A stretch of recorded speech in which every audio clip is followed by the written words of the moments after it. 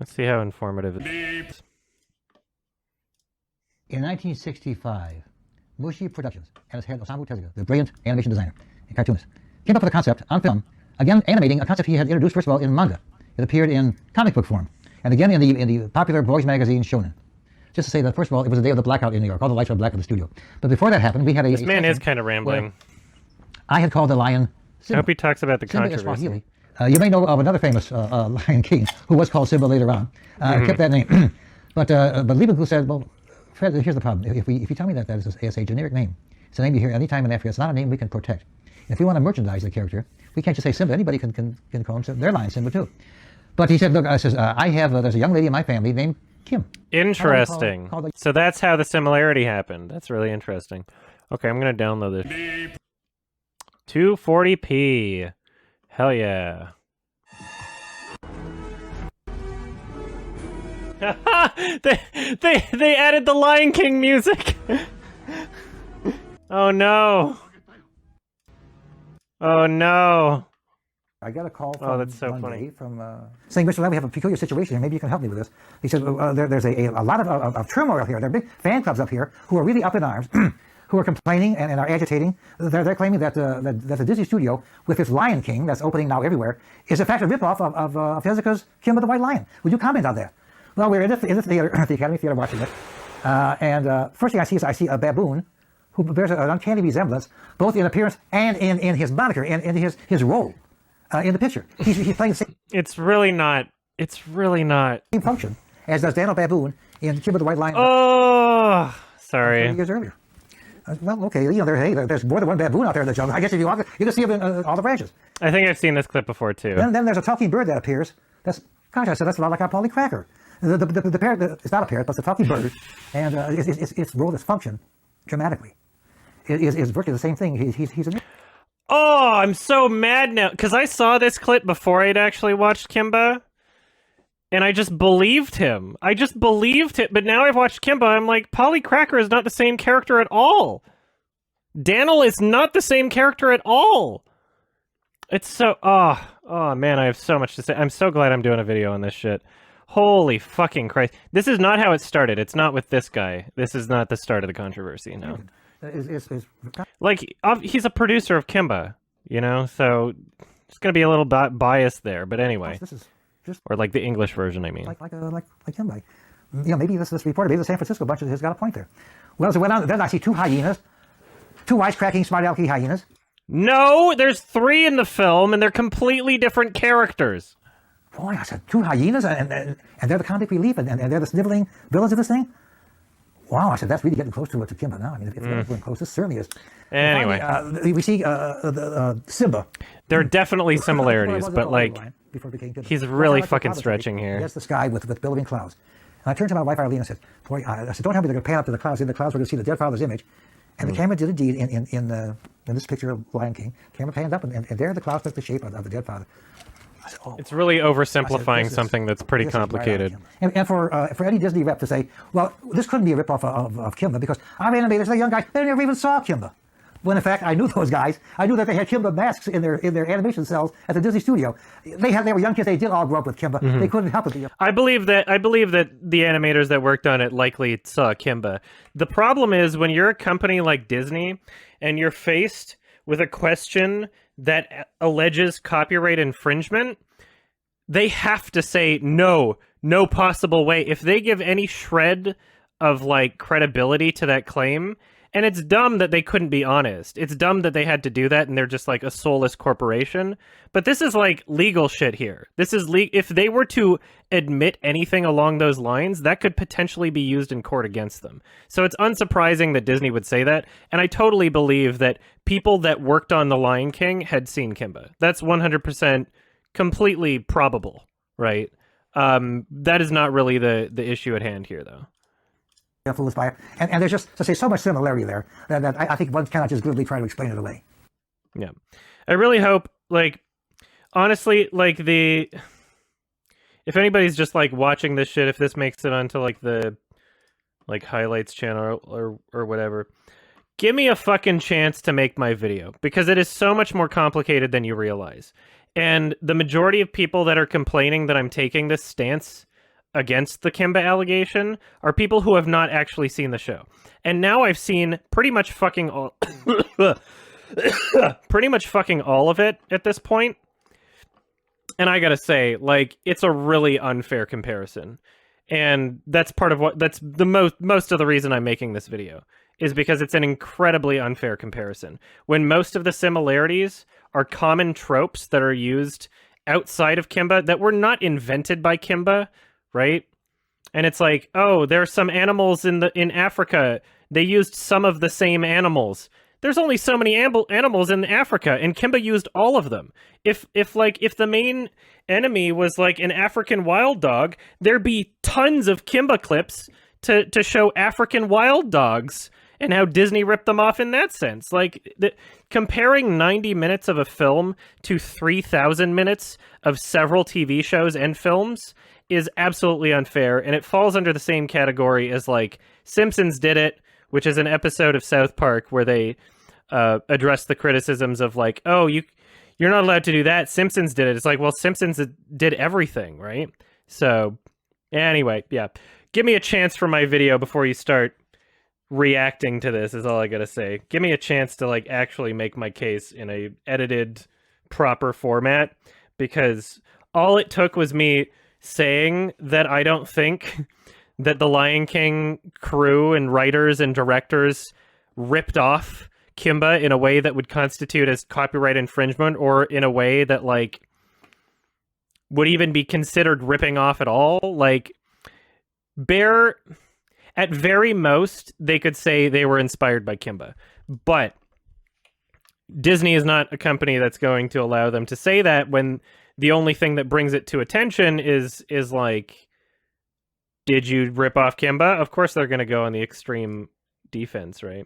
Anyway, yeah, I'm gonna make my video, and hopefully, yeah, I don't know if any of these long-ass hour-long lectures are going to talk about that at all. I'm not really willing to go through them, honestly.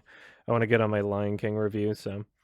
But yeah, you look at shit like this. The biography on Tezuka's IMDb page, this is the first thing that showed up. Literally, if you're on mobile, this is the only thing that shows up in his biography. Tezuka wrote/animated a Japanese TV series, Janguru Tatai, that was turned into a USA syndicated series in the 60s called Kimba the White Lion. This story was then plagiarized by the Disney Company in 1994 and became The Lion King, the most profitable film of all time. And Tezuka has never received due credit from Disney for his creation, much less any money. I'm sorry, that is a gross fucking oversimplification, and I get that this is an IMDb biography. First of all, do you not have any more important things to actually say about this person? That the only thing you have to say about Tezuka, basically like the godfather of anime, is like, he was plagiarized by the Lion King. They stole his work. It's like, that's not how this shit works. That's not how any of this shit works, and people are so fucking stupid. And the reason why I'm taking this position is not against the original complaint by Tezuka or his production company, but because of how people view this in current year, where you can get shit like this, which completely just is so not only disrespectful, but downright libelous. I don't know. What is the correct word for this? What's the other word for libel? There's another word. Anyway, yeah, it's like making claims of, like, actual plagiarism when they're two completely different slander. That's the word. Slander is spoken. In print, it's libel. Two completely different properties. And the comparisons are incredibly unfair. Yeah, with 3,000 minutes of Kimba where they did fucking everything that there is to do in Africa, to the point where they were, like, in Paris in certain episodes, like, it's a classic case of Simpsons did it, and I challenge fucking anyone who wants to create a show about, like, lions in Africa, an animated lions film where the father dies and it's about reclaiming his place in the kingdom, and there's an evil bad guy with a scar or whatever. That basic formula, even if you ignore all of those specifics, just lions in the jungle. Make a compelling, seriously toned film about lions in the jungle that's animated, and no matter what you create, Kimba will have done it. That's the problem. Another famous, If Kimba was released after Disney, would Disney sue? Probably, but just because someone sues someone else doesn't mean that they're in the right. I wouldn't really agree with Disney if they did that. And then there's a baboon in the story. So if you want to follow that line, how about Daniel Baboon? After Daniel Boone, the famous Daniel. explorer. So he became Okay, I didn't know that was the inspiration for that. Daniel That's Baboon. funny. It was Jacques who said, and the parrot could be Polly Cracker. Daniel's a shitty name. There was all that keen about the nomenclature, but those are the names and they stuck. I'm like actually shocked that in this video here that he says that Daniel and Polycracker are anything like Rafiki and Zazu and fill the same purposes, that they're anything similar in character at all, because that is the biggest, that is the, like, just by looking at like character design, not the same type of bird. Sure, baboon, yeah, that's very, I think Rafiki is a baboon. I think I don't know if mandrill is just another word for baboon, but anyway, completely different bird, first of all. Second, the characters are like not the same at all. Like that is what really changed my mind on this shit. It was watching the show. How about Daniel Baboon? When I went into this project, when I went into this, watching Kimba the White Lion, I had believed every single bit of propaganda that was on the internet about this. I believed all of it. And it was only after watching the show that I started to be like, wait a minute, this is kind of bullshit. I cannot wait to see how people will try to discredit you. People are trying to discredit me on this position without having watched the show. Like all of several posts in my subreddit of people commenting being like, I think Adam's a little biased here. He just loves The Lion King a lot. And none of them have watched the show. None of them have watched Kimba. None of them have said they watched it. That's the problem. People just believe this bullshit. Whatever. Just watch my fucking video when it's out. I don't think that anybody promoting the idea that Kimba was plagiarized by The Lion King, I don't think that they are acting maliciously. I will much more quickly assume ignorance than malice. And that's just a part of my character, right? I can understand how people can believe it who have seen the show, the people that have created these comparison videos and shit. However, they are acting very unfaithfully. And I don't know if it's intentional or not, but they are being very, very incredibly manipulative in how they present their information, especially by using clips from the 1997 Kimba film to be like, look, this looks like similar to The Lion King. They ripped it off. That came out 3 years after The Lion King. How can you put that in your video? How can you do that? Honestly, I don't know what your intentions were there, but that's fucking bullshit. That's insane. I'm sorry. Like, that's fucking ridiculous. That's great advertising, Adam. Just watch my video. If you disagree, I'm not being sarcastic. No, Kimba, here's the thing that you don't realize, because you've just clearly jumped in on here without, like, understanding any of the shit that like, has been going on this entire rabbit hole few months that I've been going through Kimba. Kimba is not one film. Kimba is, like, 4 TV shows and, like, 4 movies. And those are what are being compared, is one 90-minute Lion King film versus 3,000, not even kidding, 3,000 minutes of Kimba. It's an insanely unfair comparison when you're picking and choosing from, like, any single spot in any of the series saying, like, that shot looks similar. What the fuck? Simba does sound like Kimba? Yeah, because Simba means lion in Swahili. Simba means lion in Swahili. That's where the name comes from. That's where the name comes from. They didn't go like, oh, what's a good name to use? Kimba? Let's use Simba. How fucking stupid do you think they would be if they were going to try plagiarizing something to change one letter? If that was their goal the entire time? What does Kimba mean? Kimba is a variation on Simba, lion in Swahili. He talks about it right here. We just went over this clip.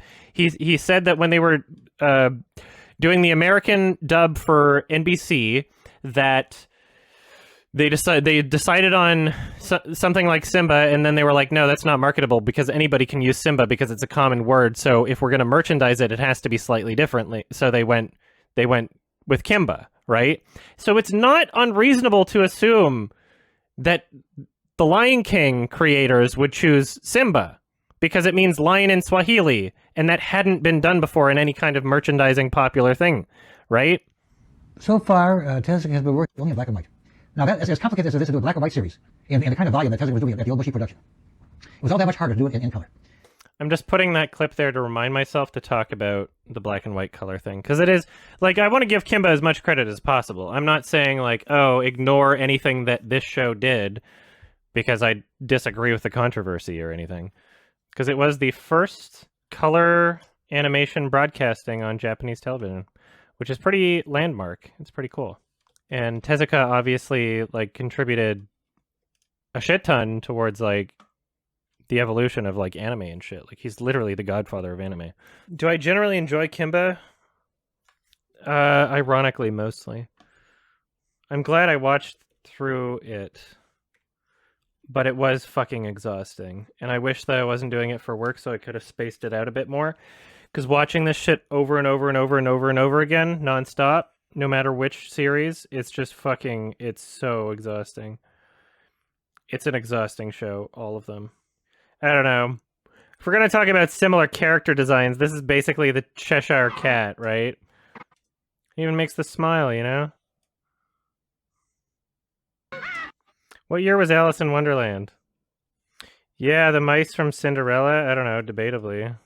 If we're, I mean, like, if we were being as charitable as, like, the people that are claiming that The Lion King plagiarized Kimba, then yeah. Man, how am I going to separate all this footage? Should I just add markers? Just trying to figure out how to stay organized here in a way that's like...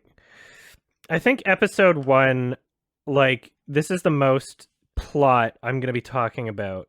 I think the rest of the episodes after this, I'm going to be, like, just getting, like, little bits and pieces, right? So yeah, he sees his dead mom in the stars.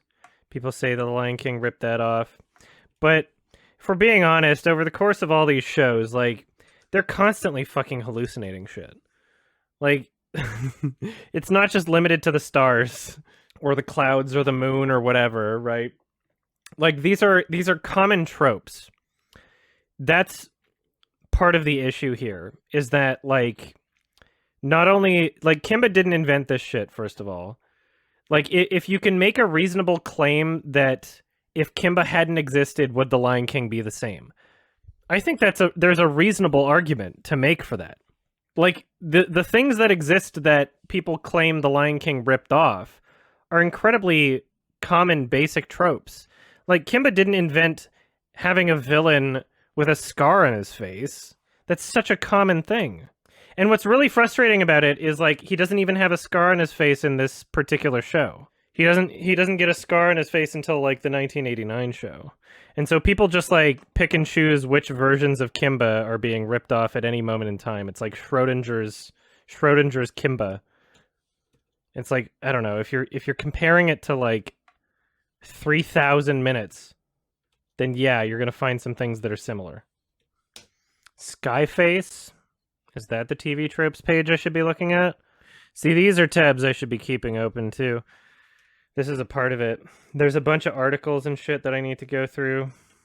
Yeah, like what I want to get some good footage of would be like a bunch of villains with scars on their face or whatever throughout history, or like disfigured villains, right? You could make somewhat of an argument for like the witch from Snow White. That was before Kimba. Like, I'm not super familiar with older film, but I know that Kimba didn't invent that shit, right? I know there's examples in, like, James Bond. There's tons of scarred villains in James Bond. Yeah. I would want to stray away from using examples that are, like, post-Kimba, though, because, I don't know, my argument is that Kimba didn't invent this shit, right? We got Mom in the Stars, and that's a very vague similarity. Right, so hyena, sidekick villains. In these first few episodes, there's like a decent amount of similarities. But as the show goes on, it's like you realize that the core of each product is like entirely different. The human conflict is like a huge difference. Like almost every single fucking episode of this show has like a human conflict, right? Whereas I think The Lion King was like the first Disney film without human characters in it. And yeah, the idea of like lions being king of the jungle, that wasn't invented by Kimba, right? So it's like when you're working with things that are like entirely just like colloquial basic understandings, things that are already tropes, like it's unreasonable to say that like just because someone else somewhere else came up with a couple things that were similar, but the only similarities are literally just tropes. It's like there's nothing original that Kimba did that you can also find in The Lion King is the problem. Like nothing that Kimba did that is also found in The Lion King is something that Kimba invented. It's nothing that isn't like just a huge trope. All right. So here's Claw, which people say Scar is a ripoff of. Everyone say he's going to be king of the jungle instead. Yeah, like this character, not replicated in The Lion King, obviously. I'll throw this in for the similarities. Because you can see the sidekicks right there. It's all like easy to interpret in one frame. Yeah, here's fucking Polly freaking out. This is like, that's what pisses me off by him saying they're the same character. Is like, Polly, I'm gonna have like tons of clips of this by the end of this, by the way. Polly is like constantly fucking like, like my fists in the air. He's like, he's got a short temper. That's not Zazu at all. I'm sorry. Like that's like one of the most defining parts of Polly's character is that he's short-tempered. That's character defining. I'm sorry, Zazu is not that. He like always wants to fight people. Yeah, look at this. This is literally a part of his character. What? Why, you overgrown. Like, how can you say that Zazu is this? I'm going to teach you a lesson. This is constant. I'm gonna teach you a lesson. He's so cocky. Don't say Zazu is the same character. Ugh. Like, I have to believe that it's not malicious and they're just stupid. Zazu is the same character as that. Fuck off. So as you can already tell, we're like 4 episodes in. Claw has like disappeared. Right? He's not really like he shows back up, but like it's not like the Scar presence in The Lion King. Like the vast majority of episodes have nothing to do with him. Oh yeah, there was like a Reddit post that I need to read through. A brief guide to the Kimba allegations and questions for future reference. Lion King has a couple of misconceptions. Hey, anyone interested in signing The Lion King inspiration from Kimba? Hopefully there's enough primary source evidence to support this. Okay, anything wrong? Any information, let me know. This post is not about quality, which is better. The facts of the case, I don't think the claim deserved to be dismissed as completely bonkers. However, over-enthusiastic some Kimba fans might be, and they have exaggerated a bit. More importantly, this deals with the company ethics and the wider view of the truth. If you want to have an opinion of this, here's the info. If you need, what is the allegation about? The allegation is that specific character design in relationship with certain plot points from Kimba the White Lion, Jungle Emperor Leo were lifted for use without acknowledgement in Disney's The Lion King. The allegation has never been that the entire plot was lifted. The Tezuka state themselves, and that they are considered The Lion King different story entirely, and would have been flattered by Disney's imitation. Tezuka was a Disney fan if they acknowledged it. It has nothing to do with the name similarity, which was, yeah, exactly. Like, see, this is shit that I already know. That's not my issue, is not like... My argument is not against the original claim. My argument is not against Tezuka. My argument is against the public perception of what this currently is, and the people who have allowed this public perception to happen with incredibly misleading videos, incredibly misleading articles, that this is news to people right now. To be like, oh, wasn't what the actual claim was about, right? Like, that's my problem in the first place. It's wildly different. Not including the Lion King, the Dad's Dead Skin, the interaction with humans, delightful trips to Paris are chalked down to the fact that Kimba is a series. Lion King is an 84-minute movie, as per who headed up a petition along the arts to acknowledge similarities. Nobody is claiming that the series stories are identical. However, when my observations first reached Disney, I was told to abruptly that Disney had never heard of the story Kimba White Lion. Sorry, has never heard of Kimba White Lion. At least a subtle paying homage to Tezuka or a few lines paying respect to the origin of the story should be included. Tezuka state acknowledged the similarities but refused to litigate due to the power of Disney's attorneys, as well as Tezuka would have been honored by inspiration, sure. Key similarities disputed are the plot point of an exiled lion with a dead father must come to reclaim the throne of a usurper. During childhood, he has a close relationship with the lioness. You can't include the fact that he has a love interest as a similarity. I'm sorry, that's bullshit. I'm sorry, that's insane.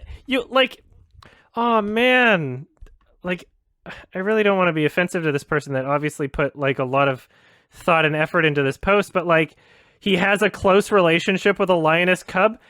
That's what story didn't have a love interest with the main character? Like that's on the checklist. Like these are all tropes. Like the Have fun, son. oh my god.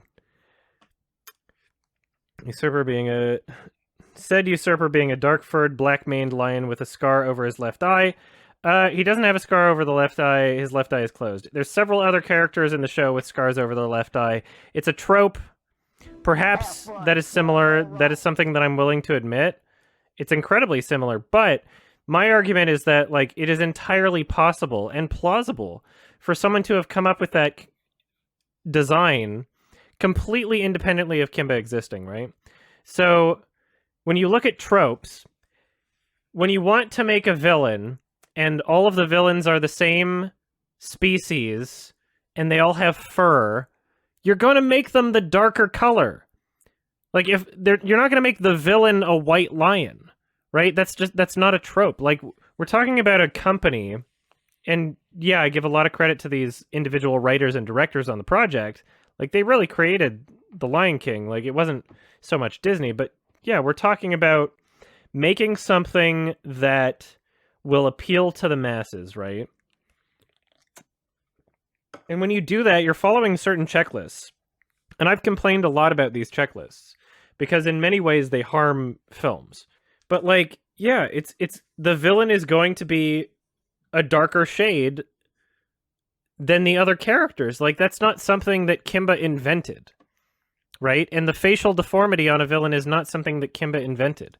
Like if this can be explained away by an unfortunate coincidence, I don't understand why people are so quick to accuse the creators of The Lion King of plagiarism. It's really sad. Because like here's an example. So Requiem for a Dream and Dark City came out the exact same year.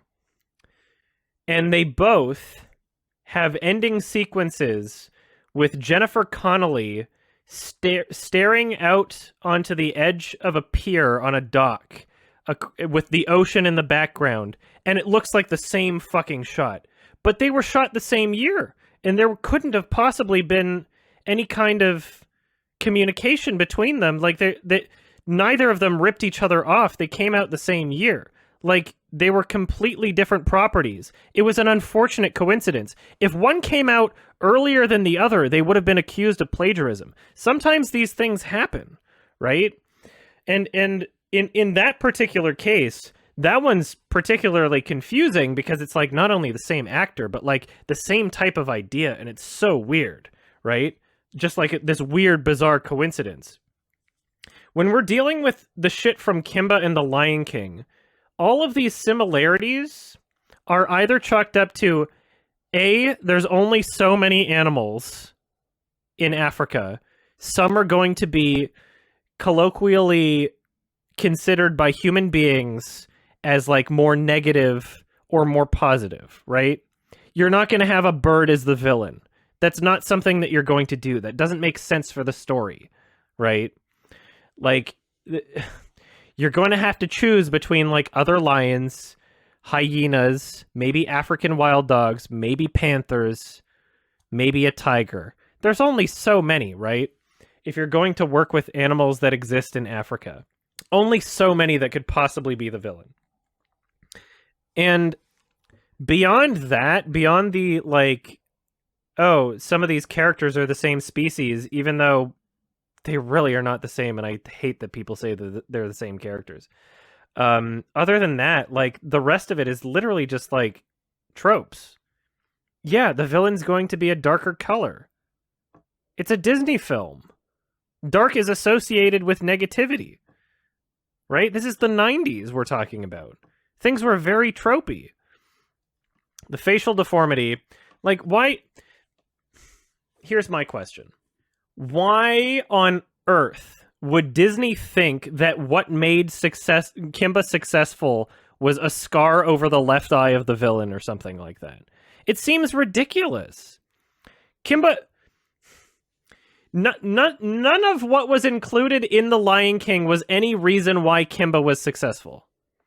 The core of Kimba had nothing to do with any of the similarities with The Lion King. And when we're talking about, like, the plot point of an exiled lion with a dead father and, like, these core themes of the show, they're not really, like, it's in the pilot episode, but, like, the entire show jumps around theme to theme to theme to theme. Every episode is about some new fucking thing. It really doesn't stay consistent, or it's not a part of the core. And when you jump around with a show like Kimba and you tackle every single possible fucking thing, then yeah, another series that comes along, or another show that comes along, another film that comes along, if they want to do a film about lions and the dad dies and there's an evil lion that's a darker skin with a facial deformity, or even if we remove those, I can't believe I'm even going that far. If you want to have a show about lions, period, you're going to find a billion similarities to Kimba, because they did everything. That's the problem. And we're going to go through this. And I'll have a good video out by the end of this. Anyway, the usurper's henchmen being comedy relief hyenas. Yet, again, as I said, only so many animals. The young lion's advisors, including a... He's not an advisor. Did this person who wrote this watch the show? A mandrill who performs sacred duties, I guess. Sacerdotal. Why not just sacred? And a comedic warthog. Okay, this fucking right here. This right here is like evidence to me that the person who wrote this post, and I feel so bad for criticizing you because you put so much work into this. This right here is evidence that you have not seen Kimba, that you have not watched the whole show. Because those comparison videos where they go like, ooh, there's a shot of a warthog here and a shot of a warthog here. There is no comedic warthog in Kimba. There's like, for one episode. In the original show, it's literally one episode and he's not comedic. It's literally just like, oh, wah, poor me. Like, the character's crying the entire episode. It has nothing to do with his smell. It's a completely different character. Completely different character, and this is not like this is evidence that you haven't seen the show, because you included this with the bird and the mandrill. The bird and the mandrill are recurring characters throughout the entire show. The warthog is not. The warthog appears in like one fucking episode. That's it. Out of like 52 episodes. That's it. It's literally just like a stop and go sort of like everything's wrapped up by the end of an episode, new conflict the next episode, and everything's wrapped up. Like, the show is all over the fucking place. If you had watched through the entire show, this would not be in your post here. I'm sorry. I feel bad that I'm criticizing you for this, but this is evidence that you have not seen the show. This is literally just evidence that you have not seen it. This is ridiculous. A confrontation between Kimba and the usurper, which leads to the hero dangling off a, I think it's supposed to be cliff. It says clip. Here's the fucking problem, is by the end of me going through this entire fucking show, there's going to be about 60 or 70 different clips of them having battles on cliffs. Because what do you do in Africa? Like, what do you want the Lion King to do? Do you want the battle to end with Simba drowning Scar? Would that be an appropriate response? I'll give you some time to think about it. If you think that that would be a better idea. Oh, turns out it's not, because they did that in Kimba too. Kimba did everything, right? You can't just choose like 5 fucking seconds from 3,000 minutes of a TV show and be like, oh, Lion King did it. Or sorry, Kimba did it, the Lion King ripped it off. Like, that's fucking ridiculous.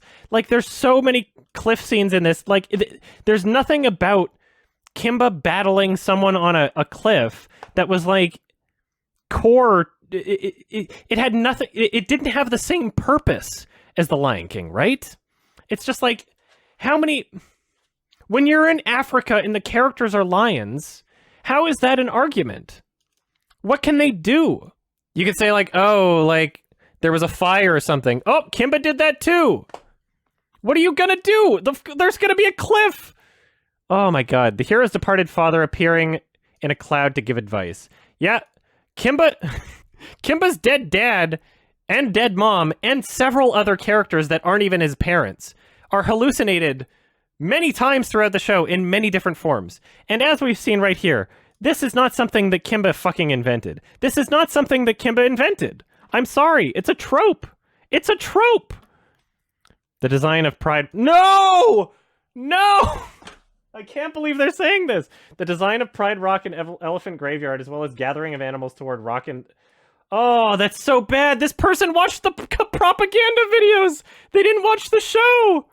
They didn't even watch the show. Oh my god. This is why I'm making the video. This is insane. I'm sorry. They didn't watch the show. Oh my god. The design of Pride Rock. There is no Pride Rock in Kimba. There is no Pride. His house is a hut. His house is a hut. That's where he keeps his dead dad. There is an elephant graveyard also in Kimba. But it's not like important to the show at all. It's in like one episode. The gathering of animals towards a rock and a benevolent king. What? If you're... The ones that I've seen comparing that have been to the 1997 film. The 1997 film created 3 years after The Lion King. What the fuck? Evidence for inspiration. Various visual similarities between the two, going as far as shot choices and as early as the development stage, note in particular how Scar originally looked. Okay. I'm gonna download this video for it. This is the video that pisses me off. This is the video that really fucking pisses me off. Holy shit. Holy shit. Yeah, you're gonna have a cliff. There is no pride. The person just watched these videos and made this post. They haven't seen Kimba. There's no way they've seen Kimba. There is no Pride Rock in Kimba. There is none. Look what the fuck this is from like the oh, this is like from the oh no, how that's like the 2009 movie. Is this the 2009 movie? Okay, so this is one that caused a lot of controversy. So this is like a concept image. Early concept image for The Lion King. And they're like, there's a white lion in it. There's a white lion in this. Yeah, there's also like a darker one. Do you know what concept images are? It's when a studio is making a project that they're putting millions of dollars into, they're going to have a wide variety of different designs. They're going to go, does this work? Does this work? No, no, no. They didn't go with that image. Why is this an argument? They didn't go with a white lion. They didn't use it. Why is that an argument? Yeah, baboons look like baboons. Big fucking deal. Holy shit. When you consider... And like, oh my god. When you consider the fact that Tezuka has openly stated that his style is based off of Disney, then yeah, probably some concept images are going to look similar. What do you mean? How are these two images... A baby lion and a baby lion. Are you claiming that this is a white lion because it isn't fully colored? Are you claiming that? This shot right here is from the 1997 film. This is from 97. Look at this like to dislike ratio here. This is from 90. This is 3 years after The Lion King. I'm so pissed off. I can't believe this. This is the 97 film here too. Oh no, he's standing on a rock!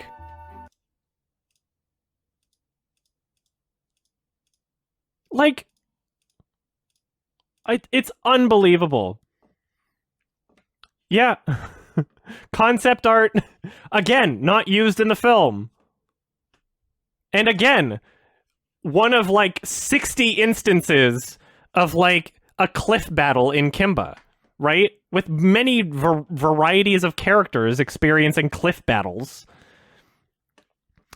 Face in the moon, again, trope, sky face, right? Like, holy shit. It's so unbelievable. Limited topography in Africa, like, I don't know. This was done for, like, really theatrical purposes. By the way, these are all panthers, right?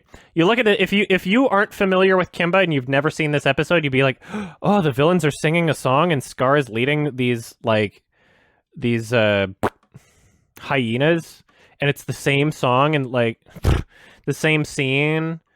Like, this is what the video is making people believe. That's what pisses me off. This is, like, a one-off fucking shot in the show. It's not like there's nothing about this.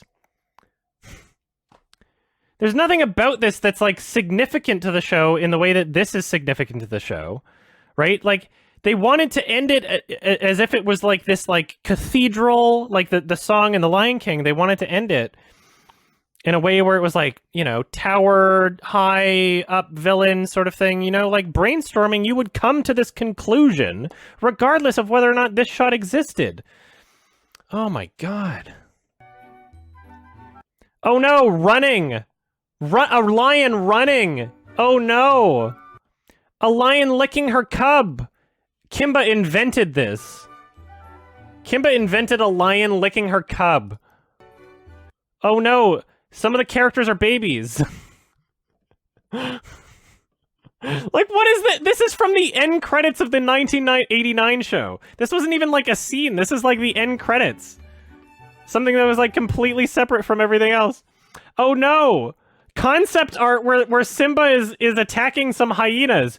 Did you know that Leo the lion... Actually, this was probably, Caesar, or what was his name in the Japanese version? Panja? He's attacking African wild dogs. Oh no! 2 different shots where the lions are attacking other characters! What a ripoff! Okay, so the Scar similarities are the closest ones in design. Right? And look at that! They even, in the concept art, they even had the scar in the other eye! So okay, hold up for 1 second. So this is 46 seconds. So if concept art in of itself, nothing to do with the actual film, if literally the concept art is something that is damning, and Walt Disney's concept art showing a white lion as one of the many, many, many designs that they had for potential character designs in this show, if that is damning, the fact that there's a white lion there, then why doesn't it matter that Scar is on the opposite side this time? He's a completely different color. He's gray. Why isn't if your logic is that concept art is damning towards Disney, then why doesn't concept art also exonerate them then? Right? I'm just following their logic here. Anyway, what is the similarity between this? He's laughing on a cliff? How many different, like, scenes and scenarios and settings do you think possibly exist in Africa when you're making a story about lions and royalty? It's ridiculous. How are these anything similar? There are other animals in Africa. Got 'em, busted. There's a mountain. And again, this is concept art. This wasn't even in the film. And also, this is probably the 97 movie. I'm pretty fucking sure that's the 97 movie. Holy shit. All right. Oh my god. Oh my god. It's nothing! Yeah, they tried out a variety of designs. That's how large companies work. Oh my god. Look, he looks like a fucking woodpecker in there. He looks like Woody Woodpecker. Like... What the fuck? How are these similar? I hate this video so much. Oh, a sunrise! Nobody's done that before, Kimba. That's copyright Kimba. This is the 97 film that came out 3 years after The Lion King. This is the 97 film that came out 3 years after The Lion King. Look at this. Look at this manipulatively vague title. Kimba and The Lion King. How similar are they? just to like absolve themselves of any like actual accusations. Like if somebody says like, "Hey, why did you use the '97 movie and pretend like that ripped off a movie that was ripped off by a movie that came out in 1994?" They'd just say, "Oh, I never said they ripped them off. I just said Kimba and the Lion King. How similar are they?" I just said that. I didn't say anything accusatory. I just let all these fucking comments are turned off. I'm glad I screenshotted some of them. They're probably watching my streams. They're probably watching my fucking clips now. I'm downloading this now. This is insane. Holy shit. I'm glad I screenshotted some of them when I did. That's so funny. Holy shit. This is insanely manipulative. This is insane. This is absolutely fucking bonkers. I'm sorry. This is the '97 movie. They turned off comments since I started doing my streams. I was just gonna show you some of these fucking comments. Do you need any more evidence, people? This is fucking ridiculous. This is the '97 film. 3 years after The Lion King. '97 film right here. Not even kidding. Still the '97 movie. That's from the intro from Kimba. Like, what are these similarities trying to imply? I'm downloading the other videos from their channel right now. Holy shit. I'm not letting them get away with this. Holy fuck. I gotta download these while I can. What kind of comments were there? There were people that had watched my stream saying, like, "Oh, what? You guys got it all wrong." And this person would, like, very quickly respond to those particular comments. So someone who watched my stream about Kimba, they'd be like, "What? Kimba's not even a show. Sorry, Kimba's not even a movie. It's like a TV show, right?" Which is a little misleading. So basically what happened is like they took any opportunity to fact check and correct the people commenting that were saying anything slightly wrong that shared my perspective. Meanwhile, all these other fucking comments on the video literally saying, "I can't believe they ripped off the Lion King, ripped the entire story off. I knew that they ripped off a bit, but they ripped off everything." Crickets. Crickets from this video uploader didn't give enough of a shit to correct those mistakes. But if someone says, "Did you know that Kimba wasn't actually a movie, but it was a show?" They'd leave a comment in response saying, "Well, actually, it was a movie and a show, and blah, blah, blah, blah, blah. Like, you're wrong." What the fuck? Like, you're not being honest. I'm sorry. Like, if they're... My video isn't an argument against Tezuka and the initial complaint, right? It's not an argument against those things. It's an argument against these fucking people that make these videos in an incredibly manipulative way. And, like, either they're lying to themselves and they don't believe that they're being manipulative, like, perhaps that there's no actual malice here, but, like, I know that they checked their comments sections before they turned it off.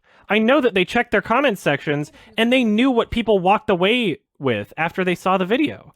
They walked away with an incredibly misleading, inaccurate version of events, right? Whether or not you believe that you were doing that, it's like, that's what you were doing. Whether or not you want to admit that to did you leave it up because you know you're going to get more views? I don't know. Like, this is ridiculous. I'm sorry. Like, I'm not trying to start internet drama here. I really don't like internet drama. But, like, I think that copyright infringement accusations are a serious fucking thing. They are. They're really a serious thing. And when you're, like, tarnishing people's careers and reputations just to get some views on the internet, I think that's fucking ridiculous. Honestly. And when you make that video, "How similar are they?" and include clips from the 1997 film, you're adding to that problem, and you are being... How do you think it would feel to be like the writers and creators of The Lion King? And these videos exist, and dumb fucks who don't do their research watch these videos and walk away from it, and I've screenshotted these comments, and I'm glad I fucking did. Holy shit, they turned it off already. They turned their comments off since I started watching and talking about it. Holy fuck. I'm glad I screenshotted some of these comments. But, like, people walk away from it being like, "Oh my god, The Lion King stole Their entire story, their entire everything from this movie, and they think that Kimba is like one movie or something. Like, it's just, I can't believe it. Comments are off on all the videos now. That's hilarious. Holy shit. I'm not trying to, like, obviously don't send harassment their way or anything. I'm not trying to start, like, internet beef. I just think that this is, like, absolutely irresponsible. I get it. You're a Kimba fan, and you're sad that Kimba isn't as popular as The Lion King. And there are some legitimate reasons to think that The Lion King was inspired by Kimba. But when you create a video like this, I'm fucking sorry. This is incredibly misleading. This is the most popular video on the subject. This is the most popular video on the subject, I'm pretty sure. This is what people use as evidence. And I'm not even like, I'm gonna find that fucking article. Hold on one second. All right. Mashable India. This is how this shit spreads. This is how this shit spreads. This right here, I'm sorry. Look, see this line right here? This is a screenshot from this video. See this defining line right here? This person that wrote this article watched their video and posted this. And this is from the 1997 film. This came out 3 years after The Lion King. I'm sorry. What? You watched the video and made this article. Look at this. These articles are parroting. They trust that this person who has seen Kimba has, like, done their research or some shit, and they're acting in good faith. But they're not. They're including clips from the 1997 movie. I'm sorry, what the fuck? You can't have a shot of zebras with a branch? There was no Pride Rock. The way that this is edited makes it seem like this is, like, the same location. Like, oh, they're going back to their home, Pride Rock. There was no Pride. These are just random mountains throughout the show. There are random cliffs at any given point throughout the show. There's a billion cliffs in Kimba. This is from the 1997 film. This is from the 1997 film.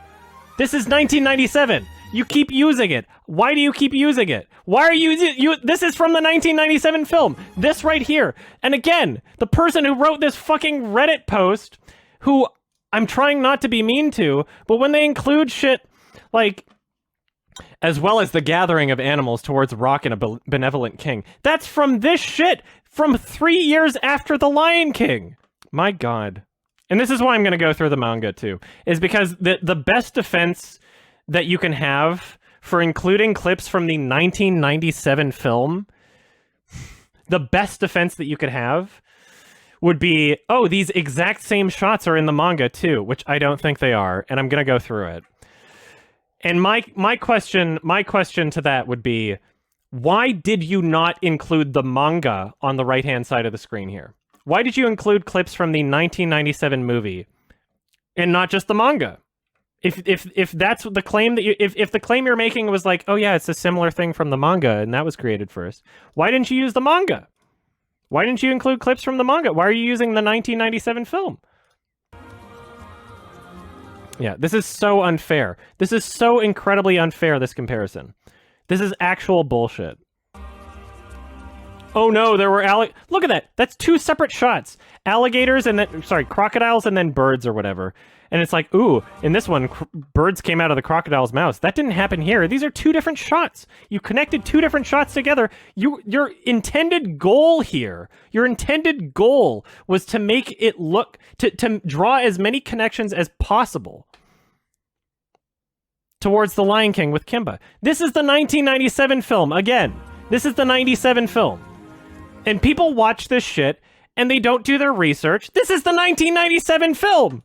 Again! Oh no! The two characters fell down a cliff at some point. Ugh. I'm so glad I screenshotted some of the comments. I wish I did more. I had no idea they were going to turn it off. Oh my God. This is so ridiculous. This is such bullshit. Actually such bullshit. I can't believe this. It's so manipulative. It's so incredibly fucking manipulative. Are there similarities? 100%. But this is like way, way blown out of proportion, and I can't fucking. It's immoral. It's incredibly immoral.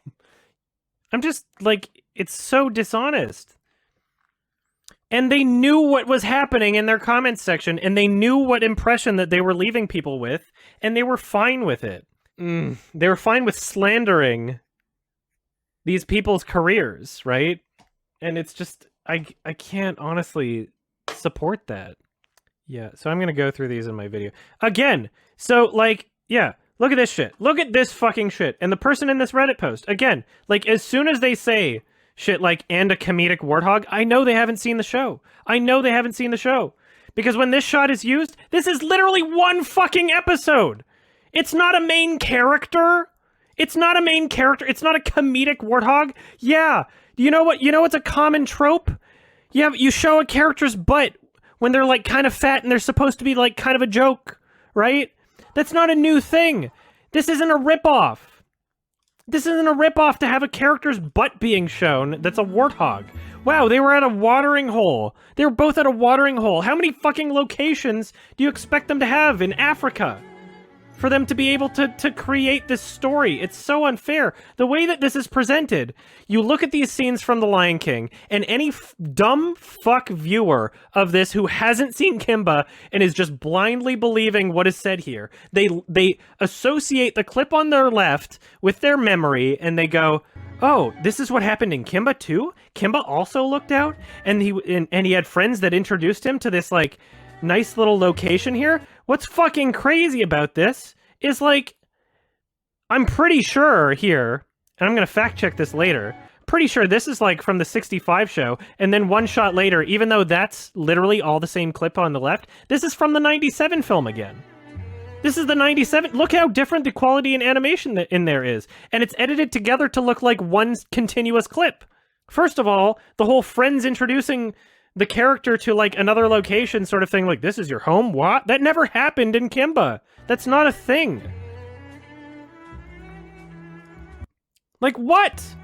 What is this? The bug thing? You were eating vegetables. Kimba was a vegetarian. That was, like, his whole fucking outlook. With, like, he convinced the other animals to eat vegetarian because he didn't want the other animals eating each other. That was what it was in Kimba. Why are you showing these clips together?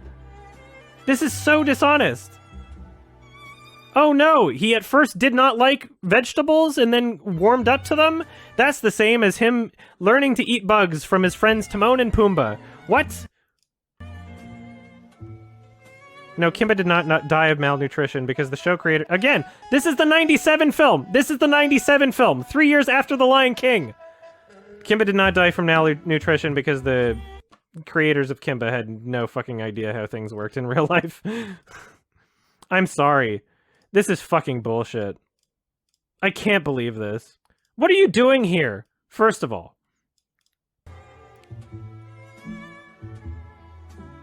I'm looking down at something. Again. Fucking trope here.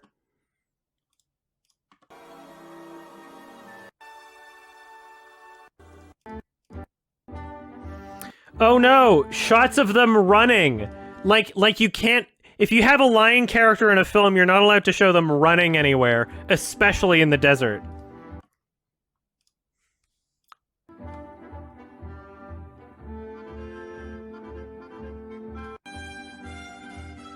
This is fucking obnoxious. Alright, I want to know what this one's from. Is there a Kimba series that I'm missing? Because I haven't seen that design. Let's see. Where's that from? No. What is this from? Was there, like, another series that I'm missing here? This is bullshit. This is... Look, it's just a completely different scene. The claws there. Like, oh. Oh my god. He had a stick in one episode out of 52. And then if you include all the other series, like a billion. 1 episode out of 52 of their original show. He had a stick at one fucking moment in 1 episode. And you're going to show that next to Rafiki being like, this other baboon had a stick. It's the same character. Literally 1 episode he had a stick. He picked up a stick. It's not a part of his it's not his thing. How can you honestly put this in your video? And you've seen Kimba. You've clearly seen Kimba to make this video. It's just so dishonest.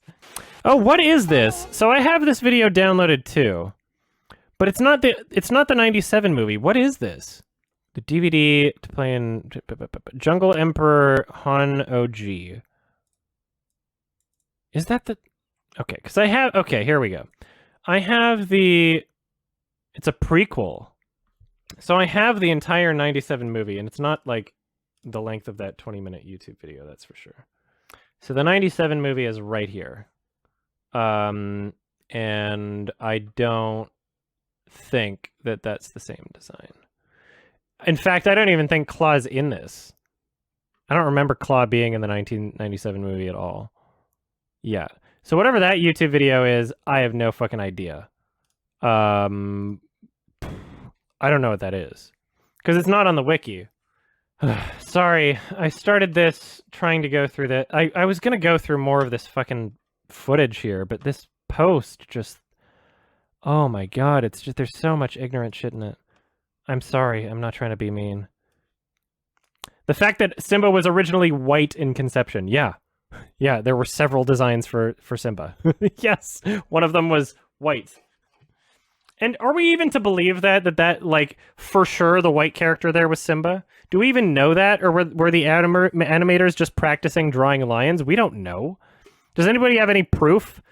Or is that just something that people want to believe? You see that concept art by Disney, and it's just like the one white lion and one black lion and their cubs? Do we know who those characters were supposed to be, or are we just assuming the white one was Simba? All right. Roger Ellers, you're in Tokyo, a time where Kimba's father was a mascot for prominent Tokyo baseball team, and Kimba himself appeared in various... he was not in Tokyo by the time the remake series aired, however. Oh, that's very important, actually.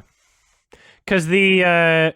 going through all these different series, and there's a lot of them, the one that shares the most similarities to The Lion King would be the remake series.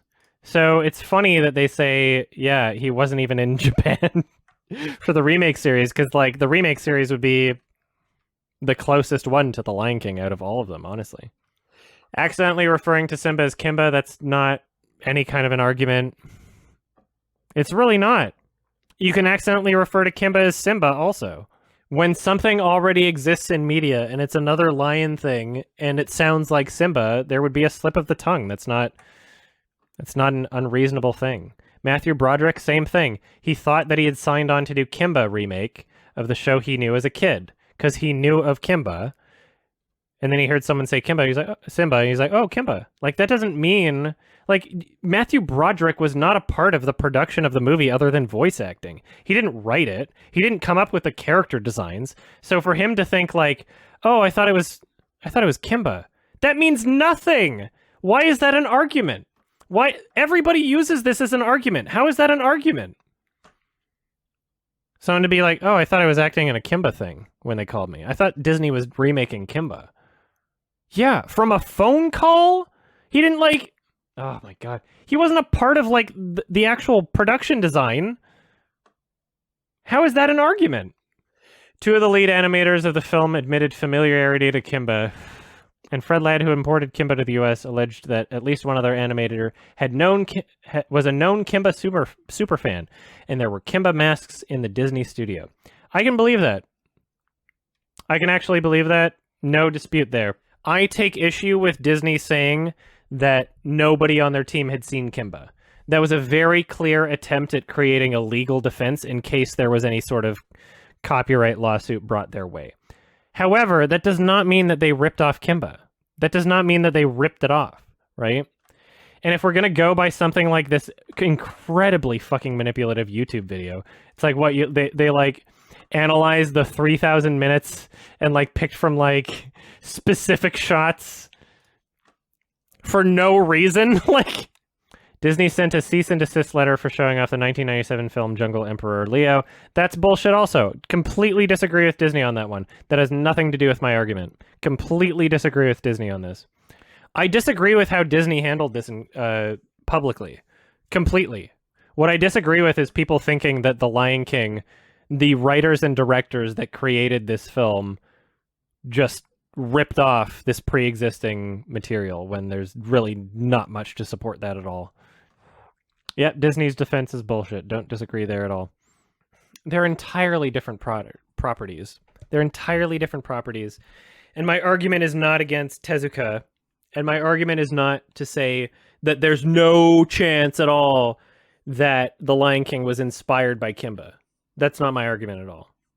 My argument is against people that believe that The Lion King ripped off Kimba, that there's any sort of like copyright infringement justification here. It's a mini movie. Okay, so that's not on the wiki. So that was a YouTube thing, and I've downloaded that. Given the information found on the Anime Network website, it may have been released in 2000, partially based on the manga, same style as the 97 film. So yeah, it's like, again, created after The Lion King. Oh my god. And it was included in that video! It was included in the video! Oh, why? It's so misleading! It's so misleading. Yeah, here we are. A mini-movie released in the year 2000. Look at the similarities between this and The Lion King!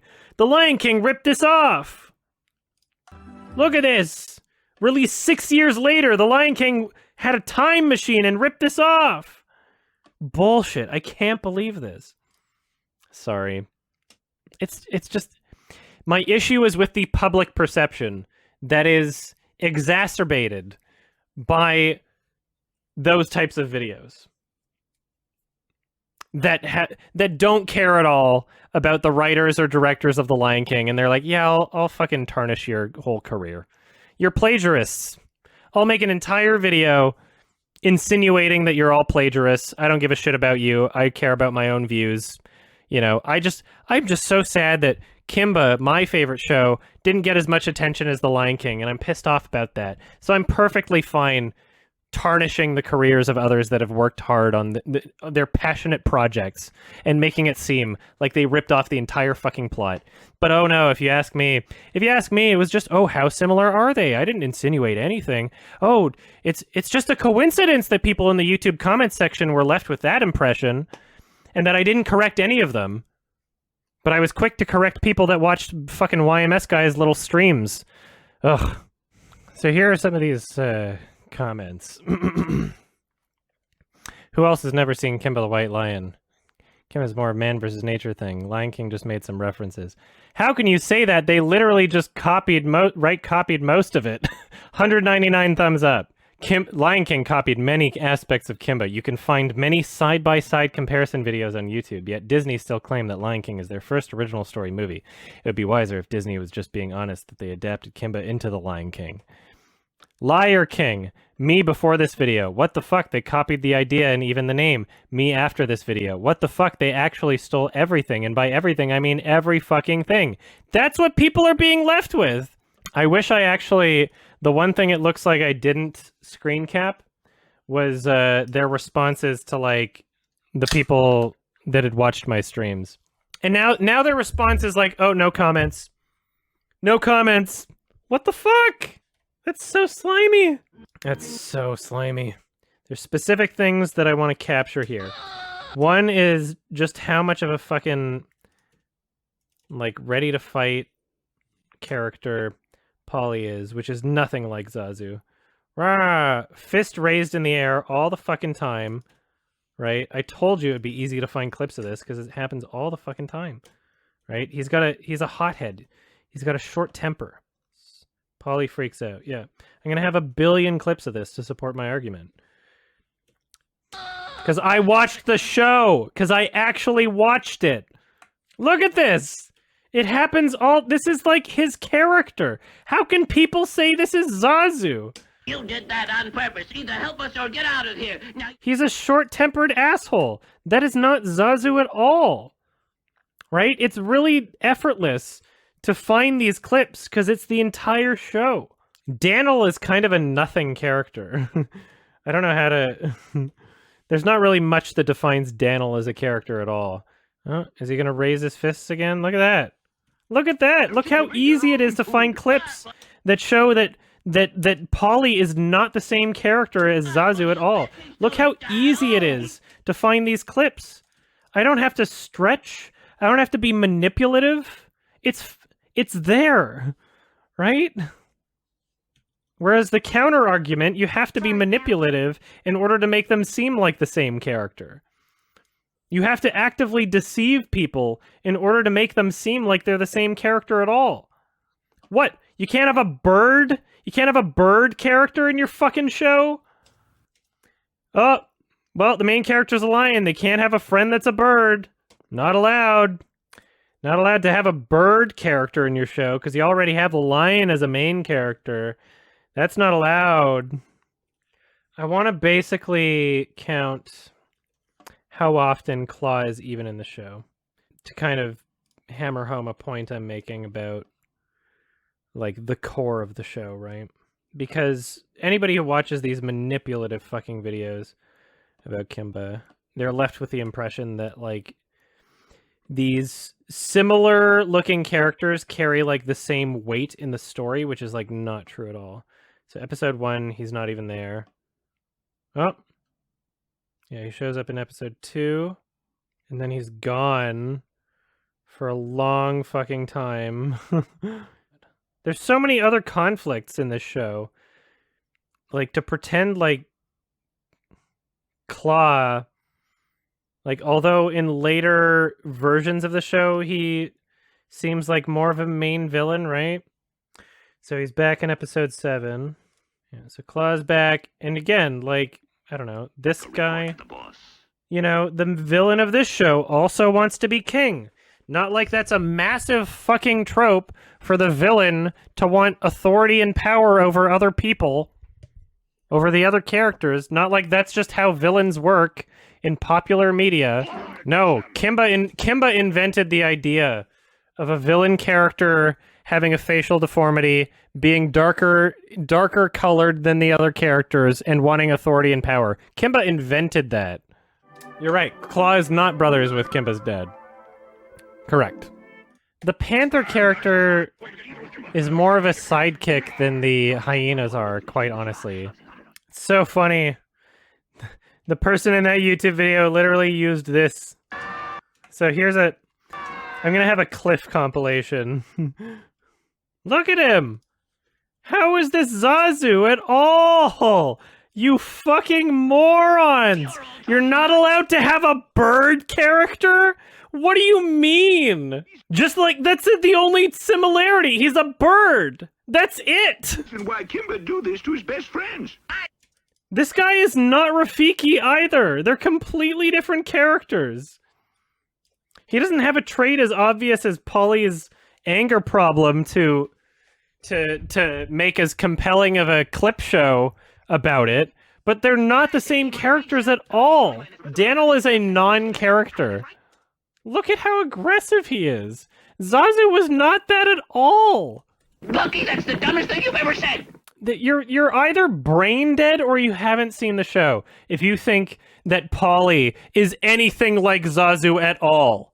This is infuriating. It's infuriating that before I've even made my video and illustrated my points, like in an edited, proper way, that people are already on the defense.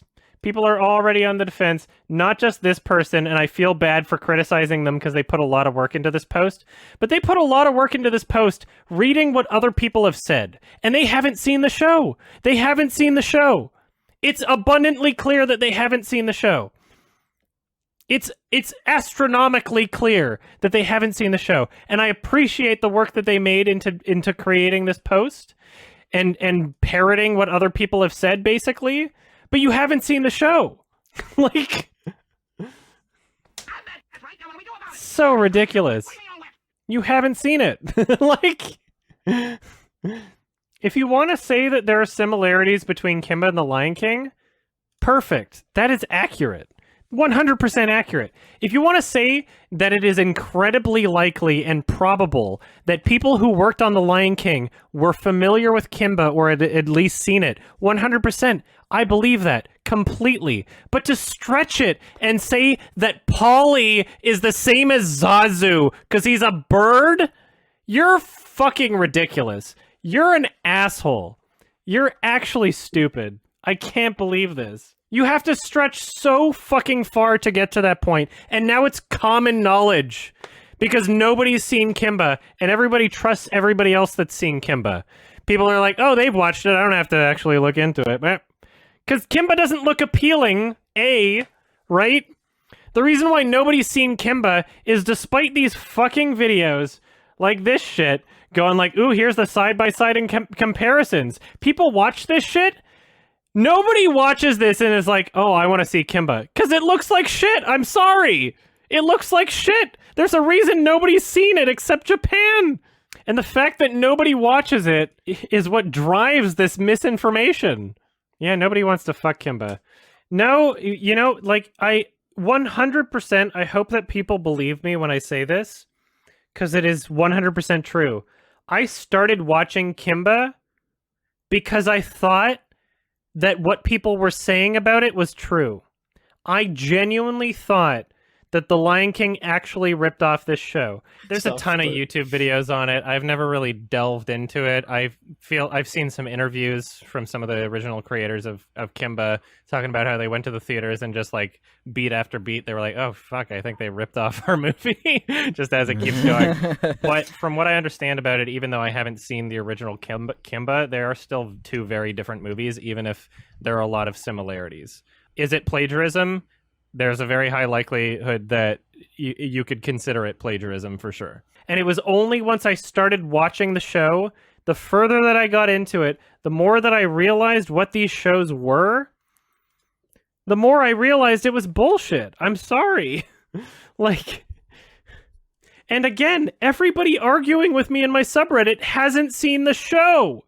That's what pisses me off, is that people are like invested in this idea.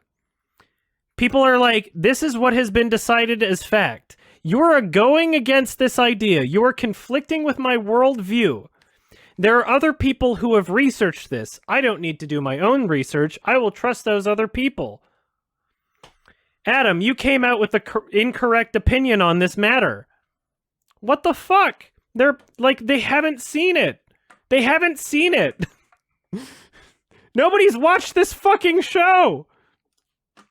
They got like 62 ratings on IMDb for the film, 82 ratings for the remake show. Nobody's seen this shit.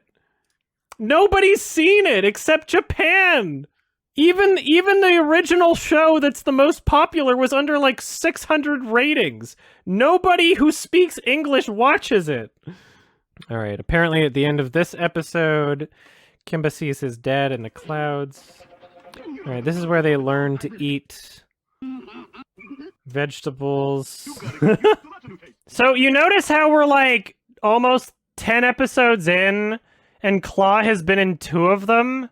You notice how like the themes of this show, how everyone's complaining that the themes of this show are like the Lion King ripped off the like, oh, needing to follow in my father's footsteps and like reclaim the throne kind of thing. You notice how that hasn't been in most of this?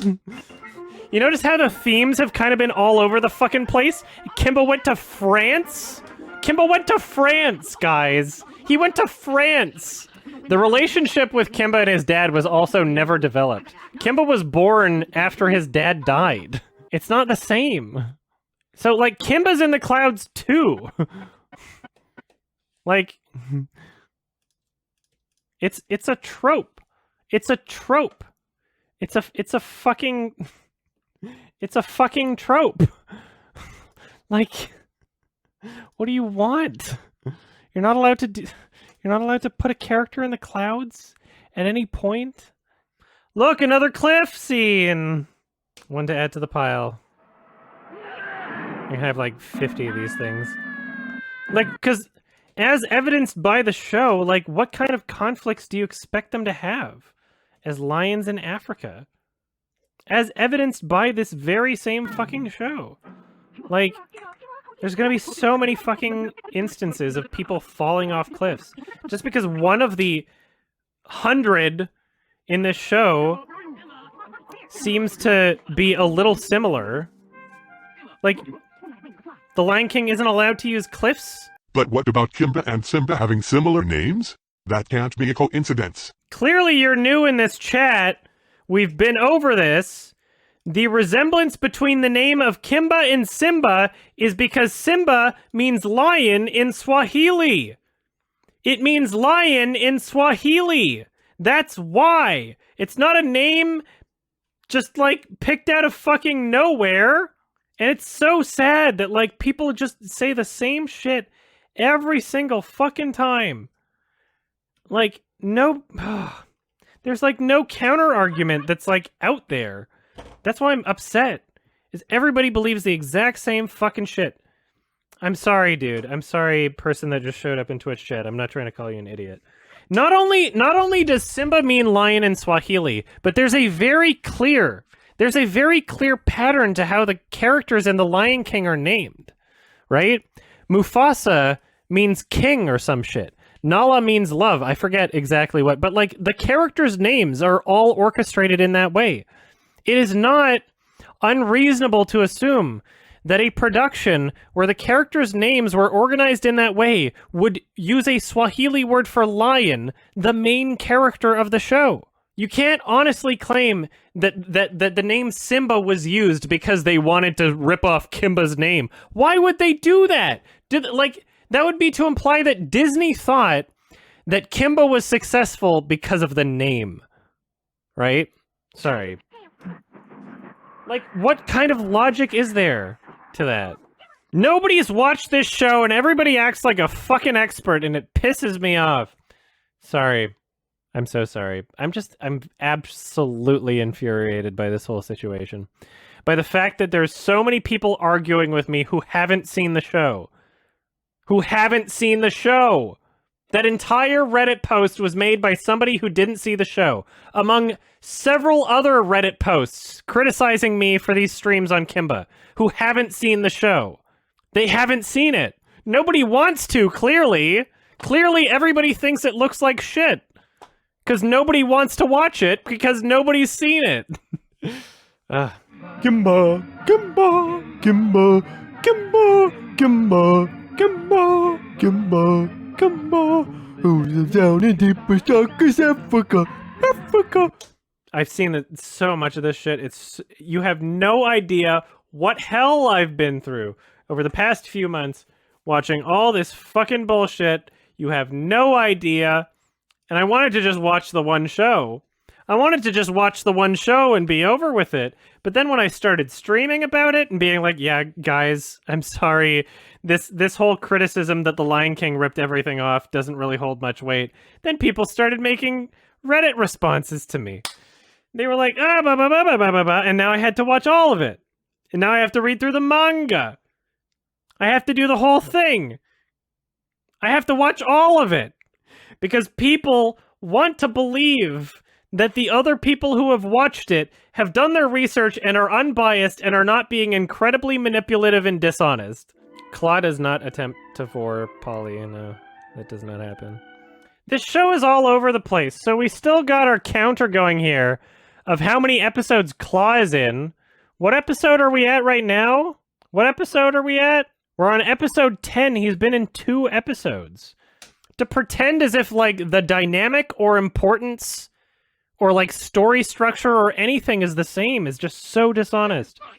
There's very minor similarities that if you present the information in an intentionally manipulative way, then you can convince people that The Lion King ripped off Kimba. Sorry, isn't it fucking insane for... Let's think about this perspective for one moment.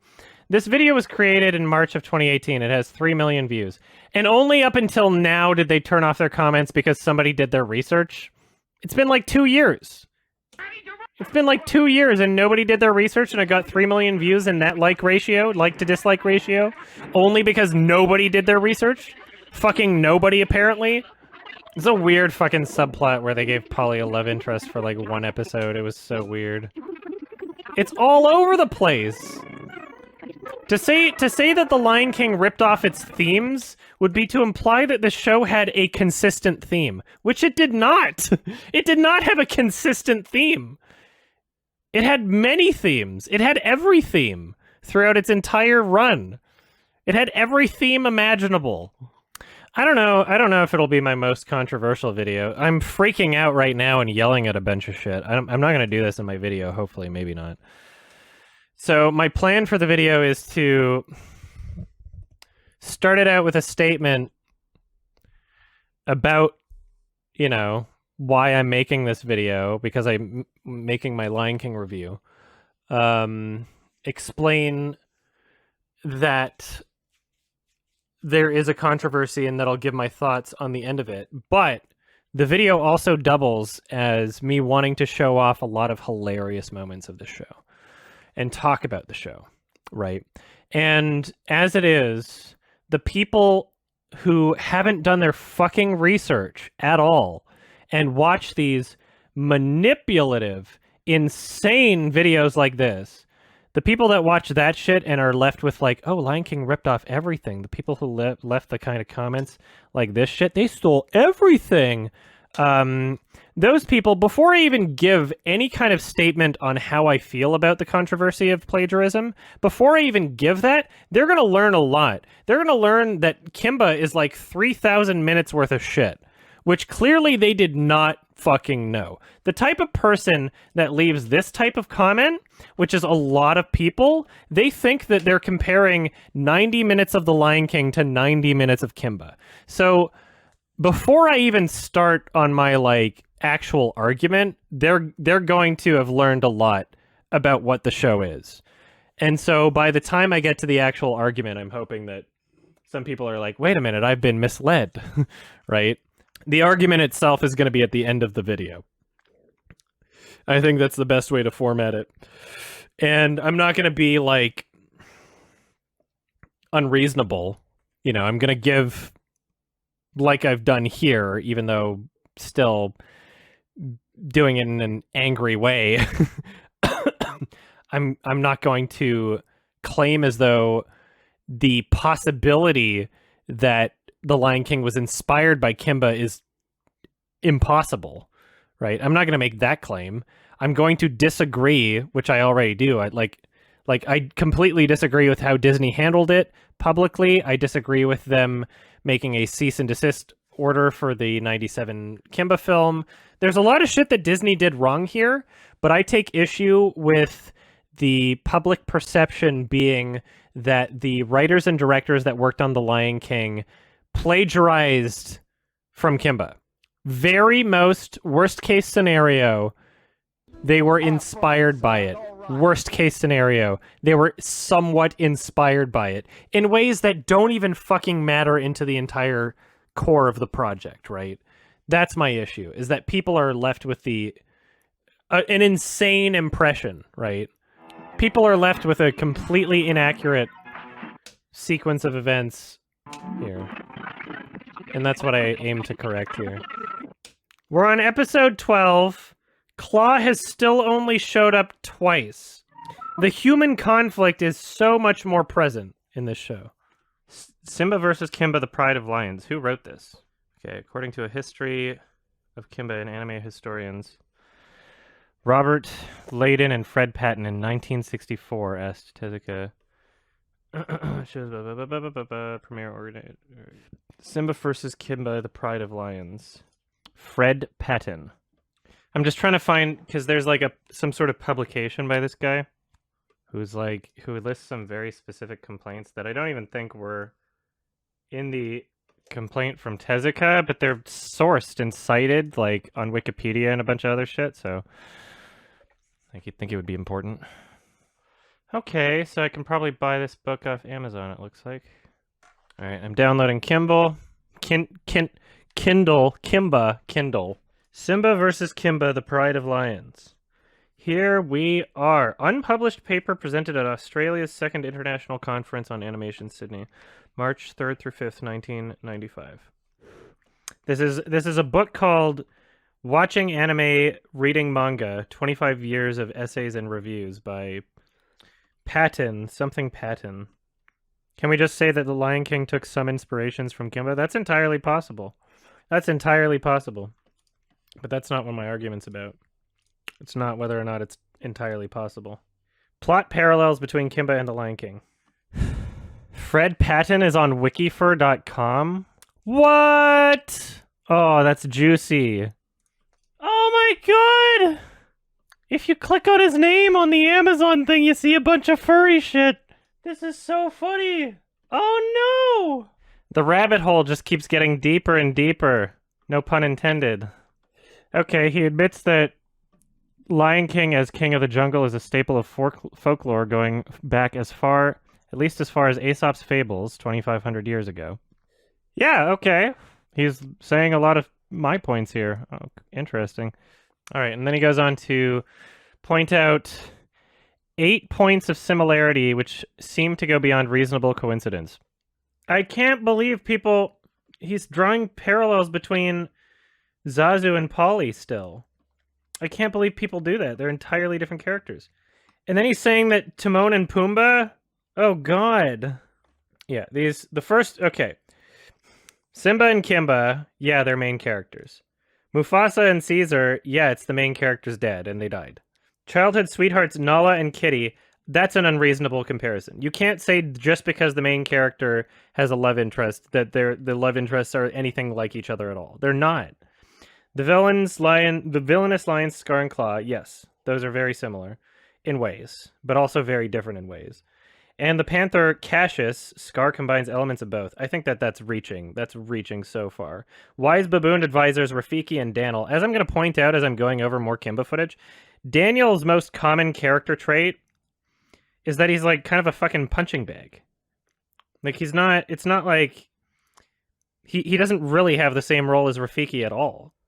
Right? He's not really an advisor. He's just a friend that like tries to convince him to do different things sometimes. Zazu and Polly are not similar at all. They're just birds. And then now he's saying Timon and Pumbaa are like also like Polly and Bucky, which doesn't make sense. The evil hyenas, it's like, yeah, there's only so many animals that they're going to use. If the villain has like any kind of like sidekicks, it's like it's integral to the plot. You know, it's not like they're not the same characters. They really aren't. Anyway, the wise lion king is killed and the young prince is driven from home. He returns to find that the throne has been occupied in his absence by a brutal, scar-faced, over one eye, older lion with whom he must defeat in battle to become king.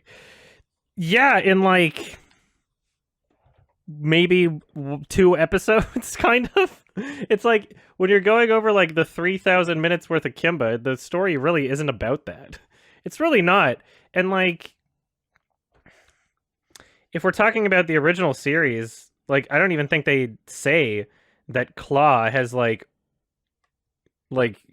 assumed power of the throne or anything. Like, yeah, the villains in these types of stories are going to be like, yes, I want to control things and I want to have power. That's like a very common villain trope. And so it's weird when he gives the Lion King credit on these other things, saying like, oh yeah, this is folklore, this is a trope sort of thing, but not on other things that are like really obvious tropes. He already listed these. How is this point 3? He already listed those characters. Comically excitable bird of the same size, a parrot in Kimba, a hornbill in The Lion King, plays a pompous functionary, a herald or its equivalent. This is supported by a team of comic relief cowardly. Why is this a 3rd point? You just listed this in point 1. And then this was also in point 1. That's really pushing it. That's really, really, really, really pushing it. What? That's so... Oh, I can't agree with point 5 at all here. Eating bugs is not being an herbivore, first of all. You're not vegetarian when you eat bugs. Those are still creatures, first of all. Second, that wasn't Simba's philosophy. Kimba was like, yeah, guys, nobody wants to fight, so we'll go, everybody's gonna be vegetarian. That was Kimba. Whereas Simba was like, hey, what do you guys eat? They're like, oh, we eat this. Because there's no antelope. Or whatever. They're like Kimba didn't just decide to become vegetarian. First of all, bug eating is not vegetarian. Simba. Did I say Kimba or Simba? He didn't just decide to do that. He was like making friends with these people and they were like, here's what we eat. And like the entire philosophy that drives Kimba to do this, where he's like, no animals can fight each other ever. That's completely contradictory to one of the main core central themes in The Lion King, which is the circle of life. His dad's like, yeah, we eat the antelope eat the grass, whatever. When I die, my body becomes the grass. That is completely contradictory to what drives Kimba to do that. How is this a point? I don't agree with this at all. And this is... The image of Parent in the Sky plays an inspirational role. The Jungle Emperor novel is a memorable scene at the beginning where infant Leo sees mother image in the stars and night. And again, this is a trope. Seeing like dead people or visions in the clouds or sky or moon or stars or whatever. And if Kimba did every single one of them, it's like, well, the Lion King can't do any of them because it's already done, I guess. A stampede. In The Lion King, Mufasa is killed while rescuing Simba from a tree in the midst of wildebeest stampede. As a result, the stampede and his father's death, Simba is tricked into fleeing. In the episode Running Wild, Kimba and his friends are threatened by a stampede of antelopes. Kimba must save Bucky Deer, who is clinging to a tree in the midst of a stampede. Later, Kimba is so despondent that he could not stop the antelope. So I'm going to look up this specific episode. Running Wild. Okay, it's episode 39, apparently. Episode 39. All right, why do they give a shit about the stampede right now? Okay, here we are. Here's the That's what that's the example. Oh no. Okay, I gotta listen to why he justifies like going over there. Hold on. Well, I'll get the antelopes themselves. So he's going to the antelopes to get them to come back and fix the fucking farm? This is it? Like, what about this would the Lion King need to rip off? What about this scenario is like so good that the Lion King needed to rip it off?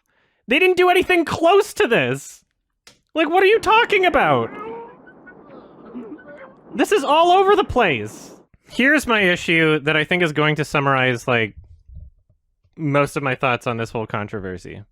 First of all, let me remind everybody again. This is episode 39 out of, like, 52 of the original show. So, like, a small section within the 3,000 plus minutes of Kimba, right? It is this scene is insignificant to the entirety of Kimba, really. And when people write things like this, a key event in the hero's life, there's an implication there that, like, these events aren't just, like, completely separate from all the other events in the show or in the entire series. There's an implication there that something important is happening in this moment that affects the plot of the entire show. But it doesn't. Like, this show is all over the fucking place. It's all over the fucking place. Like, there was another episode where their crops got ruined from, like, what was it? Locusts or something? Or, like, ants? Like, it's so ridiculous. It's so incredibly ridiculous. And, yeah, so comparing the moment in The Lion King where Simba's dad dies, a pivotal moment in that 90 minutes of The Lion King that is absolutely necessary for the story, to this one-off, bullshitty, like, kind of slapsticky, comical, dumbass shit that only exists because they're on episode 39 and they just don't know what to do with the show. Comparing those two things and saying that, like, oh yeah, The Lion King ripped it off. The issue that I have is that when you look at every single one of these comparisons, whether it be Scar is Claw, or Zazu is Polly Cracker, or any one of these scene similarities or anything, it only works The only way you're able to convince people of this is if they haven't seen the show. Either they haven't seen the show, or you can convince people who view media in the most reductive, simplistic way possible to say, like, yes, if you reduce something to a single sentence, then they're kind of similar sentences, aren't they? But they're not. That's not what they are. That's not what the film is not that. The show is not that. The show is not a single sentence of a summary of events. That's not what it is. They're completely different products. It's so annoying. Because, yeah, The Lion King just needed to rip off the idea of there being a stampede in the jungle.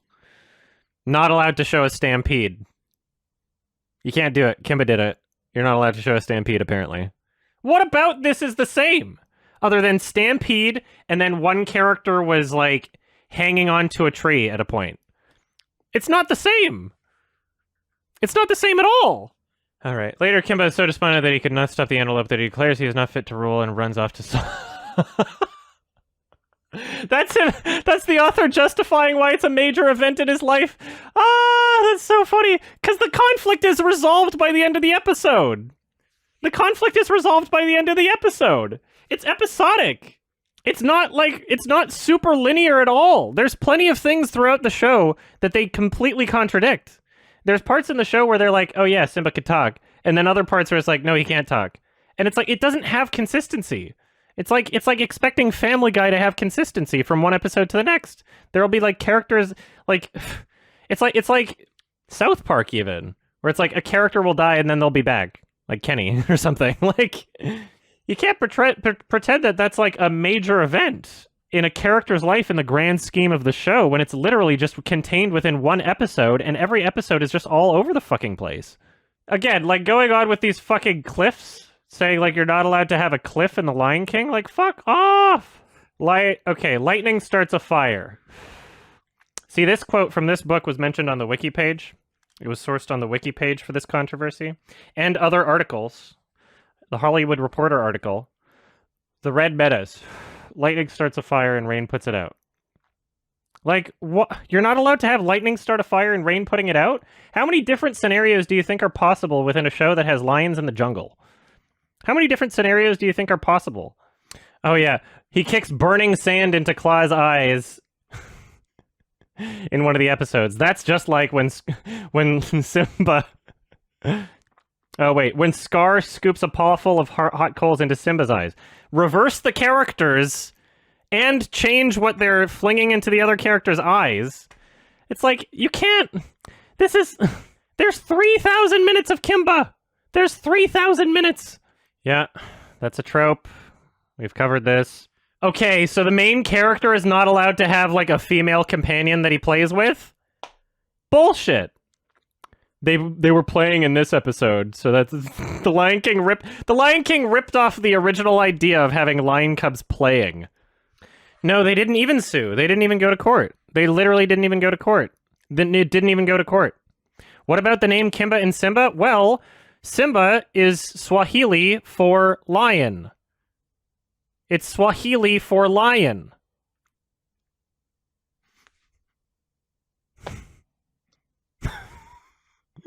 Like, it's as simple as that. It's literally as simple as that. Like... And in The Lion King, there are other characters' names that go along with that exact same motif. Mufasa means king. Like, that's how the characters are named. And Nala means love or some shit. Like, that's how they named the characters. To imply, like, even this author, like, doesn't think that the Kimba Simba name thing is, like, a legitimate criticism. Even this author doesn't think so. Yeah, that's a bunch of bullshit. That's a bunch of bullshit. Yeah, Kimba invented stampedes. Did you know that Kimba was about to be called Simba, but a producer said that they can't copyright Simba because it's a common name? Yeah, that's what I watched in that interview that you sent, Synax 96. In the American adaptation of Jungle Emperor Leo, which is known as Kimba the Lion, or Kimba the Jungle, Kimba the White Lion in America. They came up with that name because Simba means lion in Swahili, and then they decided Simba wasn't that marketable because other people could use Simba because it's a common thing. So they changed it to Kimba. Exactly. That's my point. And then the Lion King, they just did Simba because it means lion in Swahili. That's literally the point. Is that it is entirely reasonable that both could have come to that name independently. There are logical reasons for that. That's the point. This also... Do something, Kimba! Those men took your mother and father away from you. You have to pay them back. So here's something that, like, directly... Oh, I wanted to take revenge on them. Now I don't think I want it anymore. You all know how hard my father worked for peace in the jungle. Well, now we have peace, and it's up to me to keep it that You, like... And it's up to me to keep it that way. You know what would happen if I took revenge on those men? Don't you, Daniel? There'd never be any peace in the jungle because somebody would always be taking revenge on somebody else. Yes, but Kimba. Daniel being wrong. So, like, yeah, this completely contradicts him being, like, this wise mentor, because quite often in the show, he says some stupid shit, and Kimba's like, no, that's wrong. He's like, yeah, you should get revenge. Kimba's like, no, you... Like, we shouldn't get revenge, because then it'll just go on forever. It's almost like this is, like, a defining character trait that the people making these comparisons are conveniently ignoring. It's almost like this defining character trait separates him immensely from Zazu, and nobody fucking talks about it. The shit that I'm finding here that's, like, so contradictory, there's more of it than the shit that they're saying is stolen. Oh, Kimba, I had to obey my uncle. I didn't want him to hurt you. But I'm still going to be your friend. I promise. So this is an entirely different relationship dynamic. Like, they were an arranged marriage in The Lion King. In this one, it's more of like a Romeo and Juliet situation. Completely fucking different. And they're saying like, oh yeah, well, because he has a love interest, it's the same. Oh, this is the clip that yeah! Liable source, namely my... This is the clip that they use like, see, Daniel has a stick too. This is literally one episode. Namely my boss. This is no laughing matter, hyenas. That's it. That's literally the length of the clip. Out of 3,000 minutes. Falling from a cliff is such a cliched thing, especially when you have characters that are animals in a jungle. Like, they use it 1 billion times in this show. Alright, so now we have the warthog character. So this is the shot that are in those videos that are like, look, it's the same as Pumbaa. Oh, no. Goodbye. But it's like, first of all, this is episode 18, and this is the first we've seen of this character. 18! Episode 18! And I'm pretty sure they're, like, not even in the rest of the show. It's like, it's so misleading. It's so incredibly misleading. And this character's really weird, too. If you just can't keep from fighting, please don't hit each other. Why don't you hit me instead? Huh? Go ahead. That's the end of the fight. He's got some weird-ass fetish. Excuse me, but you shouldn't hurt your baby. He deserves a good spanking because he's naughty. I'd like to share his spanking so he won't feel so bad. You must be cracked. Spank me! Pumbaa, everybody! Like, fuck off! This is literally... This episode is about him, because this is this episode, you know? It's not like he's a main character in the show. They just, like... It's one of those, hey, this episode's about a certain character that we'll never see again.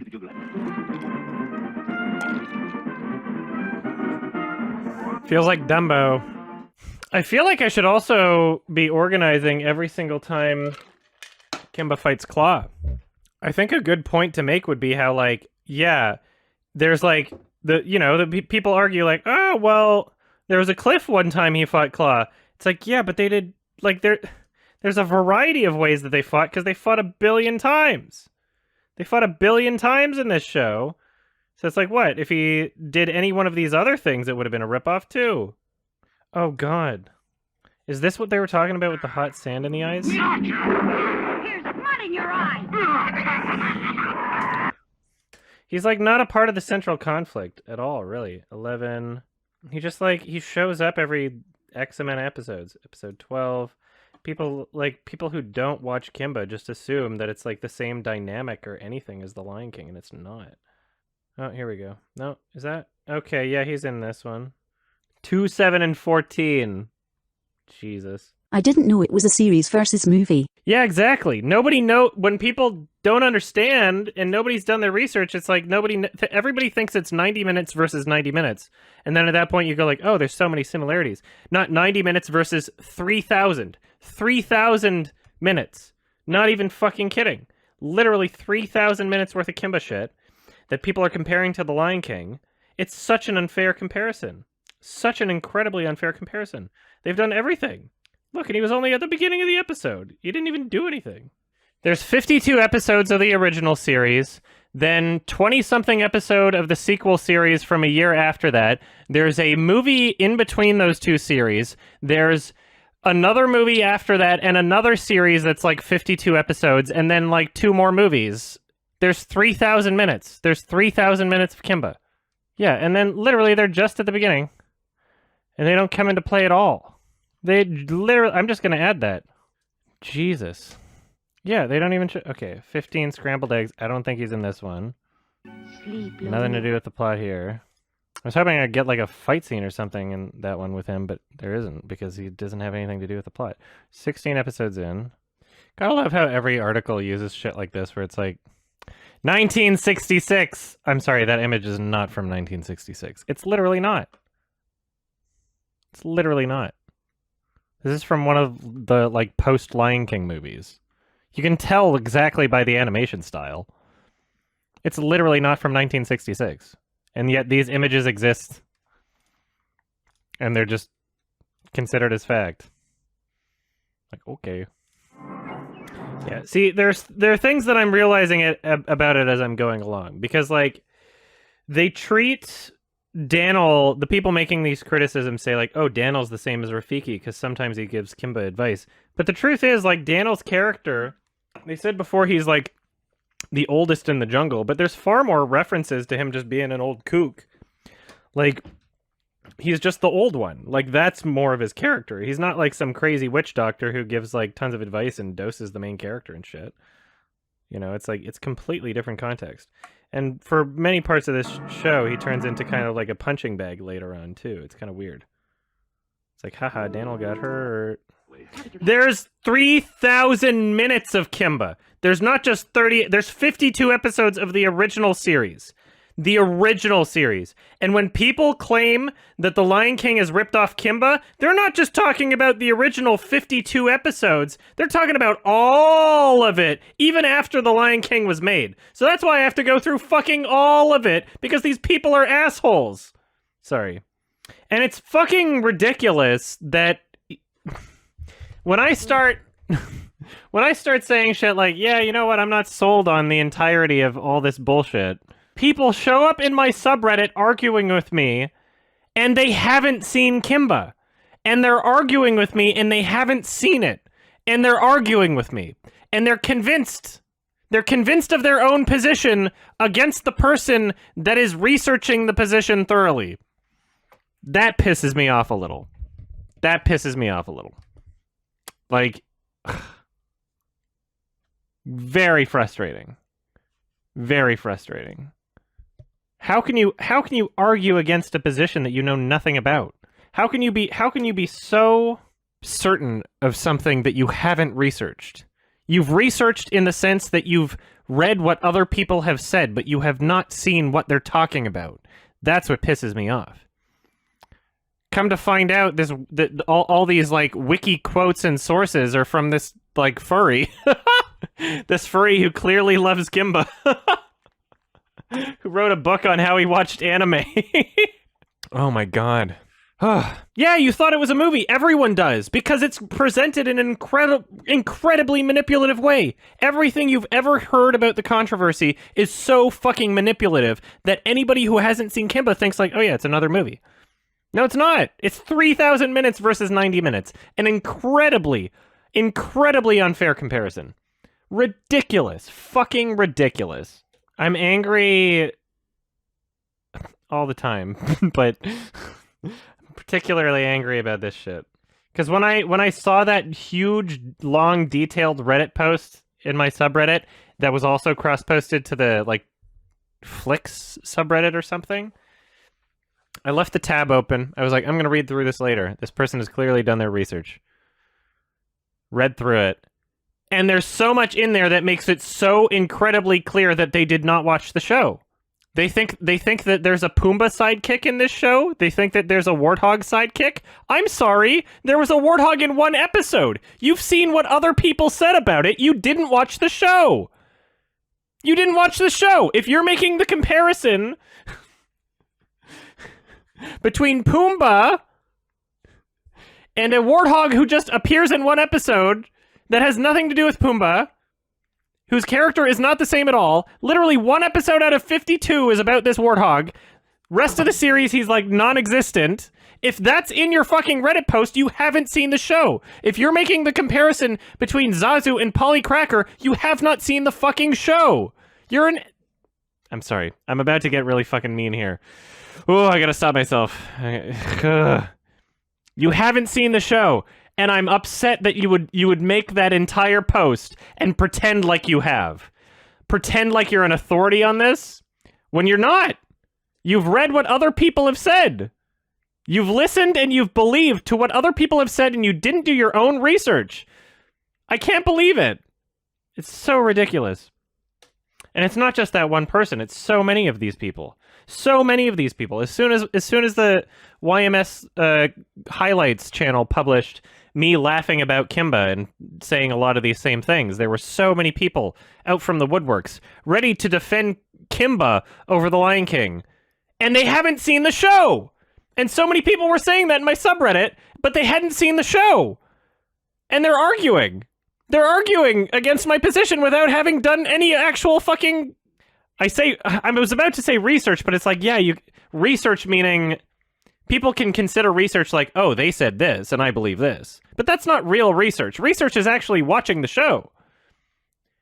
You're repeating opinions that aren't yours, is what my issue is. Oh my god.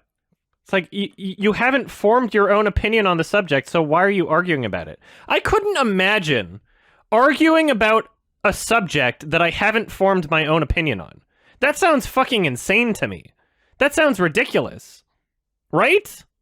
But apparently a lot of people do that. And it's not just Kimba. It's a lot of things I've fucking argued about. Some of the more controversial things I've argued about, people have very passionate opinions on without having done their research very clearly. Like, people are fucking stupid. I can't believe it. How can you argue? How can you argue? When you don't even have your own opinion on the subject, and you're just listening to what other people have said, and you haven't done any research. I don't understand the type of person that does that, but apparently that's a shit ton of people.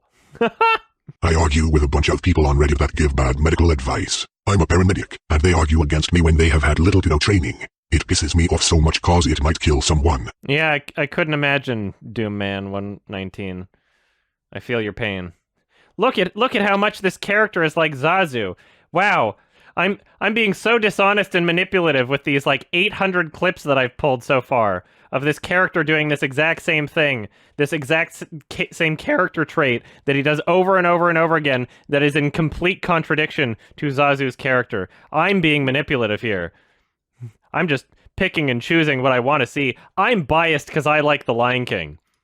That's the story here. I'm the biased one. It's not the people who really love Kimba and are upset that The Lion King is more popular. They're not biased. They're not biased, and I trust that they're not biased because I don't want to watch the show. Oh god, I almost missed a clip of Polly being an aggressive asshole. As if I didn't have enough of these already. Like, oh my god. Yeah, this is totally Zazu, guys. This is totally Zazu. Look at how many clips I have of Polly being an asshole. Look at how many clips there are. Look, this is a completely consistent character trait. This is not Zazu. He's overly aggressive. That is his most consistent character trait. He's not like, oh, posh British man. He's not like royalty, your highness man, like trying to help the kingdom person. He's not. He's not that at all. He's got anger issues. That's his most defining character trait. More Polly being totally fucking Zazu, obviously. Oh yeah, totally the same character. More of that shit. Ugh, I can't believe how stupid people are. None of you have watched it! Nobody's watched this show! Nobody's seen it! If Claw's not in this episode, and... So, oh, here he is. Alright, this is episode 34. Been a while. The show is all over the fucking place.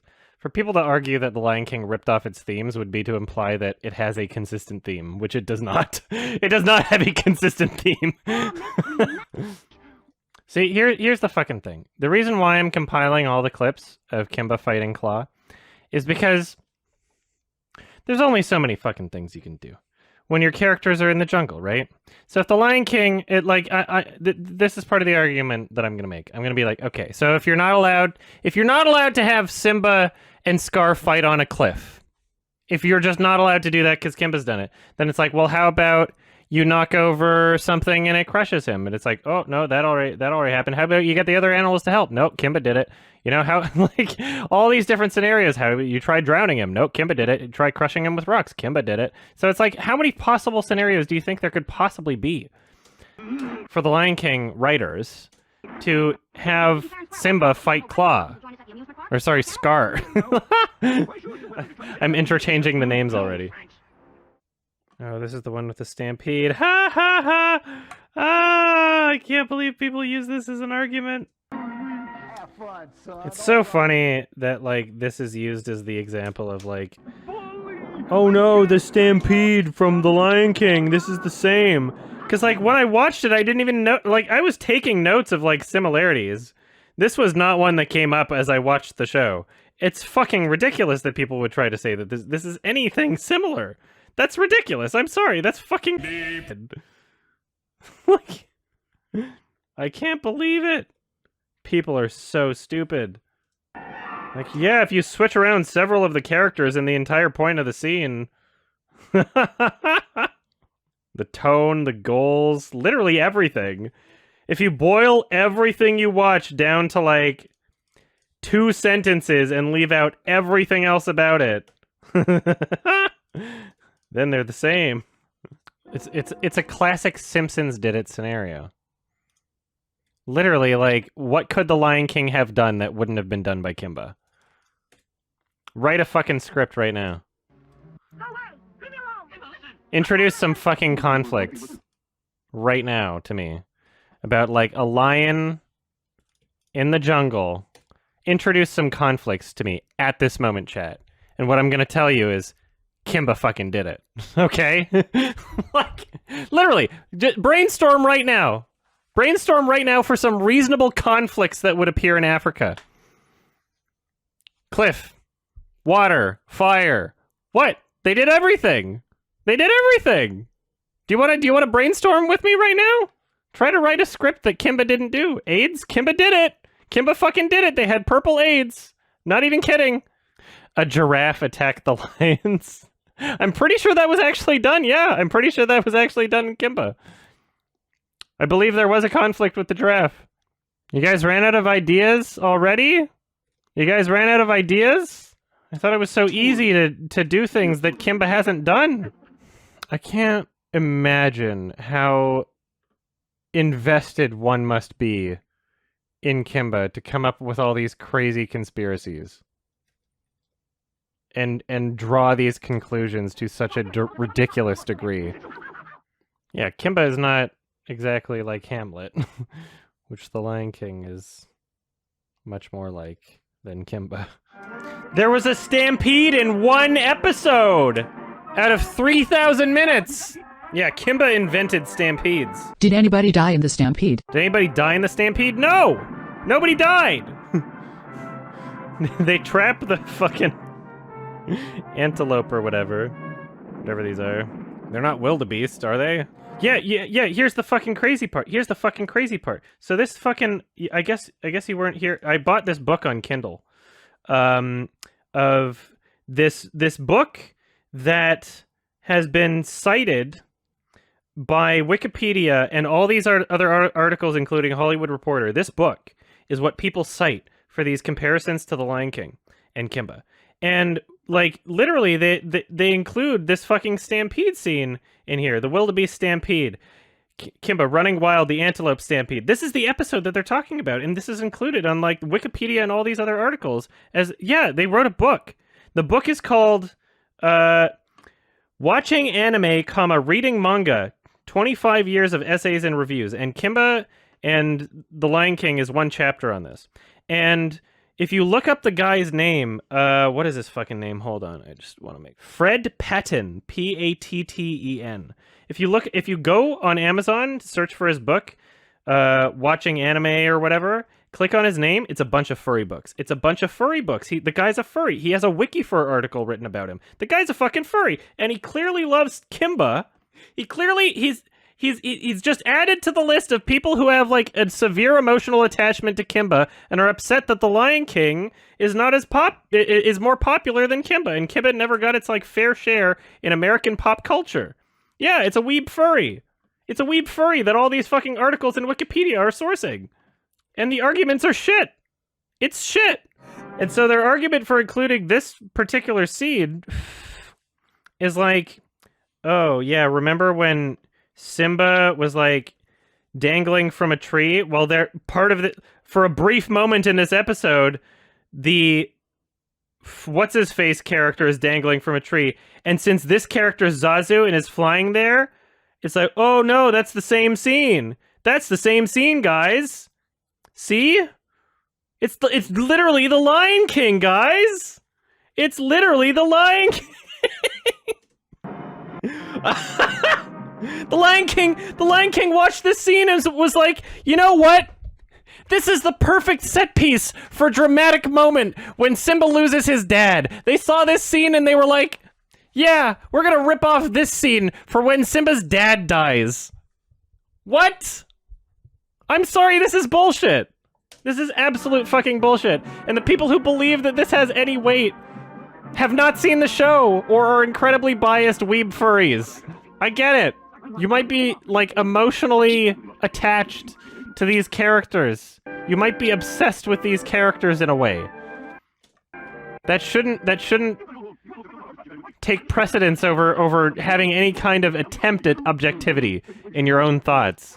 It's ridiculous. It's absolutely ridiculous. And the same author peddles the same shit of like, oh yeah, well, the character Polly Cracker is just like Zazu. And yet look at how, we're on episode 40. Look at how many fucking clips I have of Polly Cracker being an angry asshole. This is his character. He's got anger issues. This is him. This is the most defining character trait. Look at all these clips I have. This is more clips, more episodes and instances of this than there are of Claw being a villain in the show. Does anybody remember Zazu being anything like this at all? What the fuck? Just because they're birds? This is bullshit. This is actual bullshit. They're not the same character at all. Yeah, it is another stampede with zebras this time. Kimba invented stampedes though.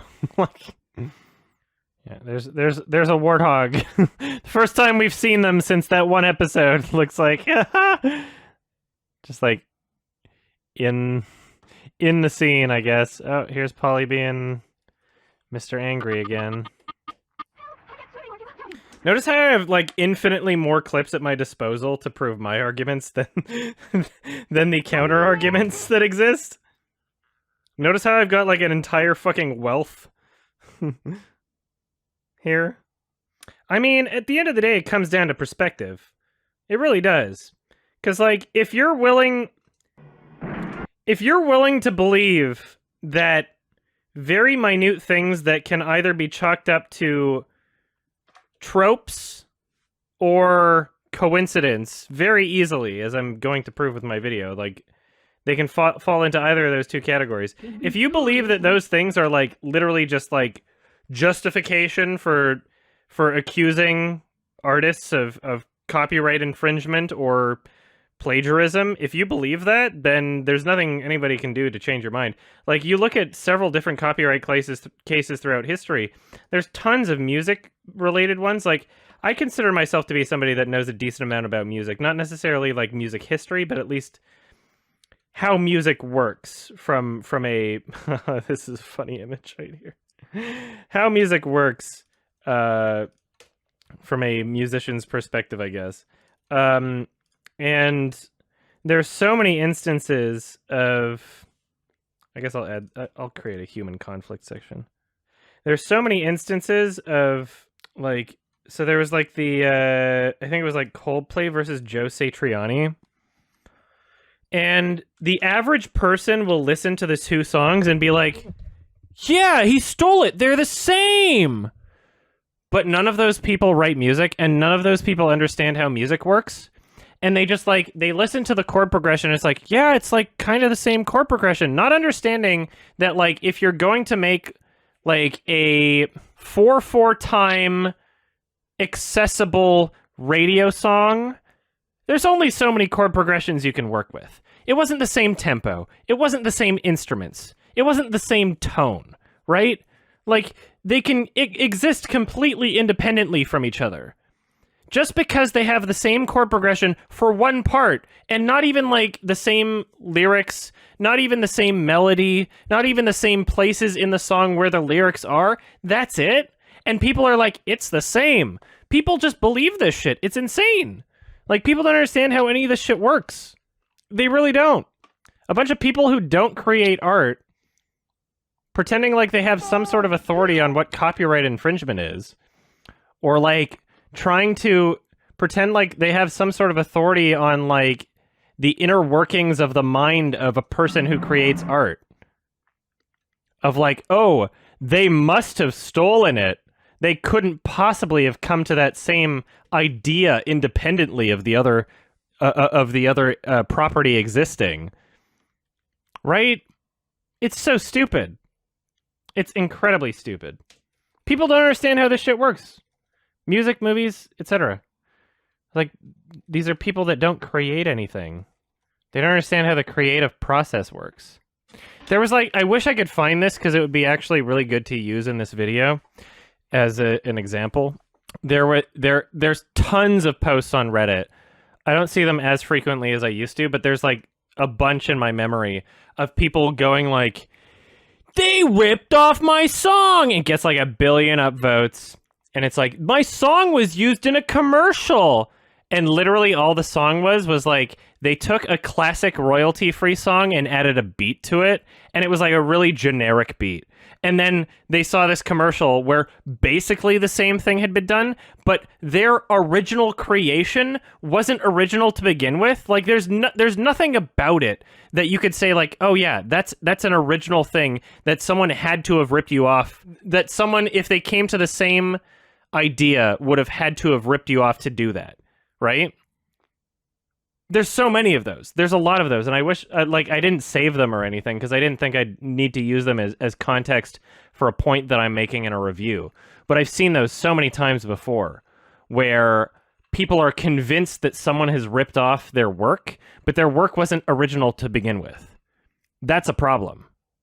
That's a huge fucking problem, and it's a delusion. It really is.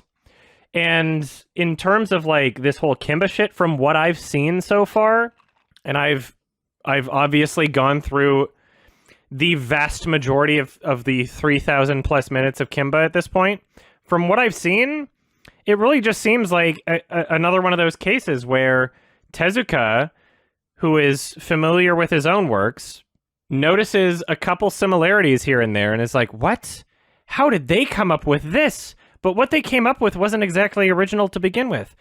Having lions as like the king of the jungle, that's like Aesop Fables level shit, right? Like that goes back way far in time. That's folklore. That's not a thing you invented. People falling off cliffs and fighting each other, that's not a thing you invented. You know, the lions being the main character and then other characters existing in the show.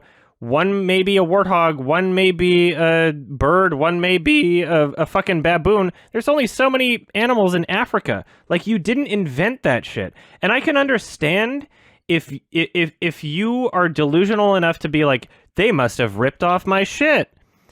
But at the end of the day, it never made its way to court. And I don't think Tezuka brought it to the same degree as all of these dishonest, manipulative YouTubers and article writers have. That's my main argument here, is not with Tezuka, because I don't even think his initial complaint was, like, that extreme at all. I think he was like, oh, there's a couple similarities here. I wish they would have credited me. I love Disney. I credited Disney as my inspirations. I'm upset that they didn't credit me. That was basically his complaint, right? Whereas, like, everybody who heard that and then made these comparison videos where they literally took footage from the 1997 Kimba movie as a comparison to support their claims. Oh, holy shit. Or like one-off characters in a single episode out of like 3,000 minutes of Kimba footage. You're going to say like, oh, look, there was a shot of a warthog's butt at one point. They did that in The Lion King, 90 minutes versus 3,000 minutes. You're full of shit. You're dishonest assholes. You're actual terrible people because you have to know that you're acting dishonestly. You have to know that you're acting in bad faith. And since I've started these streams, some of them have they've disabled their comments on some of these most popular Kimba versus Lion King videos. They've disabled their comments since I've started these streams, and it's been like somewhat public. And it's like, well, what the fuck? Clearly you're ashamed of something. They have to know they're acting in bad faith. They have to know that. There's no doubt in my mind because they checked their comments before. And everybody leaving comments were like, I can't believe. You know what? When I heard the Lion King Kimba controversy, I thought maybe they just ripped off the name Kimba and Simba. But now after watching this video, I realized that they ripped off the entire movie. From people leaving these comments who think that Kimba is a single 90-minute film, not 3,000 minutes worth of a bunch of bullshit. It's an entirely unfair comparison. I think that is absolutely bullshit. And I am fucking ready. I am eager for someone to make a gigantic Reddit post who has actually seen all of the show or any of it, because it seems like everybody that's been arguing with me over the past 3 or 4 months has not seen the show. And I'm waiting for someone to be arguing with me that has actually seen it. It's fucking ridiculous. I can't believe people are so stupid. It's ridiculous. Why are you arguing with me if you haven't seen the show? How can you be confident in a position that you know nothing about? You're repeating, you're parroting what other people have said. This is stupid. By the time my video is made, I've done all the fucking research. I've done like 90% of it. There's only a few stones left unturned at this point. Which is why I'm so confident in my position now, because I've actually done my fucking research and watched the shit. Watched the shit. Read the fucking books. Downloaded the Kindle of people making these arguments that are sourced and cited on the fucking wiki, okay? Like, I'm doing my fucking research. Jesus Christ. I'm so mad. It's bad enough that it's like common knowledge that that something is just completely wrong. It's bad enough that people are just stupid enough to just believe what they hear on the internet. It is an extra level of bad that people are actively white knighting Kimba who haven't seen it. That is a whole new level of crazy. And I'm sorry to the person that made that gigantic, long, thoughtful Reddit post in my subreddit and also the Flicks subreddit detailing the Kimba controversy, but it was very fucking clear from your post that you have not seen the show. Why are you making that post? Why are you so passionate about defending Kimba when you don't know anything about it? You've only heard what other people have said. That's ridiculous. I hope that none of you are harassing this person. I hope that that's not why they turned their comments off. Because when I looked at their comments, even after I'd like seen their streams, I didn't see any harassment. I saw some like criticism, but I didn't see any harassment. So I hope that nobody's harassing them. I don't think anybody is. I just think that it's... Those videos are so incredibly dishonest and manipulative. I can't believe it. And by the way, I want to make absolutely clear, I'm not shitting on Kimba in its place in history. because it has a very important place in history. Kimba is a monumental show that has paved the way for animation. It was the first color broadcast animated show on Japanese television. Tezuka inspired what you currently see as anime today. Not going to take that away, obviously, but I have many, many, many issues with just how far people take the Lion King controversy. That's my criticism. Hopefully I don't sound too grating, though. See what I did there. Anyway, on with the interview. Before I start, I just wanted to say thanks for taking the time to do this interview, and yeah, thanks for all the cool stuff you've been doing for the Kimba fandom. Thanks so much. Kimba fandom, as it is pretty small, so anytime I have an opportunity to interact with anyone about it, I jump at it, obviously. Same here. I definitely can't find anyone in my real life circles I can talk to this about, so... I'm trying not to read into this too much, but already I'm getting, like, the impression, like, yeah, they've got a chip on their shoulder about Kimba. Like, that's the entire... Why would you... I'm sorry. Like... Like, you wouldn't make a video like this, where you're using footage from the 1997 film. Did you see how quickly I was able to skip to a point in the video where they were using footage from the 1997 film that came out 3 years after The Lion King? Yeah, that's because, like, it's a third of the video. There's no way you would make something like this unless you've got a chip on your shoulder about the Lion King for being a popular thing that people can talk about, when what you really love is Kimba, and you're sad that you can't talk to anybody about Kimba. You're sad about it. That's whatever. That's fine. But, like, that doesn't mean that you should start throwing accusations of plagiarism at the artists who created The Lion King in ways that are entirely manipulative. And now your comments are turned off. Wow. Fuck off. It's and ever since KimbaWLion.com went down, I feel like there's been a real lack of content on the internet involving the series, and so that's kind of why I make such an effort to reach out. I'm trying not to be a bully. This is incredibly immoral to me. You know, like this is a smaller YouTuber, and in a way I feel like kind of bad because, like, I'm directing some negative attention towards them. But, like, this is a big issue. Like, that without this video, I don't know if many people would believe the Kimba controversy as what they think it is right now. Without this video and other videos exactly like it, look at this shit. See this white line down the center of this? Look at the Hollywood Reporter. Look at the first thing they use. Look at this. This is from the 97 film. They don't know that. They trusted this person who made this comparison with this white line down the middle. This is their editing, and it spread to other articles. Oh, look at this. The white line down where did they get this footage? Where did they get this footage from in this article? Where did they get this footage from? You have to know that you're doing something incredibly immoral here. You have to know that. This is from the 97 film. Nowhere in the article does it mention that because they don't know. They trust that you've done your research. But you're being dishonest and manipulative. You're being a liar. You're lying to people. I'm pissed off. And this is why they've disabled their comments, because finally, after fucking 2 years, I guess, somebody did their fucking research. Oh my god. Sorry. I'm fired. I'm so mad. But it kind of feels like a treasure hunt with how rare some Kimba items are and how, like, not often you find them. My favorite item is definitely my vintage Kimba bookshelf from the late 60s. They're an obsessive fan. They have an animal avatar. Dude, I get it. I'm a furry too. Okay? I get it. There's tons of obsessed people in the fandom. This was your show. This is what you had as a kid. It probably made you a furry. I get it. You want to have more people that you can talk about Kimba to. You want to have more of them. But you cannot exaggerate the claims of plagiarism against actual people in the film industry who have worked hard on these projects and who are very talented, passionate people, that you are tarnishing their reputations just because either you think, like, I don't know, more people will watch Kimba this way, or maybe I'll get some views. I don't know. It's a terrible thing to do to people. Plagiarism is a serious offense. That's not to be taken lightly. Yeah, plagiarism is a very serious offense.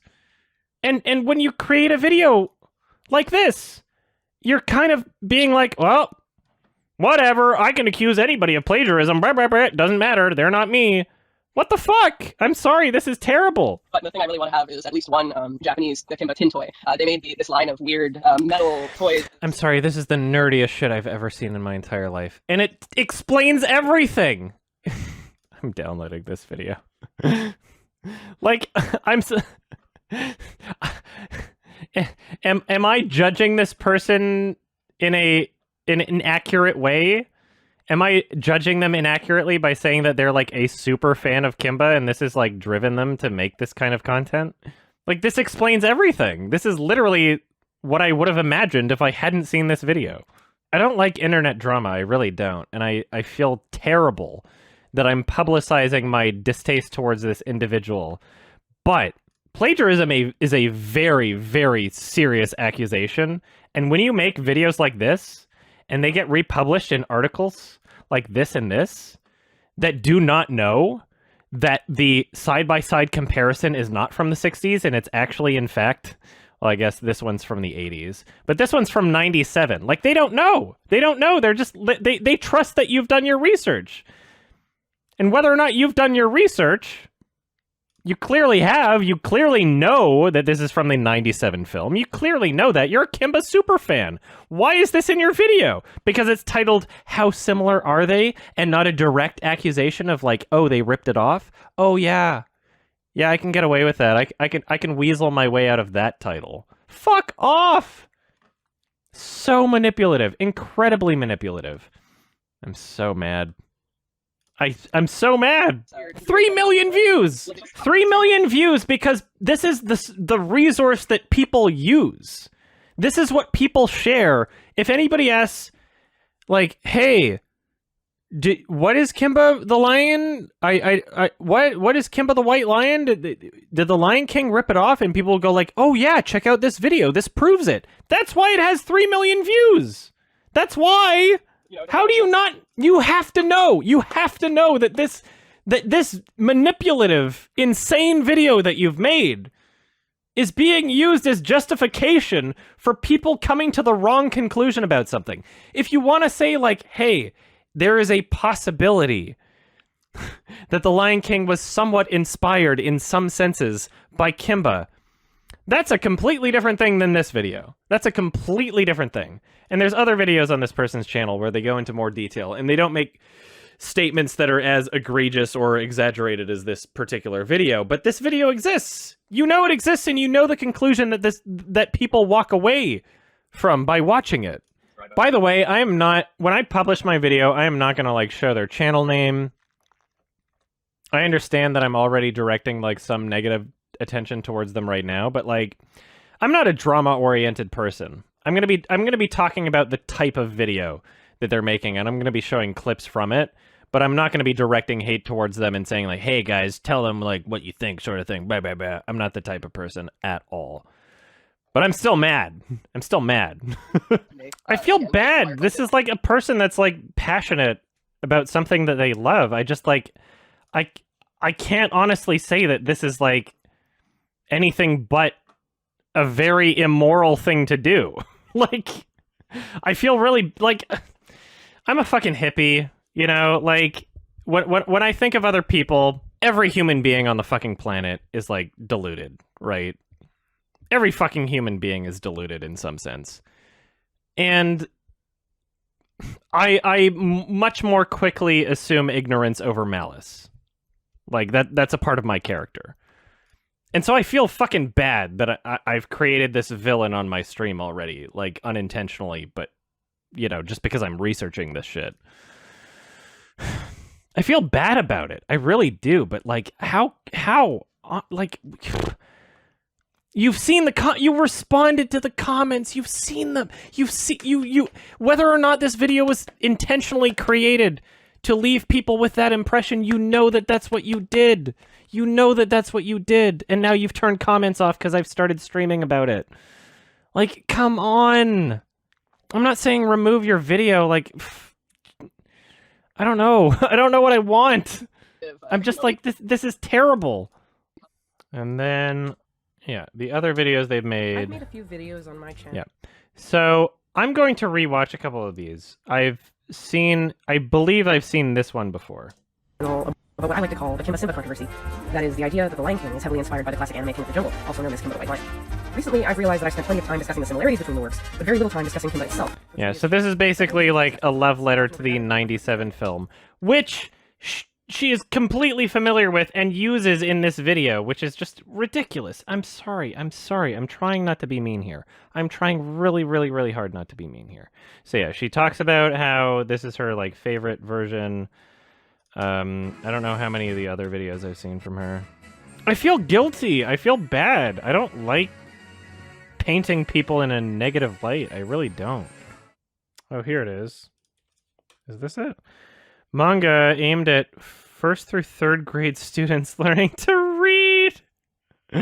Leo-chan. Alternate timeline where Leo's parents are alive and he wears overalls prominently. Cuter and more fanciful than the other installments. This proved popular and reprinted many times. Okay. There were not one, but 2 canceled Kimba video games. The first was a side-scrolling 2D game for Super Famicom in 1990. The second was a 3D game, supposedly similar to Donkey Kong Country. Both were canceled for unknown reasons. Oh God! Oh no! No! Oh, let's watch that part again. Similar to Donkey Kong Country for Nintendo 64 in 1997. Both were canceled for unknown reasons. That is a subtle implication that those video games were canceled because the Lion King video games exist. That is a subtle... That whisper and then showing the Lion King video game... She has a bone to pick! She has a chip on her shoulder! Those video games were canceled because the Lion King video games exist. Let's look at the... Okay, let's do some fucking research right now. Alright, what were the years of these Kimba games? I need to find these out. Kimba video games. This is ridiculous! I'm sorry, this is like parody level. This is ridiculous. Oh, my God. It was going to be released... I'm so mad. Jungle Emperor. It was going to be released November 1990. And here you are in your YouTube video making an implication that a video game for a film that wasn't released until 1994 is the reason that it didn't get What? This is bullshit. I'm sorry. What the fuck? 1990 is 4 years before 94. I don't think the Lion King video game was released until after the movie. I don't think it was released until after the film. Why? Oh my God, you've got such a chip on your shoulder. You hate the Lion King. You honestly hate it. You hate it because you love Kimba, and you're mad that the Lion King was successful and Kimba wasn't. I mean, Kimba was in Japan. But, Jesus, when you're doing shit like this, then I can't possibly believe that this video was made with, like, ignorance instead of malice. This was totally malice. You hate the Lion King. Oh my God. You have a bone to pick. Holy fucking Christ. Just, like, have your fandom, enjoy your shit. Don't lie. Don't lie about things. What the fuck? In the first episode of you can't even claim ignorance because you're a Kimba fan. You know all of this shit. In the 1980 dub, Leo the Lion, Leo has this to say about his old name. My name was Little Coward, or in the language of animals, Kimba. Strange name for a dad to choose on his deathbed. Not only that, but Kimba was never a coward. In Germany in the early 90s, the second King of the Jungle remained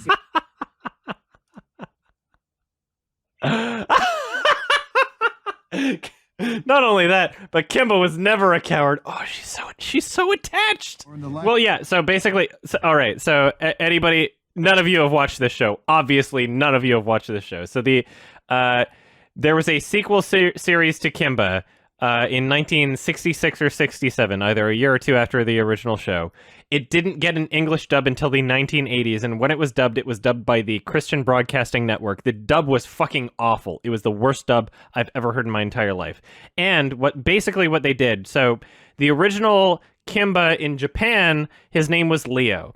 And then for the American version, as you've heard, the person through NBC that was localizing it for America was like, okay, we need a different name. They decided, oh yeah, Simba is lion in Swahili. We'll change it to Kimba because it's more marketable. So that's why he's Kimba and not Leo. And then when this series got created, because it was under an entirely different group of people, basically they were like, oh, well, let's keep his name Leo. But then one of the people that was creating dialogue for the show was like, oh, no, we need to explain, in case people have seen the original American show, why his name is Leo instead of Kimba. So they added in some bullshit into the show saying like, oh, yeah, my name used to be Kimba because it meant coward, and now I'm a big boy. Little coward, or in the language of animals, Kimba. Strange name for a dad to choose on his deathbed. Not only that, but Kimba was never a coward.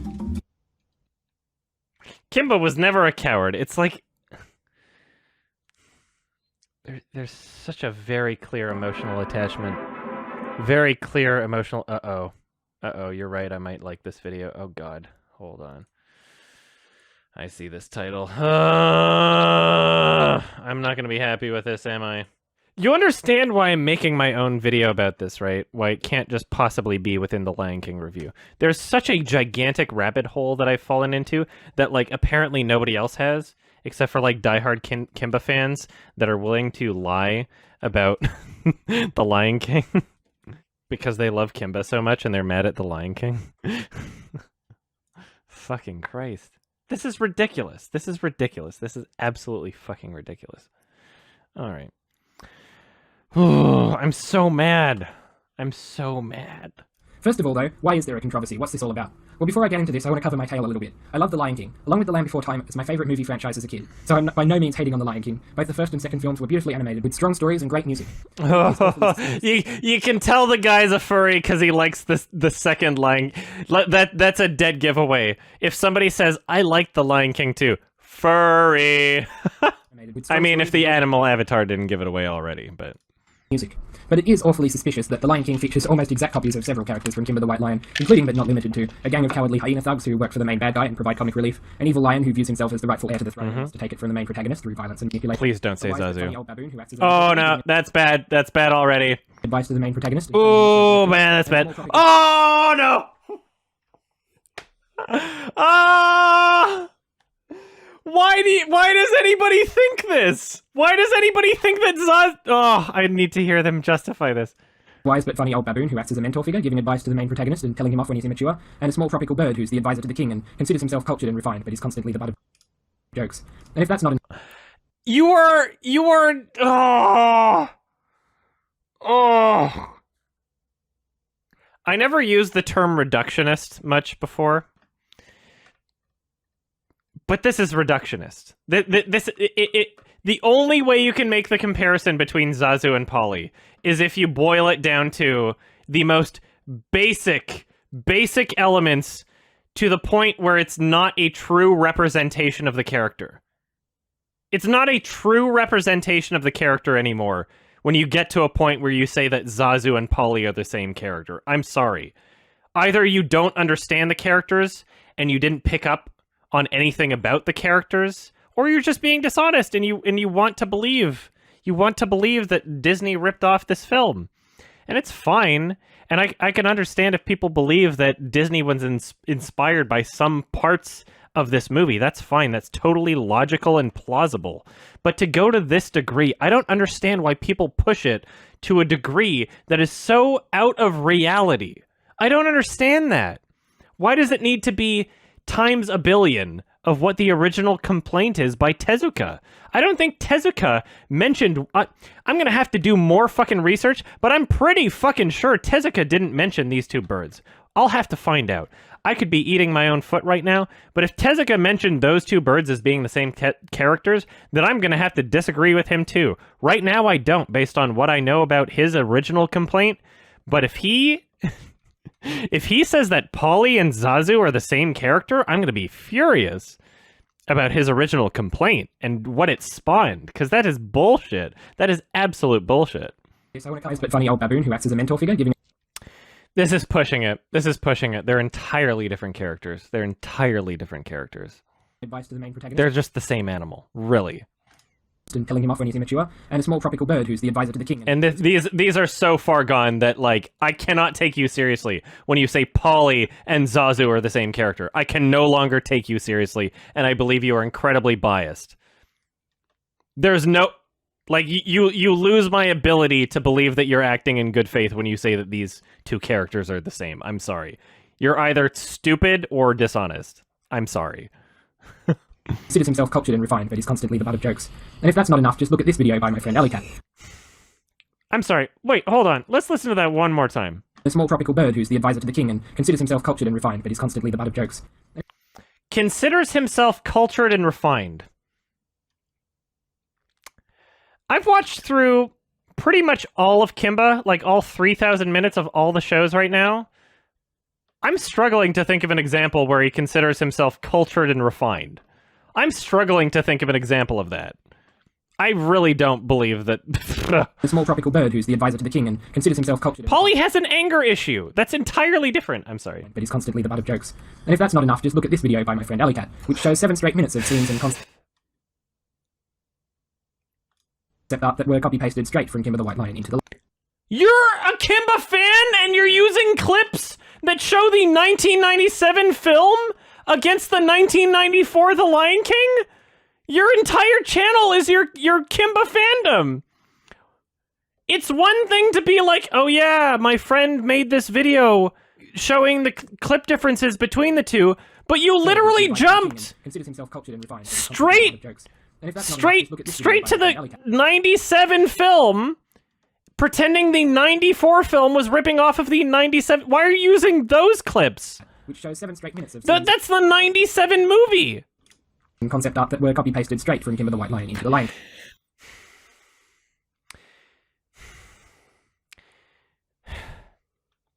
The audio and dialogue that you are speaking should be supporting the visuals that you are using. Am I not fair in making that suggestion?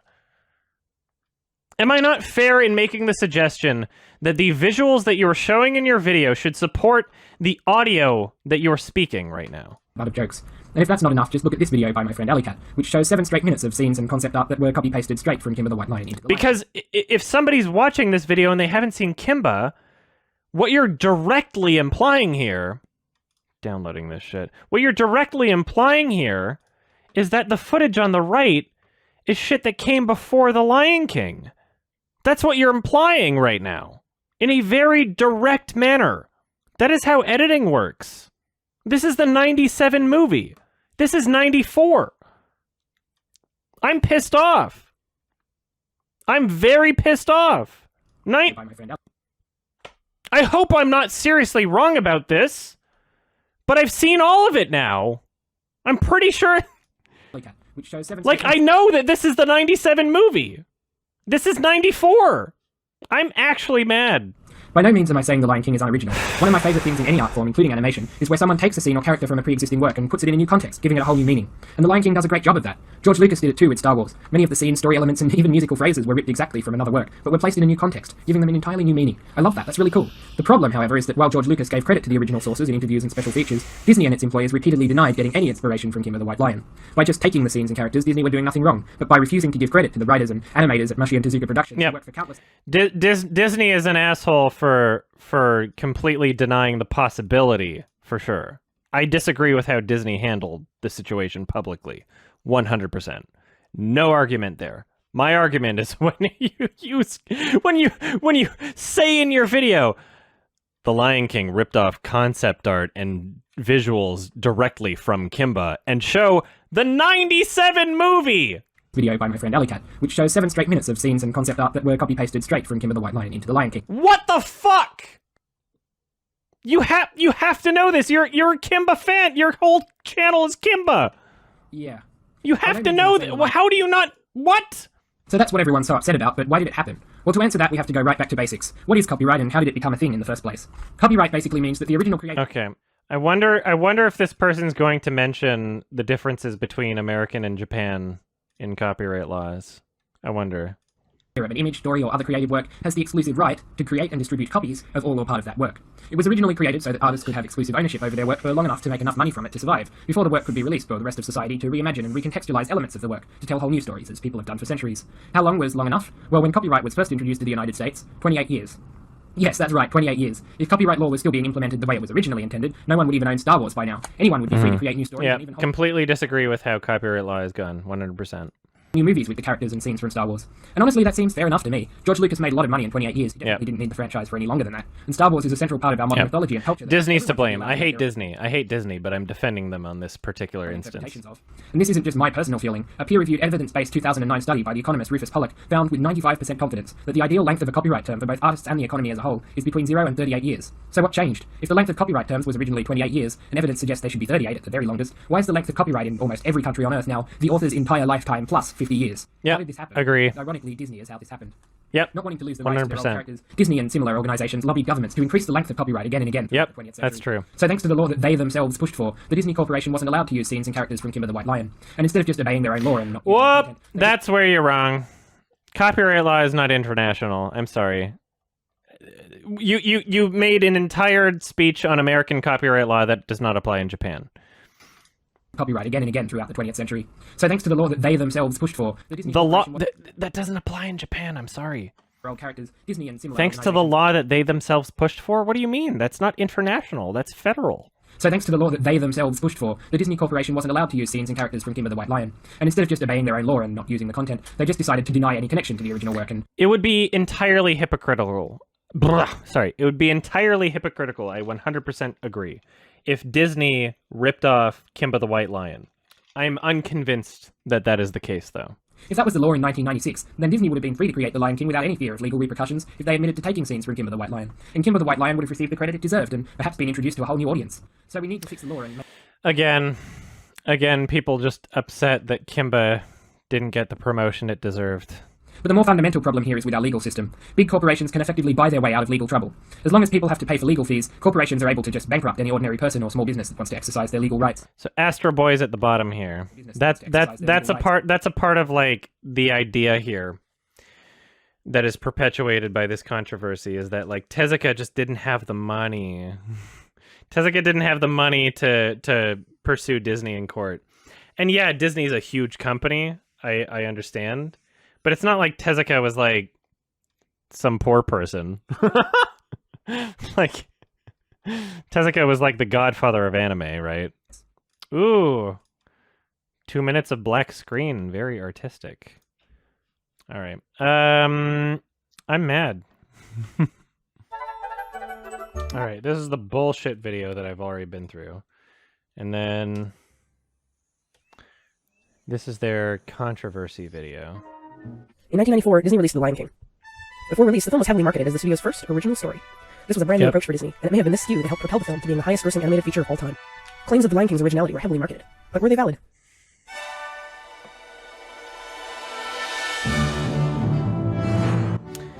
Don't use clips from the 1997 film, please. Stop using clips from the Oh, it's so manipulative. Just be honest about it. Just say it. King of the Jungle enjoyed popularity from the 1950s to the 1980s, ending with the death of its creator in 1989. You're still using clips from the 97 movie. 80s, ending with the death of its creator in 1989. That same year, The Lion King began production and was released to critical acclaim in 1994. Why are you, like... What? You're not being honest. You're not being honest at all. It's 97. I have the Blu-ray. I own the Blu-ray. I've watched it. It was released in 97. It was released in 1997. Why are you using clips from this? I have the Blu-ray. I've seen it. Is there any debate over, like, when it was released? I don't think so. This is pissing me off. Oh no, a baboon. Oh my god. One episode! The warthog was in one episode! It was in one episode! It's so lame. It's so lame and manipulative. It's so manipulative. Ugh. What do you do? What is this? What is this like? I'm in the water. What is this shot? As if this is supposed to like Disney ripped off this scene? What are you doing? What are you trying to say here? That what? How are these the same? Just people trust that they've done their research. This is ridiculous. Oh my god. The Lion King became the highest grossing animated film of all time in 1994, gaining immediate international fame and recognition. And you have a massive chip on your shoulder because of it. I don't think I realized how big The Lion King was. It is a huge name, and the fact that it's... You just used clips from a 2000 film. Year 2000. 2000. This is what this short film is from. This animation is from the 2000 film. What are you doing? You're implying in this video that him circling around Simba, that there's a rip-off element from Disney. Why, if your case is so strong that Disney ripped off Kimba, why would you resort to using footage from Kimba-related properties that were released after The Lion King? If your argument is already made without those clips, why would you use them? Why would you use them? This is bullshit. And the fact that it's the... What? That's from 2000! That's from 2000! Quote, your own fucking video. Let's look at this shit. Hold on. Hold the fuck on. Oh my god. I'm mad. I'm mad, everybody. We got the timeline here. Look! See this? 2000! That's the same! That's where this is from! That's where that is from! Why would you use... It's your own video that you... That's your own video. That's your own video that said the year. You are not ignorant about this. You're intentionally manipulative. You are lying to people. You are lying. That's your own video. Oh my god. And people eat this shit up. I'm mad. I'm so mad. Why would you do that? If your argument stands already, why would you resort to that? Why would you resort to that? Why would you do that? Ah! I'm so mad! And the fact that it's the light, everybody... Why would you do that? Julian Grant, organizer of the Fantasia Film Festival, reports that the Walt Disney Company filed a cease and desist order against them when their festival added Jungle Emperor Leo to their 1997 lineup. Yep. Bullshit that Disney did that. I don't think Disney is a good company either. Complete bullshit that Disney would make a cease and desist letter towards that film. No argument there. 100%. That is not an excuse to lie to people. Though Jungle Emperor Leo was released after The Lion King, both films began production in 1989. Despite the season. So what she's doing here is she's like implying a grand conspiracy by showing these clips together. She's like, yeah, it was released in 97, but the people at Disney that worked on it, see how these clips are exactly the same? There's two lion cubs and a bird. See how they're like the same within the context of the film especially? It's like The Lion King just ripped it off. Even though it didn't get released until 1997, Disney, they had moles at Tezuka Productions, and they had spies to steal the valuable concept art, to steal the valuable animation from a project that was not even deemed to be successful because it's so valuable. A shot of two lion cubs with a bird, that is invented by Kimba. Nobody's done that before, and it's such a valuable concept. As soon as they saw this piece of animation, they were like, got it, ka-ching, that's some gold right there. We're gonna make sure we make a conspiracy and delay Kimba by 10 years so we can steal it for our 94 movie, The Lion King. What the fuck are you saying? This is bullshit. What are you implying? To this day, the Walt Disney Company's official stance is that nobody on the team has ever heard of King of the Jungle or Osamu Tezuka. This seems unlikely. Yeah, 100%. It seems unlikely. I'll agree with you there. Matthew Broderick, the voice of Simba, says he was familiar with Kimba before production. Matthew Broderick is not an argument. A voice actor saying that he was familiar with the original Kimba show and thinking like, oh, when I heard Simba, I thought they said Kimba. That literally doesn't mean anything towards your argument. And I don't know why this is such a popular argument among the Kimba conspiracy theorists. After the film's release in Japan, Tezuka Productions acknowledged their discomfort with the similarities between the works, but did not have the funds to file any lawsuits. Did not have the funds. Tezuka Productions was fucking broke. The similar... Again, making this comparison here. Yeah. You can't have the characters posing in a group shot. That's copyright infringement. There's nothing wrong with taking inspiration from another work, but when originality is claimed after doing so, and when hundreds of millions of dollars are at stake, the picture changes a little. Stop using clips from the 97 movie! Guys, this is bullshit. I'm kind of tempted to go through, there's like a bunch of YouTube videos on this. I'm kind of tempted to go through some of them. Look at this thumbnail right... Where did it go? Look at this thumbnail. 1966, 1994, 2019. You want to take a wild guess as to where that 1966 image is from? It's from it's from the 1997 movie. It's from the 1997 movie. And yet in the thumbnail right there, 1966. Yep. All right, The Lion King was one of the most groundbreaking animated films ever made. The impact it left on audiences was felt across the world. I just want to see like how much research other people did first to see like where we're even at. I want to know if Saberspark watched Kimba or what his take on it is.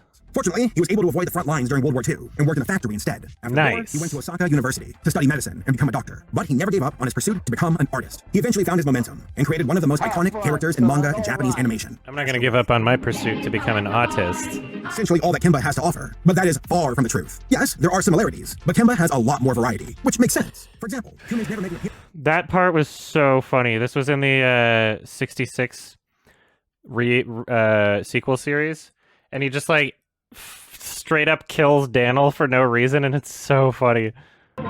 It turns out he's not dead later in the episode, but it was so funny. Oh, and please, don't get me started on some of these dubs. Anyone who disobeys King Boo the Great will have to pay. Let them disobey. Checking out. But there's one specific thing I want to mention. Kimba wears his dead father's skin around in the show. Yeah. So Team B got to work on The Lion King and went through the process of trying to figure out what kind of movie they wanted to make. At one point, the film was called King of Beast. Then it was changed to King of the Jungle. And one of the original stories was Scar leading an army of baboons to fight the lions. Hell, Simba was supposed to be a lazy piece of trash who was too slothful to be the king. That's not a bad... I'm gonna fact check that, actually. I'm sure it's correct. I'm not doubting Saberspark, but I would like to get the information from not just listening to someone say it. But that's a decent point that I would like to include. Because, like, people that are arguing the Kimba controversy, they're like, ooh, some of these concept images... That's damning, because one of these concept images shows a white lion. And it's like, well, yeah, there's like several iterations of what a film could possibly be before it's actually made, right? They go through different ideas all the time. During my research for this video, I was floored by all the similarities between The Lion King and Kimba. Like, I somewhat knew that things were close, but oh lord, it's hard to fight for Disney on this one.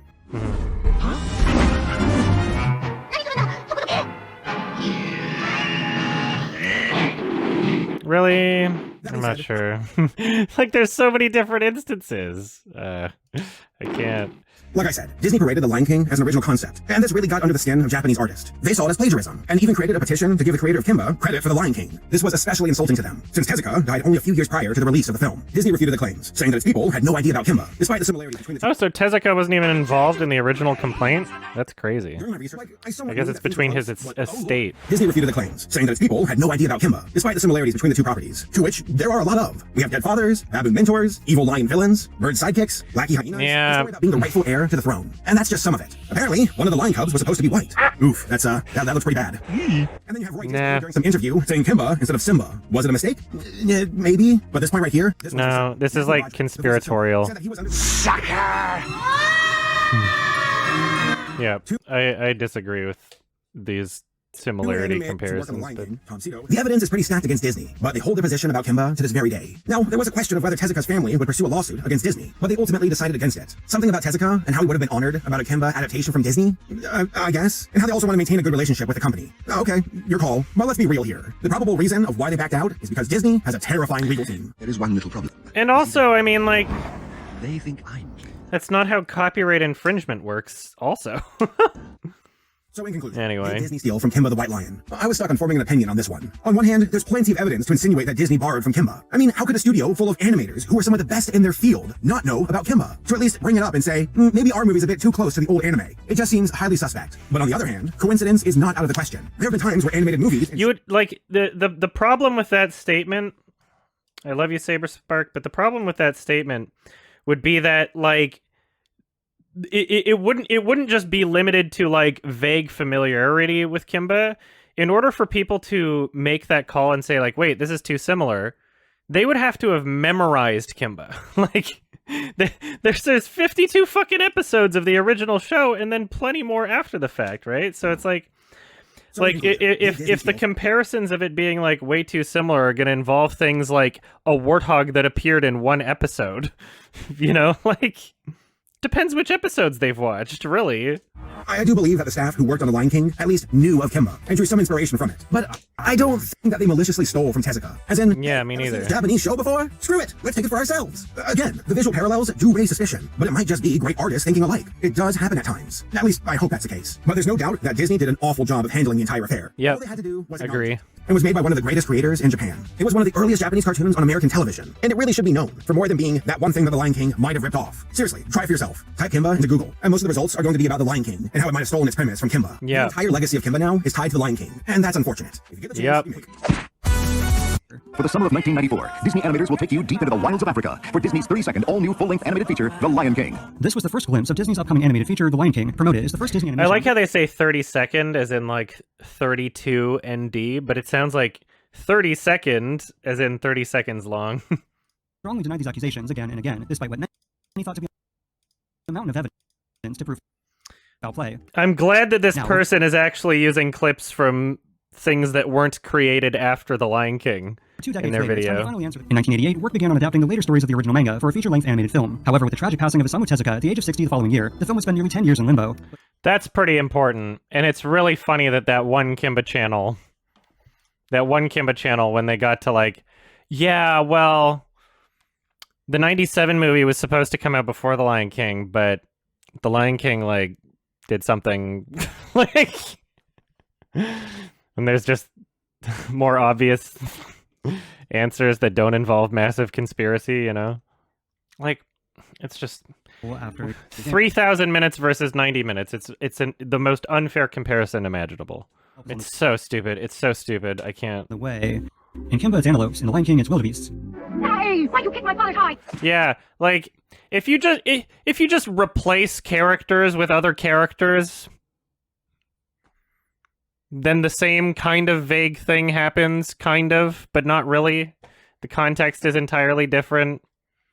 The result is entirely different. Its purpose is entirely different. Pretty much the only similarity is that there's a stampede and a character is hanging from a tree at one point. Does he even say branch in this one? Because if he says branch, that's going to be evidence to me he didn't watch the show. Those present in Kimba the White Lion. Both animations even feature stampede, with the character in danger hanging from a branch with a bird character telling them help. He's not hanging from a branch. I mean, it's weird that he said that. I don't know. Maybe he did watch the show. Because, like, even just by looking at this clip, it's like, that's not a branch. Hey, why'd you kick my father's hide? Ow! Jeez, what was that for? But it's really the sequences involving... Really? Those two scenes are going to be compared? That's so stupid. I'm sorry. And this guy, like, who made this video seems to be of the opinion that it's not a ripoff, but this is just a weird thing to compare. But it's really the sequences involving Simba and Mufasa against Scar that, with a little restructuring, are virtually identical of those between Kimba and Claw in the sequel series Leo. Nah. Nope. Or that, with a little restructuring, are virtually with a little restructuring of those between Kimba. It's not virtually identical. It's literally not the same at all. Yeah, if you switch which character threw what at the other person's eye, and also what they kicked at the other person's eye, If you switched like everything around, then it's the same. Between Kimba and like, We'll get to the arguments for and against whether all this was or wasn't intentional and how it might have happened, but these similarities are pretty incredible. Heck, even Mufasa's death can be recreated using Leo the Lion, though obviously the outcome is far less tragic. And of course, one of the most famous examples is Kimba seeing his deceased it can be recreated if you like stitch together a bunch of random episodes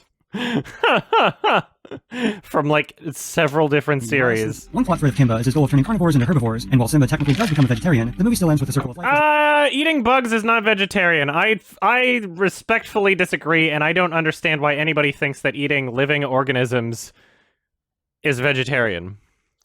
Eating bugs is... Do people think that? Is that like, do vegetarians eat bugs? Is that a thing? It's not technically... I'm sorry, that's stupid. Then you have Mufasa and Caesar, whose morals and personality are nearly identical. You also have Scar and Claw, whose names are... Sorry? Kimba. Then you have Mufasa and Caesar, whose morals and personality are nearly identical. I disagree. I disagree with that. Caesar's entire philosophy for the jungle is that, like, no one should fight ever, and, like, Kimba turns this into his vegetarianism thing, and I think it's even hinted at that, like, Caesar was trying to make everyone vegetarian, too. But it's like, in Caesar's jungle, no one fights ever and nothing happens, whereas, like, literally Mufasa's core philosophy that is in The Lion King is it's the circle of life. We eat the antelope eats the grass, when we die our bodies become the grass. Those are very two different core beliefs. You also have Scar and Claw, whose names are quite literally cause and effect, both portrayed as villains with damage to their eye, and while their personalities are pretty opposite, as pointed out by author Fred Patton, Scar is pretty much the combination of... He's referencing Fred Patton the furry! Sorry. Fred Patton. Scar is pretty much the combination of Claw's hot-tempered nature and the suavely sinister Black Panther. Everyone's saying he's going to be king of the jungle instead of you, Claw. I think that's such a stretch, and it's so stupid that, like, you have to combine two different characters to get one character. I think that's stupid. I think that's absolutely stupid. Yeah, Scar combines elements of both. Why? Like, I'm sorry. And the suavely sinister Black Panther. Everyone's saying he's going to be... And also, I really don't feel like Scar acts like this dude at all. Zazu and Polly are both birds meant for mostly comedic purposes. The baboons Rafiki and Daniel are also both wise old mentors who guide Kimba and Simba. Okay, hold on. The baboon Polly are both birds meant for mostly comedic purposes. I find this so stretching because not only are their characters entirely different, but you could say literally every character in Kimba is for comedic purposes. You could say his antelope friend too. You could say Daniel the baboon. They're all for comedic purposes. It's not like Zazu's it's not like, even if you were to say they're both for comedic purposes, it's not like that's exclusive to either of these characters. They're not the only characters in the show or film they're not the comic relief. That's not what they are. And their characters are entirely different. I find the Zazu and Polly comparison to be like absolutely ridiculous, like absolutely insane. Like you have to stretch so far to get there. You have to either stretch or reduce. Zazu and Polly are both birds meant for mostly comedic purposes. The baboons Rafiki and Daniel are also both wise old mentors who guide Kimba and Simba on their journey. Not really. Not really. Every once in a while he'll be like, "Hey, chin up, old little boy," because he's supposed to be an old kook, whereas this guy's like a fucking witch doctor, right? They're entirely different characters. This guy's a fucking crazy witch doctor. Guide Kimba and Simba on their journey. There are quite a few more comparisons we could explore, but we also run the risk of trying to say a film like Harry Potter, where a boy who's left in the hands of an aunt and uncle who suppress information about who he truly is and is destined for great things, is copying Star Wars, a film where a boy is left in the hands of an aunt and uncle who suppress information about who he truly is and is destined for great things. But then there's also this. That's why all the others always laugh at me, Kimba. I know my mother must be ashamed of me. No, you can't do this. It's one episode where the warthog's there and he's nothing like Pumbaa. You can't do this. And it's weird that I'm complaining so much about this guy that I'm like apparently is on my side of the issue by saying it's not really a ripoff. I'm wondering why he's including all these clips when they're so ridiculous. The stretches, that the mental gymnastics that you have to apply here to get to that point. It's just so ridiculous.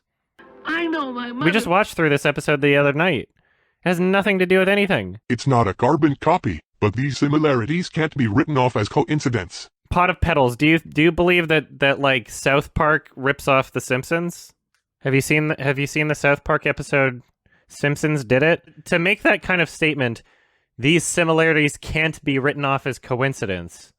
You're acting as though you're an expert on how art is created. And you're I take issue with the absolutism of that statement, which is what I'm arguing against, pretty much. Not your statement, but that statement in general. I'm willing to say, yeah, it's entirely possible that The Lion King was inspired by Kimba. But what I'm arguing against is the absolutist statement of, oh no, there's no way it could be a coincidence, or that The Lion King... There's no way The Lion King would have come up to with their own film the same way independently of Kimba existing. I don't think that's true. I don't think that's true at all. I don't think that it's impossible. I think that's ridiculous. No, but inspiration is there. You say no, but the inspiration is there. I don't... You're saying that the writers of The Lion King... Were you here last night when we went through this episode? You're saying that the writers of The Lion King added Pumbaa in as a character and had him ashamed of his own, smell for the story next to a watering hole because they watched this particular episode where this warthog, who has some weird pain fetish, who helps them out at the post office and then cries because he's ugly and is trying to bang the other warthog girl who's, not ugly. That, by the way, I'm not even sure this is a watering hole. I think it's just, a source of water, like a lake or something. I guess it's the same difference. But, how... That doesn't make any sense. That doesn't make any sense. And Disney claims they were not even aware of Kimba. Once again, I do not disagree with the idea that there are people that worked on The Lion King that had heard of Kimba before. That is not something I'm disputing at all. These set up narrative 1. The Lion King actually began as a Kimba the White Lion retelling. On July 19th, 1993, while still in production, Roy Disney gave the equivalent of a Reddit Ask Me Anything for a site called Prodigy Communications. To answer a question about whether there'd be any nice motherly figures, he said, quote, wait until you see next summer's The Lion King and Kimba's mother. If The Lion King began as a Kimba that's... If it originally began as a Kimba the White Lion retelling, then why were there original first concepts for Scar being him as the king of baboons then? Right? Why did they move away from those other concepts if... Ugh. If The Lion King began as a Kimba remake, this would be an easy mistake to make. This would also explain Matthew Broderick's This would also explain Matthew Broderick's statements, claiming to have been under the impression he was hired for the role of Kimba in a remake of the Japanese animated series. Matthew Broderick didn't write the movie. Matthew Broderick is a voice actor. I don't know why that's used. I don't know why that's an argument. In a remake of the Japanese animated series, there's also one anonymous employee who claims to have received a letter from a publicist about the, quote, remake of Kimba the White Lion we're doing. Going further, in April of 1980... Anonymous employee! There's also one anonymous employee who claims to have received a letter from a publicist about... Anonymous employee, unknown publicist. It's conspiracy level. But then there's narrative 2, which in my personal opinion, based on my research, is the most likely. The Legends of the Lion King more or less began just how the creators insist. But, and this is a big but, Kimba was always a massive influence, both consciously and subconsciously. Personally, I truly believe Simba was initially designed to be a white lion as a tribute to Kimba. As based on early concept art, there's no denying this. However, in the same presentation we all mentioned earlier, you do see Simba as... But I don't understand why people treat this as a smoking gun. It's one concept image out of a billion. Out of a billion concept images. It's one concept image and people are like, oh yeah, obviously it was supposed to be Kimba. What? That doesn't make any sense. There's a billion concept images that look different, right? They go with a lot of different... However, in the same presentation we all mentioned earlier, you do see Simba as a regular lion, and there's a ton of very early concept art showing this as well. So yeah, the problem is, you would have to have memorized the show.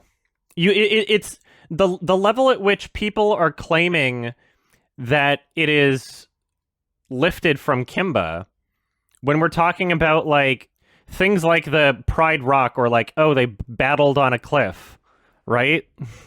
Or, the specific shot of the warthog at the watering hole. It's you would have had to have memorized the show. It's not just oh, I was familiar with Kimba. You would have had to have memorized it to lift those things from it. Yes, the influences remain controversial, but that doesn't minimize the lasting impact the movie has had on audiences all around the world. Maybe I'm biased because The Lion King is my favorite animation of all time next to Aladdin, but even with all the similarities we've explored, to label the movie as simply a ripoff is a disservice to all the original work that did go into the film. What's Kimba the White Lion, you ask? Listen to me for a minute and you'll find I have the answer to your problem. Well, I'll tell you. It's a Japanese anime series from 1965, based on manga comics from 1950, about a white lion cub called Kimba, whose dad is the king of the jungle. Already sounds familiar, right? I mean, just the name is similar. Kimba, Simba. This is the 1997 movie. What are you doing? This is the why are you even putting that there? This is the 19 this is from 1997. Please, why do all the Kimba people keep putting the 1997 movie in here? Why do they keep doing that? So the story begins when Kimba's dad is lured into a canyon and killed, just like Mufasa in The Lion King, and just like Simba in The Lion King. What? Ah! He's lost away from home and has to make his way back. But he has the ghostly... Oh my god. Trust me, it gets a lot worse. So the story begins when Kimba's dad is lured into a canyon and killed, just like... Lured into a canyon and killed. Mufasa in The Lion King. And just like Mufasa in The Lion King. That's so funny. And Claw has hyena henchmen who also serve as comic relief. Just like The Lion King, they want to eat the lion cub. Hey, it's been a and they even... I mean... it's not really their main goal in Kimba. Just like The Lion King, they want to eat the lion cub. Hey, it's been a and they even have a musical number in abstract psychedelic colors. Just, do I even have to explain? I can't believe this is a comparison here. And they even have a musical number in abstract psychedelic colors. They even have a musical number in abstract psychedelic colors. Because that was invented by Kimba. I'm afraid, need your aid, big elephants on parade. Just, do I even have to explain? Over the course of the series, Kimba makes many friends. They include a quirky but wise baboon who's very similar to Rafiki. There's also an excitable comedy bird, and of course, the romantic interest. It's very familiar. It gets so old. Now, in Disney's defense, the original story for The Lion King was completely different in the final film, and the name was chosen because it was the Swahili word for lion. But in a 1993 interview before The Lion King came out, Roy Disney reportedly called his main character Kimba. And you have to wonder where Disney got all their ideas for this. There's Kimba hanging above a fiery pit while Claw stands above him. Oh my god, you have to wonder where they got their ideas. Ah! You have to, it's like these are such basic things. If it was something like really complex, then I would be on the side of Kimba people. If it was something complex that like you can't possibly have written without lifting it from something else that previously existed, that would be an argument. But these are not complex things. Dangling from a cliff and then adding this extra element of like fire underneath is not a complex thing. And this is like, as I've already fucking shown, like there's a billion instances of like people fucking falling from cliffs in Kimba. So no matter how it was done, Kimba would have done it. Also, this clip that they used, is that actual fire? This is lava, I guess? Like, he just fell, right? That's not even Claw, that's fucking Cassius. Look, he's dangling from a cliff again. Look, he gets pushed off a cliff.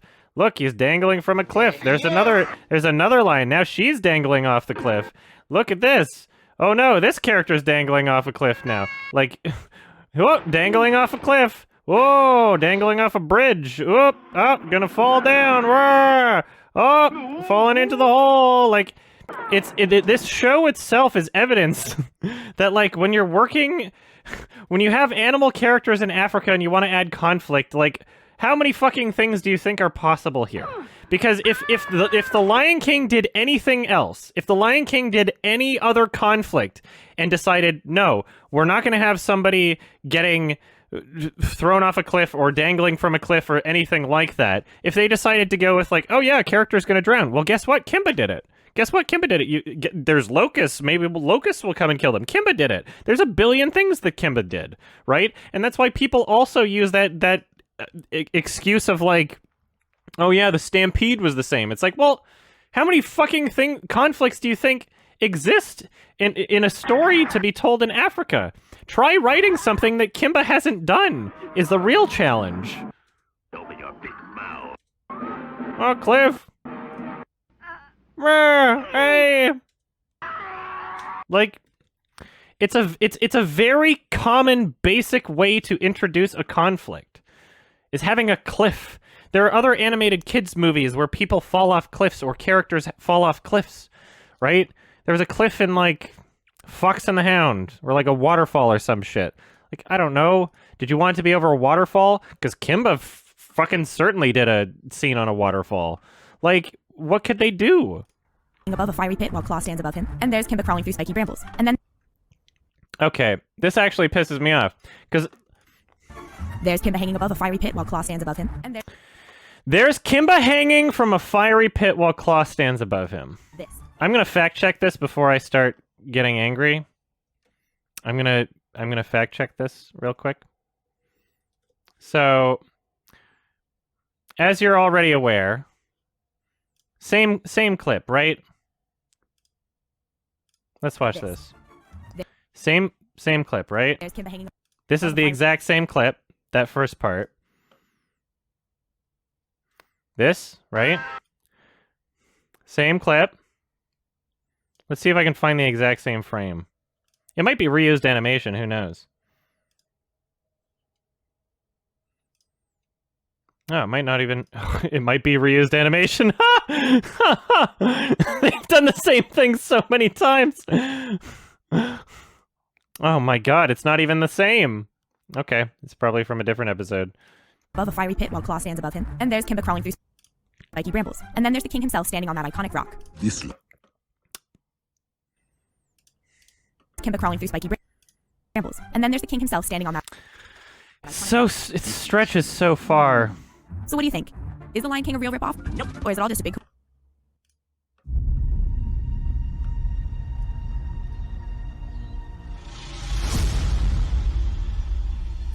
97 movie. It says 1966 in the corner, and they're playing the 97 movie, and it has 4 million views. They're playing the 97 movie. It has 4 million views.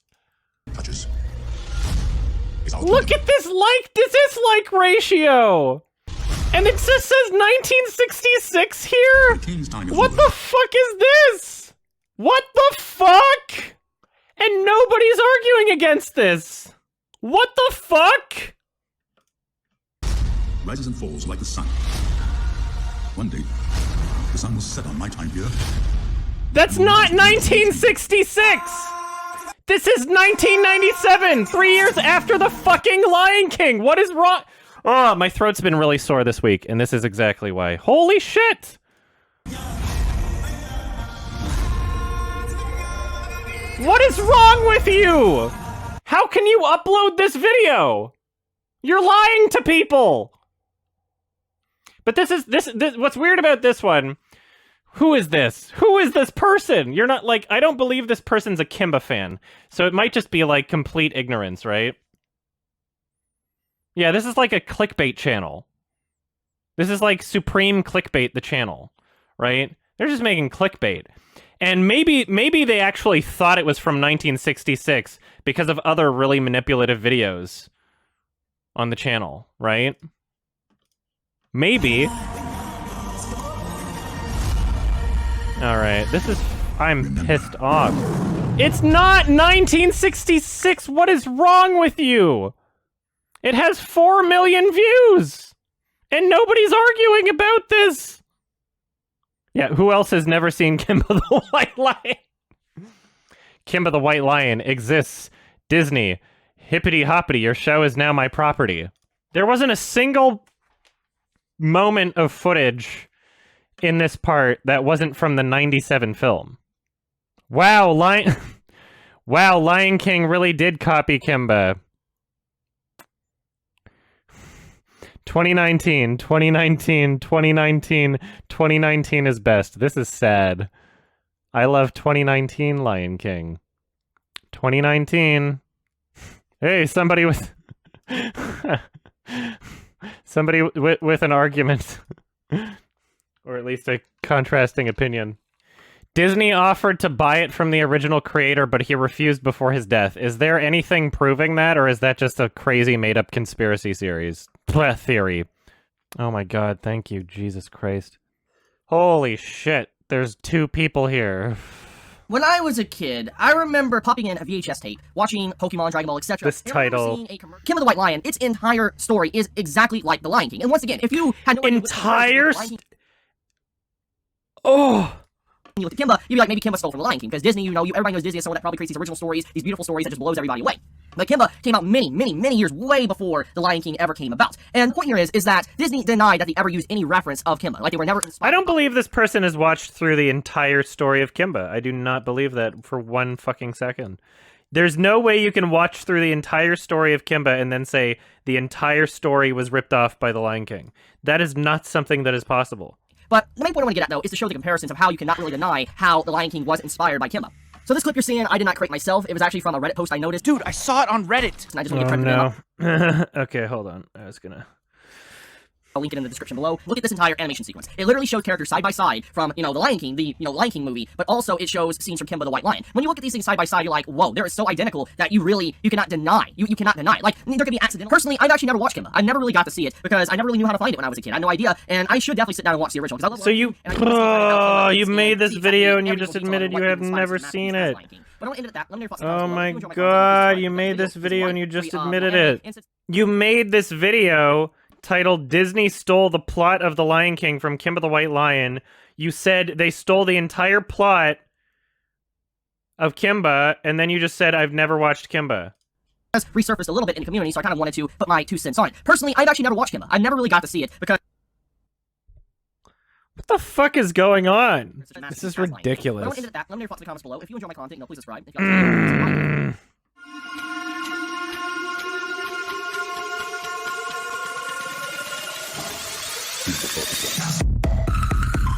T-Bear!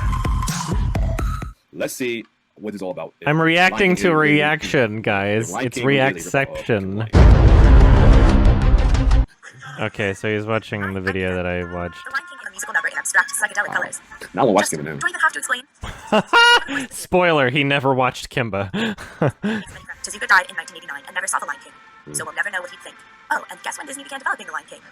Yup, 1989. Now, in Disney's time, the original story for The Lion King was completely different in the final film. Could be coincidence or, they jock whoever, but... It's interesting content. The fuck is going on?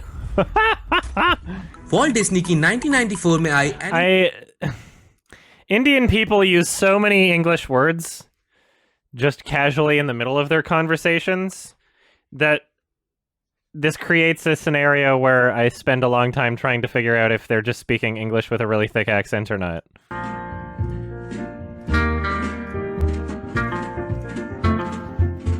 Not allowed to run in the desert. Then there's a talking bird that appears. Gosh, that's a lot like a Polly Cracker. The parrot, it's not a parrot, that's a talking bird. They are not the same. Then I see 2 hyenas. 2 wisecracking, smart-alecky hyenas.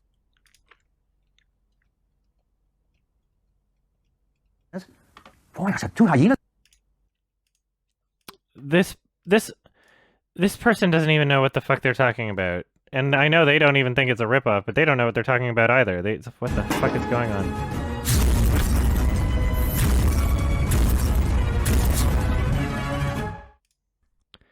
YouTube sucks. Now Disney is set to make even more money off of that amazing property. The problem is, The Lion King is a blatant ripoff, plagiarism, and theft of a Japanese manga and anime series known as Kimba the White Lion. It was later released in the US as Jungle Emperor Leo. That original story was what the world would soon come to know as The Lion King. The film would not be released until 1994, but when it did, it quickly became Disney's most successful animated film of all time. The similarities between The Lion King and Kimba would take the entire length. You're using clips from the 97 movie! What are you doing? You don't know what you're talking about! The similarities between The Lion King and Kimba would take the entire length of the Lion King film to point out, so I'll try my best to sum up the most critical areas. Kimba the White Lion was a lion cub that is born and presented to the jungle animals as Kimba. You're using clips from the 97 movie! I was already a little mad, but I didn't yell at the first part where he's like, it is a blatant ripoff and plagiarism, blah, blah, blah, and like provides no nuance or no, like literally like zero gray area at all in the video. I thought, thank you. I thought that, it isn't even Kimba in that clip. That's actually correct. Yeah, Kimba's the adult in this movie. You're absolutely right. Kimba the White Lion was a lion cub that is born and I'm pretty sure, isn't he? Yeah, he is. Kimba's the adult in the movie. Yeah, he is. To the jungle animals as Kimba. Yeah, that's not even Kimba. On his big ears. In The Lion King, a lion cub with black trim on his big ears is also born and presented to the jungle animals. Oh, black trim on his big ears. Brrr! but this time as Simba, so the names already rhyme. The names already rhyme. You didn't do any research. You don't even know. You don't even know that Simba means lion in Swahili. You don't even know that. You didn't do any research. In Kimba the White Lion, Kimba is guided and mentored by the baboon Daniel and the colorful parrot Polly Cracker. In Lion King, you don't know what you're talking about. You don't know what you're talking about. In order for Kimba to make peace with all the jungle animals, he eats plants and bugs to avoid eating his friends. That's not really what happens in The Lion King. In Lion King, Timon and Pumbaa teach Simba how to survive only eating the bugs in the jungle. So lame. Now jump to 2019, and now Disney is set to make even more money on a property that they stole in the first place when they released the live-action version of The Lion King. That they stole in the first place. No nuance in this video. It's one thing if you come away with the conclusion that Disney did some shitty stuff in this controversy. It's another thing to just be completely fucking black and white about it. There is no nuance in this video, and it's actually upsetting. That pisses me off. They have so much power and knew it was a foreign property. In the end, they knew Japan couldn't do anything about the plagiarism, and they also knew American viewing audiences would either be unaware of the theft or they would be willing to overlook it since it's Disney. What about Kimba made The Lion King successful? Everything that I love about The Lion King has nothing to do with anything that was happening in Kimba. Right? When you go through these, like, comparison shots and shit, like, what about... First of all, these are two completely different scenes in context. But, like, what about that made The Lion King successful? There's nothing... Like, the fucking music made it great. This is one tiny fucking 5-second moment where Daniel picked up a stick to hit somebody. This was Rafiki's staff. It was, like, a part of his character design. Don't pretend like Daniel picking up a stick for 5 fucking seconds that some Disney person went and saw that and was like, ooh, a baboon with a stick? That's a crazy idea, and that is why Kimba was successful, so we'll do the same thing. What are you talking about? What are you talking about? Going back in time, whether or not a deal went sour and Disney just decided to roll with it under a different name after obviously having preliminary talks, or if Disney just got greedy and cut Japan out altogether since Tezuka had just died, we may never know. But it's impossible to... Oh my god, you just used a clip from the 97 movie again. I love The Lion King because it is a great movie and a great story, but I do not believe anyone can discount this as coincidence. Do you? Tell us what you think. Sign off. I don't believe you've watched Kimba. I don't believe for a fucking second that you've watched Kimba. I also hope that they don't get hate from this. Nobody send hate their way, honestly. Don't harass these people that are just... making videos pretending to have any kind of knowledge on a subject that they know absolutely nothing about and didn't do any research on, and include clips from the 1997 film saying that The Lion King went back in time with a time machine to rip them off. Don't send any harassment their way. I'm just gonna make my video, state my case. That's gonna be it. Oh, it sucks. Oh, my throat is so sore. I keep yelling. Oh, it sucks that, like, I'm in a position where I have to leave no stone unturned in order to even have this conclusion, you know? This video is literally used in the Hollywood Reporter article. And they, like, interviewed her. I don't know. She has to know that people are coming away from her video knowing or with the impression that, like, the 1997 and 2000 footage that was shown is some sort of evidence, right? I think that's bullshit. I think that's stupid. Hey, he has a stick again! He has a stick for a moment. This is, like, the second time he's had a stick.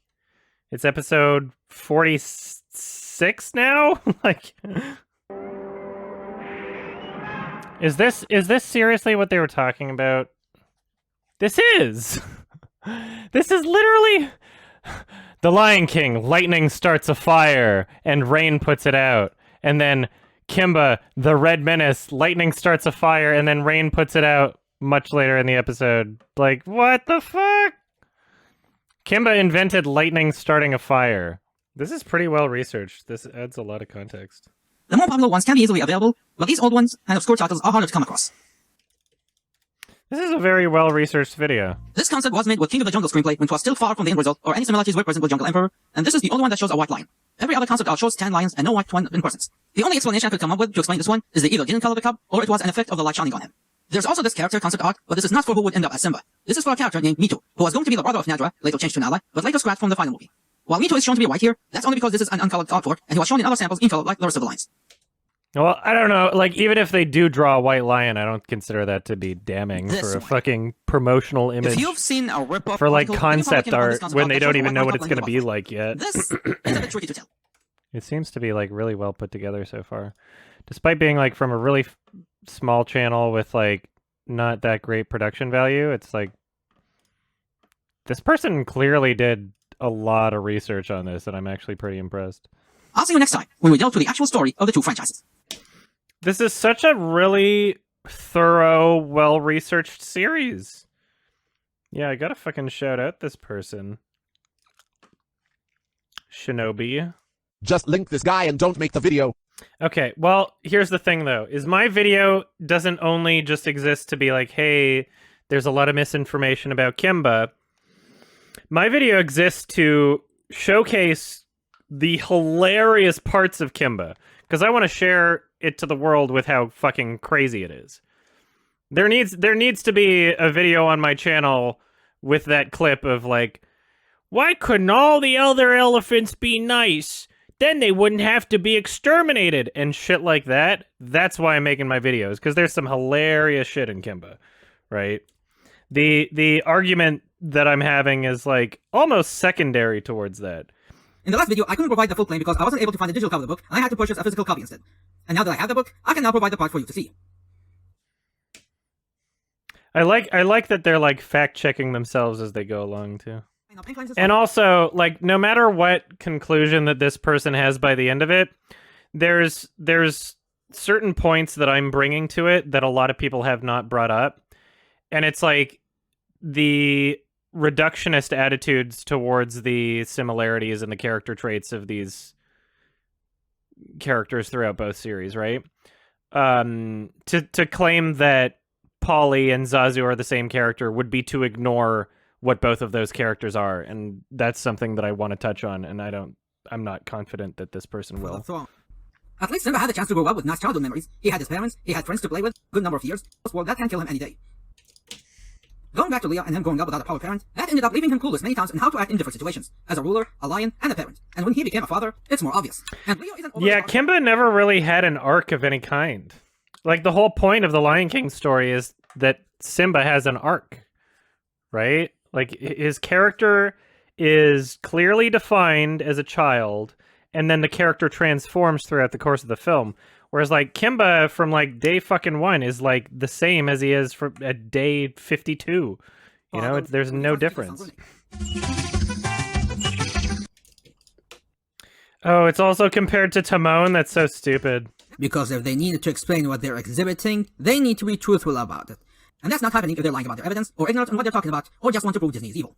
Reminding you once again, the importance of research and honesty in your presentation if you want to present unprejudiced, not one-sided facts. Because doing otherwise would be... Yeah, this person's basically using this person has the same opinion as me, it seems. And if you don't understand what you're working on, then don't even bother doing it, because it only makes things worse. It makes it worse for presenting a faulty idea of your subject, and it makes it worse for giving a bad impression on you.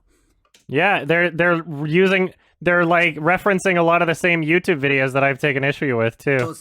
This is like the most research I've seen from any one of these YouTube videos covering Kimba and Simba.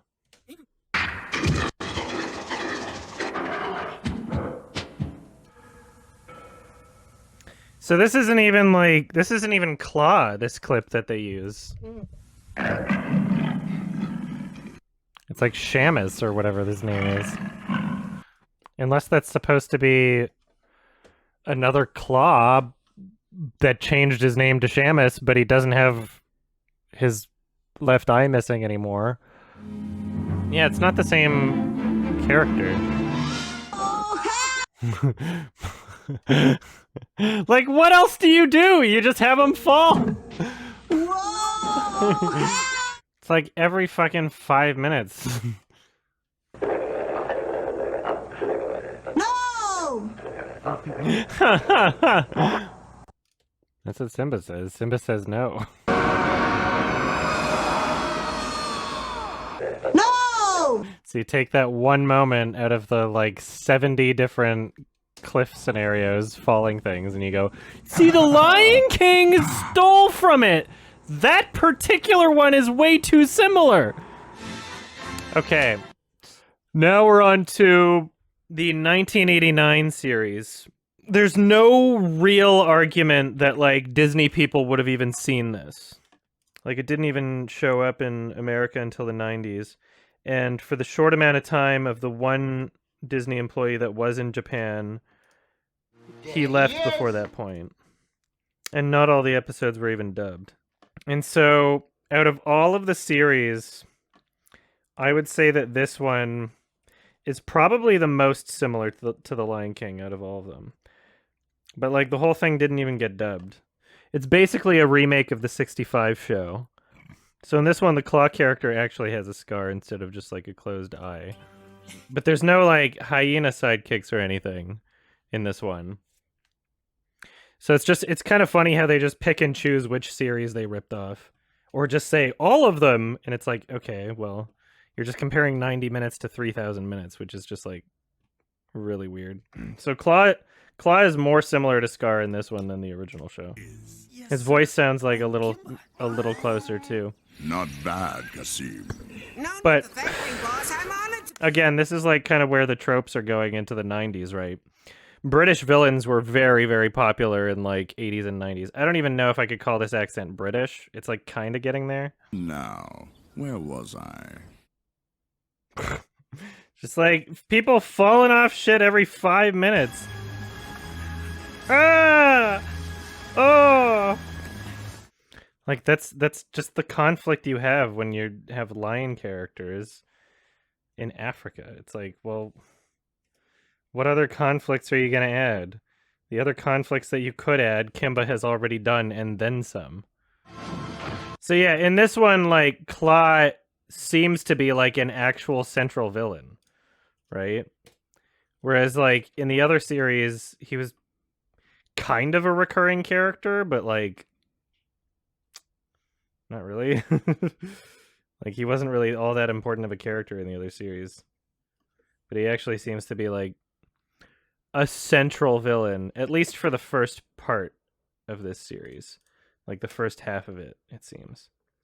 I'm just confirming that Claw is actually in this 1966 film, because if Claw isn't even in it, I'm pretty sure Claw is. It'd be weird if they weren't. Because if they're not, that's kind of a point against it, isn't it? I don't see Claw anywhere. Claw's not even in this. No way.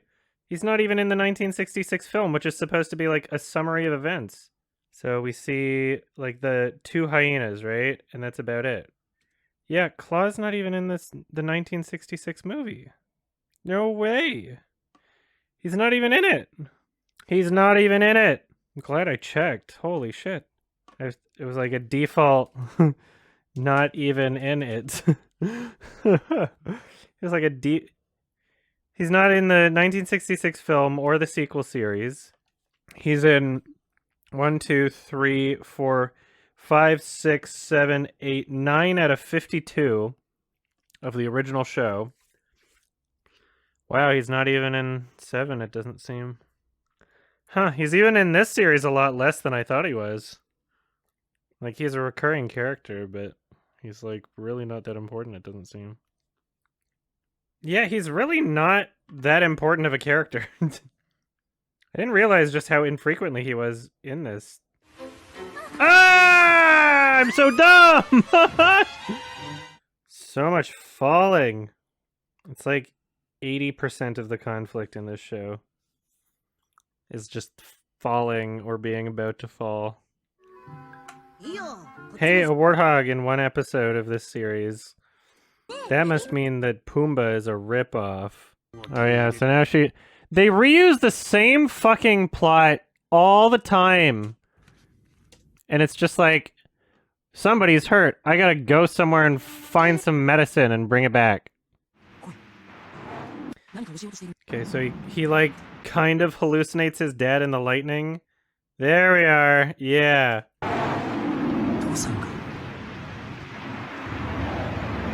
Go this way.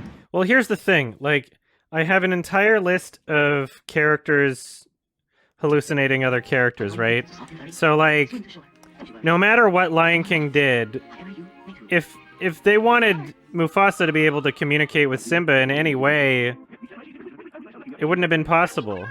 There's like a wild variety of characters hallucinating characters in other ways, right? So like, no matter what, Kimba did it. Kimba didn't invent the face in the clouds trope.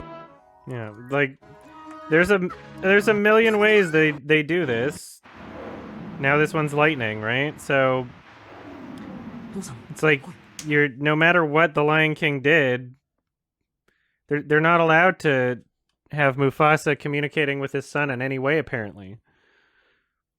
You know, it's unwinnable. So the giraffe is like, Giraffe wants to like swim. He's like, I'm not afraid of nothing. And then they find this like really salty lake or whatever. There's like a shit ton of salt. So the giraffe is just like floating.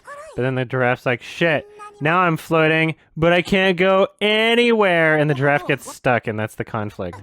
Everybody's like, oh no, the giraffe is stuck in the middle, and there's like African wild dogs are gonna show up and try to fuck him up. So it's so funny, because like the leader of this pack of African wild dogs also has a scar on his face too, which like reinforces how tropey it is. Look, he's got an ear missing and a scar on the same spot. It's like the same side of his face. It's like the show itself reinforces how much of a trope it is by having, like, it's not like it's exclusive to one character in the franchise. It's a trope. Like, it's literally just a trope. That's what it is. Yeah. So the opening part of this is like almost reminiscent to The Lion King, and that's a lot of the people that make these comparison videos use shots from like this opening kind of segment, which is completely unfair because this came out 3 years after The Lion King, and it's just incredibly fucking manipulative and dishonest. It's like, a birth. So yeah, people use these shots, like the zebra shots. The rhino shot, looking up, they use that. They use this. They use that shot. It's so unfair. It's so unfair, and I can't... It's so unfair and dishonest that people are like, yes, this is the opening of The Lion King right here. This was 3 years after! And then this part from the Simba song, where they're like, I just can't wait to be king, when he's like on top of the giraffe, they use this part. It's like, fuck, I can't believe how fucking awful people are, and so dishonest and manipulative. It's so dishonest. Yeah, they use this like meerkat thing. It's like, oh no, meerkats are looking up. That's what they do in nature, but Kimba invented it 3 years after The Lion King, and then The Lion King stole from Kimba. Kimba has a very strong environmentalism message, which is not what The Lion King had. Like, that's the most consistent theme in Kimba, I guess. Is like the environmentalism theme. So this movie is based on the second half of the manga. You're not allowed to talk with your son on a cliff. And also this was made 3 years later. See, why didn't they use this? All those different videos, why didn't they use this shit? I don't even think this one has an IMDb. Okay, so some of that was actually... Some of this is actually taken from the 89 series. Some of the animation is literally just taken from the 89 series. Just reused and repurposed for this OVA. Alright, so here's the 2000 short film. Boo Boo. Yeah, Claw, Boo Boo, it's the same character. Cliff! So he like set him up. Which is very similar to The Lion King, but like, this is 6 years later? And then does it just repeat? It just repeats, so it's not even 20 minutes. It's like 10 minutes long and that's it. That was the whole thing. And then the video just repeats because YouTube, whatever. I don't know why. Oh, not only does it repeat, but it stops before it's finished. And then we just have the 2009 movie, I guess. So we hit 20. Okay, so we're all like 24-hour mark once, 24-hour mark twice, and then all the way up to 8 hours and some. So that's 56 hours of Kimba. How many minutes is that? Yeah, that's well over 3,000. That's 3,300 minutes, and that's being generous. That's a conservative estimate, I mean. Yeah, so I was not wrong in saying 3,000 minutes of Kimba. It's like 3,500 minutes, basically. Because like a lot of these didn't include the opening theme song in the cut here, and it would have added on to the time, like opening and closing theme. Yeah, so I'm not exaggerating. I'm not exaggerating at all when I say over 3,000 minutes of Kimba. Well, I didn't get audio done. I got some of the audio done. I got the first like 6 or 7 minutes done, and the reason why I didn't just power through and do all of it before starting to edit it is because I need to like figure out what it's like in context so I can structure it. Because like there's so much about it in this video, like there's so much that I want to say. I'm not just talking about the controversy. I'm talking about Kimba itself. And so I need to make sure that the direction I'm going with it is the way I want to continue with it, basically. I read through the manga today, and to no one's surprise, those shots from the 1997 movie were not in the manga. So even though it's based off the second half of the manga, they were not there. Like, yeah, the loose story is continued, but those specific shots that are similar to The Lion King are not in the manga. So they're actual bullshit being in those videos. Like, it's actually fucking bullshit. You can't even say that, like, oh, well, because it was in the manga, too. No. Like, they're not even there. So that's annoying. Recorded a bunch of Kimba shit, watched through a couple more of the Kimba YouTube videos. There are, like, more of them that I wasn't even aware of. I wonder if the person that... Actually, I'm going to have to see what this whole Twitter thread is. Yeah, this was a tab that I left open that I didn't actually go down yet. Here's what I want to know right now. So there's this thing floating around here. A lot of the Kimba people say that Tezuka was in talks with Disney to adapt Kimba into a Disney film. I don't know if that's confirmed anywhere, and that they just like rolled with it after he died or something. Like he met with Disney, but I don't know if it's confirmed that it was like about Kimba. Yeah, they say it like it's a fact. Can anyone find this? Like, I don't think this is real. I want to know what they're talking about, because, like, the Kimba people say it as though it happened, like, right before he died or something. He met Disney in, like, 1964. So them taking his property and making an adaptation of it. The original concept was thrown around in 1988. But unfortunately, Tezuka passed away in 1989 from cancer. What? Disney scrapped... I'm just reading someone's Twitter, so this is not sourced at all. Disney scrapped the idea for Kimba adaptation a little bit later, however. It was still in production, though they were taking Kimba and changing it enough to make their own original property. That's what this person on Twitter is saying. But I don't know if that's true. And I don't know... Maybe I should just, like, post this to Twitter. Maybe what is it? Maybe what sorry, Disney told Tezuka that he knew about, yeah, in 66, but they're saying in 88 there was like a talk. Yeah, that's what I'm thinking, is like he met Disney in 1966, but oh yeah, Disney didn't bring a massive lawsuit towards Kimba. They just put a cease and desist order on the one film festival in North America playing the film. They didn't make a lawsuit again. People are so stupid. People are so... I watched like 2 more Kimba videos today from like Screen Rant and some other thing. And they were both saying like the 1966 film and then showing the 97 movie. And they were talking about it as though the only Kimba thing that exists is one film from 1966. The film... No, that's not what people are even comparing. It's like this controversy is just... Nobody knows what the fuck they're talking about, and it pisses me off. All right. Posting a tweet. I'm gonna see if somebody has a source. Yeah, like I don't. They just spew out so much bullshit, and it's like,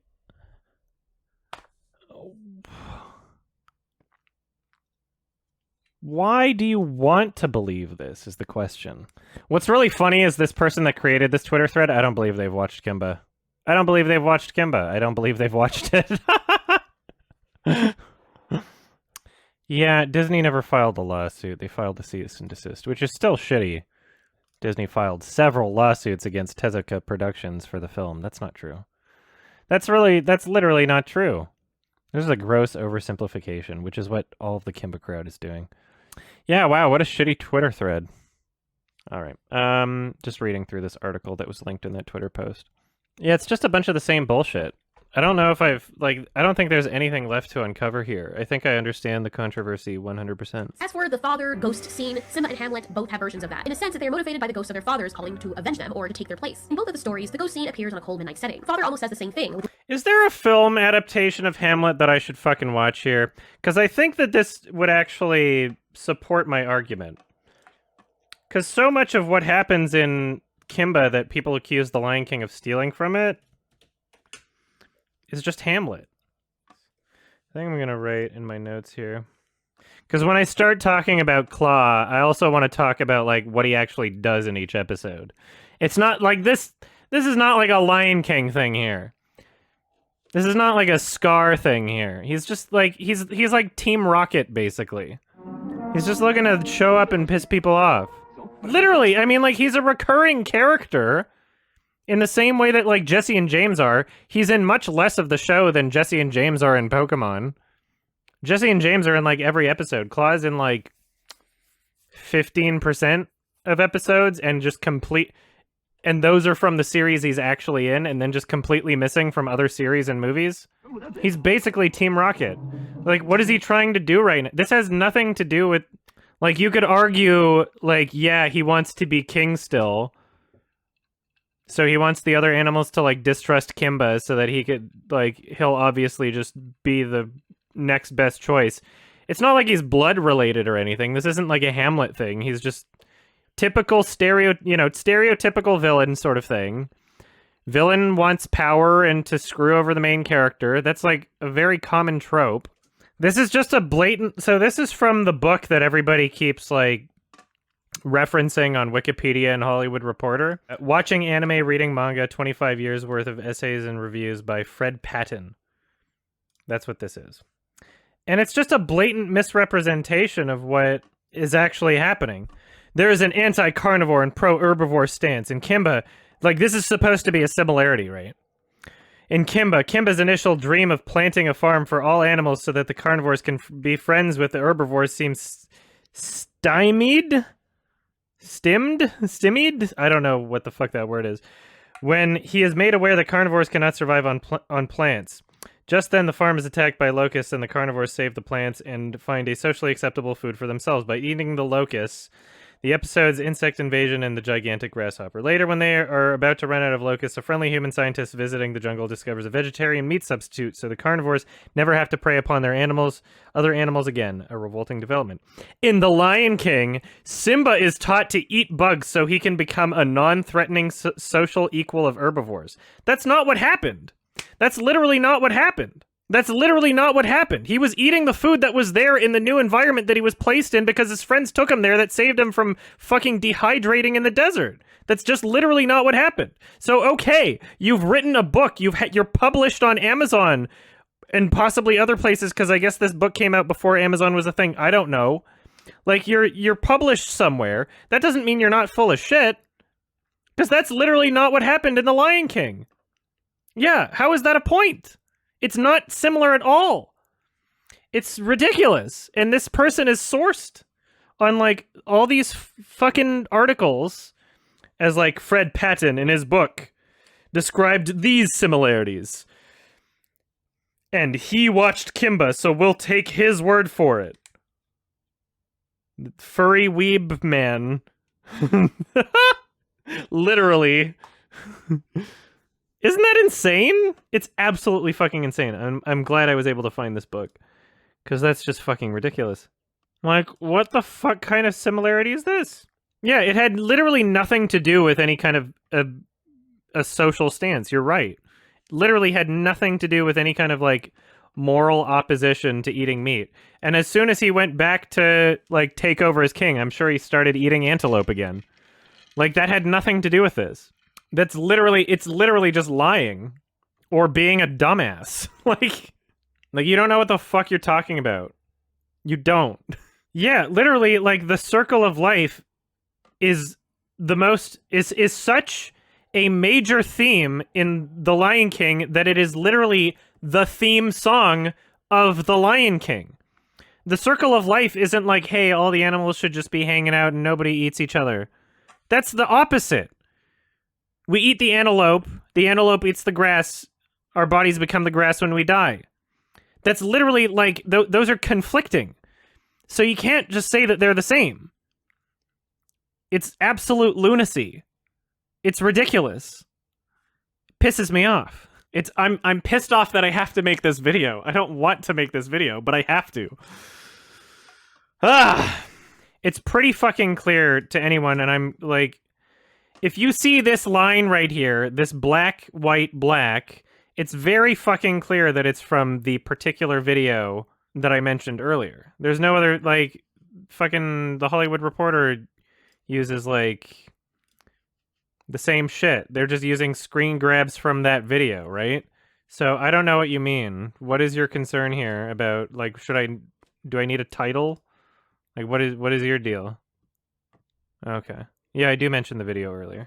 And also, like, I'm talking about an argument from the Kimba crowd. I'm like, this isn't like I let someone else do the work for me and I would have put these clips together anyway. I'm literally talking about the comparisons that other people have made. All the Kimba shit is, it's literally well over 3,000 hours long. I say 3,000 in case people get mad that I'm including, like, the opening credits or whatever of each episode, in which case I haven't actually done all the math, because I would have to edit out all the opening and end credits and all that shit.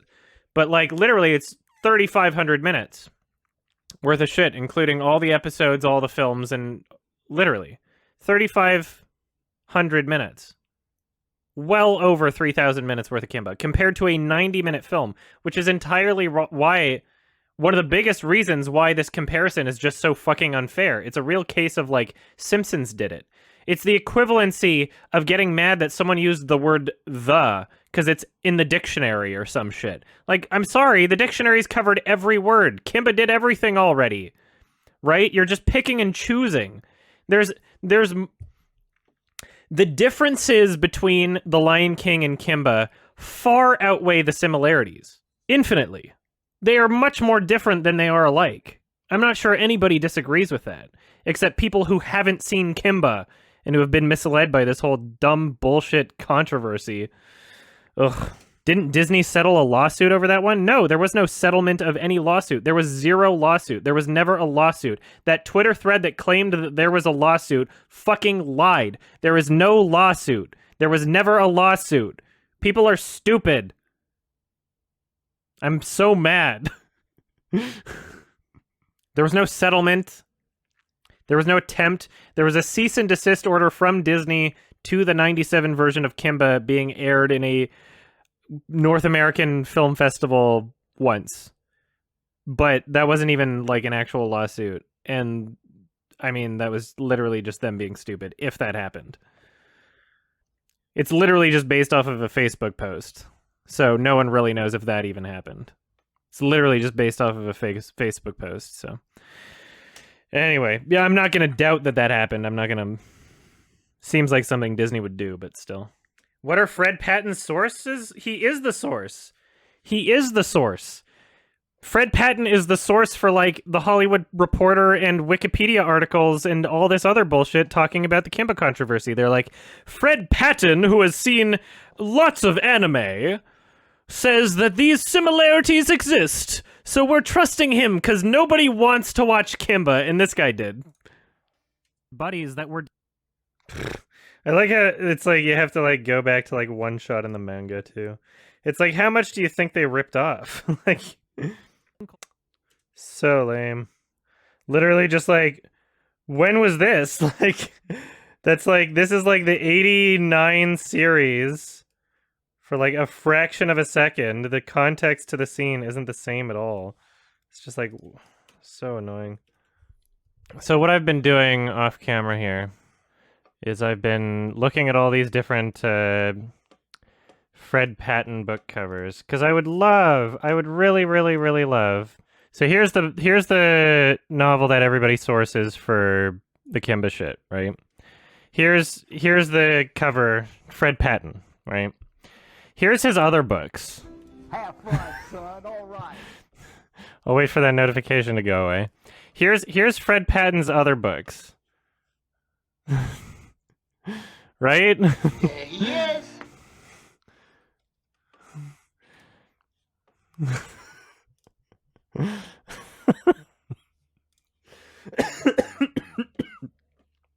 This is literally everything else that exists from him is like, this is all the other shit that was on Amazon. Is all these, right? It's like, is this the one time like people are taking furries seriously is just to talk about Kimba now? But it's like, I don't think anybody sourcing him knows he's a furry, right? And not that that should discredit what he's saying, I guess, but it is still kind of like amusing. I need to find a way to mention it without being an asshole. Because I think it's the funniest fucking thing in the world, right? It just makes me feel a little bit like he might be a little biased. Like, sure, I want to fuck Scar from The Lion King. I'm incredibly biased in that sense, but, you know, he's an old furry. He's, like, dead already, right? So, Kimba was his fucking thing. Maybe he wanted to bone Kitty or something. It just, the criticisms in the book just don't seem genuine, unfortunately. It's really, like, I'm trying not to be a dick, but, like, they're stretching so hard, you know? And people go like, this person was published. It's in a book. It's true. Right? And that's just kind of pisses me off. Because just because someone writes a book doesn't mean that they're not full of shit. Just unfathomable. Now, there are obviously other comparisons between pre-1994 Kimba and The Lion King that are at the very least understandable, and don't worry. See, I'm, like, trying very hard to, like, include clips where I'm like, oh, it's at least understandable, but it's, like, they're very... The only one I can think of is, like, Scar, and I have explanations for that, obviously. So it's really difficult to even, like, scroll through this entire, like, 8-minute video and be like, oh yeah, this is at least understandable. Like, what is this? Showing him, like, running...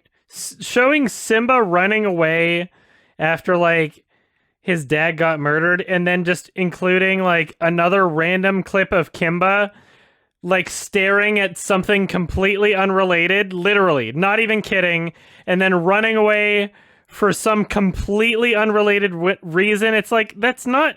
The same things did not happen. Like, so lame. How can you do this? It's so lame. Like, we get it. That's your favorite fucking furry anime was Kimba. I get it. But seriously, holy shit. I'm so mad. Why is everyone so stupid? I shouldn't have to make this. This is so stupid that I have to make this video. That's so... I can't believe this shit.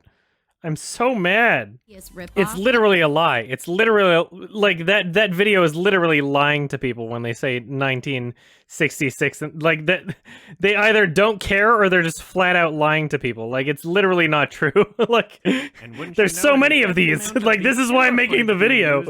I wasn't able to find a copy of the movie to watch, but this is all the stuff that I've heard from various sources. We mean, come on. This is what I've heard from various sources. I wasn't able to find a copy of the movie to watch, but this is the all the typical stuff that I've heard from various Kimba sources. controversy commentator. Simba and Kimba? So lame. What is wrong with people? Yes, I watched all of Kimba. It was exhausting. I watched like 3,500 minutes of Kimba. It was terrible. But then a bunch of insects come and ruin. And that's why I'm making this video.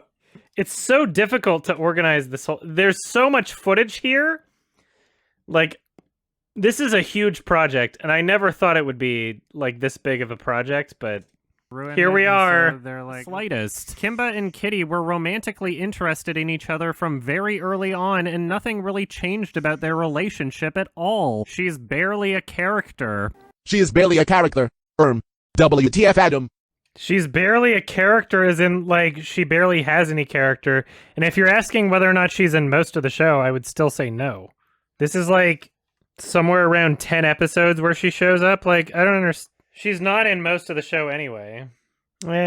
Since you confused what I was trying to say in chat, I'll just delete that line, I guess. He was a founding member of North America's first anime fan club. He is widely considered to be one of the founding members of the furry fandom and wrote and edited many furry books. Look at all this shit. Look at all this shit. This is ridiculous. This is the furriest shit that it's ever existed. This is a good founder of the furry fandom image. That's a great image. Yeah. Furries started in America? Duh! Yeah, of course they did. Yeah, there's so much about it that's just bullshit. And it's like, yeah, you're very clearly a reputable, established anime fan with, like, a lot of legacy in the medium. Very, very clearly, right? Like, you've got so much history in terms of you and, like, anime fandom shit. But your ability to say, hey, that's plagiarism, I don't think is very dependent on how much of an anime fan you are. I don't think that those two things are necessarily, like, the same skill, is what I mean, you know? Kimba the White Lion. So manipulative. Like, this isn't even Kimba's dad. This is literally Kimba as an adult. Like, what the fuck? So lame. Just, like, when you understand, like, that they're not the same, when you understand where, like, all the Kimba clips come from, it's just, like, so embarrassing that people eat this shit up. Because, like, these comparison clips are so dishonest. I want to be careful of what I use, because I don't want to imply that, like, I'm explaining these similarities away as though they're actually similar. There was, like, an entire chorus of people singing Wah in the 50s to make this. Kanye should totally sample that. Oh my god. If I was ever friends with Kanye, I would fucking show him that song. Through. But since apparently pretty much nobody outside of Japan has actually seen Kimba, I feel it's important to first... Apparently pretty much nobody outside of Japan has actually seen Kimba. Yeah. The most ratings there are in a single Kimba show is like 800 something. When I started making this review, it was like 600 something maybe. Most of them are like under 100. And so, like, all these people fucking commenting on these videos are just like full of shit. I've still yet to go through. But since apparently pretty much all the English speakers commenting on it anyway. I'm assuming Japan uses a different website other than IMDb. But yeah, I mean, like, even if we're not going to separate it by genre, you look at something like, I don't know, Beastars, which came out, like, so recently. This has well over 2,000 ratings. And it's just barely been released for, like, in America for, like, a month, right? Kimba's been out forever. It has, like, one of the shows has, like, 800 ratings. And that's the most. So, yeah, barely anybody's seen Kimba. You look at something like Death Note. Oops. Wrong Death Note. Even this one, 71,000 votes. 200,000 votes on IMDb. So it's like, you can't even say, like, oh, just because it's the genre and people would be rating it on my anime list. Like, the argument still applies, right? So much! So much! This review's too big! I was hoping this would be like 20 minutes. At the point when I realized that it would be too long to fit in my Lion King review, I was hoping that it would just, like, my assumption would be like, oh yeah, like a 20-minute video, which would be too long to fit in my Lion King review. This is like an hour long. It's going to be like an hour long by the end of it. Do people ever complain about the length of the long YMS videos? Not really. Maybe I've gotten like 1 or 2 complaints, but that's only after like Mahler started becoming popular. And then people just assume that anything long is bad, I guess. When in reality, it's like, I don't know, my Old Boy review is like an hour and 40 minutes long because I have an hour and 40 minutes worth of shit to say about it. I go through every scene in the movie, not because I'm like nostalgia critic and I just describe what's happening in the movie with a couple observations here and there, but because I have legitimate criticisms about like every fucking thing going on in that movie. Like the legitimate criticisms that I have, the things that I want to say fill up that much time. So yeah, and I compared to the old one. So it was 2 movies length into an hour and 40 minutes. So it's funny because people use that shot and like the assumption is that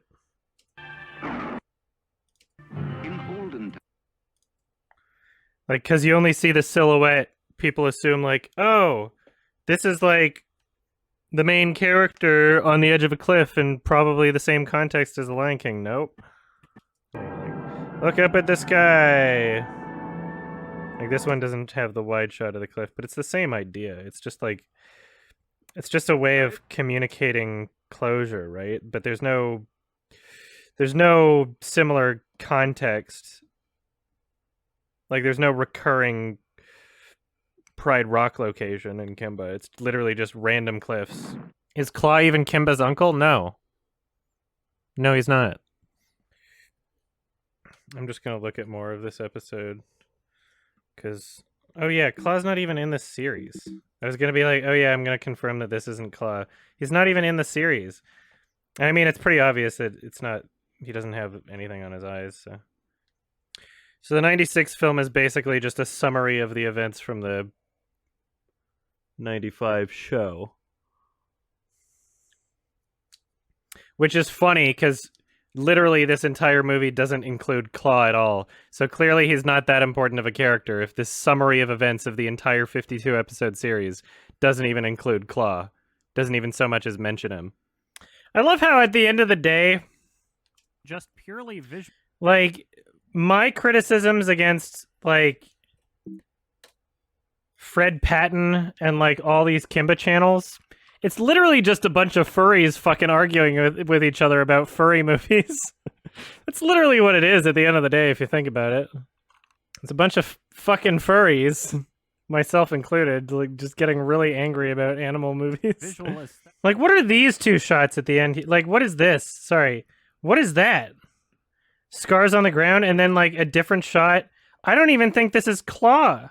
Like, what is happening here? Why are these 2 shots compared? That doesn't make any fucking sense. Yeah, you see the white line down the middle, too. Ah, ha, ha. Oh, that's so funny. It's the 97 movie! Ha ha! He's using clips for the 97. He doesn't even know he's doing it! That's why it's so infuriating! He doesn't even know he's doing it! I'm so sick of Kimba. I am so sick of this shit. I just want it to be done.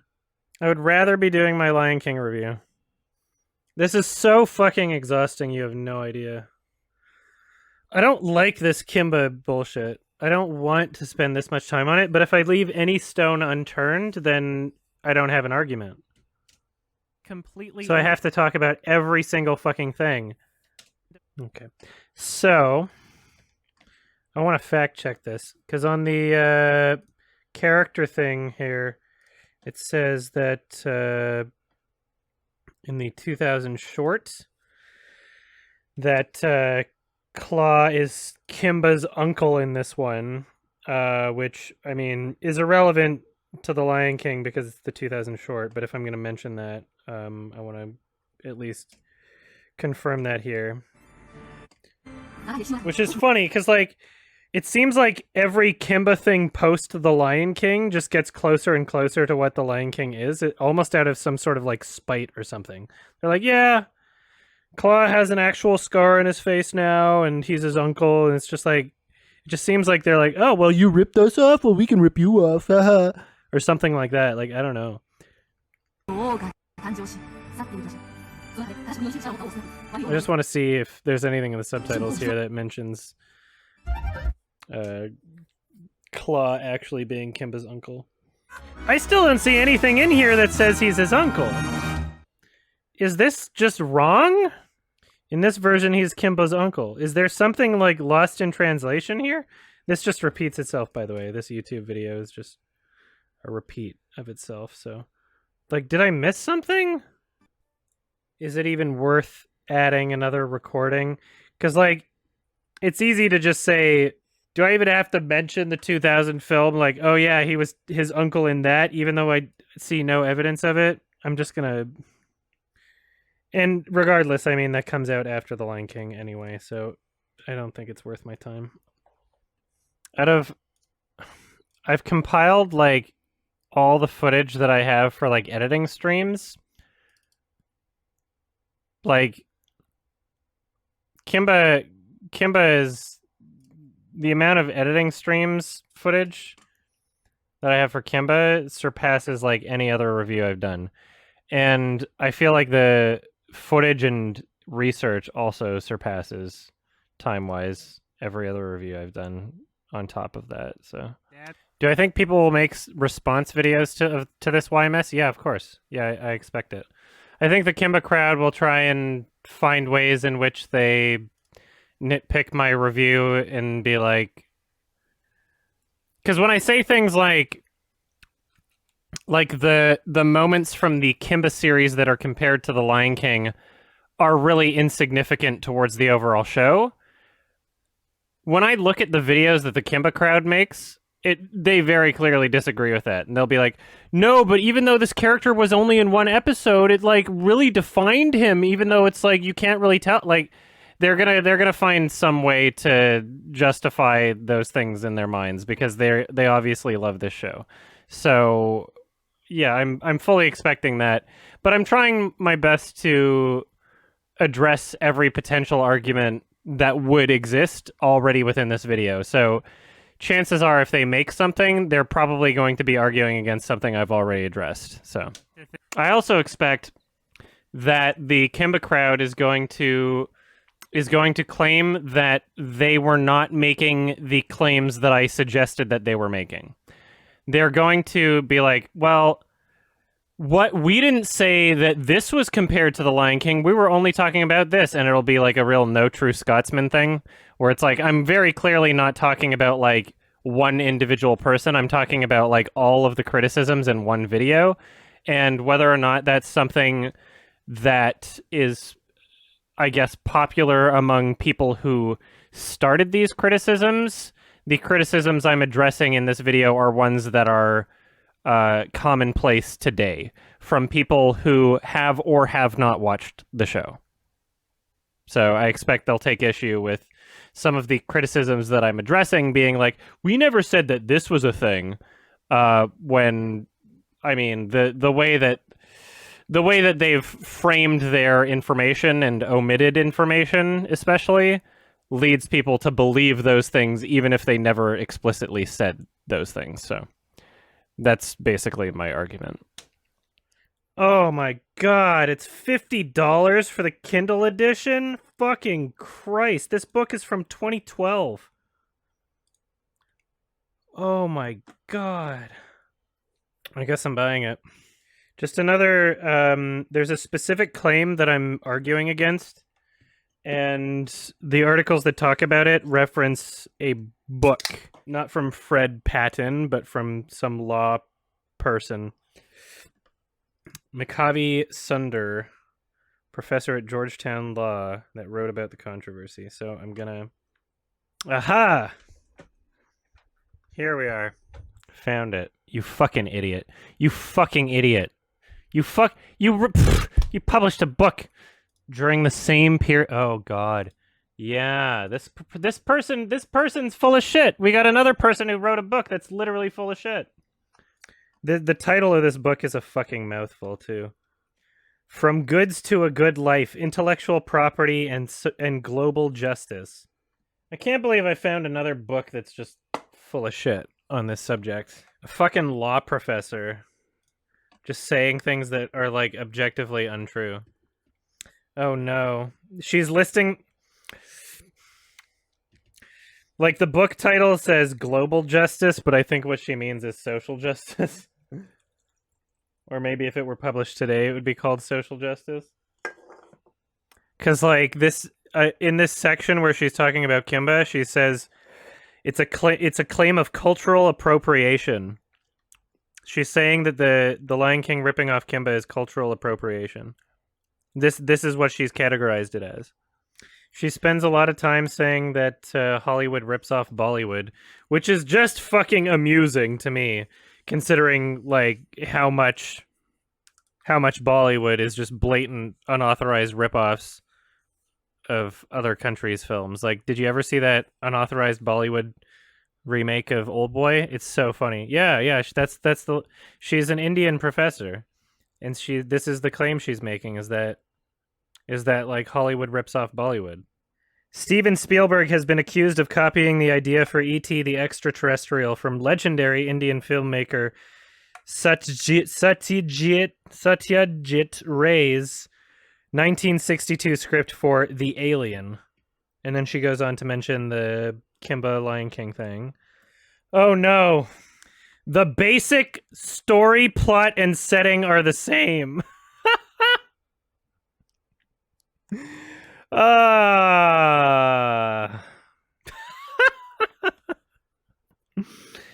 Oh no! What do you mean by basic? If you remove 99.9% of the Kimba plot, fucking Polly was not an advisor. Polly was not the hero lion's advisor. He was just a random fucking bird. He was his friend, and he was an angry asshole. He wasn't an What are you talking? You haven't seen Kimba. Why are you writing this book? You haven't even seen Kimba. She probably just read Fred Patton's book. She probably literally just read Fred Patton's book. Yeah, this was $50 for the Kindle edition. $50. What the fuck? This was published in like 2012 or something. I'm pretty sure Fred Patton's book was published earlier. Yeah, this is a different book by a law professor at Georgetown University. In both series, the lion cub doubts his ability to lead his people, and his father comes to him as a vision in the moon to embolden him. You haven't seen either of, like, these shows, then. What are you talking about? He doesn't show up in the moon in The Lion King. Also, Simba's not a cub by the time this happens. Kimba was, like, ruling over shit from the moment he was born. Yeah, I gotta mention these. This is hilarious. Yeah, I guess I'm gonna make a screenshot of the $50 Kindle edition thing. That's so funny. Everybody's full of shit. Everybody's full of shit. Can I get a refund? Well, I'm using it. Whatever. The hardcover is $93. The rabbit hole doesn't stop. It just keeps going deeper. Yeah, imagine being like a university student that like had to buy that book, and then I'm just like, yeah, this is bullshit. The basic story plot. I like how the basic story plot, like missing a comma here, like grading your fucking, like the basic story plot. Oh my god. Is that supposed to just say story plot? The basic story plot. Those, just use one of those words. The basic story or the basic plot. Yeah, like what? How do you write a book about something that you don't know anything about? How do you write a book about something that you don't know anything about? Pretending like you're an authority on this subject. Like, no, I know anyone can write a book, but how can you in good conscience do it? Like, how do you sleep at night, is what I'm asking. Both lion cubs eventually grow up and mate with their childhood playmate. That's not true! Kitty was not a childhood playmate. She literally showed up to be the love interest. She was from a different part of the jungle. The setting of the film and television series is similar, a rocky terrain, not the more common desert habitat that lions roam. Not really. No. No, that's not true. Kimba lived in a jungle. The Lion King was kind of rocky terrain. Kimba was jungle. That's literally, the show is called Jungle Emperor. That's what the show is called. The setting of the film. I can't believe this insane bullshit. Oh, I love this fucking cover of the Kimba theme song. I gotta download this. Alright, I guess there's more and it never ends.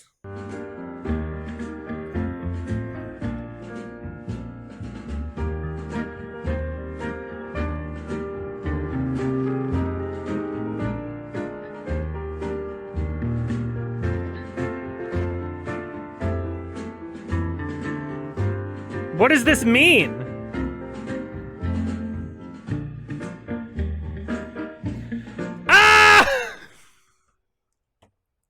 Black ear tips, fringe. Ah! What? No! It never ends.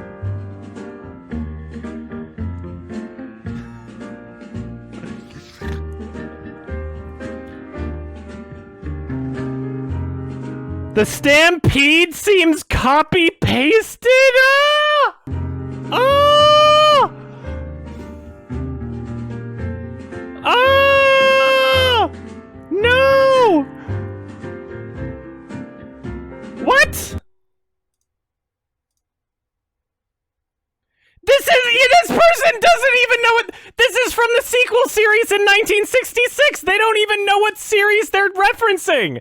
They include clips from the Kimba series and they don't even know which ones. They don't even know which ones they're talking about. This isn't even. What?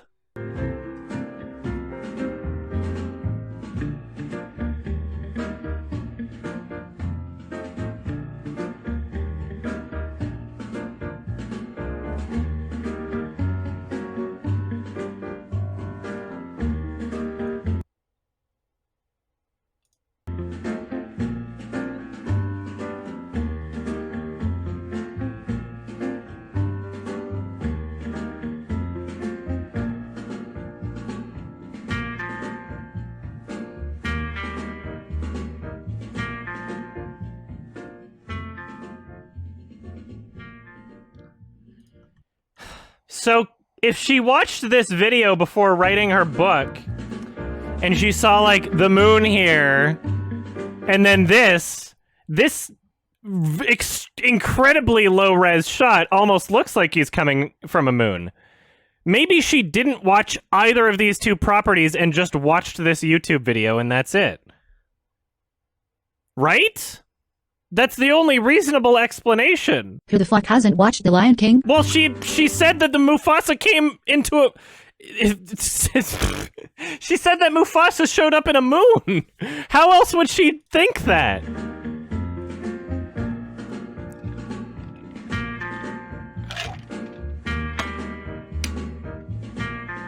What's funny, if she referenced Fred Patton's book, that's even more embarrassing because Fred Patton specifically states that the Kimba and Simba name similarity is not legitimate.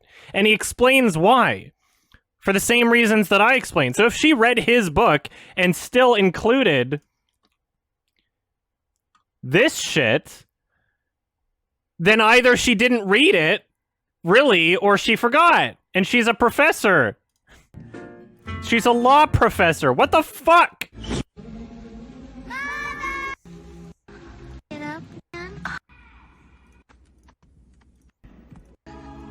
don't understand what they're trying to say here.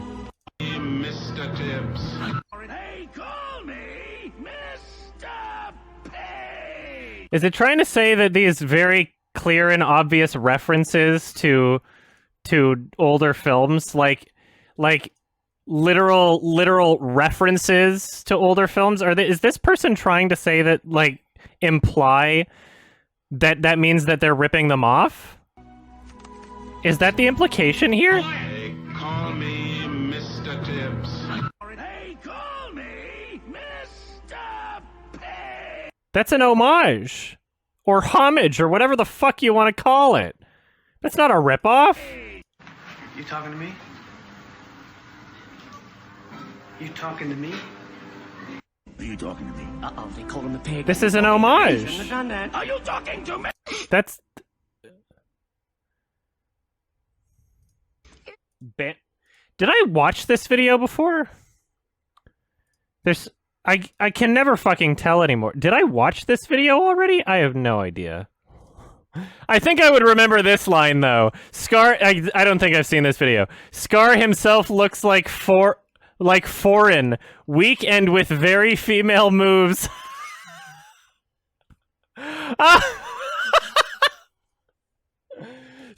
Scar himself looks like foreign, weak and with very female moves. What?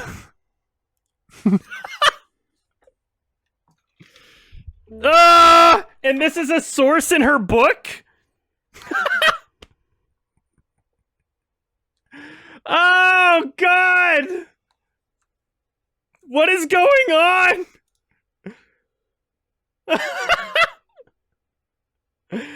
Oh, my God!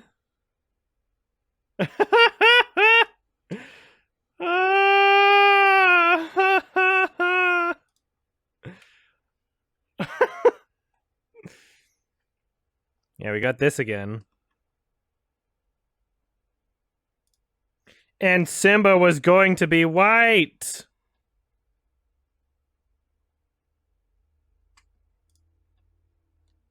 And avoid fighting.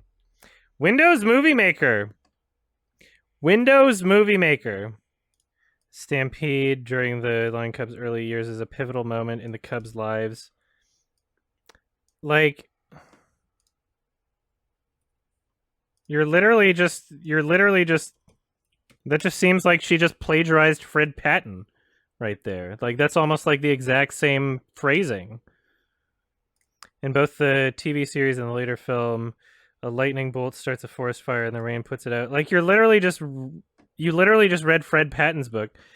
Oh my God. Most importantly, there are several scenes of nearly identical cinematic and artistic expressions in the films. What are you talking about? Similarities even inspired a Simpsons parodies of the Lion King's Mufasa, which appears in the code, blah, blah, blah, blah. She just, like, she didn't watch either of these shows. She didn't watch, like, she clearly didn't watch Kimba. And based on what she says in here, it seems like she didn't even watch The Lion King. Because otherwise she wouldn't say all this stupid shit. This Kimba shit never ends. Never ends! Alright, to be sure there are differences between Kimba and The Lion King, that's not a mass. It literally, like, quite fucking honestly, it literally feels like she just plagiarized Fred Patton's book. Which is, I mean, like, I guess, like, it depends on your definition, because plagiarism would be, like, word for word. She's allowed to report on the same things and have the same perspective. But I do find it kind of fucking ironic that this is a law professor talking about copyright and using the Kimba controversy as one of the examples. But you essentially just lifted your opinions from somebody else and don't have an original idea or thought in your head. Like, you didn't watch Kimba. That much is clear. You didn't watch the show. You're just parroting what other people are saying, and yet your claim is that it's wrong for the Lion King to have lifted from Kimba, but you are lifting from other people. Is that not, like, hypocritical? Observers call the similarities striking. Like, other people said this. Yeah, here's the reason why I got this book in the first place. Animation experts and historians have argued that Disney's claim of ignorance of Tezuka is likely disingenuous given the prevalence of the master animator's work in the United States from the late 1960s and on the frequency of Disney's own executives' travel to Japan, including Tokyo Disneyland. The Lion King co-director Roger Allers himself lived in Tokyo and worked in animation there in the 1980s, during which time Tezuka was alive and already well known as Japan's Walt Disney. A remake of Jungle Emperor aired in prime time on Japanese television contemporaneously. That means at the same time. And that is not true, because Allers left Japan in 1985 to work on various other projects that you can fact check for your fucking self on IMDb. He was in Los Angeles. Like, there are many, like, he literally wasn't there in 1989 when this series first aired in Japan. So you're literally lying to people in this book, and I don't know why. Why would you say that? I like how some of the sources are The Lion King and Kimba the White Lion, even though she clearly hasn't watched either of them, like, based on what she's saying, at least. What? Sorry. So, oh my god, okay. So, what are you talking about? What are you talking about? Doesn't make any sense. So, okay, let's break this down for a second. But charges of plagiarism is leveled at Disney well before the Linda family suit, blah, blah, blah, blah, blah. Kimba the White Lion by the master Japanese animator Osamu Tezuka. Tezuka has long been hailed as the father of Japanese anime and the Walt Disney of Japan. His well-known anime series Kimba the White Lion based on manga serial Jungle Emperor. And then this footnote link. This footnote link as she's talking about the manga. And she never, to my knowledge, once even mentions the 1997 film, and yet you click on the footnote, and it says, Jungle Emperor, Tezuka Productions, 1997. What are you talking about? What are you talking about? This is the worst book I've ever fucking read in my... Oh, what is wrong with people? This doesn't make any sense. You're talking about the manga. You're referencing the 1997 film in the footnote? What is this? Copyright 1997 when you click on the footnote for the manga. Copyright 1997. She's a law professor at Georgetown University. Like, that's whose book I'm reading. Literally. Literally, she's a law professor. Is she legally allowed to just lie in her book? Like, law professor? And she's sourced in these articles. Do not harass this person. I'm making it very clear right now. Do not harass this person. But oh my god, like, why would you put your name on a book of lies? It would be pretty difficult for her to sue me over literally stating factual inaccuracies about her published works. Also, living in a different country, so I don't give a shit. If she copyright claims my YouTube video, that'll be a good Streisand effect. Now I can get back to, like, moving the footage around and all that shit. Holy balls. Like, you're a law professor. You're a law professor. Sourcing shitty Windows Movie Maker YouTube videos and the 97 film when talking about the manga. What? Oh. Ignorant of the lol is not an excuse. This is probably my most thoroughly researched video, though. I've never read books for a video. I don't think. This is so... I hate how annoying this video is. This might be the most autistic video I've ever made. But that's a good thing, because you want to see, like, autistically researched videos, right? I can't believe just how stupid everybody on the planet is. I'm just like, I'm mad at everybody.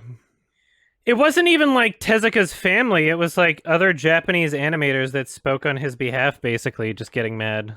And maybe Tezuka's family after a while. Like, actually, no. Tezuka's family went on record saying that they didn't want to pursue legal actions and saying that he probably would have been, like, flattered. I don't even think they are the ones that are, like, really pushing this. There are a few pictures I could use of this woman, Madhavi Sundar, but instead of, like, screenshotting the Georgetown University website, I think what I'm going to do is just use her Twitter profile picture. Because in Twitter's TOS, anything you upload there, you don't really own the rights to anymore. And if this person gets really offended about what I say about her book, and she wants to, like, try to copyright strike me or something, I want to make sure that everything I'm including is 100% fair use. Because, like, everything I'm doing is very clearly, like, commentary and criticism. But I don't want her to be able to be like, yeah, well, that screenshot of the Georgetown University website is a copyright, and you weren't commenting on that or something like that. So if I use her Twitter profile picture, I think I'm in the clear. Because, like, she might get really fucking offended. I don't know. I don't know this person, but, like, I'm literally trashing her fucking book and calling into question the credibility of her as an educator. So, like, she might get defensive. You never know. I can get a flag for bullying? Yeah, but I'm not bullying. I'm not bullying. I'm being critical of a published book. It would be one thing if I was just like, hey, this random person and their opinion on this thing and like showed their face and everything. It's like, but you're a law professor. You're a published author, right? Like, I don't think it's out of the question to be critical when you put yourself out like that and act as an authority on this type of information that you very clearly did not do enough research on. She can abuse the system? That's fine. Well, that'll just be Streisand effect. Let's not over fucking speculate about this. Like, it wouldn't be a new fucking thing. This wouldn't be the first published author or artist or anything that I've criticized on this channel. Like, what the fuck? I don't know what you're talking about. University law. I want to see if I actually want to double check while I'm doing this thing. I want to see what the footnote source says for that one part where she says that the series was airing at the same time. A remake of Jungle Emperor aired in primetime on Japanese television contemporaneously, or whatever, meaning at the same time. And then I go to the footnotes, which is this thing, and then it's like ID at $2.99. What does that mean? So all these are just ID at blank. What does that mean? ID 53? What does that mean? An all-purpose short form that may be used for any cited authority except internal cross-references. ID always refers to the immediately preceding cited authority. Oh, the immediately preceding. Oh, it's in Patton's Simba versus Kimba, but he never said that there. At $2.99? On page 299. Okay, well, this book says that this started in October 1989. Where is her source for... Does she just assume, like, because it was in the 80s that he was there at the same time because it was in the 80s? It specifically says October 1989, so at the very, very end of the 80s. And Roger Allers was literally gone from Japan by 1985. Okay. So she might be, like, conflating these two different sections then. Because this one talks about the other co-director, Rob Minkoff, that was apparently at conventions where Kimba videos were being displayed in the dealer's rooms, even though he's not specifically saying he saw Minkoff in the dealer's rooms or anything. Maybe she conflated these two different things, because these are two different co-directors, right? She specifically mentions Roger Allers here. So this, what she said is just not true. Allers moved to Toronto, Canada, where he worked for... Okay, so this is literally word for word. This is... So he... Fred Patton got his information about Roger Allers being in Japan from the production notes from The Lion King. And this is like word for word where he got it from. So yeah, like very clearly Fred Patton would know. And Fred Patton never... It doesn't seem like Fred Patton's claiming that Roger Allers was there at the same time as the remake series airing. He's just saying he was there for 2 years in the 80s. Returning to Los Angeles again in 1985. Yeah, he was back in 1985. Yeah, I don't think I'm wrong here. I just want to, like, make extra sure. If I'm going to be completely trashing someone's book, what she's sourcing doesn't, like, support the claim she's making. This literally, like, the book she's sourcing doesn't support what she's saying. So, like, what the fuck? Yeah, this is all the way on, like, disc fucking 5. There was no arc of him, like, being like, oh, I'm so unconfident, I could never rule the jungle, and then this is, like, completing that arc. This is literally just, like, a contained moment within an episode where the plot needed him to be discouraged for a bit. It's not like a character arc at all. Like, he's no different in the episode before and no different in the episode after. So it's just like so dishonest to be like, Kimba gets sad and like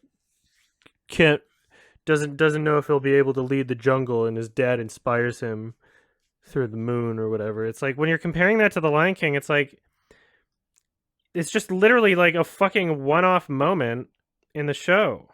It's not like, it's not a character arc at all.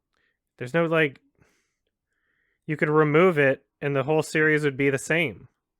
I think they meant to say that he's like flamboyant. That's probably not like a native English speaker, but it's really funny either way. Literally just Jungle Emperor, which doesn't make sense because it's Jungle Emperor Leo.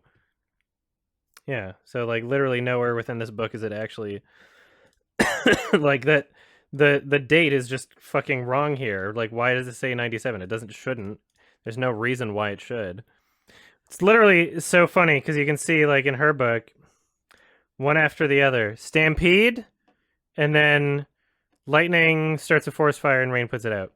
In Fred Patton's book, literally one after the other. Stampede, and then lightning starts a fire and put it out. The rain puts it out. It's the same, like, she's literally just rewording what he said. Which is kind of funny that, like, there's this whole... The thing is about Kimba, which is that Kimba, the Lion King is being unoriginal and just lifting from Kimba. I mean, to be fair, she's crediting Patton, at least. But still, it's just kind of funny. It's still kind of funny.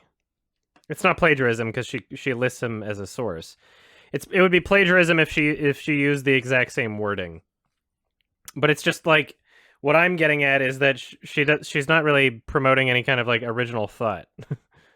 All right, so she doesn't even necessarily list that as a point. This category is like strategically worded to make it seem like devotees of Tezuka are less sanguine about the similarities, which are abundant. These are abundant similarities, and it's the devotees of Tezuka. So it's like, it kind of absolves herself of the responsibility of claiming that she finds these to be similarities between the two properties. Because she can say these are devotees of Tezuka, which I find just stupid, honestly. And it's like, why would you even include these anyway? Why would you, if you did your own research, you would find that some of these are just bullshit, most of them, and you wouldn't include them if you did your own research, honestly. It's just like, it's kind of silly.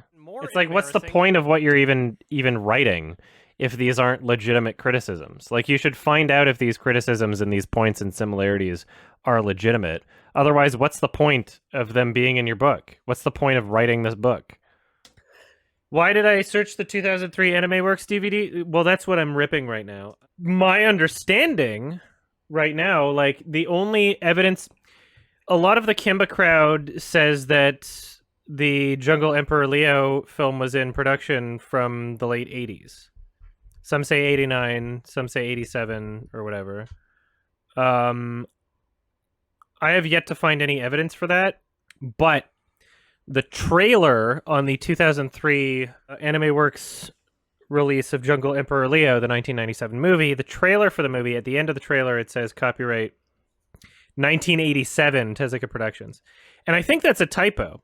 And what I'm going to do is there's several trailers on this DVD, and what I'm going to do is I'm going to compare the copyright of the trailers to the release date of those other films. Because if they match up with the release date and not the trailer date, then that's very clearly a typo. Because every other trailer on that DVD would have an accurate date. Because I encourage all of you right now, if you like, I would love if anybody could find me any source that states that the Jungle Emperor Leo 97 movie was in production as early as 1987. Because the idea was that it was a... I'm going to have to go over the fucking Patton book again. Because I think people are conflating it and confusing it with the remake series. Because I'm pretty sure I read in Patton's book, and I'm going to confirm this when I go back to Kimba after I'm done working on this thing, pretty sure I read in Patton's book that the last thing Tezuka did before he died was he greenlit the remake series. So I don't know if he was ever even really involved on even so much as greenlighting the 97 movie, even though that's the common popular belief that he did. I'm not sure that's actually the case because I can't find any sources that actually say that. The only people saying that are like, just a user on IMDb trivia, which is just user generated, and then one person in a Twitter thread that's already said a bunch of other completely incorrect things. If, let's say, that it was in production in the 80s, that doesn't really dismantle any of my points. The point that I would be arguing against would be that this particular trailer was out in 87, which I just find ridiculous. I don't think that that's the case at all. I do not think that that trailer was a thing in 87. That doesn't make any sense. Like, you would have to work on the film for like 2 years before creating that trailer anyway. Like, you'd have to, like, the movie would have had to have been in production by like 85 or something. And then mysteriously, for like literally no reason, be in production for another like 15 years. Almost. 13 years. So I'm going to get to the bottom of this after this. Oh, no. I'm learning so much about this whole Kimba thing, and some of it's like fascinating and also frustrating, There's things I'm debunking that I wasn't expecting to debunk because I had no reason to believe that it was inaccurate. I'm doing a bit of digging and the only Kimba-related thing I can find is that one of the television series premiered in 1989. My assumption is that people see that and don't connect the dots that the Kimba TV show is not the Kimba movie. Yeah, I think so, blessed Phasar. I really think that people can... Why would he... Like... That would be... Because I'm pretty sure in the Fred Patton book it says that the last thing he did before he died was greenlight the remake series, the New Adventures. And it's like common knowledge among anybody talking about this controversy to say things like, yeah, the 97 movie was in production from the 80s, and then Tezuka died, and then budgetary issues or something, and it's like they had just a big fucking... But I don't even think that's the case. I think people just fucked up. I think everybody's a fucking idiot. I think people are just stupid. Virtua Fighter. 4chan Quest. And then this trailer. This is the one that requires some sort of explanation. 1987 Tezuka Productions. That's what it says. If you go and you look at the trailer on the Blu-ray, it doesn't say that, I don't think. So if I were to go to, I believe I already ripped the Blu-ray trailer. And it's like the same trailer, I believe. Yeah, it is a different trailer. This feels like the same, what the fuck? It's the same voice. Just the shots are lined up differently, I guess. This one's just shortened, I guess. And then this confusing thing here. 1987, copyright 1987. That's what's confusing about this. So I guess I'm going to have to go to, you said on the Japanese wiki, like, holy shit, the wiki page is so much bigger. Movie version, animated movie 1997, published on Sonichu. Sonichiku. Has no connection to the conventional TV animated version. It was produced with the intention of faithfully depicting the second part of the original that was modified in the end of the TV animated version. Constructed with the image that Tezuka, who loves Tezuka, will... I love translations. With that Tezuka, who loves Tezuka, will gather together and imagine that this would be the case for Tezuka in his life. It is a work that was constructed with the image that Tezuka, who loves Tezuka, will gather together and imagine that this would be the case for Tezuka in his life. At the time, Sonichu was worried about a drop in distribution income and he was trying an anime line that began with the movie version of the Japanese animation Flanders Dog and the movie version of Jungle the Great, which is Jungle Emperor, was one of them, and it was said that Tezuka Pro was contacted by Sonichu from 3 or 4 years ago to work on Tezuka's work. And Sonichu initially hoped to make Astro Boy a movie. The distribution income of Jungle the Great was 430 million yen.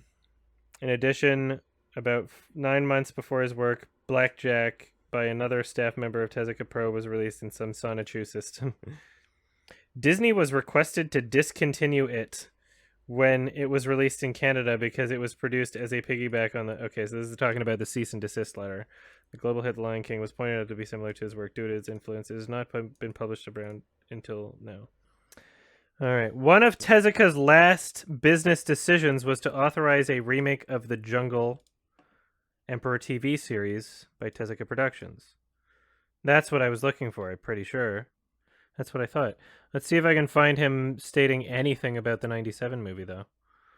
It really doesn't seem like there's anything even in the Japanese wiki to suggest that the production started in the 80s. This seems like a reasonable translation here. The movie opened up on August 1997 by Sonuchiku Group. It was a completely new project that was completely disconnected from the TV anime up until that point. The intention was to follow the second part of the original work where the TV anime diverged toward the end. They gathered staff that affectionately respected Tezuki. I mean, probably Tezuka is what it's supposed to say. And was made in a way that Tezuka would have done. At the time, Sochiku were troubled with low box office earnings. So at the time, it's already saying at the time, but that means on August 1st, 1997. This doesn't talk about anything in the 80s. At the time, Sonichu were troubled with low box office earnings and tested the waters with anime movie version of Dog of Flanders and Jungle Emperor Leo movie was such an attempt. Tezuka Productions already had a connection with Sonichu as 3/4 through the years they had wanted to work on a Tezuka project. At first, they wanted to do a movie version of Astro Boy. The Jungle Emperor Leo movie revenue exceeded around 4 million. 9 months prior to Sonichu worked on a movie version of Blackjack with other Tezuka staff. Now, people point towards the similarities, The Lion King, blah, blah, blah, blah, blah. So literally, even on the Japanese Wikipedia page, there's literally nothing about it having been in production since the 80s. So this might just be complete bullshit. It might just be actually complete bullshit. And you'd think that the Japanese version would have a page other than just on the Kimba page, but here we are. Everywhere I've looked now,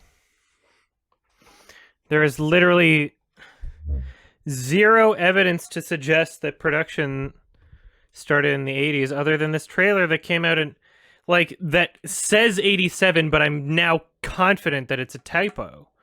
It's a typo. Why would it say 87, not 97? They wouldn't have all of this. These scenes are from everywhere in the movie. How long do you think animation takes to make? Right? Animation is a time-consuming process. Like, some people are speculating. Literally, in the patent book, he says that one of the last things that Tezuka did was sign off on the 89 series. Right? Like, this animation would have taken, to get to this trailer, you would have needed at least 2 years, right, of the animation alone to get the footage for this trailer. Whereas there's no mention in anything that, like, I legitimately think it was a typo. And what we're going to do to confirm this, actually, is I'll do this right now. So this says 1987 Tezuka Productions. So the other trailers found on this disc are for Magic Knight Ray Earth, and it says, I guess this is just the DVD release, so I can't even say that. The other one is for Virtua Fighter, available on DVD. It says 1995 and 2000. So the original one in 1995. Let's see, Virtua Fighter. Original run, 1995. Okay, so that, like, literally the trailer based on that is of the original run of its airing. That coincides with this trailer. And now we have another trailer on the same DVD, Fortune Quest, copyright 1997. What do you want to bet that the air date for Fortune Quest is 1997? Let's see. Yeah, 1997. So why would it be that literally the only trailer on this DVD, would show a copyright, not of the actual air date of the product, whereas every other single copyright at the end of a trailer on every one of these on the entire DVD. Every single other copyright is the air date of when it was aired, right? 95, 97. Those are when those things were published, right? This one happens to say 87. I think that was a typo, because otherwise that doesn't make any sense anyway. How would they get all this footage in 87? That doesn't make any sense. This DVD is from 2003, by the way. This trailer didn't release in 87. That makes no sense. That makes zero sense. I genuinely think it's a typo. Probably got re-released. What do you mean? This movie? This movie didn't release in 87. It 100% did not get released in 87. It did not exist until 97. What are you talking about?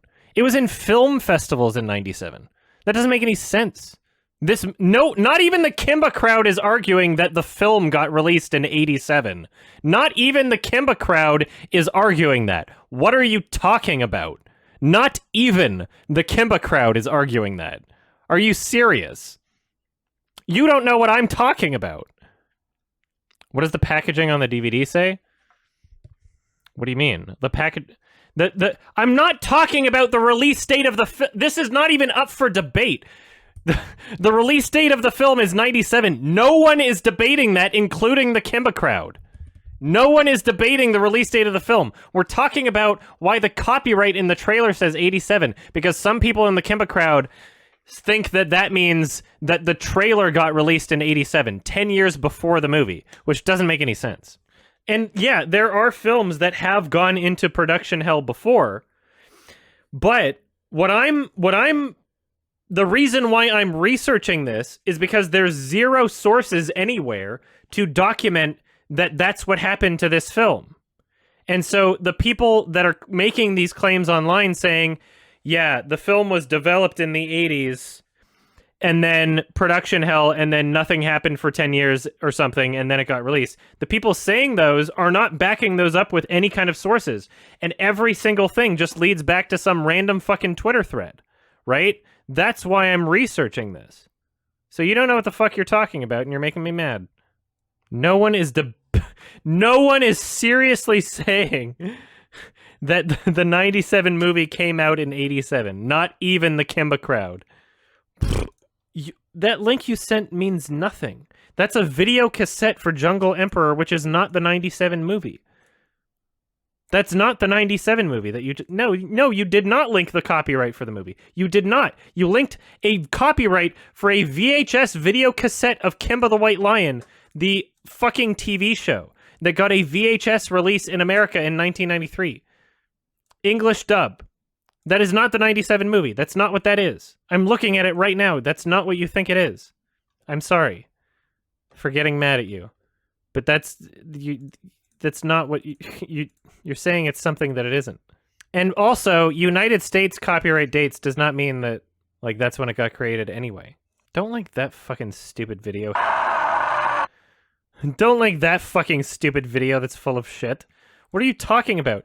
Are you caught up to date on what's been happening the past 4 months? That video is bullshit. You can't list a YouTube video as a source. If you have a YouTube video that makes a claim and there's a source found in the video description for that claim, then please send me that source. But you cannot seriously just say, somebody said this on the internet, here's the source. A YouTube video is no different than me writing a comment right now. I'm gonna write a comment. is a weeb furry. That is a fact. And now it's like, what kind of documentation or evidence do you have to back that claim? It's like, well, I just posted it right there.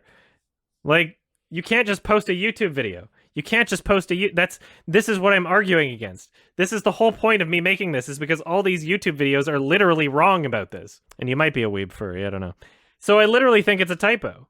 I literally, quite fucking legitimately at this point, think it's a typo.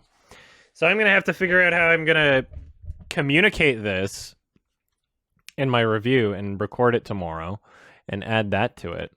Because, like, literally, there's zero source anywhere. And in Fred Patton's book, the most researched piece of media on this entire subject, has claimed that one of Tezuka's last business decisions was to authorize a remake of the Jungle Emperor TV series, right? That was his last business decision. Let's see if he mentions the Jungle Emperor Leo anywhere in his book. Oh, interesting. Apparently the Canadian dub changes the Kimba's nemesis into his evil uncle. So maybe I should actually watch through the whole Canadian dub. It's getting longer! I think the Canadian dub was 1993, but this is saying, like, I don't know if he's actually referencing the Canadian dub, because what he's saying here is in 1996, there were 4 videotapes containing 2 episodes each that were released by United American Video under the title of Kimba the Lion Prince. Let's see if I can find Kimba the Lion Prince anywhere. Because if you search Kimba the Lion Prince, you find the 1993 redub on YouTube, but it's not the same thing. So this Kimba the Lion Prince thing that Patton is referencing in his book, I cannot find anywhere. You'd think this would be the section where if it started in the 80s, if the production started in the 80s and there was a huge production hell, this would be where you would find that information. So I'm going to read this, and if it's anywhere, it's going to be here. It's going to be in Fred Patton's book, because he is the most researched on the subject by far. And I don't think it's going to be here. I think it's actually bullshit. I think that literally in that trailer, I think it's a typo. I legitimately think that at this point. Because it would be here, right? It's nowhere. It's literally not here. Literally not mentioned in this book. So I think it's bullshit. Because it's nowhere else. It's literally nowhere else. Yeah, so there's literally zero evidence that, like, if production started in the 80s, that would be somewhat believable, even if there's literally nothing to suggest that. But this trailer did not come out in 87. I think that's ridiculous. This has to be a typo. This trailer did not come out in 87. That doesn't make any sense. This trailer did not get released 10 years before the movie. And with every other copyright here being the publication date of what they're advertising, this has to be a typo. Why would this be the only trailer out of all the trailers on this disc where the publication date is the release of the trailer and not the publication date of the product they're advertising? Why would it be the one exception out of all the trailers on this disc? It has to be a typo.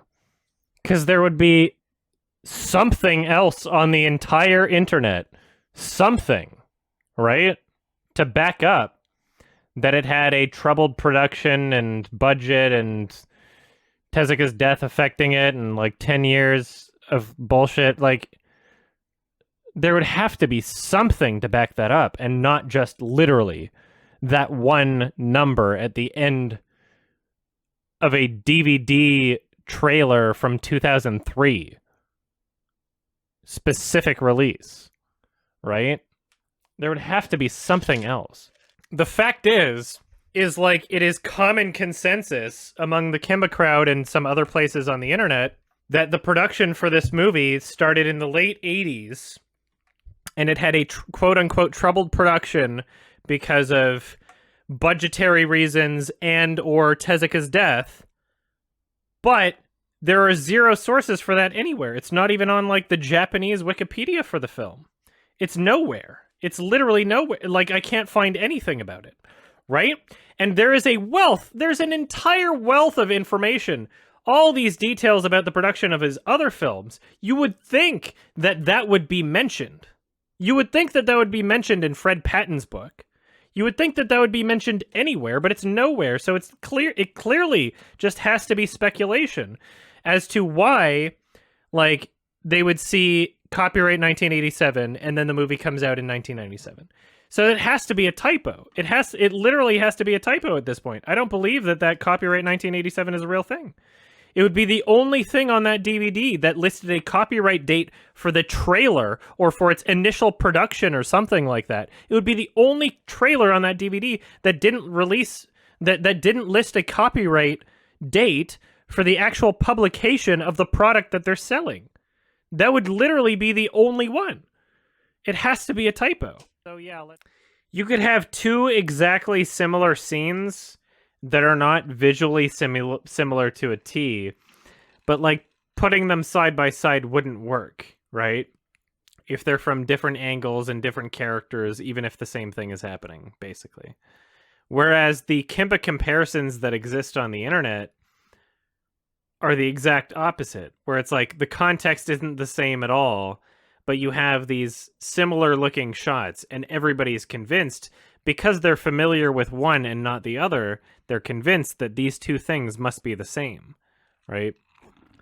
Yeah, that's another thing about Fred Patton's book, though, right? Why would he say that many fans took to be deliberately provocative towards the resemblance to scenes in The Lion King? Why would he say that if production started before The Lion King was a thing? Why would he say that? Why would he say that if him, as an expert on Kimba, if he understood that the production of this 97 film started before The Lion King was a thing, why would he include that people considered the resemblances of the 97 film to be intentionally provocative in his book? Why would he say that? I think that's further evidence, actually. This guy is the biggest fucking expert there is. Although the feature is faithful to the original story, Tezuka's production's choice of images for its publicity still bore a resemblance to the scenes in The Lion King, which many fans took to be deliberately provocative. He might be saying something here, he might not be. It really depends on how you interpret his words, honestly. I don't know what he means by fans. Does he mean Lion King fans or Tezuka fans? What does he mean by fans? Tezuka literally is a furry man. His daughter discovered lewd mouse drawings that he made. Like, in some fucking desk or some shit. Only after his death, his family members discovered his inappropriate sexual mouse drawings that he made. That he kept hidden from everyone. Tezuka invented furries, basically. So stupid! It's so stupid! Stop using footage from the goddamn 97 movie! Why? Why would you do that? You haven't seen Kimba! You haven't seen it! Why would you use footage from the 97 movie? Why would you do that? So I can't even include this, because now I talk about the production, which, like, now I don't even believe. I took it at such face value that I recorded this whole section talking about, like, yeah, the production started in 1987 and blah, blah, blah, blah, blah. Just like the Kimba crowd wants me to believe. But now I don't even believe that.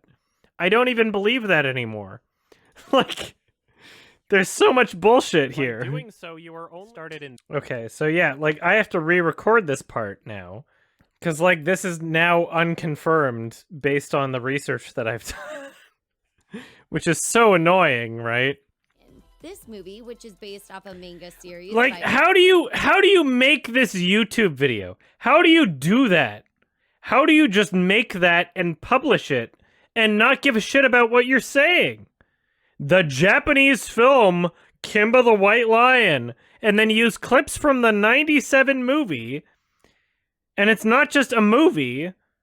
How can you do that with, like, any conscience in your system? How can you fucking do that? How do you do that? You haven't done any research. They even use shots from the Kimba short. Yeah, exactly. I wasn't able to find a copy of the movie to watch, but this is what I heard from various sources.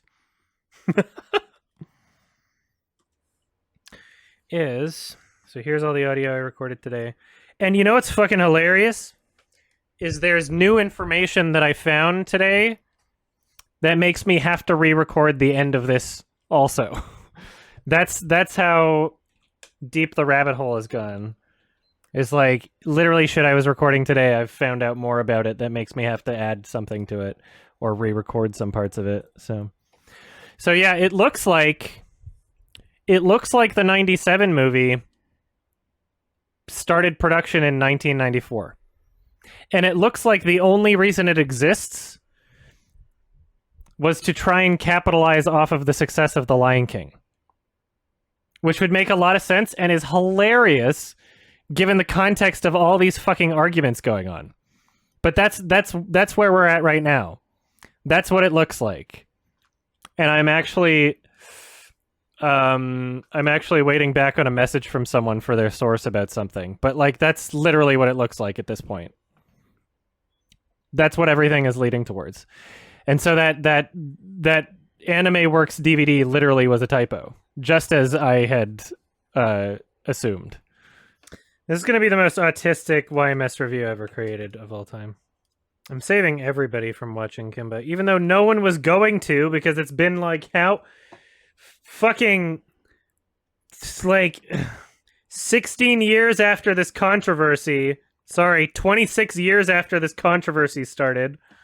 And nobody's watched Kimba to figure out if, like, any of this holds any weight. So nobody was going to watch Kimba anyway. Yeah, nobody cares about Kimba unless the controversy is brought up. And that's something I'm going to mention at the end, is that the people pushing this are really doing a gigantic disservice to the show and to Tezuka's legacy.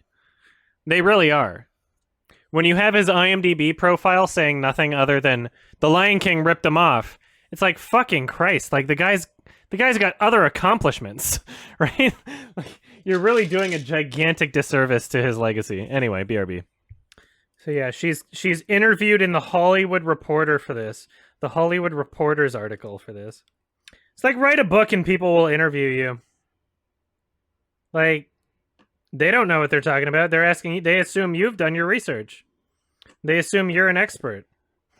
CTV article. Like, even though she's phrased herself in a way where she can absolve herself of any responsibility of these claims, devotees of Tezuka are less sanguine about the similarities, which are abundant, right?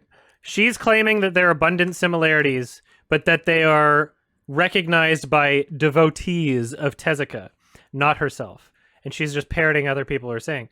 And in these articles that are like quoting her or interviewing her, they're like, she goes on to describe the so-called Kimba versus Simba debate, calling the similarities abundant. Like, those are her words, right? With one of her major points being a comparison of the characters. They're calling them her points. But even these points she's making, even the ones that are not from the devotees of Tezuka, they're just lifted from Fred Patton's book. Why is she interviewed anywhere? Maybe Fred Patton was dead by the time that they wrote this article, but like she hasn't watched any of these properties very clearly. Very fucking clearly, she hasn't watched through all of Kimba. She's just parroting what other people have wrote. Why are you being interviewed? It's so annoying. Oh, shit. She did a TED Talk. There's a TED Talk linked here. Oh, my God. Oh, my God. TEDx. Like, what's the difference? I don't know the difference. In the 1930s, Solomon Linda was the composer and lead singer of a musical group in South Africa called the Original Evening Birds. While he was living in a squalid Johannesburg hostel in 1939, Mr. Linda composed a haunting melody that recalled his childhood experiences growing up in the South African hinterlands, where he would spend his nights protecting cattle from lions in the jungle. The Original Evening Birds recorded the song, and it was called Mbube, which means lion in Zulu. The song went on to become Africa's first pop hit. Let's see if you can recognize it.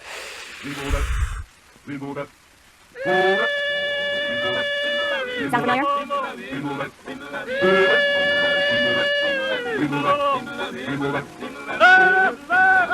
As you can expect, the song's fame began in Africa, but it did not end there. The record crossed the Atlantic and was reborn, first as Weemaway, and later as The Lion Sleeps Tonight. In fact, Linda's record would be recorded more than 170 times throughout most of the 20th century by numerous bands, until it eventually found its way into Disney's immensely popular and profitable Lion King. What's been called the most famous melody ever to come out of Africa contributed to the wealth of many, especially the wealth of Americans, but not to its composer, Solomon Linda. He died at the age of 53 of a curable kidney disease with less than $25 in his pocket. Shit. When the story of Solomon Linda came to light later, Disney eventually settled for an undisclosed amount with Linda's children, who are pictured here. But that settlement, too, came too late for Linda's daughter Adelaide. Why would Disney have to settle when they didn't... The Lion Sleeps Tonight was created before the tokens. The Lion Sleeps Tonight, this was created in 1960. Why would Disney have to settle? This was created in... Why...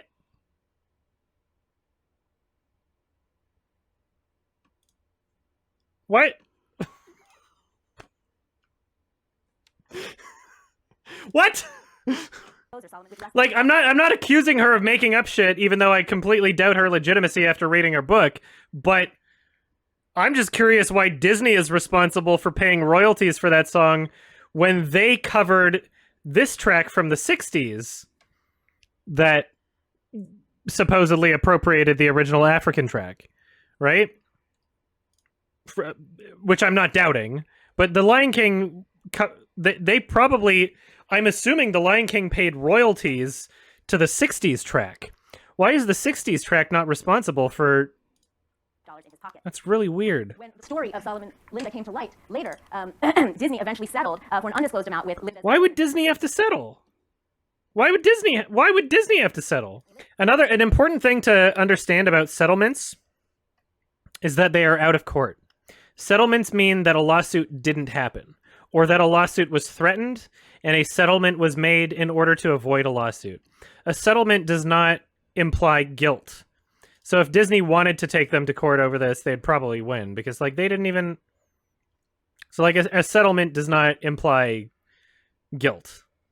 Linda came to light later. Disney eventually settled for an undisclosed amount with Linda's children, who are pictured here. But that settlement, too, came too late for Linda's daughter Adelaide, who had died as recently as 2001 because she could not afford the antiretroviral medications that she needed to treat her AIDS illness. Another of Linda's daughters had died of malnutrition as a baby. Yeah. Now, and I'm not saying that they clearly don't deserve royalties to the song. Just you'd think that it would be from the 60s song, not from the Disney incorporation, though. Like, maybe I'm just very confused on this. Like, I'm not trying to imply that I know whose responsibility it would be, but that's just really, that seems bizarre to me. Yeah, if that man being responsible for writing the melody and chord progression and overall feel of the song, 100% they deserve royalties for that. I'm confused at the part of, like, Disney settling for that, because that just seems like Disney being nice. Honestly, that just seems like Disney being like, okay, yeah, here you go. Like, we feel bad for you. Holy shit. Right? Like, I don't understand why they would have to pay royalties if they were just literally covering a song from the 60s that, like, if up until that point, the 60s song didn't get sued for it. I'm just really confused about that. I thought it was popular before The Lion King. This is a tragic story, but it's an old one. Apartheid is no longer. So to that, I want to share with you a more recent story. This one also happens to involve The Lion King. When it premiered... Here we go! Premiered in 1994, The Lion King was billed as Disney's first original animated feature film, and that's in comparison to other works like The Jungle Book or The Little Mermaid, which were based on pre-existing works. But it turned out that this was not, in fact, quite the truth. In fact, there are striking similarities between The Lion King and an earlier animated work called Kimba the White Lion, created by the master Japanese animator Osamu Tezuka. Some of you might know Tezuka as the creator of Astro Boy. To begin with, the plots of the stories are the same. An African emperor lion dies early, leaving a cub. The son doubts his ability. Okay, hold on. Called Kimba the White Lion, created by the master Japanese animator Osamu Tezuka. Some of you might know Tezuka as the creator of Astro Boy. To begin with, the plots of the stories are the same. An African emperor lion dies early, leaving a cub. This is embarrassing. This is sad. Sorry. I'm just like... You haven't watched all of Kimba, clearly! Clearly you haven't watched it. What are you talking about? The son doubts his ability and responsibilities to lead If she says the moon thing here, I'm gonna be so happy. the animal kingdom, but he eventually returns from exile and overthrows the evil lion who has usurped power in his absence. Now, if this is all that the Lion King took, there would be no problem. It would be just fine. Because under American copyright law, basic plot ideas are not protectable. Only the specific original expression of those ideas is protectable. But here, too, the Lion King falters. The names, of course, of the leading lion cubs are the same, Simba and Kimba. Oh, no! It's in your TED Talk! The lion in Kimba the White Lion is named Claw and is blind in one eye. The evil lion in The Lion King, as you know, is Scar, and he has a scar in one eye. But even more compelling is that every animal character in Kimba the White Lion has an analog in The Lion King. You haven't seen them! Boone in both works serves as the wise sage. The henchmen for the evil lion are hyenas, and the Lion King's advisor is a parrot. It's not an advisor! You're lying! Like, okay, hold on. Zazu's not a parrot, is he? There's like that's like a different bird. First of all, that's not a parrot, right? Isn't that like a completely different bird? That's a toucan or some shit. What is he? Yeah, he's not a... he's a hornbill. That's what it is. A hornbill. He's not... Oh no. Oh no, this is your TED Talk. This is your TED Talk. This is worse. The baboon in both works serves as the wise sage. The henchman for the evil lion are hyenas. And he wasn't like... Oh my god. Oh my... Polly was not an advisor. And the Lion King's advisor is a parrot. Ah! And there are numerous instances of nearly... Hold on. The Lion King. So a baboon in both works serves as the wise sage. The henchmen for the evil lion are hyenas, and the Lion King's advisor is a parrot. And there are numerous instances of nearly identical cinematic and artistic expression. The cliff! The cliff shit! In the films. Even to the point where both Simba and Kimba's fathers come to them as a vision in the moon. Yes! She said it! I knew it was coming! And I was right! That's the exact phrase! I was right! I called it! I literally fucking said this shit! Image in the shitty YouTube video. This is why she believes that! Perhaps this low-reg image in the shitty YouTube video she sourced is what confused her? It kinda looks like a moon here, I guess. That's literally what I was saying! Oh no! Numerous instances of nearly identical cinematic and artistic expression in the films. Even to the point where both Simba and Kimba's fathers come to them as a vision in the moon. Now, you don't know what the fuck you're talking about and you're doing a TED Talk! Now, what is the moral of these stories that I've told you? Well, one of them I would suggest to you... Oh no! Oh no! I gotta record more! On this person! Different from the moral in the... Oh my god! Intellectual property law should not be the law of the jungle. We don't want a free culture where the richest and the strongest take freely from those who are poor and weak. Okay, she's done talking about the Lion King, I guess. Recently understood the connections that Ethiopian coffee problem face offer you. Care and care. Intellectualization of more goods. Think about law's potential to help people to live a good life. Thank you. She fucking did it! She fucking...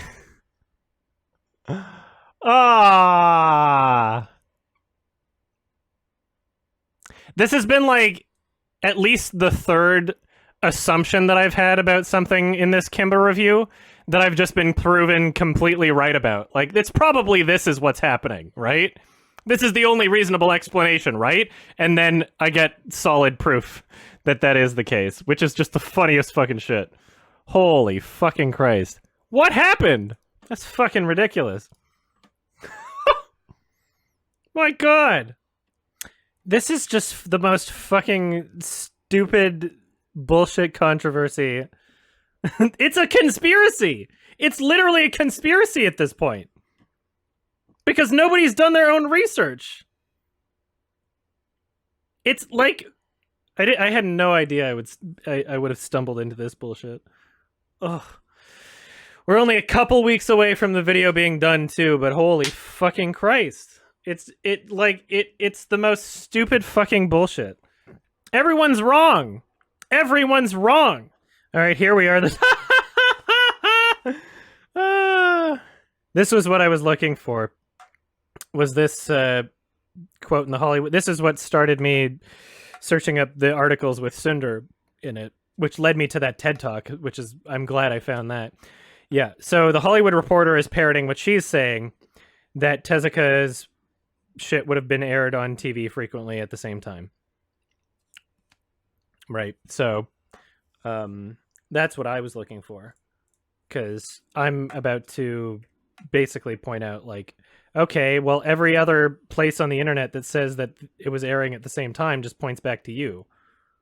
And you're the one that made this claim, and this claim is literally not true. So, like, that's why I bought your book, and that's why you're now an embarrassment. Now I gotta talk about her TED Talk. Oh! Literally, as soon as the TED Talk started, I was like, is she gonna say that Mufasa showed up in a moon? And she did it. She did it, and she used the exact fucking clip that I claimed her to, like, have mistaken. She hasn't watched the movie. Yeah, this is all just very embarrassing for everybody. This is embarrassing for, like, everybody that's covered this fucking controversy. Am I gonna post that clip on Twitter? No, I'm gonna post it in my fucking video. Wait for the fucking video to be out, you know? Mufasa does not go to the moon in The Lion King. He shows up in the clouds. He's never in the moon in The Lion King. He's literally not in the moon in The Lion King. Trust me, I fucking watched The Lion King like 200 fucking times! Trust me, okay? Perhaps this person that claims that Mufasa showed up in a moon, perhaps this low-reg image in the shitty YouTube video she sourced is what confused her? It kind of looks like a moon here, I guess, so if you haven't seen The Lion King, then this might be really I was right! It's not in the moon, man! She literally, in her TED Talk, is using the oh my god! Unless she conveniently decides actually talking about concept art that didn't even... You went to your TED Talk with frames from a 2008 YouTube video made by fucking God knows who to make your statements about Kimba and the Lion King, and this video can't even get there. I've already pointed out that video couldn't even get their facts right. Holy God. She's just saying what other people have said. Only the specific original expression of those ideas is protectable. But here too, the Lion King falters. The names, of course, of the leading lion cubs are the same, Simba and Kimba. There are numerous instances of nearly identical cinematic and artistic expression in the films.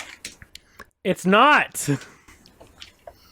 Even to the point where both Simba and Kimba's fathers come to them as a vision in the moon. Now, that's literally...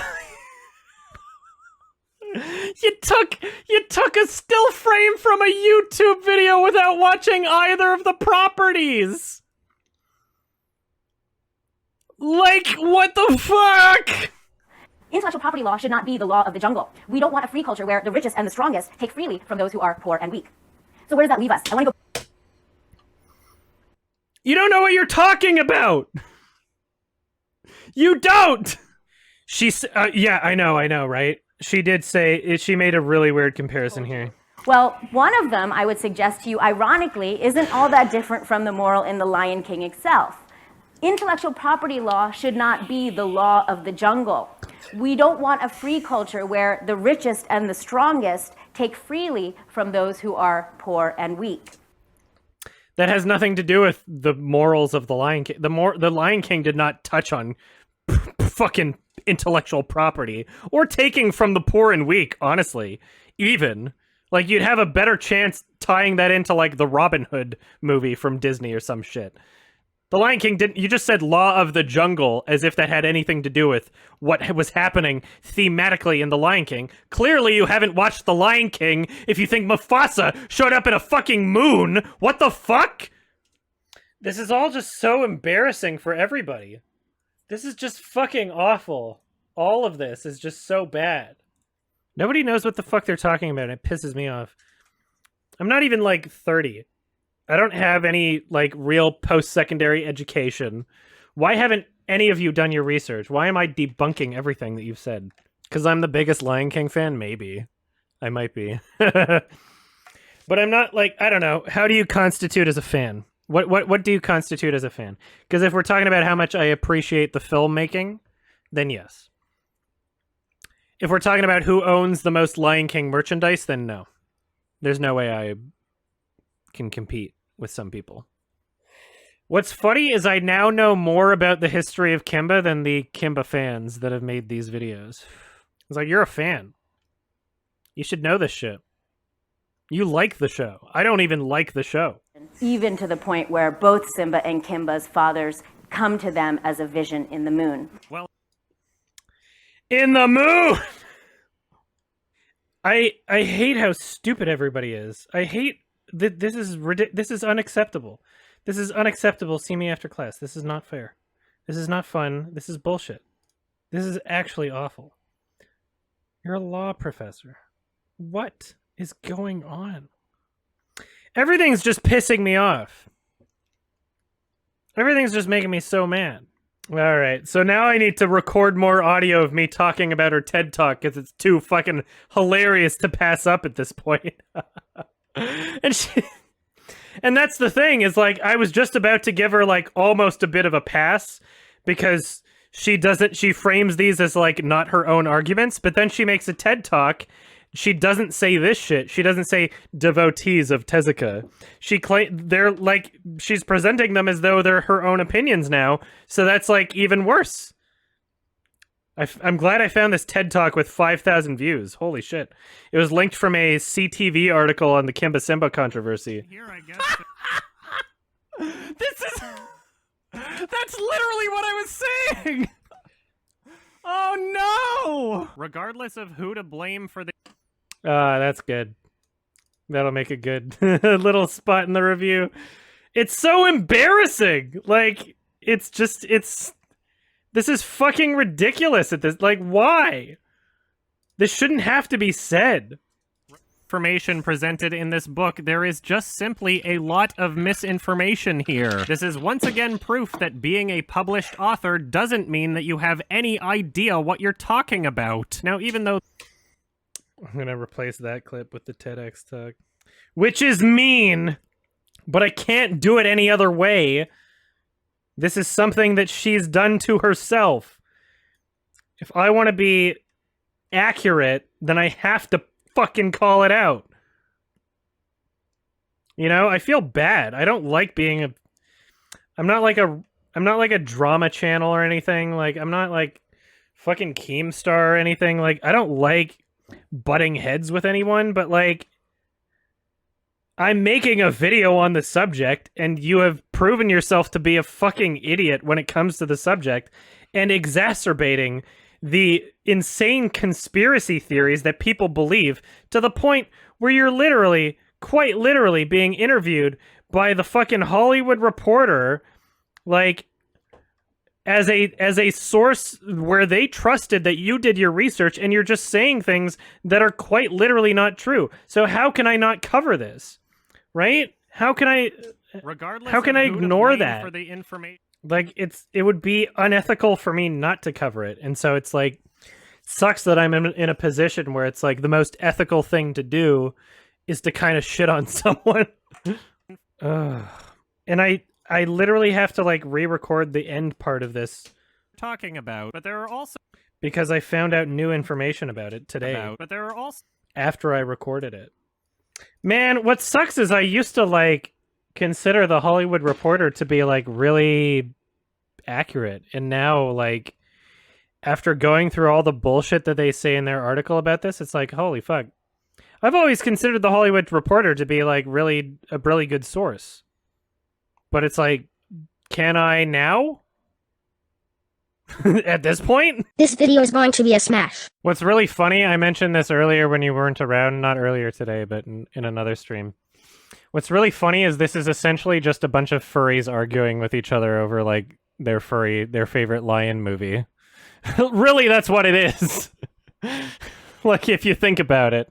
Because like most of the Kimba crowd is like, they have to be furries, right? There's so many times where I'm gonna reference this like viral Twitter thread that's just gotten everything wrong. Years after. Just gonna find that fucking stupid ass Twitter thread here. Yeah, this is the same person in like a different thread even. Just spreading a bunch of bullshit. Due to Tezuka's death and issues with the budget. What's like, I don't know if you know this yet, but like I have now discovered that production didn't even start until 1994. That's where it is right now. So like literally this whole bullshit about like it was a thing and it was started in the. Did you know there was a Kimba movie that was in production before The Lion King? That's literally not true. That's literally not true. Literally not true. And it was only made from what I've read now at this point, and it was very difficult to track down. But my understanding at this point is that the film was only made at all, like it was literally only made to capitalize off of the success of The Lion King. Which is fucking hilarious, given the bullshit that these people spew. It's literally not true. Yeah. It's like every single thing that I'm like researching on this whole controversy turns out to be complete bullshit. Like every single thing just turns out to be complete fucking bullshit. Everybody who loves Kimba after my review is released is going to be a fucking meme. Like Film being too every Kimba fan is just going to be a fucking meme at this point. similar to The Lion King. I think if Tezuka was alive, he would find this controversy to be fucking stupid. I think he would be on my side.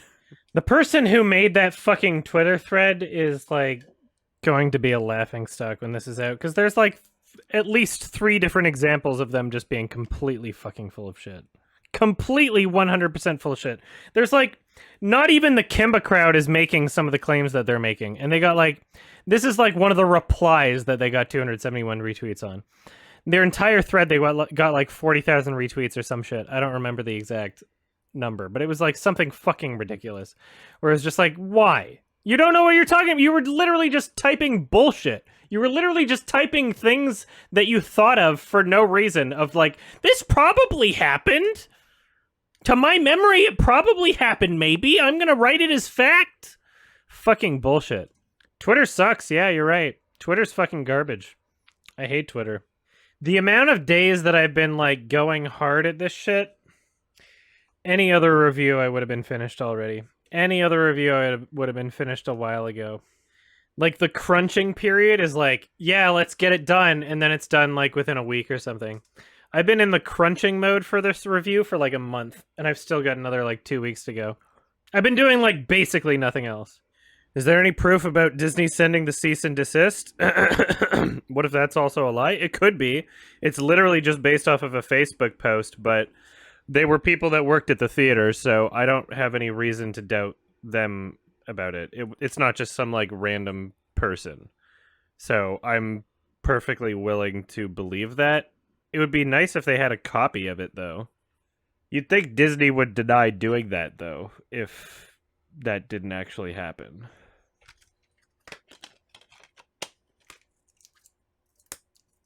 These DVDs are, like, the worst fucking quality for, like, distribution or production. Like, all of the fucking... The fucking... cover art is just so cringe. It looks like deviant art. Like this is from the Palm Beach Entertainment one, the one where all the audio sounds like shit. Like so much of it just looks so shit. And then there's this like Kimba one that also looks like shit, and the font on the back is really cringe. This will be the first Kimba comparison video that exists on the internet where the footage from the corresponding show is actually accurate to what the person says the show is. This might be like the first Kimba comparison video on the entire internet where the footage from the 97 movie is labeled as the 97 movie, etc. Where it's not just like being misleading about where the footage is coming from or not knowing. Did I read the whole manga? I read the whole manga visually. Because the most important thing to get from the manga is like, so Fred Patton's criticisms are obviously with the like original 1955 show comparisons. And then very few comparison criticisms have been given to the manga, even though it does show up periodically for like visual comparisons. And so I wanted to make sure going through the manga that the criticisms from things like the 97 movie that there weren't any that like I wanted to make sure that the shots that were that were similar from The Lion King weren't just recreations from the manga, because otherwise that wouldn't really. Then, you know, if I'm going to make the claim that like it's illegitimate to use those shots in the 1997 movie, that would only be under the impression that those same shots are not in the manga. And so that's basically what I was doing, checking over the manga, was like going through it looking for like visual comparisons, because the manga is in Japanese, so I can't really read through the whole manga, but like I got a basic idea of what's going on.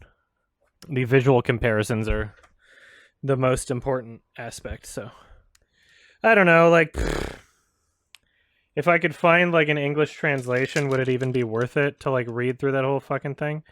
It's really not like that different from the show from what I could understand. I'm sure there's some translations. It never got, like, the original manga never got an official English release. Probably because of blackface. That's obviously Bezo. Right? There's a lot of, like, the same conflicts. Just random conflicts going around. There's the dead dad's body. Like, I don't think it's that difficult to understand. I really seriously doubt there would be, like, a single line of dialogue that would like disprove anything that I'm saying. And then this is like Kimba's son at this point in the manga. He goes to the circus, and the 1997 movie is like a somewhat faithful adaptation of the manga. So I know what's happening here. Adam's circus. Yeah, that was in the 97 movie. Why don't one of you fucking read through the manga and tell me if there's something I missed then? If like, because I'm just like, I don't want to add another day onto this shit, you know? For something that really just, like, is not going to help what I'm saying. It's not going to, like, influence the points that I'm making, really. And also, like, yeah, the whole controversy really stems from Fred Patton's book. And he's clearly talking about the show because he lists specific episodes of the show. The Fred Patton book very clearly lists specific episodes. Like, he's talking about the show. And then all of these video comparisons are all also talking about the show. So worst case scenario, if there's something that I missed in the manga, absolute worst case scenario, the only aspect that I'm criticizing that could possibly be influenced by that would be like the degree to which the significance of certain events play out in the manga compared to the show. Yeah. The criticisms I'm making about the show and how there's well over 3,000 minutes worth of Kimba, like regardless of whether or not the manga's in there, like the show is what's being compared, and the episodic contained nature of the story is something that I think should be considered in this controversy, which not many people do. And even within the manga, like a lot of these different chapters are very clearly like contained conflict resolution sort of things, right? A lot of them are very clearly operating in that same sort of way, even if there are overarching storylines. So at the very most, you could say something like, if this was the case in the manga, you could say that the character's arc and journey is not as incidental as in the TV show. The things like Kimba's growth and development would have more concrete pivotal moments within the manga than in the show. However, as far as I've seen in the manga, the pivotal moments that are being compared to The Lion King are just ones from the show and not from the manga. So, like, I don't know if that really matters at this point. And I did include a line when I was talking about the pivotal moment versus incidental contained episode format moments and conflicts. I did include a line in this review where I said, you could argue that the character had more development in the manga, but it still wouldn't be the same thing. That's the line I gave, and so that's basically a way of like somewhat addressing that potential scenario, but I mean, it's not really, it's still not the same, right? Which is not something about my argument that would be changed. Not even. But yeah, if any one of you wants to read the English translation of the original manga, knock yourself out.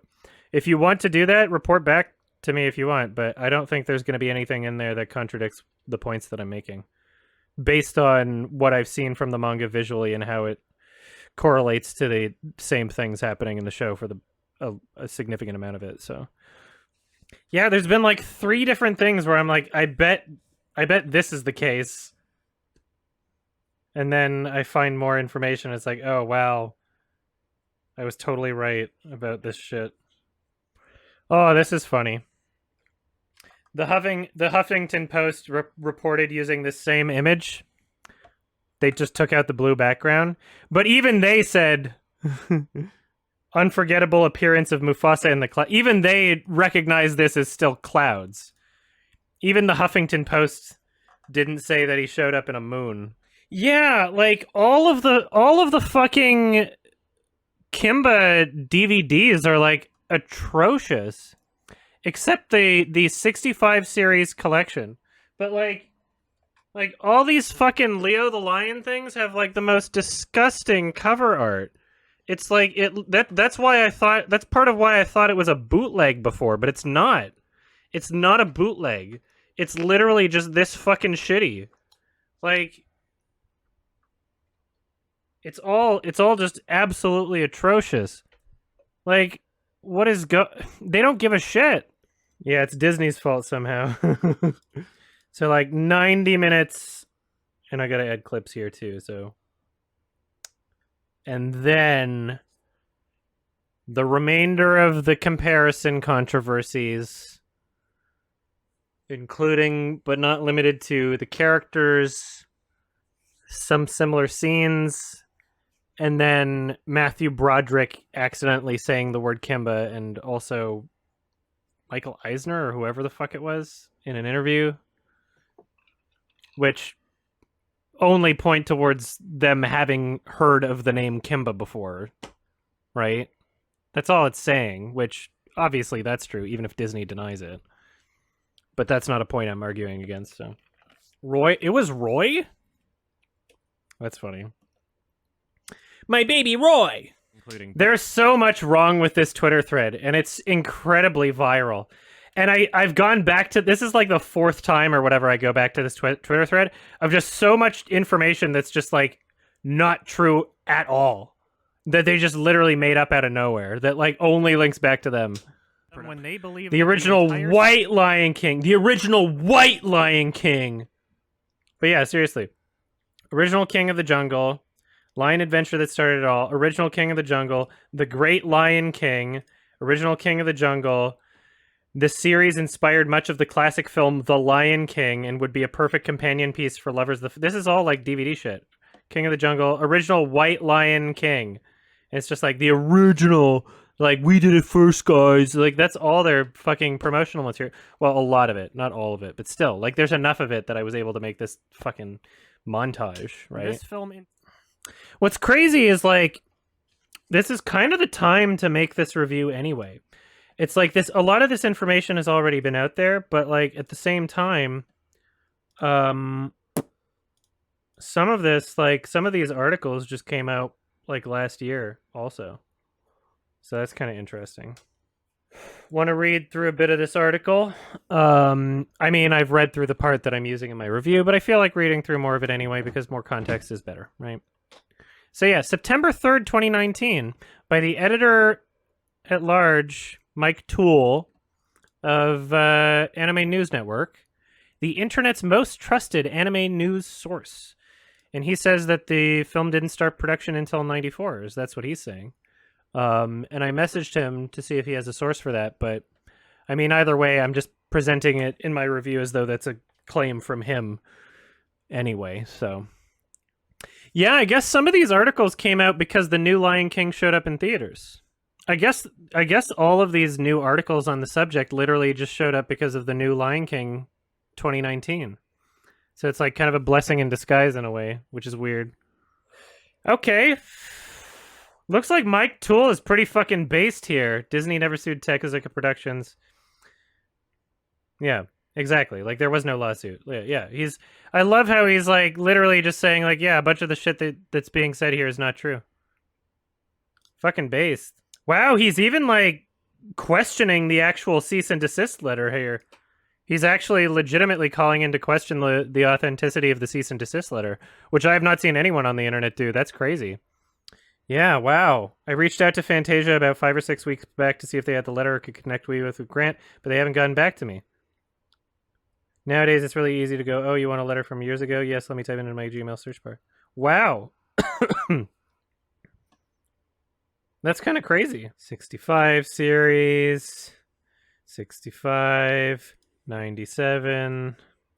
I can literally just identify them by looking at them now. 97. 89 is the next one. Literally just like throwing a shot of like him being thrown against the wall on the right. It's like that has nothing to do with this scene. But whatever. See, what I'm just now noticing here, that's really funny. So the this shot. Okay, here we go.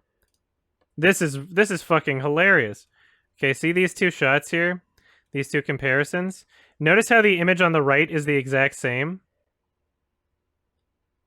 Notice how this one on the right is the same as this one, but they're used for two different shots. What I think happened here is the image on the right is a still image, and a basic effect of a zoom was used on this first one. And then on this one, because the panel is actually moving to the left in The Lion King, they probably just did a post-production move to the left on the same image for this same shot, even though it's literally just the same as another one. That's really funny. I didn't notice that before.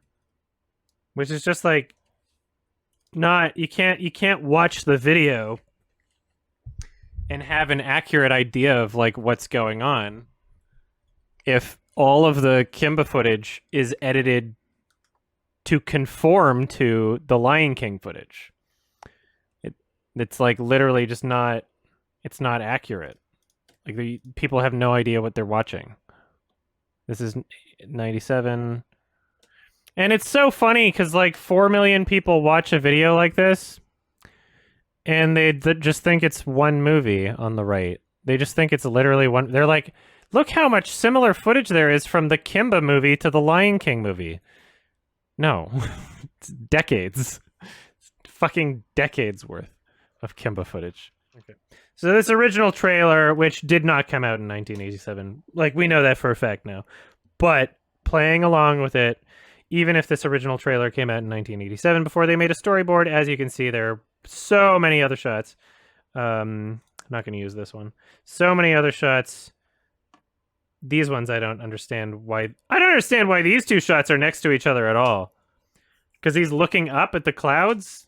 Is that to imply like he looks up and then sees his dad, I guess? Whatever. Is this it? Is this it? No! That's just from the fucking title shot. It's like not even a part of the movie. That's so funny. Oh, why is that used? Oh, man. Yeah, I'm going to see if it appears anywhere else. That's so funny, though. That's hilarious. So they literally have to take, like, the very first frame, and then freeze the frame. And then in order to make these parts like this, they have to add a motion effect to it. So it looks like it's a fluid shot. There we are. This one, pan to the left. And yeah, on the left we can see those right there match up. Yeah, those are the same. The image is like stretched slightly, I think, maybe, but it's the same. It might not be the same. This one might be a bit different, unless this is a flipped image. Yeah, I think it's... Okay, we'll find out. Here we are. This has to be it. Yeah, that's it. So that one's played without effects. And then yeah, because you see this branch moving with the perspective. You see it like kind of shifting to the side further than the other ones. And in the same way, yeah, you see the exact same thing happening here. So this particular one, this shot was intentionally panned over to the left through editing to make it seem like that one, which is just kind of funny. And then I don't think it shows up anywhere else in the movie. Yeah. That was it. That's really funny. That's hilarious. Yeah, panned in post. Whereas the actual shot plays like this. So, we know that this shot is from the 97 movie now. That's done. I like that I got to, like, immortalize my fucking hell that I experienced going through all this shit for this review. Yeah, so there's some other corroboration here to the cease and desist letter that I'm now discovering. So this is Don Marks from his page in the Wayback Machine, covering his 1998 Fantasia Film Festival. And during Jungle Emperor Leo, he says, Julian Grant, which is the person that created the Facebook post, introduced the film by noting that Disney filed suit to stop them from showing the film. Interesting. I mean, cease and desist letter is different, but still. So the only thing that Julian Grant would have said incorrectly in his Facebook post is that this would have been the 1998 Fantasia Film Festival and not 1997. But I'm not going to get hung up on those details, because as far as I know, it seems like it probably happened. Even if they don't have any evidence of it happening, it probably happened. Right? Why would Disney would come out and deny that if it didn't happen? Because that's like pretty public at this point. You'd think Disney would come out and be like, we never sent a cease and desist letter, fucking prove it, we'll sue you, sort of thing. You'd think they would do that, so that's why I'm willing to believe this thing. Yeah, I mean, assuming the cease and desist letter is true, then Disney didn't handle this well. There's so much history. There's so much history to cover in this goddamn Kimba review. How would Disney even find out, is my question. How would Disney even find out about, like, that particular one-off screening of the film and say, hey, it's too similar to The Lion King? Like, it would only have been released in Japan before that point. I'm just wondering how they would even find out about, you know, just saying, like, no, not in North America specifically. Seems a little weird, but whatever. I guess I'm taking their word for it. Did you know that there was a Kimba movie that was in production before The Lion King? No. Not true. It's not true. You're stupid. You're making shit up. You're dumb. You're dumb. Get out of here. Delete your Twitter. Or delete the thread, maybe. I don't know. Sorry, I'm making a collage of just people using the 97 movie right here. And so it's just like, your staff member, whatever this is, Bored Panda, I don't know what it is. Your staff member here, Disney gets accused of stealing the idea for Lion King from Kimba the White Lion, and some frame-by-frame comparisons are convincing. And then you're pretending this is like the 1965 show, and it's not the 1990... This is literally the 1997 movie. This is literally you're pretending it's the 60... Why are you fucking doing this? Why are you such an asshole? Why are you fucking doing this? Like, this is just such bullshit. Not all of these are the 97 movie, but literally, like, I don't know, like, it's the first thing I see on your shitty website. Yeah, just like picking and choosing from random points. Once they get back from the elephant graveyard, the dad lion is pissed off at his son. That literally didn't happen. That literally didn't happen in Kimba. That's 100% did not happen. The death scene with the father is the same? You're just lying. Nobody... There's zero comments. I don't know what the fuck this website is. It's just somebody just lying. But the sentiment... Sure, Scar holds him off his cliff with his claws, and Claw holds him with his teeth. That's not Claw. And that's not his dad in the scene. That's literally... Oh my god. But the sentiment and the way he falls off the cliff is the same. That's literally not what happened. And then, yeah, one frame of, like, Kimba and his fucking dead dad. Once the dad has died and the villain tells the son lion to run away and never return, quote, the hyenas chase the poor little cub through a thicket of thorns in both movies. He thinks it's a movie. He thinks Kimba is a movie, first of all. Second, that literally didn't happen. This is an unrelated, completely unrelated scene. Although both Simba and Kimba, they sound similar too, I'm just noticing this, escape the thorns, they both lie for a while dying in a desert. That literally didn't happen. This is an unrelated, completely unrelated scene. The same shit didn't happen. Both of the movies have a young warthog that's stinky and outcasted from the world. It's literally just somebody lying on the internet. Well, I cover all the Kimba series, and this is the last one, and it's the only one that, like, that I haven't seen people use in their comparisons, I guess because it's just more recent, but I wanted to talk about it anyway because it's kind of funny and stupid. So that's why. Yeah, that's the thing, though, is like, I address this, there's an entire section in this review where I talk about, like, how so many different popular properties get accused of plagiarism because the ideas aren't really all that, like, out there or unique in the first place. When you look at something like Lights Out, you watch that, you're like, okay, well, how come, yeah, like, you'd be surprised if nobody thought of that before, sort of thing. And that's the same thing with, like, everything that goes on in like, these similarity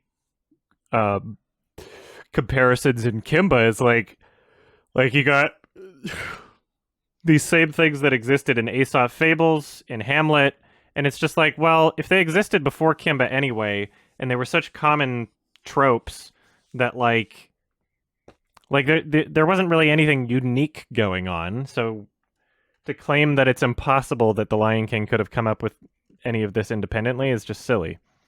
Yeah, there's a warthog from one episode of the 1965 series that's being compared to Pumbaa, which is just bullshit, and they're nothing alike, and it's literally a character from one episode. It's not like a part of the main cast or anything. And then, is there a character being compared to Timon? I'm gonna get into this in the review. It's actually fucking hilarious. In Fred Patton's book, he compares Timon to Polly Cracker again, in parentheses again. So Polly Cracker is not just Zazu, but also Timon. And it's like, well, how can you... Are you implying that Zazu and Timon are the same character? It's like, what? That doesn't make any sense. It's incredibly stupid. It's incredibly stupid. And people take this literature seriously. Like, very seriously. It's really funny. They're just mixing and matching. And when he talks about Claw and Scar, he doesn't Fred Patton knows that Claw acts nothing like Scar and the only similarities are visual. So he combines Claw and Cassius to combine as the character comparison with Scar. Scar combines elements of both. It's like you're stretching so hard to make this work here. You're stretching so hard. There's another really funny... It's the last comparison in this book that I mention. There's The Lion King. During a fight in the midst of the big fire, Scar scoops a paw full of hot coals into Simba's eyes. Compared with Kimba. During a fight in the hot desert, Kimba kicks burning sand into Claw's eyes. So the characters are swapped. It's kicked instead of scooped up with your paw. Literally kicked. And then to stretch it even further, he's saying, because like this is in a fire with hot coals, right? Like that's pretty evident.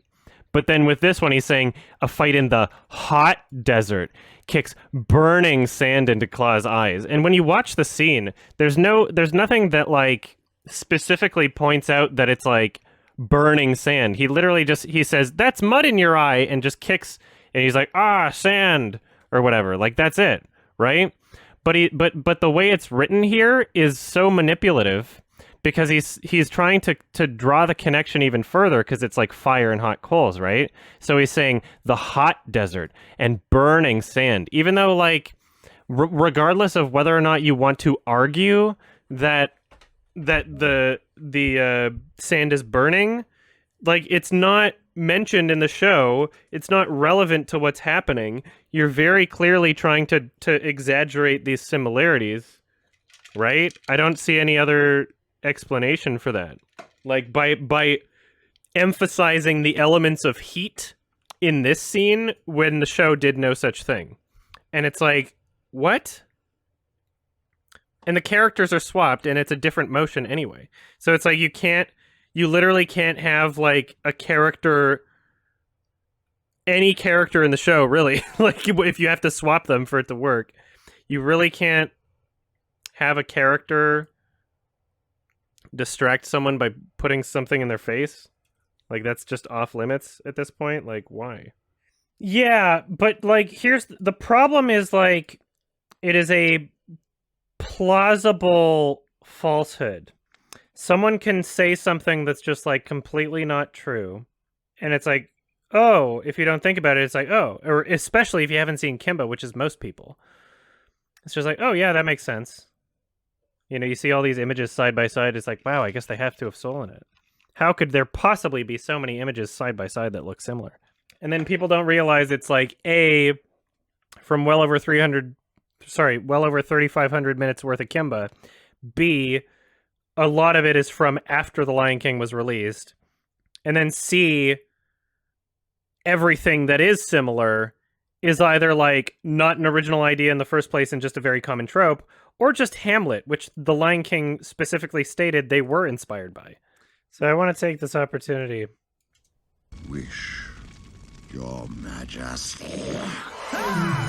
So this scene by Fred Patton is being compared as though it's a ripoff that seems to go beyond reasonable coincidence to this. Here's mud in your eye. Literally. Yeah. During a fight in the midst of a big fire, Scar scoops a potful of hot coals into Simba's eyes. Whereas in Kimba, during a fight in the hot desert, Kimba kicks burning sand into Claw's eyes. And I mentioned this earlier. Notice the descriptive words here. Hot desert. Burning sand. Very, very fucking clearly trying to make it seem more similar to this fire and hot coals scene by saying hot desert and burning sand. When there's really nothing about this scene that, like... Yeah, like, fuck you. I'm sorry, like, that... If there was any evidence that you're, like, attempting to conflate these things, this is it right there. By the words you're using here. Hot desert. Burning sand. Those words, like, there's nothing about the scene that, like, justifies those words being used. You're literally just trying to make it seem as though it's anything similar to the hot coals in the raging fire scene. Here's mud in your eye.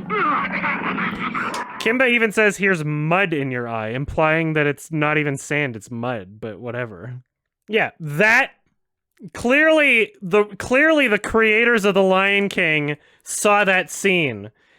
And that's the only reason why this happened in The Lion King. I did say the Fred Patton book is well-researched. Well-researched is not the same as, like, having an incredible bias and making things seem like they aren't. Well-researched is, like, he knows the chronology of events. He is citing specific episodes and specific timestamps, and those are accurate. But the thesis itself, like the point he's making is absolutely right, even though it's a well-researched, the most well-researched book on Kimba that I've seen about this controversy. But what he's saying is just absolutely right. Yeah, the logic is dumb. It's well-researched, but the logic being applied to the research is stupid. You can have well-researched statistics and use those statistics in whatever way you want according to your own biases. That doesn't mean it's not well-researched, it just means it's stupid. Well-researched does not imply that I agree with the book. Yeah, Claw there's nothing to Claw at all. Claw is literally just Bond villain number 643. He's just fucking, he's nothing. Claw is bullshit. insane. And above all else, Scar himself looks like foreign, weak, and with very female moves. Claw is serious. Just figured I'd throw that back in there. What a funny thing to put as a source in your book as a college professor. Like, what is going on? Claw is seriously nothing more than your standard, cliched, boring, run-of-the-mill villain character. I am Claw! I am the... Yeah, he's just so late. Like, to even suggest that, like, oh yeah, Scar made The Lion King successful, and people like Scar because he's really Claw, is just bullshit.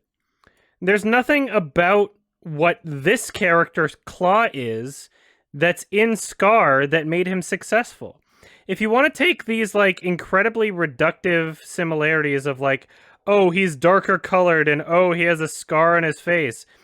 If Claw had the exact same personality that he did in The Lion King, and he was a lighter colored lion or some shit, and he didn't have a scar on his face, he would still be incredibly memorable. Like, it's the personality and the mannerisms and the character that actually makes up why he's a good character. And why he's a good character makes up why he's memorable and why it's a good movie. It's why the movie is successful. If The Lion King ripped off Kimba to the point where it was literally the exact same thing, if Disney literally, quite literally, just frame for frame ripped off Kimba, nobody would have fucking watched it, because nobody's watching Kimba because it's not that good, right? Clearly, The Lion King is not Kimba because people like The Lion King. People watched The Lion King because it's good. Kimba is kind of bullshit. It's just so stupid. If The Lion King ripped off Kimba, The Lion King wouldn't be successful. Because Kimba is not good. There's a reason why it never made it out of Japan, really. There's a reason why people had to say, The Lion King ripped off Kimba. You haven't watched Kimba. And even after that point, even after the point where it's so incredibly common knowledge that whenever people think of Kimba, they think of The Lion King. There's like 5 million views on these YouTube videos comparing these things, and maybe like 1,000 people out of all of those views have actually watched Kimba. There's a reason why, because it's not good. If The Lion King ripped off Kimba, then it wouldn't be successful. It wouldn't. There's so much more that The Lion King is. Claw's barely in the show. He's barely in it. And people treat it as though it's like the same importance of a character. Literally, episode 14, he just shows up like right at the beginning to be like, hey, I heard Kimba's going to that lion convention. Like, he's a loser. That's literally his entire... This is like his entire thing in this episode. Like, he's like, I can barely get like a good shot of him in here. Like, it's just gone. There's like this is a shot, and then this shot where he's like not even in the center of the frame, and then he roars, and then he's not even in the entire episode from that point on. Like, he's not that important of a character. Like, even in the episodes he's in, it's just like you have to comb through so much footage just to find like a single shot of this guy that you can use for the video. It's like most of the shit that's happening is like the hyenas and Cassius doing all the other shit. Claw will just show up to be like, hey guys, do this thing. I hate Kimba. And they'll be like, okay, boss. And then that, like, you won't even see him for like the rest of it. Like, Scar is such an important part of The Lion King, right? You got a problem? Not bad, Kasim. And now, where was I? I don't know if anybody ever mentioned this, but Claw does sound very Jeremy Ironsy. Well, the problem is that, like, this dub didn't exist until after The Lion King. So, it's possible that the voice actor was kind of trying to emulate Jeremy Irons doing this. Yeah, the dub is, Yeah, so in 98, they got the rights to pick up the series for distribution and do the dub. So the voice similarity is not an argument against The Lion King. So, like, and that's like the only series where Claw sounds weirdly similar to Scar. The other one, it's like, I am Claw!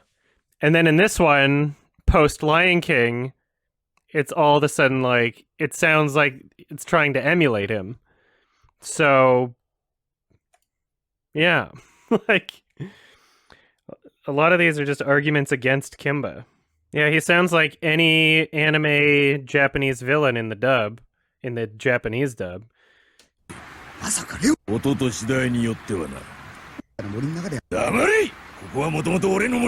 like, he sounds indistinguishable from any other fucking anime villain here. And then all of a sudden in the English dub in 1998, sounds a lot like Scar. Voice crack.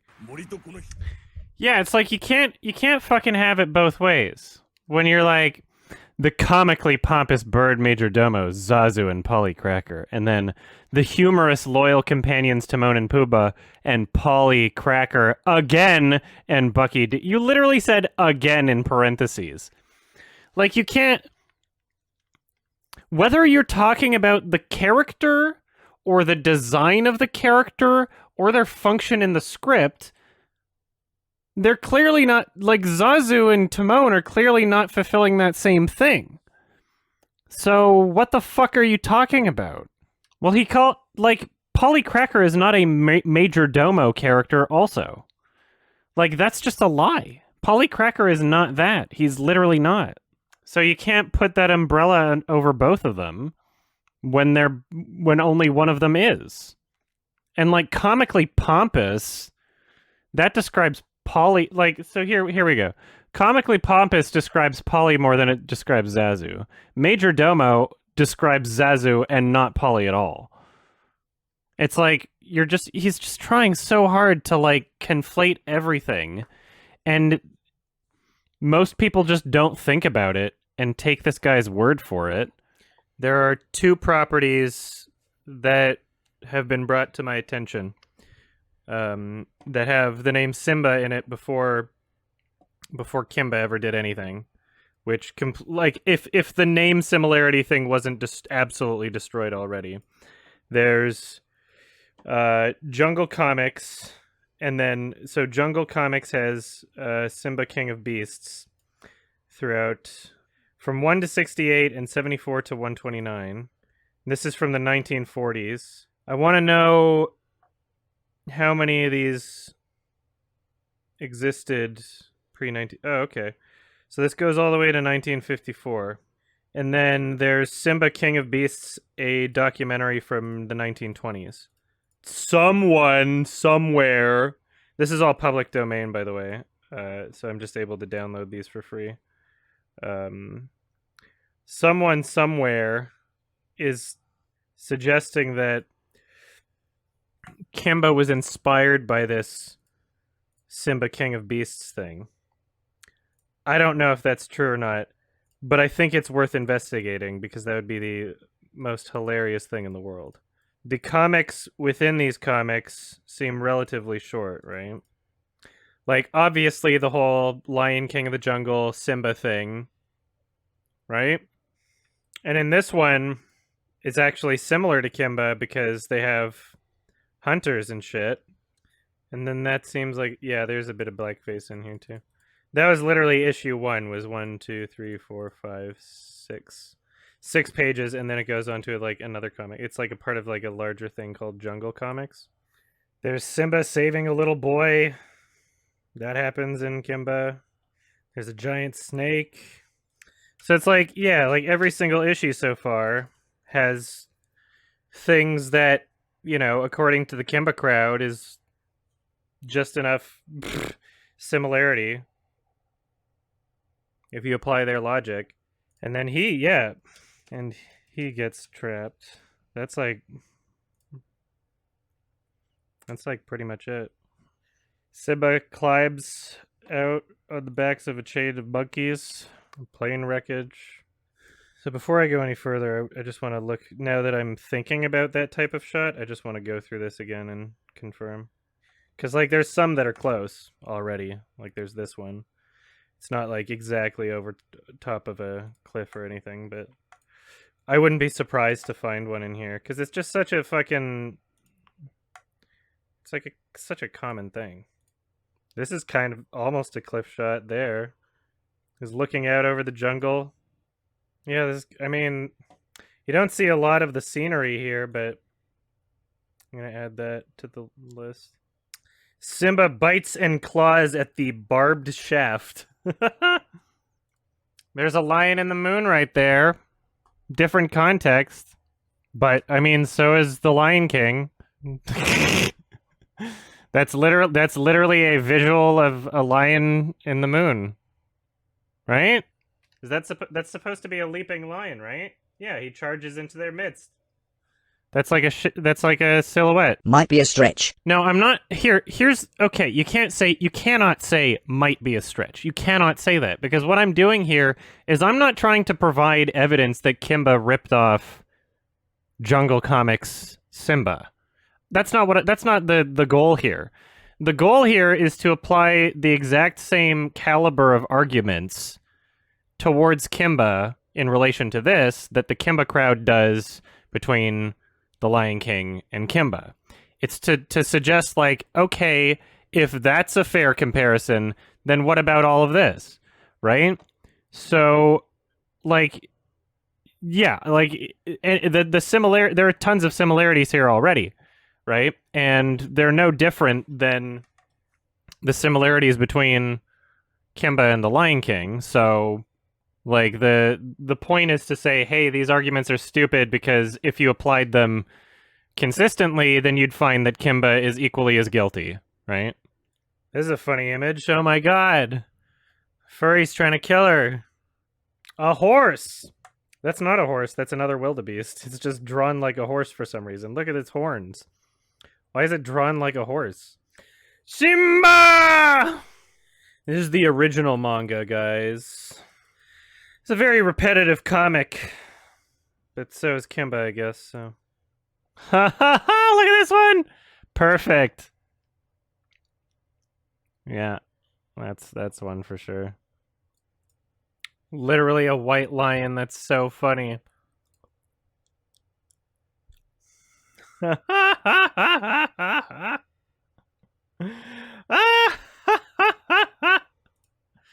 ha! 1949. Oh, that's so funny. The original white lion. That's hilarious. That's so funny. Oh my god. Oh no. November 1950, huh? November 1950. Very interesting. That's pretty late in the year. Okay, so the last appearance of Simba Jungle King of the Jungle or whatever. King of Beasts. The last appearance was 2 months before Tezuka's comic. So it doesn't even matter which image I include. They're all before. That's hilarious. I was worried near the end of it would get around the same time, but nope. Still 2 months before. This is like a Pride Rock shot too. Which, can you link me the Kimba video? I'm curious as to who this is. Nobody else click on it. Maybe whisper it to me. Yeah, link it, just whisper it to me. Okay, that's a really funny channel name.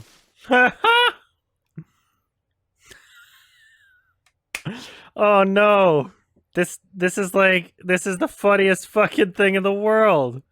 Okay, you have my permission to link it in Twitch chat, because I'm gonna be like, I have to show that channel name. That the channel name and description is the funniest thing in the fucking world. This is the funniest thing. Anti-SJW. The opening to the 1997 Jungle Emperor Leo movie, based off of Osamu Tezuka's manga series. Yes, it is the lion story that Disney ripped off to make The Lion King. Oh, that's so funny.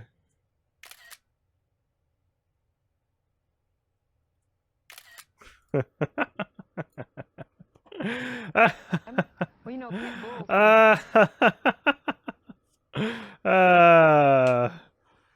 Oh, that's so funny.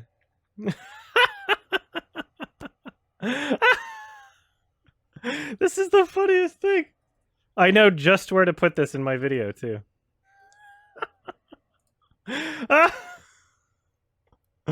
I've got such a good idea for how I'm going to use this. It's so funny.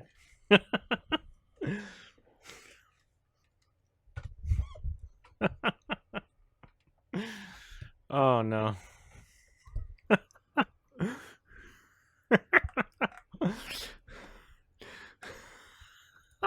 Oh no!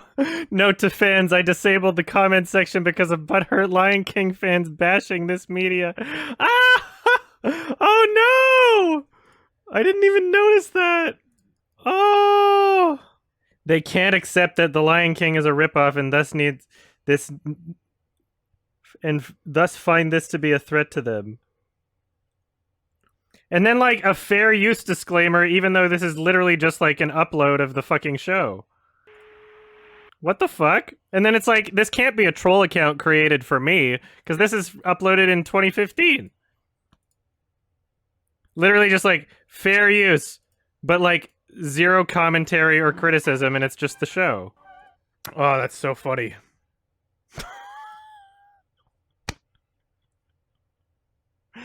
Oh, it's so good.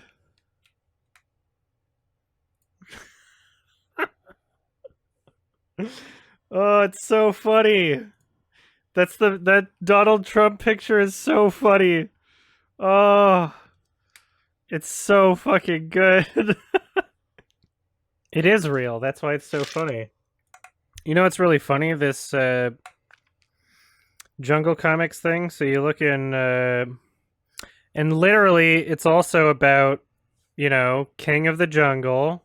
And then he's challenged by another lion named Sleeta, who's like, I want to be king. It's like, okay, it's just more of the same shit. It proves that it's not really an original idea. Yeah, there's a comic called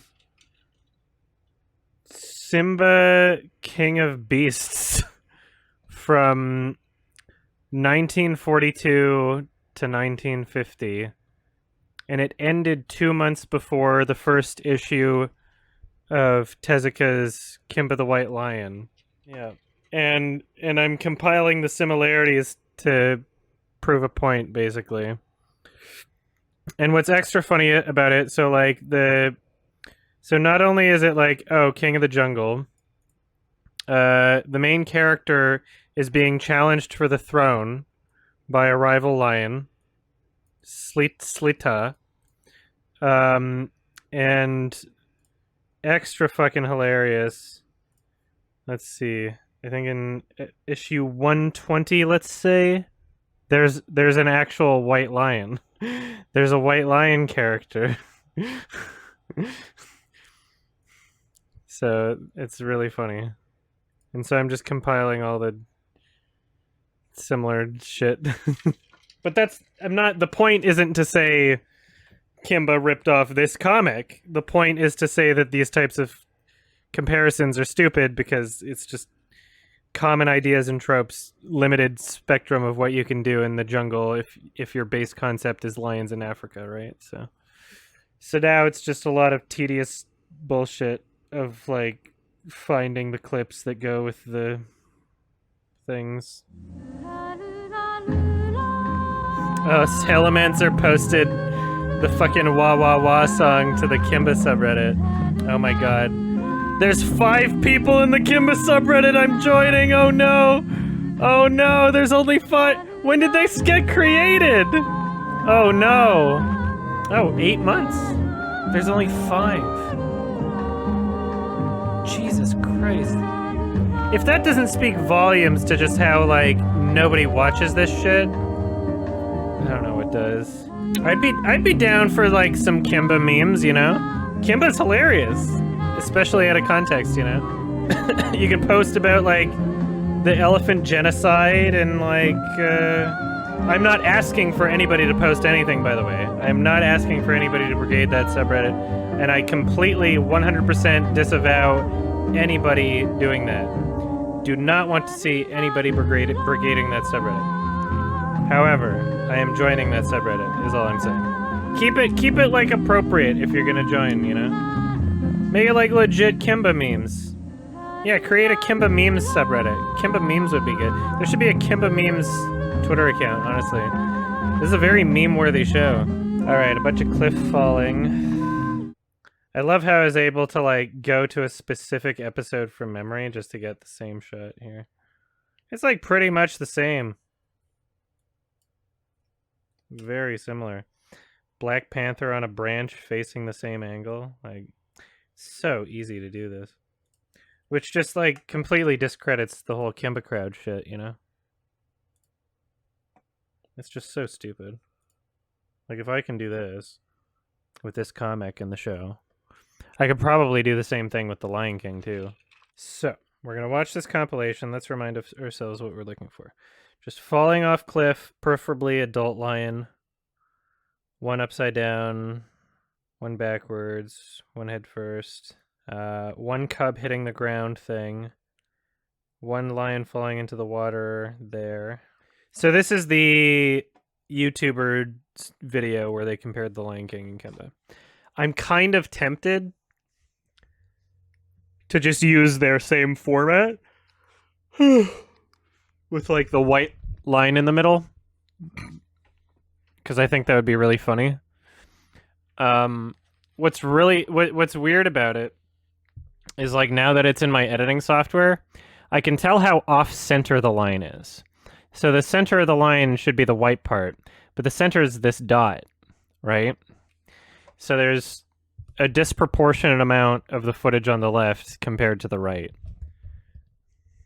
So it's not perfect, which is weird. This is hilarious already. I can't wait for this whole sequence to be done. Because this is so, I've always, like, I think this proves the whole fucking point I was making. This will be, like, basically the finale to the video. It's like, these types of things are just so stupid. Like, it's so easy to take two completely different properties and be like, let's try to find all of the similarities. The film in the savannah is so oddly specific. Yeah, you'd think. You never know. Maybe Tezuka stole from Simba, King of Beasts, or whatever it's called. It's entirely possible. Suspicious, right? The butterfly one is so funny. Oh, it's so funny. This is so funny. This is so funny. It's turning out like the exact same as one of their videos. It's the same thing. I mean, Kimba? Simba? Suspicious.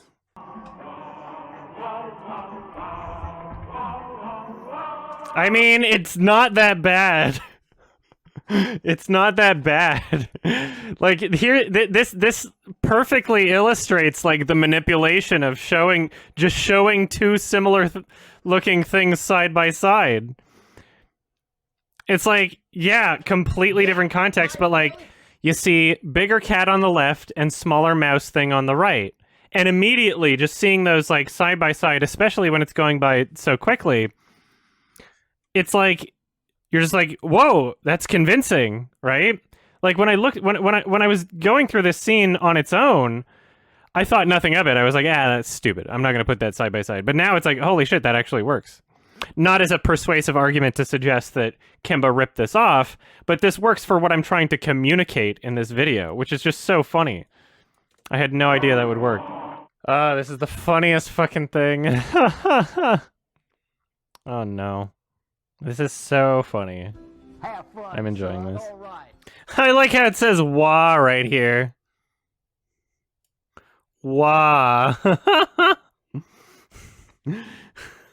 Wah. This is so funny. Oh, I'm loving this. The editing's fun again. Yay. This is so funny. Oh, it's so funny. This is the best. It's the same. Guys, it's the same. Kimba ripped off this random bullshit from the 40s. Don't you see it's the same? I'm having so much fun with this. And it's so funny because this is one of the shots that they used for like the Disney comparison with the specifically, look at this. This is with the concept. There was concept art of a white lion playing with a butterfly. And now it's like, okay, we're going to get basically the same shit here. And it's going to look more similar. And this is something that wasn't in the movie. This is something that wasn't in The Lion King. Like, so basically this detour of this comic book that someone told me to check out is a good 3 extra days onto the project, but I think it's totally worth it. It's going to be so funny. Yeah, the crashed plane thing, right? It's crazy. There's a lot of crazy shit. The crashed plane, like, the projector in the wilderness, like, these shots of the mouse, like, let's just watch through this again. There's a lot of similarities here. It's almost like Kimba ripped off this fucking comic book. It's very striking similarities here. Suspicious. There's too many similarities that seem to go beyond reasonable coincidence. You know, if it was just a couple of similarities, then maybe you could pass it off as a coincidence. But there's just far too many. There's far too many, so the only explanation is that they had to have stolen it. They had to have stolen it. There's no explanation. There's too many! There's too many similarities! What a ridiculous endeavor. We're almost at the end, guys. We're almost at the end. But, like, what a fucking stupid journey this whole thing was. Ugh. It's funny that these two share similarities that The Lion King doesn't. Like, the human element is much more present in this original comic. You don't get things like crashed airplanes or projectors or human beings or anything in The Lion King, right? It almost seems like this comic shares more similarities to Kimba than Kimba does to The Lion King, in ways, for sure. It's so funny because I think like what's especially intelligent about this, not to toot my own horn, but by this point in the review, because this is appearing at the end of the review, the exact same psychological effect that I was mentioning earlier, where you're familiar with one property and you're not familiar with the other. And so you see these images side by side, and automatically, in this format especially, and with this time frame in that format, your brain automatically assumes that there must be like a similar context to what's happening from the image you're unfamiliar with to the image you're familiar with, or vice versa. And so, like, these are just visual similarities, purely visual similarities. So, like, the elephants didn't get genocided. And I'm pretty sure this was from a different issue where he finds a dead elephant. Like, that's completely unrelated to, like, an elephant genocide thing. But you play them like this. And then there's that implication in people's minds where they watch this and they're like, wait, an elephant genocide episode happened in the comics? Right? But that's the point I'm making, right? Because that's exactly what the Kimba crowd did. That's literally what they did. And that's what's shaped people's perspective on the entire Kimba versus the Lion King issue, is that people have an incredibly warped idea of what the actual controversy is. And the Kimba crowd has done literally nothing to try and inform people that their perception of this issue might be a little bit wrong. They've done literally nothing. They've done absolutely nothing, and they've witnessed it. They've seen their own comment sections. They know that people are like, wow, I can't believe The Lion King stole the entire plot. And they know that that's not true, and they've done nothing to correct these people, and they're perfectly fine with people believing that. Years worth of these comments, and they've literally done nothing to be like, hey, maybe, maybe the gigantic public perception, not just YouTube comments, but all of these articles too, that are like quoting and embedding these YouTube videos and using screenshots from them and using screenshots with The Lion King next to the 1997 movie, and nobody does anything about that. Right? And it's like, what's your deal? I don't know. This is just too funny. Do I hate Tezuka? No, of course not. I don't hate Tezuka. He's historic. Why would I hate Tezuka? I hate Kimba. Although I can still, like, recognize its place in history, though, right?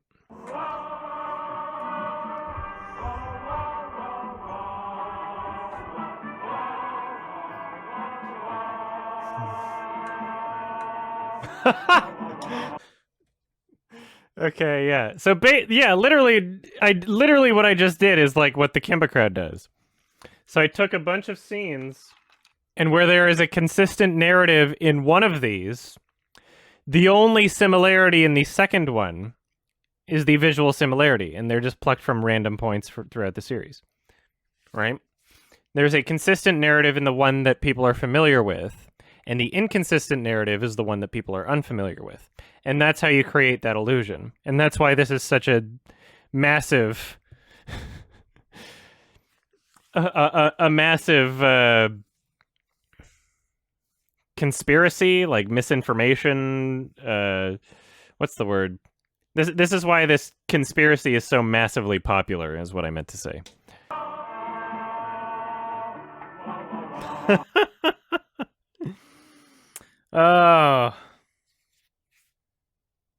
Oh my god, this is so funny. This is hilarious. This is the nail in the coffin for the Kimba conspiracy crowd. This is literally the nail in the coffin. This is it. Like, this is it's at this point where you'll be treated with ridicule for believing your position.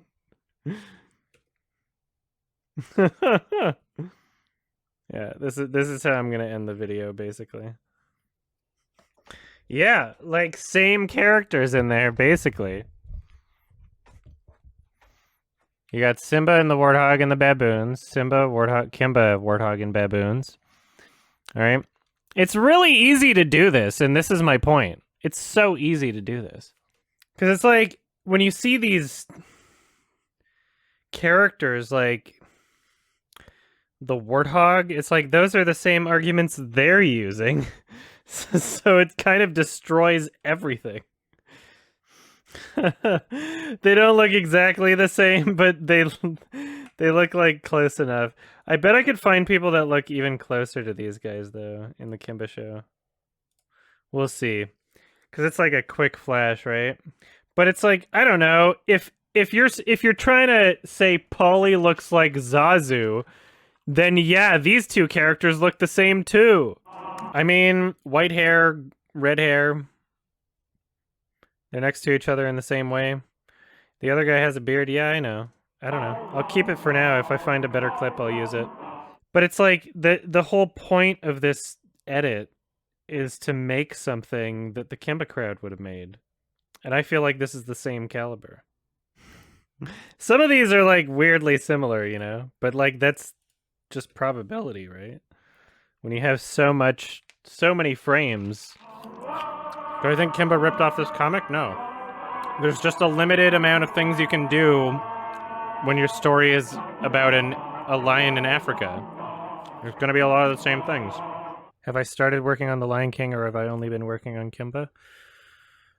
I started the first gigantic part of the process, which is going over all the footage in The Lion King, all the interview footage, sectioning off clips and organizing them.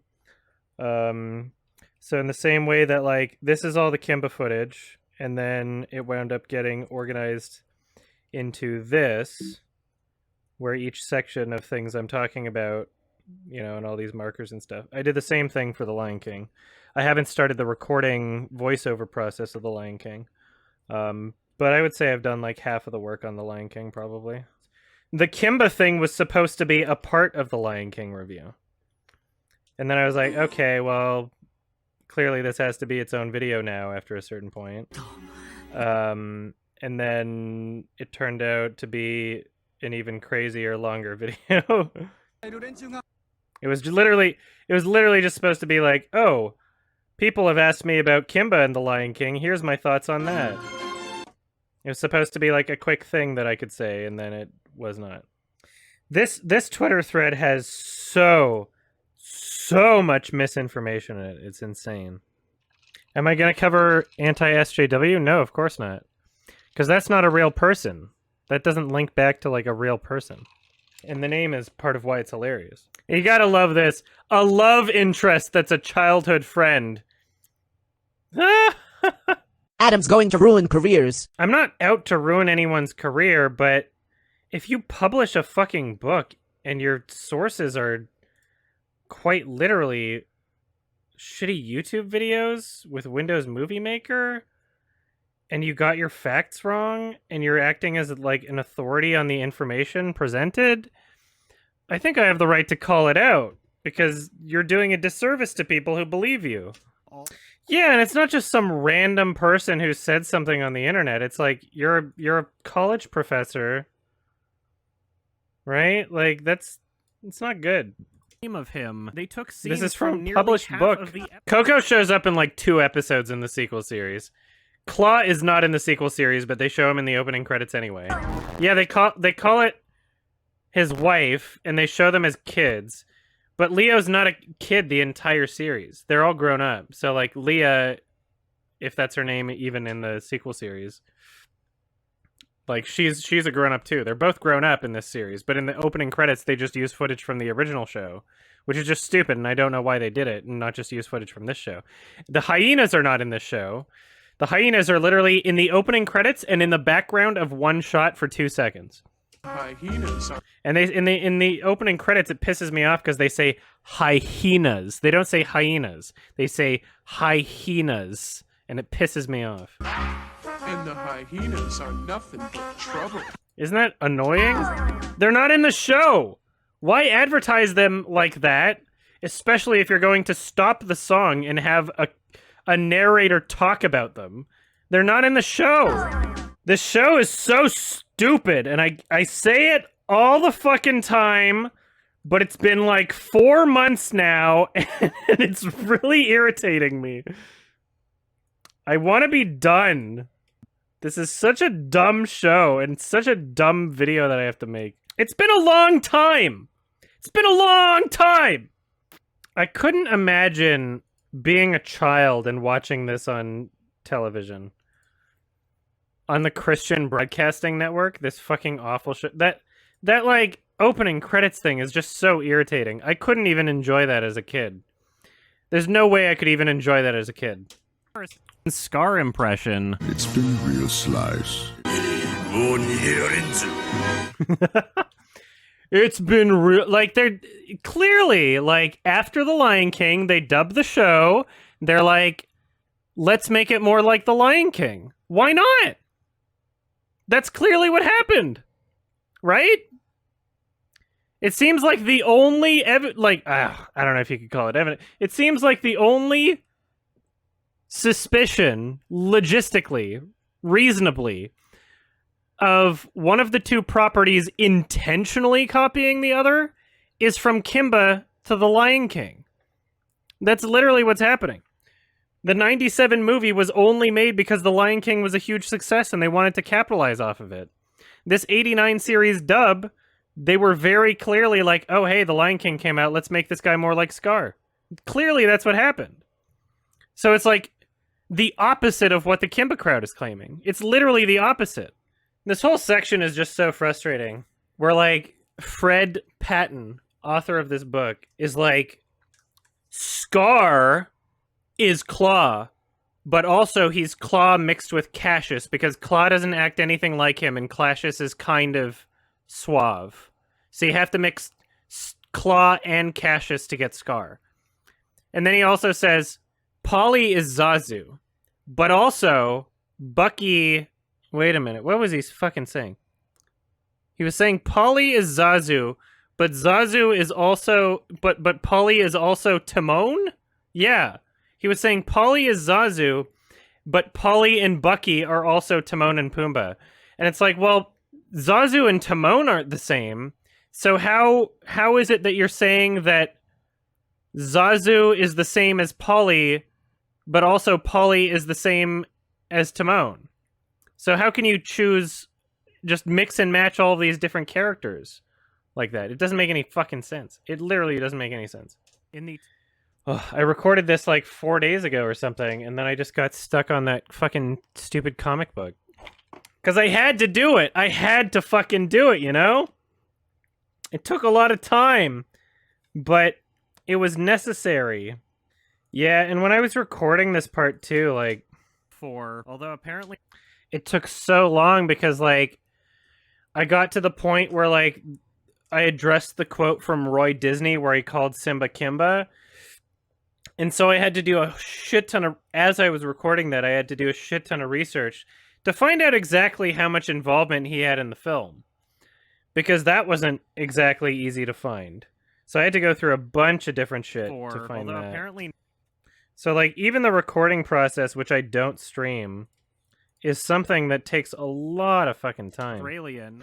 This fucking channel, this Kimba channel is so funny. It's so funny. This is their profile picture.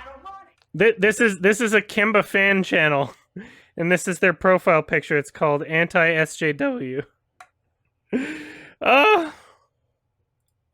Note to fans, I disabled the comments because of butthurt Lion King fans commenting, bashing this media. They can't accept that The Lion King is a ripoff and thus find this to be a threat to them. Woo! And then they have a copyright disclaimer, even though this is literally just an upload of an episode. And there's no commentary and there's no criticism, but they have a copyright disclaimer for fair use. For fair use, even though this is just an upload of the episode. But they, in the description, they list a copyright disclaimer for fair use. When it is not fair use. Oh. It's so funny. They got triggered by commenters, so they disabled it. The anti-SJW got triggered, and they got their feelings hurt, so they needed a safe space. I'm just going to go over that section one more time that I was doing earlier today. Anybody unfamiliar with what we're seeing here? It is, I found a comic from the 1940s that was created before Kimba the White Lion.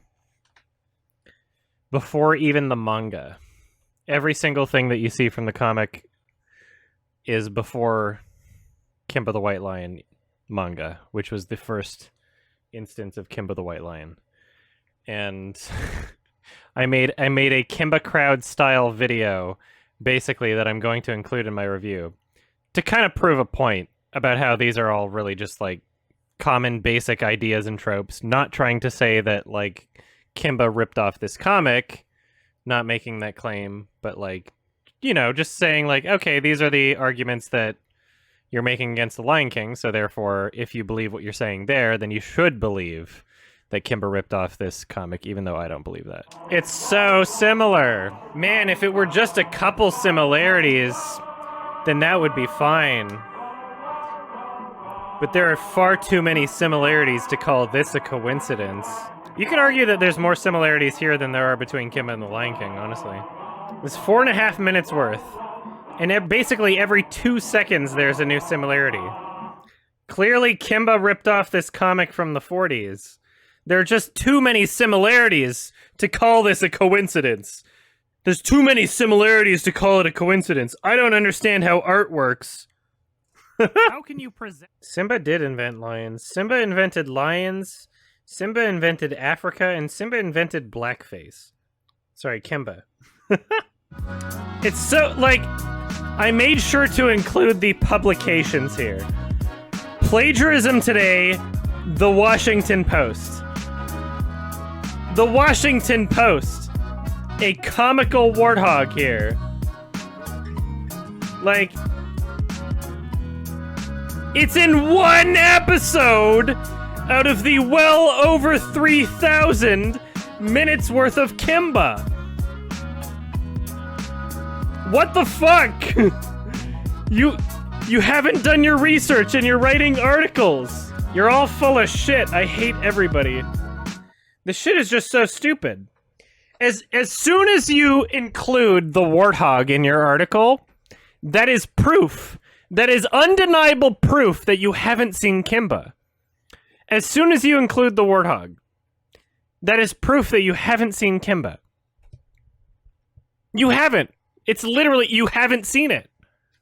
There's no other explanation. If you're going to claim that a character that shows up in 1 out of 52 episodes out of one of the, like, 8 different series of Kimba is like what the Lion King ripped off, and that's how the Lion King ripped off Kimba. And the character isn't the same. They don't fulfill the same role. They're not important. They show up once and then they're gone. If you're going to include that in your article, that's proof that you haven't watched the show and you don't know what the fuck you're talking about. Oh my god, it's so annoying. Everything about this is just irritating. Ugh. I'm happy to make this video and put this argument to fucking rest, honestly. It's so annoying. I can't believe it. I can't believe how stupid this is. Species they decided I shouldn't have to make this video. There would have been... It's depressing. It's depressing what counts as journalism. It really is. It sucks. Because, like, I'd like to believe that there's some sort of, like, fact-checking somewhere. I'd like to believe that in, like, a mainstream published article that there's some sort of fact-checking that goes behind an article that's created. But there isn't. There really isn't. And people wonder why nobody fucking trusts the media right now. It's like, you can't even get your basic facts straight. Jesus Christ. This isn't even, like, that important of an issue, obviously. But, like, you'd think that you'd want to get your facts right. You'd think that you'd want to do that if you're writing an article. Yeah, it's like, nobody wants to... the people that are, like, really passionate about this argument don't even give enough of a shit about the show to actually watch it. Because, like, it can't just be people who have watched Kimba that are pushing this conspiracy theory. Like, everybody's retweeting it, right? Clearly the people retweeting it have not seen Kimba. Like, that's a fact. Like, 99% of people retweeting these threads have not seen Kimba. But that viral Twitter thread that exists, did that person watch Kimba, or are they just there to virtue signal? Like, did they watch Kimba? I really, really want to know if they actually watched Kimba or not. That's something that I do not know for sure. It is just so... based on what they're saying. Like, they have the most misinformation out of, like, anyone I've seen. That Twitter thread that I keep coming back to, the reason why I keep coming back to it is because there's so much about it that's just completely, factually, objectively inaccurate. Completely inaccurate. I want to know, is that person a person that watched Kimba? Or are they just somebody that, like, jumped on this train? Oops. Look at all these screenshots. This is just from Kimba. My desktop is not usually this cluttered. This is just from Kimba. So that is fucking stupid. Serious comedic warthog characters. Comedic warthog, you can't have... I hate it so much. It's like, the argument doesn't make any fucking sense. You can't include Gargoyle G. Warthog, who showed up in episode 18 of the original series. Out of 52 episodes, he was in one. Out of every single series, he was still in just that one episode.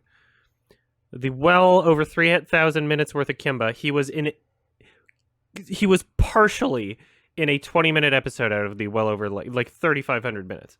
Yeah, like he's mostly just a dope, like every character in Kimba is comedic. There's not a single character in that show that's not comedic other than like the mammoth. Like every single character, like it's a comedic show. Yeah, Gargoyle G. Warthog is his name. Image of Simba and Kimba standing on a protruding rock. What's sad is this website is plagiarism today. It's like shouldn't this have some sort of like an informed legal perspective on this? And not just be spouting a bunch of bullshit?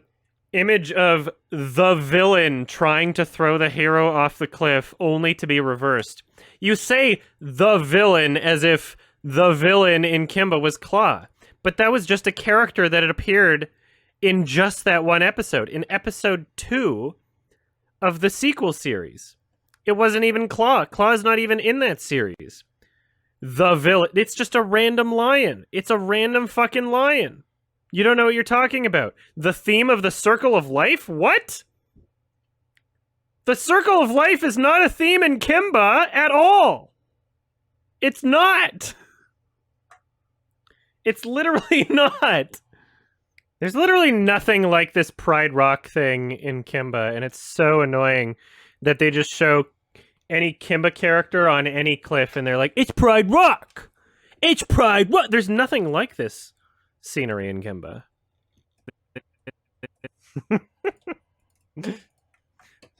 So many, like, silly frames.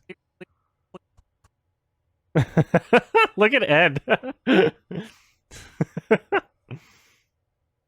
Ah! That's terrifying. So I was going back to the Hollywood Reporter article to get a quote from one of the Lion King producers about the limited palette of things you can do in Africa. So I'm going back to this article. Look what they've changed since I've started editing this video. They changed, this is the archive here. They changed the article to not have the picture from the 97 movie. They changed the main image of the article to not include, although what's really funny is like this promotional image behind here is actually the 97 movie too. Like this art style behind here, this is promotional stuff from the 97 movie. But they changed it. This is what it used to be. Did they change it after I started streaming? I believe so, yeah. This seems pretty new to me. I've been to this article about 1 billion times. I don't remember this image. Maybe it happened after the new Lion King movie? No, because this article was written after the new Lion King movie. This is an archive from April 18th, 2020. And it uses this image. So that was 3 weeks ago. And this is 3 weeks ago, this is what the image was on the main page. And now it's this. I wonder why they would update the main image of their article all of a sudden within the past few weeks. I wonder why they would do that. Do they change anything else in the article? Not from what I can tell. I think those 3 pictures at the bottom are the same. But those 3 pictures at the bottom are also not the 97 movie. Because this is the 97 movie, that's why they would remove it. But what's really funny is like this promotional image is also very clearly the 97 movie, but they probably didn't notice that. They probably didn't realize it. So, I guess I'm going to archive this one too, because that's just hilarious to me.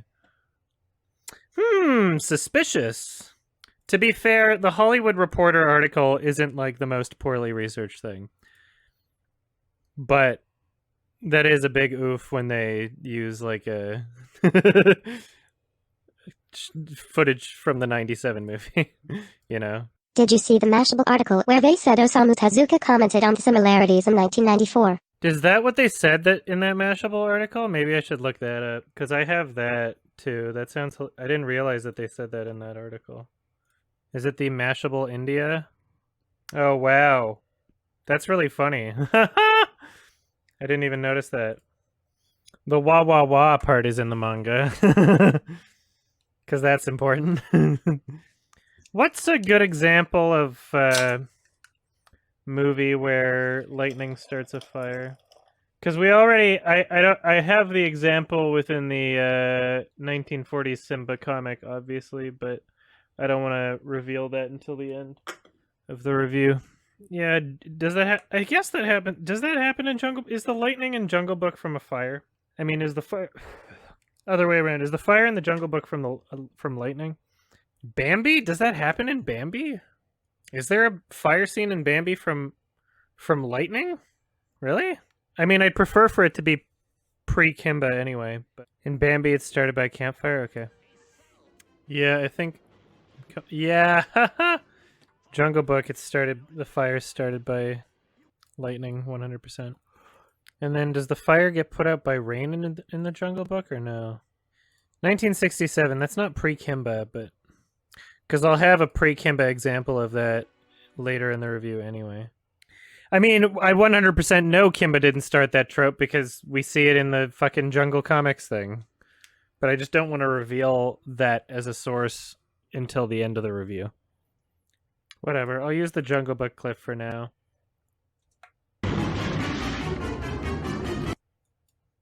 And then the rain putting it out is kind of implied. Yeah, I'm fine with that clip. Because I show an example, if anyone's going to argue like, oh, Kimba must have invented it because that's pre-Kimba, then I'll just, link to the timestamp in the video where we should see the Jungle Comics thing from the 1940s. But yeah, clearly Kimba didn't invent the concept of lightning starting a fire and rain putting it out. Clearly that's not a thing that Kimba invented.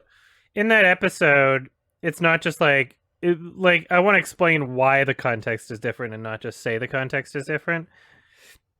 Like, fire just happens to be the thing that they're trying to stop in that episode, And they, there's several points where it, goes away and comes back and goes away and comes back, and it's really just, just bullshit. It's like, I had a lot more respect for Patton up until I started recording this section. Because it was in this section where I realized that it's pretty indisputable that he's intentionally trying to make things seem more similar than they are. And I'll go into it in this section if this next part is where it really becomes fucking obvious. There's no other explanation. The reductive summary. Here's a good one. During a fight in the midst of the big fire in The Lion King, Scar scoops a paw full of... Oh god, yeah, this is so stupid. This is this one comparison here, the fact this is listed under points of similarity which seem to go beyond reasonable coincidence. And this is the most embarrassing thing in Patton's book, honestly. And you'll see as it goes along. It's just the way it's phrased, you can't honestly, you can't believe that he's being genuine. Mud in your eye! This is totally the same, by the way. This is totally the same thing. This is a point of similarity which seems to go beyond reasonable coincidence, guys. This goes beyond reasonable coincidence, this similarity here. This is the issue. This is the line. This is the point right here where I lost almost all of my respect for Patton. And I go into this because this is a scene in The Lion King where this is surrounded by fire. There's hot coal. Scar scoops the coal and then puts it into Simba's eyes or whatever. Could very well easily blind him. But this entire setting is to do with heat, right? And then Patton takes this scene, and in order to make the comparison seem more legitimate, he uses these words. he uses the words, the hot desert kicks burning sand into Claw's eyes. When if you watch the episode, and he's watched the episode, like he's not unaware of this. If you watch the episode, there's nothing about this that alludes to the heat of what's happening. Like there, when Claw never goes like, "Oh no, it's burning my eyes." He never says anything like that. Kimba only says, "Here's mud in your eye." Mud is implied to be not burning sand. Mud is implied to be like with moisture even, which it couldn't possibly be burning, right? That's the line. And even in the original Japanese version, they don't say anything here. So like when you're using words like a fight in the hot desert kicks burning sand into Claw's eyes, you're clearly only doing so in order to make it seem more similar to this scene where he's literally pawing hot coals. Never mind the fact that these characters are swapped anyway, and he's scooping it up with his like actual hand paw here, and Kimba's kicking him with sand. These are like swapped characters also. So like, that's just absolutely fucking ridiculous. That's absolutely fucking ridiculous. Honestly, to use those words, it is abundantly clear. It is abundantly clear that you're so very hard trying to stretch things. You're absolutely trying to make these comparisons seem more legitimate by describing the events in ways that are less accurate. This is where I lost a lot of respect for Patton, was recording this part of the review. Because, like, there's no other explanation. There's no other explanation for why you would phrase it that way. Like, that's absolute, like, and I should remind you, which I do in the review, this is legitimately listed under points of similarity which seem to go beyond reasonable coincidence. Points of similarity which seem to go beyond reasonable coincidence. And he did this. This literally, seriously? Come on! That's absolute bullshit. That is absolute fucking bullshit. And I cannot... Yeah. Like, seriously. And yet this is like cited on every article, The Hollywood Reporter, Mashable, cited on Wikipedia as being like a reliable source for this. And although, yeah, his book is well researched, for sure, his bias is just overwhelming. His bias is just ruining the entire thing. It's like actually so stupid. Like, this is in a book, and people are using this as a source. Simba didn't say anything like, that's hot, did he? Why would I think Claw would? Because that's implied by the visuals, right? Like, there's nothing that references the heat here. Like, yeah, it's in the desert. By the way, if you actually watch this part of the show, this desert is like 2 feet away from the jungle anyway. They literally just, like, I'll show you. I'll fucking show you. They literally just ran from this part of the jungle anyway. So it's like not even like, they literally just ran from here. He's like, here, I'll go over here, right? And so like, yeah, there is heat being exhibited in this, like there is heat in this visual here, but it's not like, it's nothing compared to a fire and coal.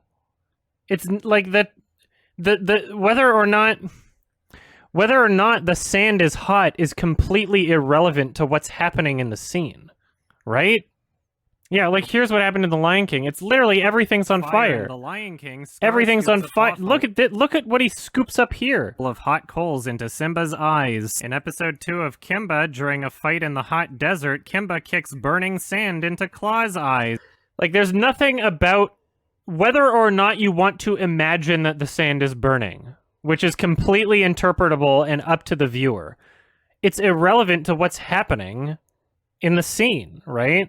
Like, yeah, like, I don't know. Do I have to record more lines for this part?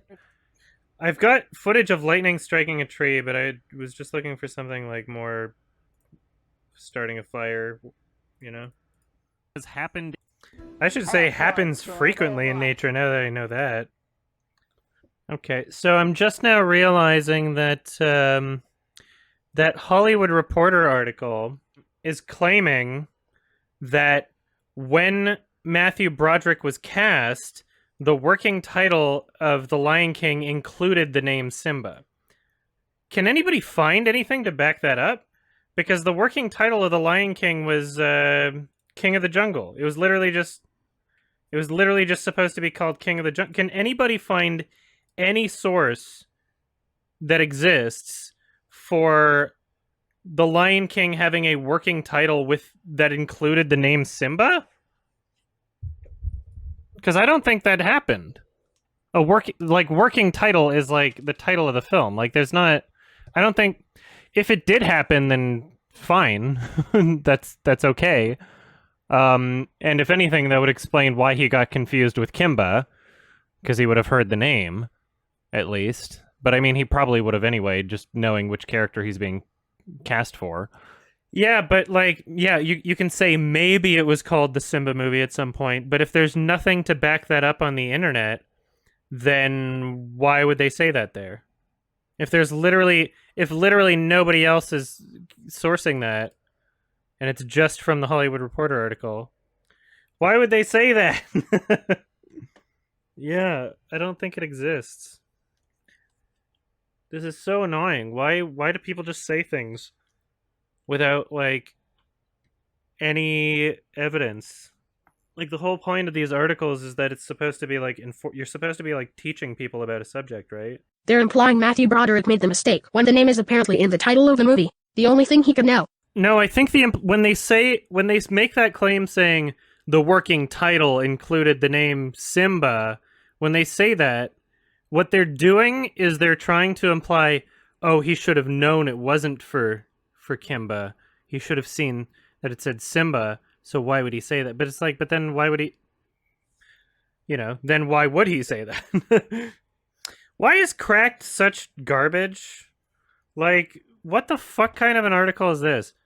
Like, the most damning evidence came from Roy Disney, who in the most incriminating online chat that didn't end with meeting Chris Hansen referred to... Like, you're trying to be funny.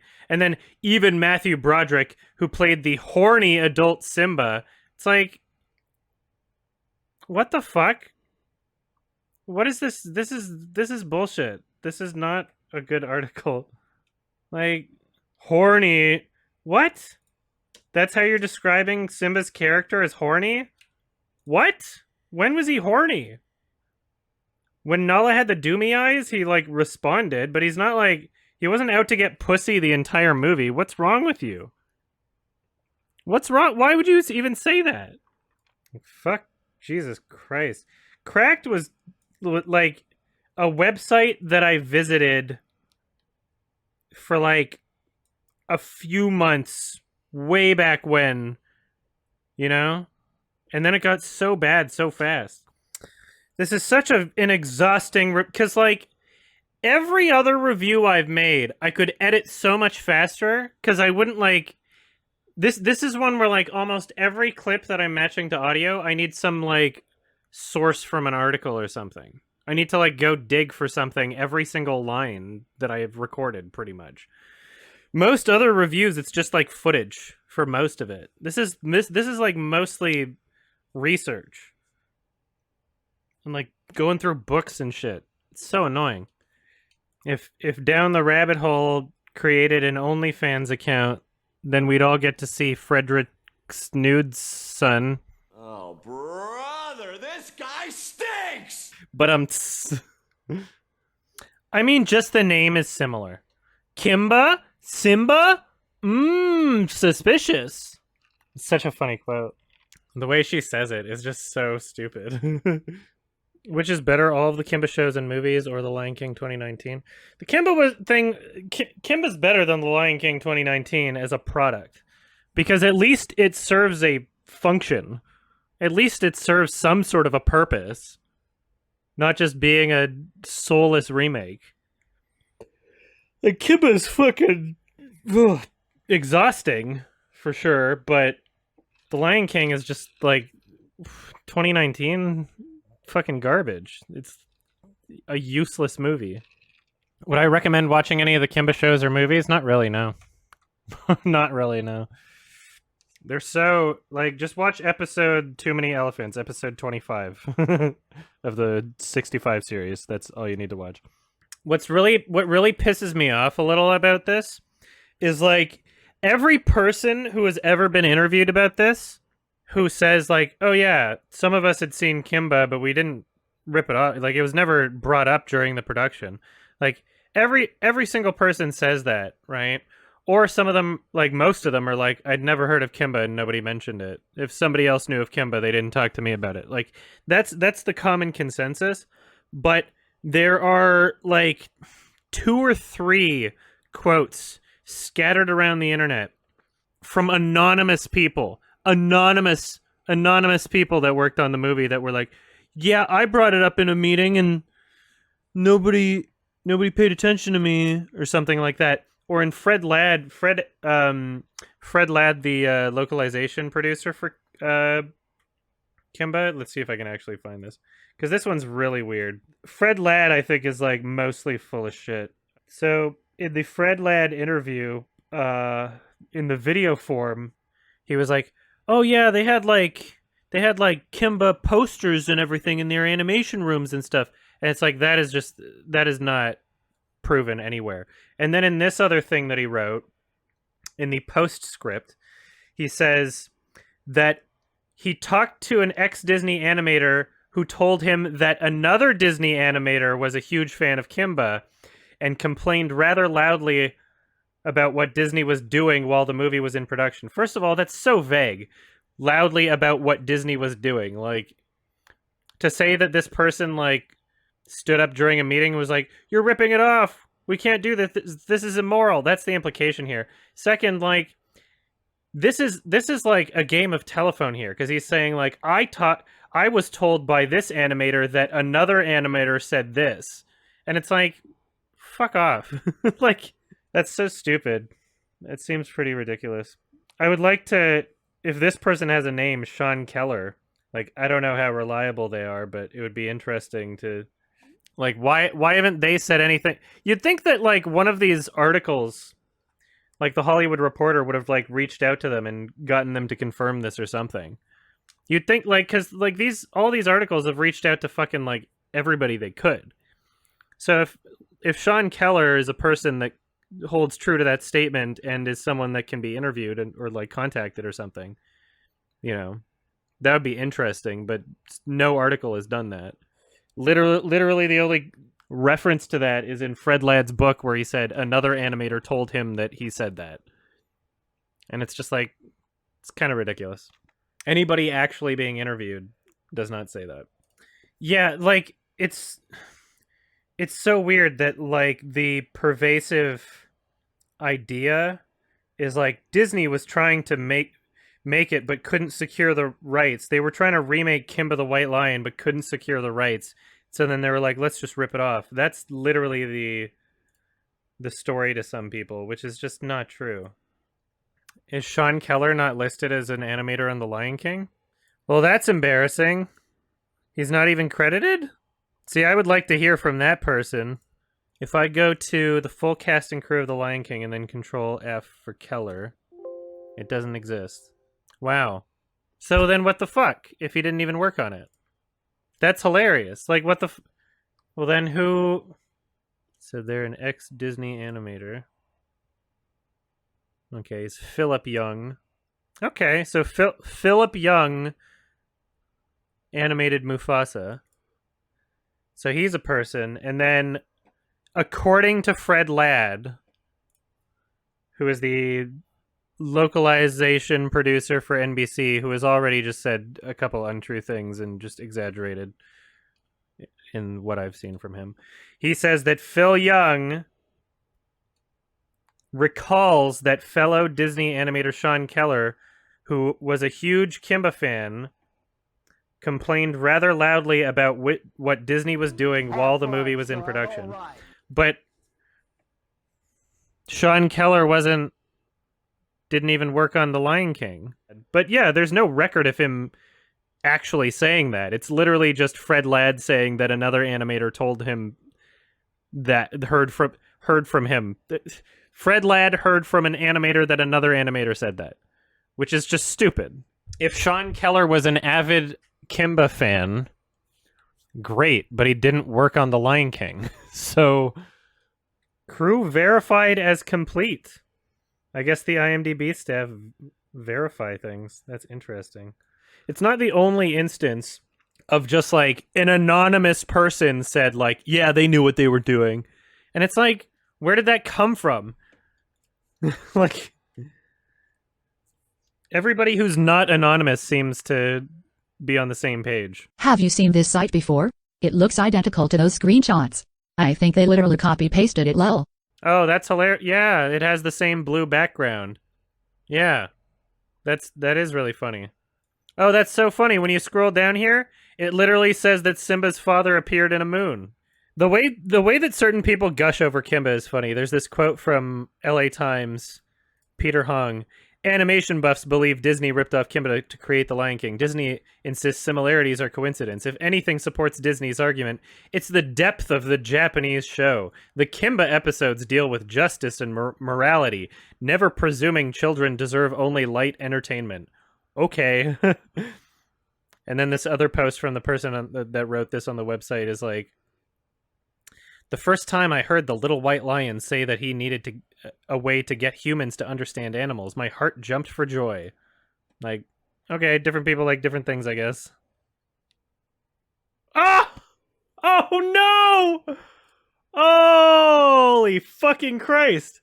This is the first time I've been on the wiki page for just Simba, right? Like, I've always just been on the Lion King wiki page, but then for whatever reason, like, Simba was inspired by the character Bambi from Disney's Bambi. Osamu Tezuka's anime Kimba the White Lion. Like, stating this as a fact. Literally just stating as a fact on Wikipedia. Simba was inspired by Kimba the White Lion. Just stating it as a fact there. That's bullshit. Citation needed, Wikipedia. What the fuck? You can't just state that like it's true and not like a conspiracy, or at least you can say like some claim this. That's stupid. So like, this is why why the review is taking so long is because like every single, not every single line, like so many fucking lines in this, or just like claims that I'm making, like I need to vigorously fact check, right? And like find proof of that what I'm saying is true, or like at least something I can show that supports the claim is what I mean, you know.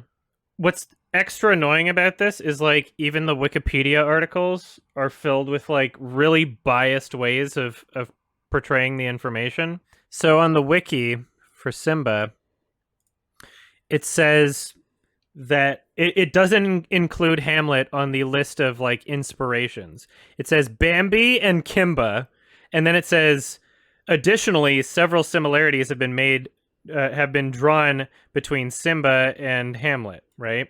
To imply that the Hamlet thing was not intentional at all. And then you go down here. Several film and entertainment critics have noted similarities and parallels between the stories of The Lion King and Hamlet and their protagonists.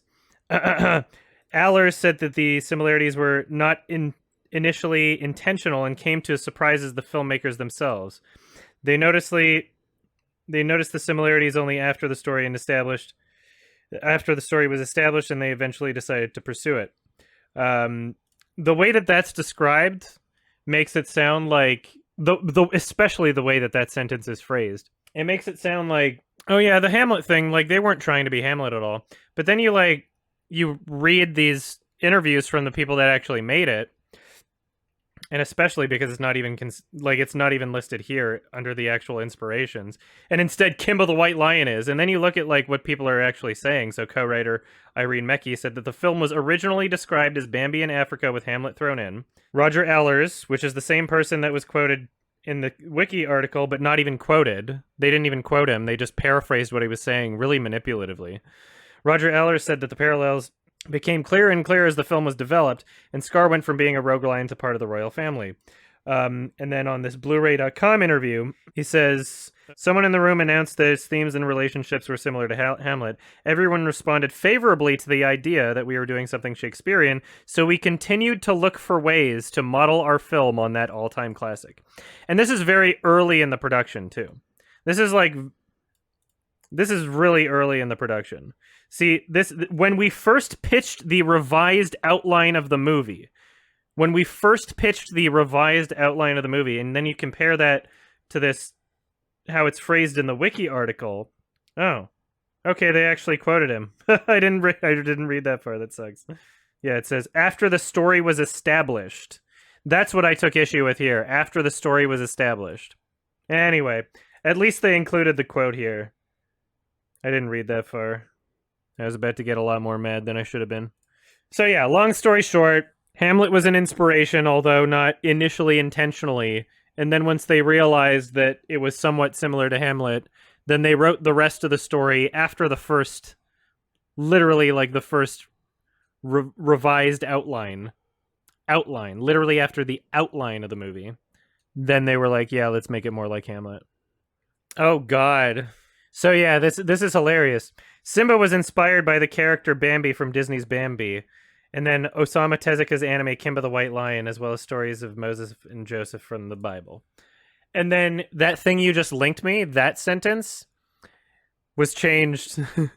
Simba, sorry, although considered an original character, like, literally just taking jabs on Wikipedia. Although considered an original character, Simba was inspired by the character Bambi and by Kimba the White Lion. Like, come on! Although considered as an original character, it's not original. Like, fuck off. Have fun, son. All right. That's hilarious. Thrown in. So Bamblet. I think we... Oh, you found it. Before I came aboard, it was described with Hamlet thrown in. That gets talked about. We took in all of that. Came aboard, it was described as Bambi in Africa with Hamlet. Okay. Yeah, she's actually saying it. And yeah, this, like, showing that kind of clip helps prove my point that, like, they were so unshy about their inspirations that it made it into the fucking featurette. You know, it's not just some one-off interview by someone who worked on The Lion King, you know, being interviewed by some random person on an article. Like, this is a part of the featurette. Like, this went through Disney. Disney approved of that and was like, yeah, that's okay. So, like, they're clearly not shy about their inspirations. I keep going back to this stupid, terrible Twitter thread. Link? I don't know, just search Twitter Kimba Lion King. It has like 20,000 retweets. And it's filled with, like, insane amounts of misinformation. Like, absolutely insane. To the point where an anonymous source, anonymous to you but not anonymous to me, told me that even in the, like, Kimba Discord, they were like, what the fuck? Yeah, this thread. So I blurred out the name, even though you can search for it really easily. But yeah, it's the stupidest, like... And I'm sure they've been made well aware of just how much they said in this thread that is not true at all, and they haven't made any corrections. You know, you don't have to delete the thread. Maybe just make a correction or several, because there's several things about this that are just factually wrong. Just like literally Mashable saying the manga's creator Osamu Tezuka even commented on the sharp similarities back in July 13th, 1994. These were eventually brushed off. He wasn't alive in 1994. Why are you saying that? What are you why would you say that? Like, who are you talking about here? If you were confusing it with someone, who were you confusing it with? Who commented on the controversy on July 13th, 1994 that you confused it with? This is from Mashable India, is what it was from. And it's like one of the top articles that shows up on Google. Like, he wasn't alive. And then what's extra funny about it is, like, literally right underneath that is, like, the 97 movie. Here are some visual references of the similarities. Mashable India. Like, what a shit article. Because there's the point that, like, Tezuka himself was clearly inspired by Bambi, and he vocalized that many times. So, like, if you have two things that are inspired by Bambi and they're both lions in Africa, I don't know if that's worth pointing out at this point. Because, like, I think I've made the whole point already. This is the funniest part of the review. It, like, literally just destroys everything they were arguing. Like, it's not even up to, like, interpretation anymore. And, like, every one of these scenes are ones where they were like, that's too similar to The Lion King. It's like, well, okay, here's the same scenes before your shit. Like, come on. We got the cliff, we got the moon, we got, like, the monkey holding a stick, we got, like, everything. We got Polly. We got everything. And the human element is in this comic, too, which is something that wasn't in The Lion King. It's the same, guys! It's the same! It's fucking ridiculous. This is the inner slipcover to the 1997 movie Blu-ray. So that's what I just scanned. And that's the same image as the new Hollywood Reporter cover here. It's like this that they used, and this are like the same image, the same art, basically. Different background. So it's funny that they changed it to this, because this is also from the 1997 movie. So it used to be this, which this is the 97 movie, and then less than a month ago, they changed it to this, which is also the 97 movie. So I don't know why they changed it less than a month ago from this article that has existed since July of last year. It's almost like literally the article has been around for like 10 months. And they just changed the image like a month ago, but it's also still the 97 movie. So what? I don't know. I don't know why. Am I going to talk about the article? Yeah, I think I'm going to have to mention that they changed it somewhere near the end of the review or something. Like, that's really bizarre to me. Is this shot even from The Lion King on the left? What is that? I don't remember that shot. Or is that just from the beginning? Huh. I don't see it in here. I don't remember that that shot's not in here. Yeah, that must be The Lion King 2 or some shit. Yeah, this isn't even from The Lion King on the left. It's zoomed in? No, but there's no animals in the sun shot in The Lion King. It's just the sun. And then you go through the whole thing and they don't have that shot. It's not from this shot isn't I would know if it was a shot. Guys, fucking trust me. Fucking trust me. You can't. I'm not gonna yell again. I mean, these two, like, this alone is like, should just shut people up. Like, this is just, come on, Kimba. Wow. Yeah, it literally, like, all I had to do was sort by one, and then it's just like, right at the top of the page, ripoff of a great older anime. Like, fuck off. It's like, it's so stupid. Like, that, I didn't even have to scroll to find what I was looking for there. Steeler. It's a good movie, but it's not the original because we live in an unfair community. Ripoff of a great older anime. This movie is I guess he didn't see Steeler at the top. Ripoff of a great older anime. This movie is complete and shameless ripoff with no credit given of the original Kimba the White Lion made in Japan in the 50s or 60s. That's what I remember seeing as a kid. Well, the animation is bright and the voice acting is bearable. I cannot bear to see Disney continue to take credit for another's work. 43 out of 163 people found it helpful. That's too many. 15 out of 36 found this one helpful. That's a better ratio. That's almost half. Almost half of the people found this to be a helpful review. Steeler, it's a good movie, but it's not the original because we live in an unfair unfair community. 15 out of 36 found this helpful. It's good movie, but it's not the original because we live in unfair community. Steeler, 1 out of 10. Almost half of the people found it helpful. Overrated ripoff.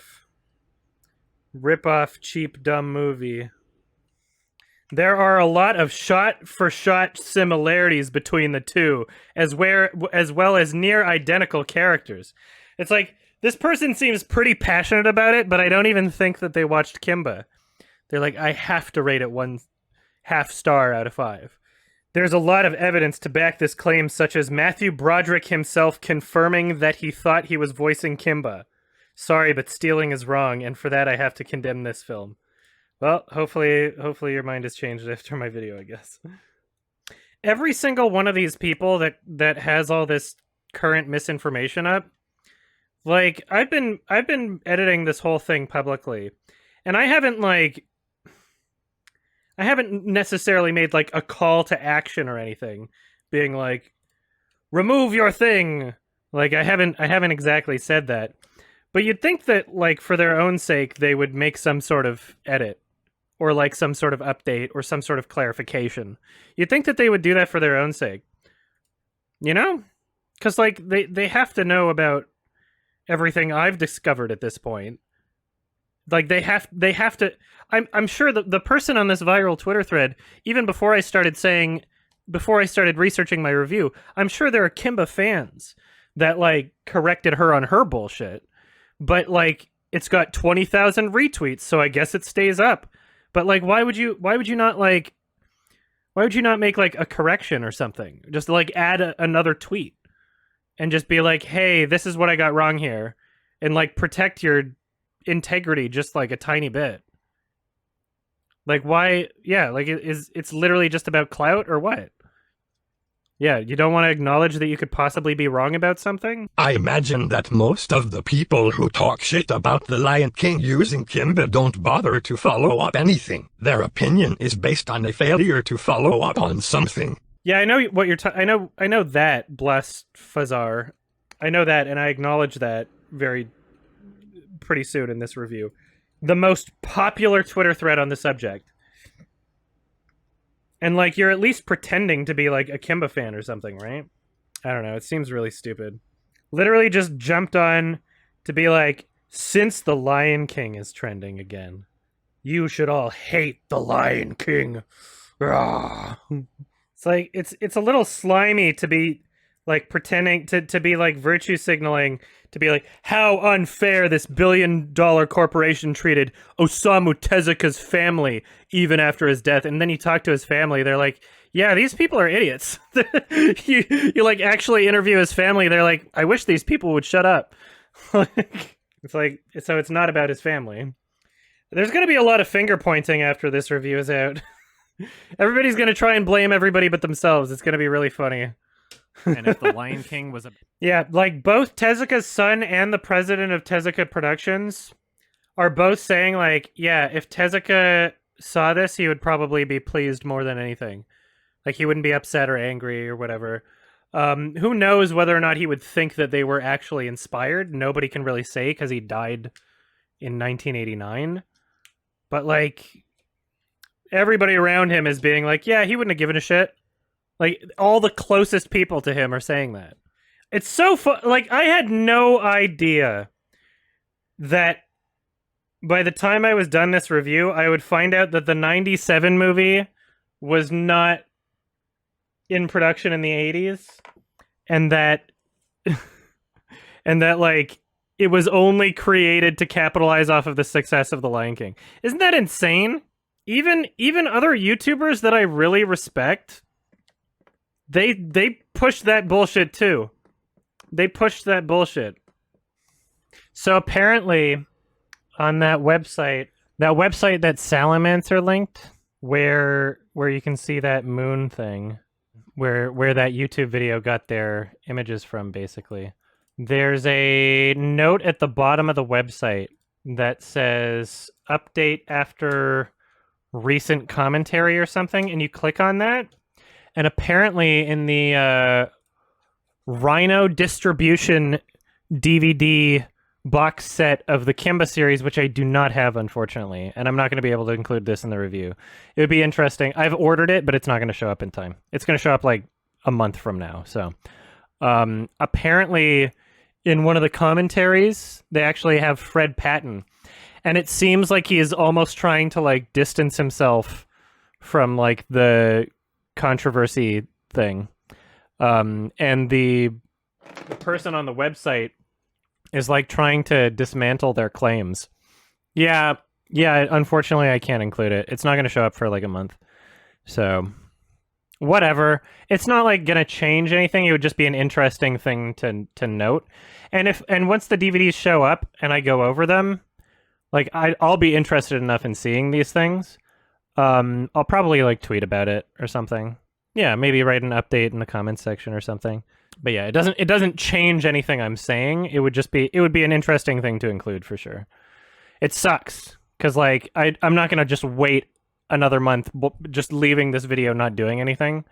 But yeah, the person that made that website is basically like arguing with his points because he is apparently Patton in those commentaries on that DVD was saying things like, yeah, it didn't help that the 94 dub or something came out, or like there was a dub that came out after The Lion King, and then because it came out after The Lion King, they were changing things to be more similar to The Lion King, so then Kimba fans saw that and then didn't have a correct memory of what was in the actual show and then attributed some things to The Lion King when they weren't. Apparently he said things like that, which is actually insane to think of. Patton that is responsible for so much of this bullshit. But yeah, I mean, there's no way I can include it at this point because I would have to have the footage and go over it myself beforehand anyway. And I just want to be fucking done with this. Like, there's always going to be more to add. You know, so this whole video series is basically just a bunch of furries arguing with each other over what the best lion cartoon is.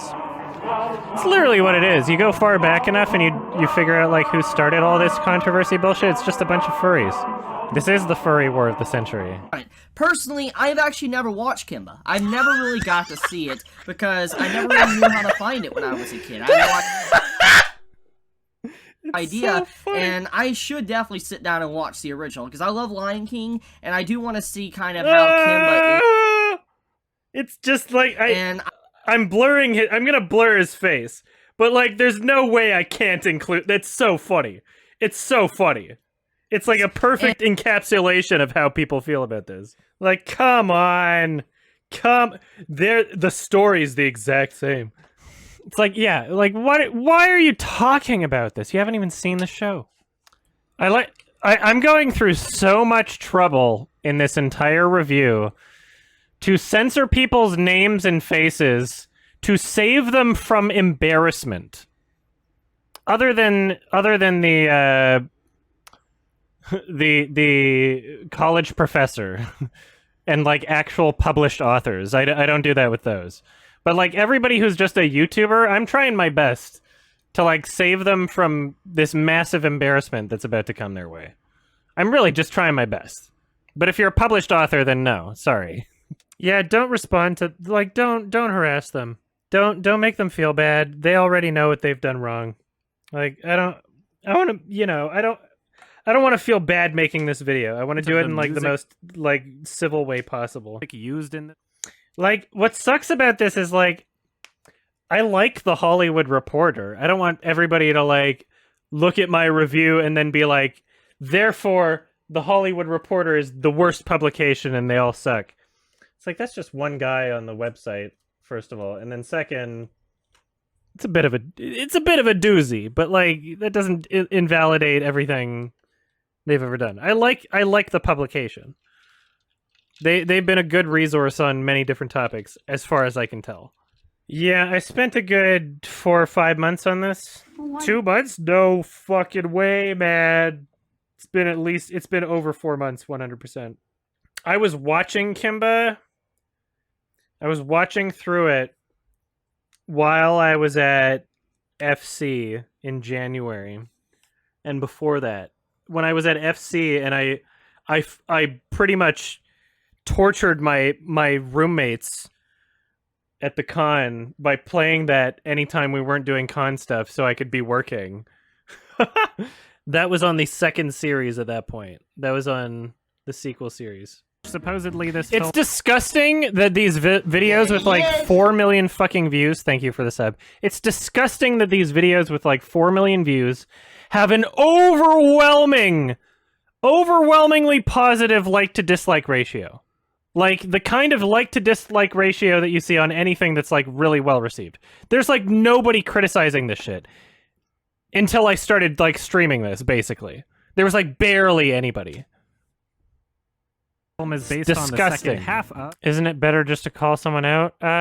No, because I don't believe there's malicious intent. I believe that the people propagating this bullshit are just fucking stupid. And I'm giving them every opportunity to either delete or correct or make kind of, update the bullshit that they've made. If they really want to do that, they can do that. I don't really want to send people to, like, harass anybody. Legitimate. My friend is dead. My poor friend. Yeah, I want to. It's gonna be really funny, because like after that moment, it is revealed that his mouse friend is in fact still alive. But I'm including it there because the trauma that he experienced in that moment is still funny. And, like, again, every single scene, there's things that I have to leave out. Just to, keep it well-paced and not make the video 4 hours long. But it's going to be really funny when some Kimba crowd people are like, you were misleading people by not revealing that the friend was still alive. It's like, it doesn't really matter to the point I'm making, But I'm predicting there might be one of those. Sure are. The stories are the same. How can you just say that? How can you just say the plots are the same? Like, you haven't seen it, clearly. What's funny is that Wikipedia doesn't allow you to source a YouTube video, but they sourced Madhavi Sundar's book, and that book sources YouTube videos. Isn't that funny? Isn't that hilarious? So it just looped right back around. So it's like the book itself sourced YouTube videos. So that's fucking hilarious. I should release a book that is like literally every single page is just the URL to this video. And then cite it on Wikipedia. Yeah, I wouldn't be making this video if like the entire public perception about this issue wasn't filled to the brim with misinformation and inaccuracies and just flat out poor logic. It's not just like a misunderstanding of the facts, it's a misunderstanding of like how art works in general. And so it's like a broader conversation, really. Okay, I kind of like I'm so pissed off at Fred Ladd at this point that I kind of want to use one of his clips again, because I haven't really poked at him yet in this entire review. I just used him as like the justification for why the Simba Kimba name isn't a controversy. Yeah. For him to say like he's an irritant, like that is so fucking reductive of what Zazu is. First of all, Zazu is not an irritant. He's really not. He was trying to make sure the kids didn't die when they were out. And because the kids were, like, so young and they were rebellious and they were like, I laugh in the face of danger, ha ha ha, all of a sudden Zazu's supposed to be an irritant as, like, the function in the entire story? And if you just summarize it by the word irritant and don't say anything else about them, then it's like, wow, they're a shame. They're a shame. This is Fred Ladd. He's the localization producer for NBC. So basically, he was in charge of making Kimba in the English language, bringing it to America. And he's said so much stupid shit about this controversy. It's actually so infuriating. Yeah, this is... And its role has functioned dramatically. is virtually the same thing. He's an irritant. Yeah, this is it's like I said, if all that you're going to say about those two characters is they're irritants and that's it, if literally that's the only word you're going to just use to describe them, then yeah, they're the same. But that's not what those characters are. And for him to say the dramatic function is the same, that's complete bullshit. That's complete bullshit. Zazu is like a royal authority character. Polly is just some random fucking comic relief dumbass. Like, they're not the same at all. Like, what pisses me off so much about Fred Ladd is that, like, he had the most reasonable assumption of connection with Tezuka Productions and Tezuka himself and Tezuka's family, and he carried this controversy and continued talking about it in this way, despite the fact that Tezuka was not alive to comment on it. Tezuka Productions disagreed with these criticisms, saying, yeah, if you have a story set in Africa where there's lions, it's probably going to have a lot of the same shit. And Tezuka's son came out and said that too. And this fucking guy, and literally, Tezuka's son not only said that, Tezuka's son said, I don't want my father's works to be weaponized into someone's argument. That's literally what he said. And yet, this fucking asshole is going around saying this bullshit. He's the same guy that published that I don't know if it was a book. He published some sort of fucking document where he, at the end of it, he was saying like, oh yeah, and just to prove my point, there was an animator that I talked to at Disney, and he says that another animator, Sean Keller, was very upset about what Disney was doing with the Kimba Simba stuff, and just left it so fucking vague like that. And Sean Keller is a huge Kimba fan. He didn't work on The Lion King, and also, Sean Keller did not want to be involved in this whole fucking controversy. He didn't, which is why Fred Ladd, when publishing that article, publication, whatever, when he published that material, he didn't talk to Sean Keller. He talked to someone else who talked to Sean Keller and then decided to write that and name drop him, right? While completely just vaguely saying what he's like not even really saying what he said or any details about it, who he talked to, what he thought about it, just literally trying to like bolster this like, oh yeah, well, I'm right about this and here's proof because there's an animator there that was at Disney that was really mad about it. Doesn't mention that he didn't work on The Lion King, right? He's such an asshole. I hate Fred Ladd. Out of all the people that are like directly involved in the production of like Kimba and stuff, I hate Fred Ladd the most. I really like, he's such a fucking asshole the more I dive into this controversy. Like, I don't know why he's doing this. And to name drop people who he didn't talk to, who don't want to be involved in the controversy? What a fucking asshole decision. And yeah, like all the stuff he says about this and like Polly and Zazu, like, come on, dude, you're so fucking stretching it. They serve the same dramatic role. You know that's not true. You're an asshole. He didn't create Kimba. He literally did not create Kimba. He was a producer at NBC that talked to Tezuka and was like, why don't we make him a child the whole time? He's a fucking asshole. He's one of the middlemen in between artists and like what they want to create. He's the one providing the budget and being like, well, you got to do this stupid bullshit if you want it to be created, don't you? He's one of those. That's literally who he is. And he's talking about this whole Kimba controversy as though he's some sort of like artist. When he's not. He's not an artist. He's a businessman and he's a dick. Like, he's a complete fucking asshole. I don't like this guy at all. Then there's a talking bird that appears, and yeah, and people like quote him like, "Oh yeah, this is a guy that knows about art."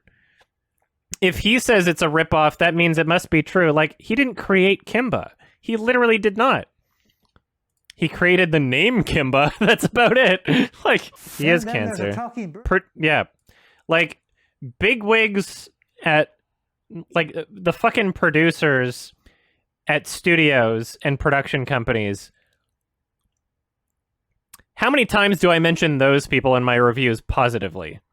Honestly, those are the people that are responsible for things turning out terribly. Those are the people that are responsible for artists not being able to create what they actually want and having to make compromises that negatively impact what they're trying to do.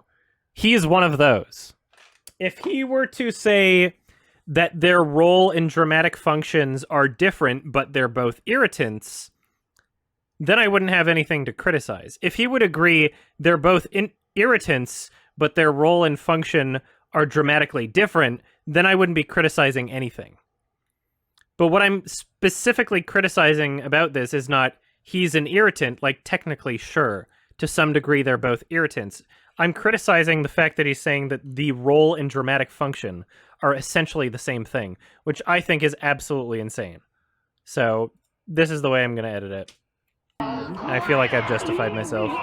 Like, every single one of these clips not only, like, reinforces him being a punching bag, but they reinforce him being old. Like, don't be a stubborn old baboon, and then, like, you juvenile delinquent, he says here, like, that's clearly what his character is. Like, he's an old fart. Clearly, that's what his character is. He's not, like, crazy witch doctor, like, wise old sage, like the fucking Kimba crowd is claiming. That's literally, like, that's not the case. Like, you're ignoring what the show is to so it fits. You're ignoring the parts that don't work, and you're only focusing on the parts that fit. And it's just so frustrating. Like, I get it. Like, they're massive fans of this show, and then they see something kind of similar, and everybody in the entire world loves it. Everybody in the entire fucking world loves The Lion King. It was translated to, like, every fucking language, and everybody loves it. And meanwhile, they're like, but Kimba did some of the same things, and nobody likes Kimba. Nobody's watching. Like, they can't relate to anybody about it, is the problem. Is that there are so few Kimba fans, especially outside of Japan, that they're like, they're stubborn, they're butthurt. They're just actually fucking pissed off that The Lion King has so many people that love it. And they can't relate to anybody about Kimba because nobody wants to watch Kimba because it's bullshit. Because it's fucking bad. They're like, but it did some of the same things. And so they're taking it out on The Lion King. Really? People ask me, like, aren't you going to be worried about, like, the fallout from the Kimba fan base? There's barely a fan base. There's barely anybody that watched that show. That's the reason why this conspiracy was able to thrive, is because millions of people watched their videos about the similarities, but nobody watched the show because nobody wants to, because it looks like shit. Like, even people that hate The Lion King, even people that are like, oh, fuck, The Lion King is so bad because it ripped off Kimba, they haven't seen Kimba either. Paige watched quite a bit of Kimba. She didn't watch, like, much of it. She watched, like, 5% of the show while she was with me. But it was, like, constant. Because there's so much. That's why I was watching it with her. It's because I was trying to, like, go through it. You know? And so, like, any moment that I had to spare where I wasn't actively doing something else, even if I was with friends, I'd be like, okay, I'm putting on Kimba. And torturing them. And they are doing worse for Kimba, because now it's tied to The Lion King forever thanks to them. Yeah, I agree with you completely, Ninja Godzilla. Near the end of the review, I cover statements from Tezuka's son, where he's like, yeah, I wish that... I don't want to see my father's works turned into someone else's weapon, and I disagree with the controversy. He literally says that. And so it's like, all these, especially in that viral Twitter thread, where the first thing they say is like, how Disney is poorly treated Tezuka and his family. What? That's not true, because Tezuka's family doesn't agree with these conspiracy theorists. Tezuka's family, like, they don't like you. You can't use them as a shield for your bullshit. Because you're mad that other people love this property more than they love your lion property, than your lion animated bullshit, right? Like, it's so funny. Yeah, Tezuka's entire legacy is reduced to the guy that made the thing that The Lion King ripped off, literally. Like, he has other accomplishments, you assholes. Yeah, it's the conspiracy is too easy to believe because it makes sense if you don't do any research. Does anybody have any because like I just realized right here, I don't want to say something that's like a little misleading. So this is the article from 1994, LA Times. They interviewed president of Tezuka Productions in 1994. He said that him and his staff came to the conclusion that you could not avoid having these similarities as long as you use animals as characters and try to draw images out of them. That's what he said.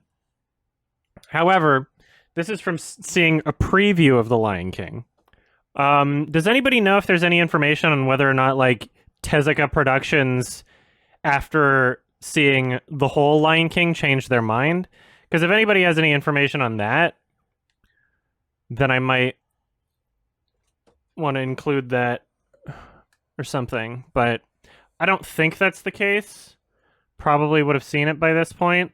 But if anybody can do like a search for me, because I don't really think that's the case, but I just want to make sure if I'm gonna say something like that. Oh no. Oh my god. This article's source is a Twitter thread. According to the Twitter thread, Tezuka Productions had acknowledged their discomfort with the similarities between the two movies, but they couldn't file any lawsuit as they didn't have enough funds. According to the Twitter thread. Because, like, the only... I'm looking for quotes from Tezuka Productions, and the only quotes I can find were ones saying that they didn't think that there was an issue. This is Gazette from 2000. And it says... things like, in both movies, like, what do you mean both movies? There's one movie of The Lion King, and then there's, like, the TV show is what's being compared mostly for Kimba. So you don't even know that it's a TV show. The Japanese studio Mushi, which produced Kimba in that country, declined to file a lawsuit against Disney. He said that head of the studio believed the creator of Kimba would not have wanted to sue because of the deep respect he held for the founder of the company. So yeah, now we have Mushi Production also being like, yeah, I mean, Tezuka probably wouldn't have given a shit. Oh my god, yeah, everything is just confirming what I'm saying. Here's one from Fox Business from July 2019, I guess. His family and production company did not attempt to sue Disney for copyright infringement. According to the Post, while they noticed similarities, those were factual elements and ideas based on nature. Based on nature. Yeah, this idea that, like, Tezuka Productions or Tezuka's family were like, we want to sue Disney, but we can't because we're poor. That's just not true. That's literally just not true. His daughter says... my father would have been pleased if his work influenced Disney, so we wouldn't think about a lawsuit at all. That sounds very different than we want to sue, but we'd go bankrupt. That sounds very different. Like, they all just completely decide not to include the part where they say, yeah, we don't want to sue him because Tezuka would have been flattered if that was the case, and also we believe that it's just things based on nature anyway. Because, like, it's like people just pick and choose and just ignore the parts they don't like. How come I've never seen the Kimba crowd talk about how Tezuka Productions says shit like this? Therefore, our company's general opinion is The Lion King is a totally different piece from The Jungle Emperor and is an original work completed by the Disney Productions' long-lasting excellent production technique. How come they don't mention that shit? Just search LA Times Kimba Simba. That's the article. Just search it. It's the first one. It's from 1994. What is the only mammal without vocal cords? Your mom, because my dick destroyed them. If they do another Kimba anime, will I review it? Probably not! I'm fucking done with this bullshit! Adam, can you do a celebratory dab for us?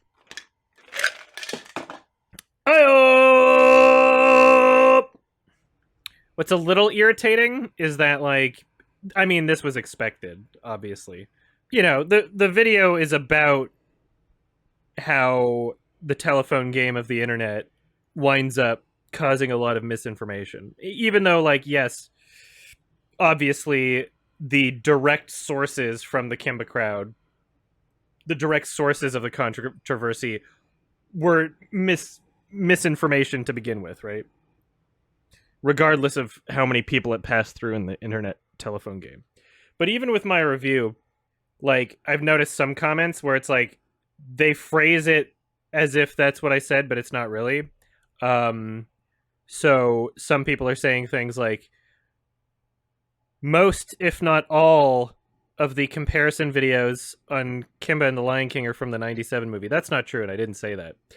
The one video that I pointed out first, the one with 4 million views, called Kimba 1966 versus Simba 1994 versus Simba 2019, that one was like 95% of the footage was from the 97 movie. So that particular video, yes. The other one called Kimba and the Lion King, How Similar Are They?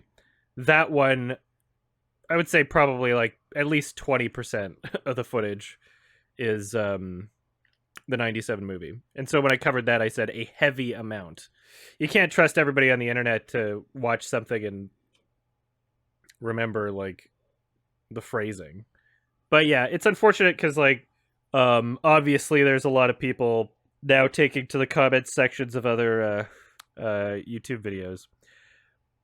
And I think, you know, there's some popular videos on the subject that weren't even all that bad and got a couple things wrong that people are like getting pissy about. So like the I keep forgetting this channel's name.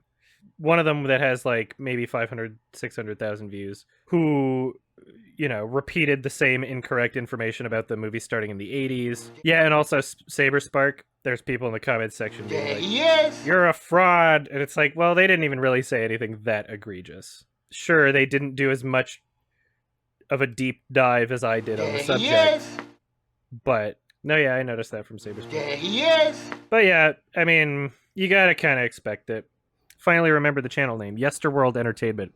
Yeah, I don't think their video was all that bad, even though they got a couple things wrong. The Kimba meme subreddit is making some really funny shit. It's just if you even sort by new, people are making like funny shit all the time.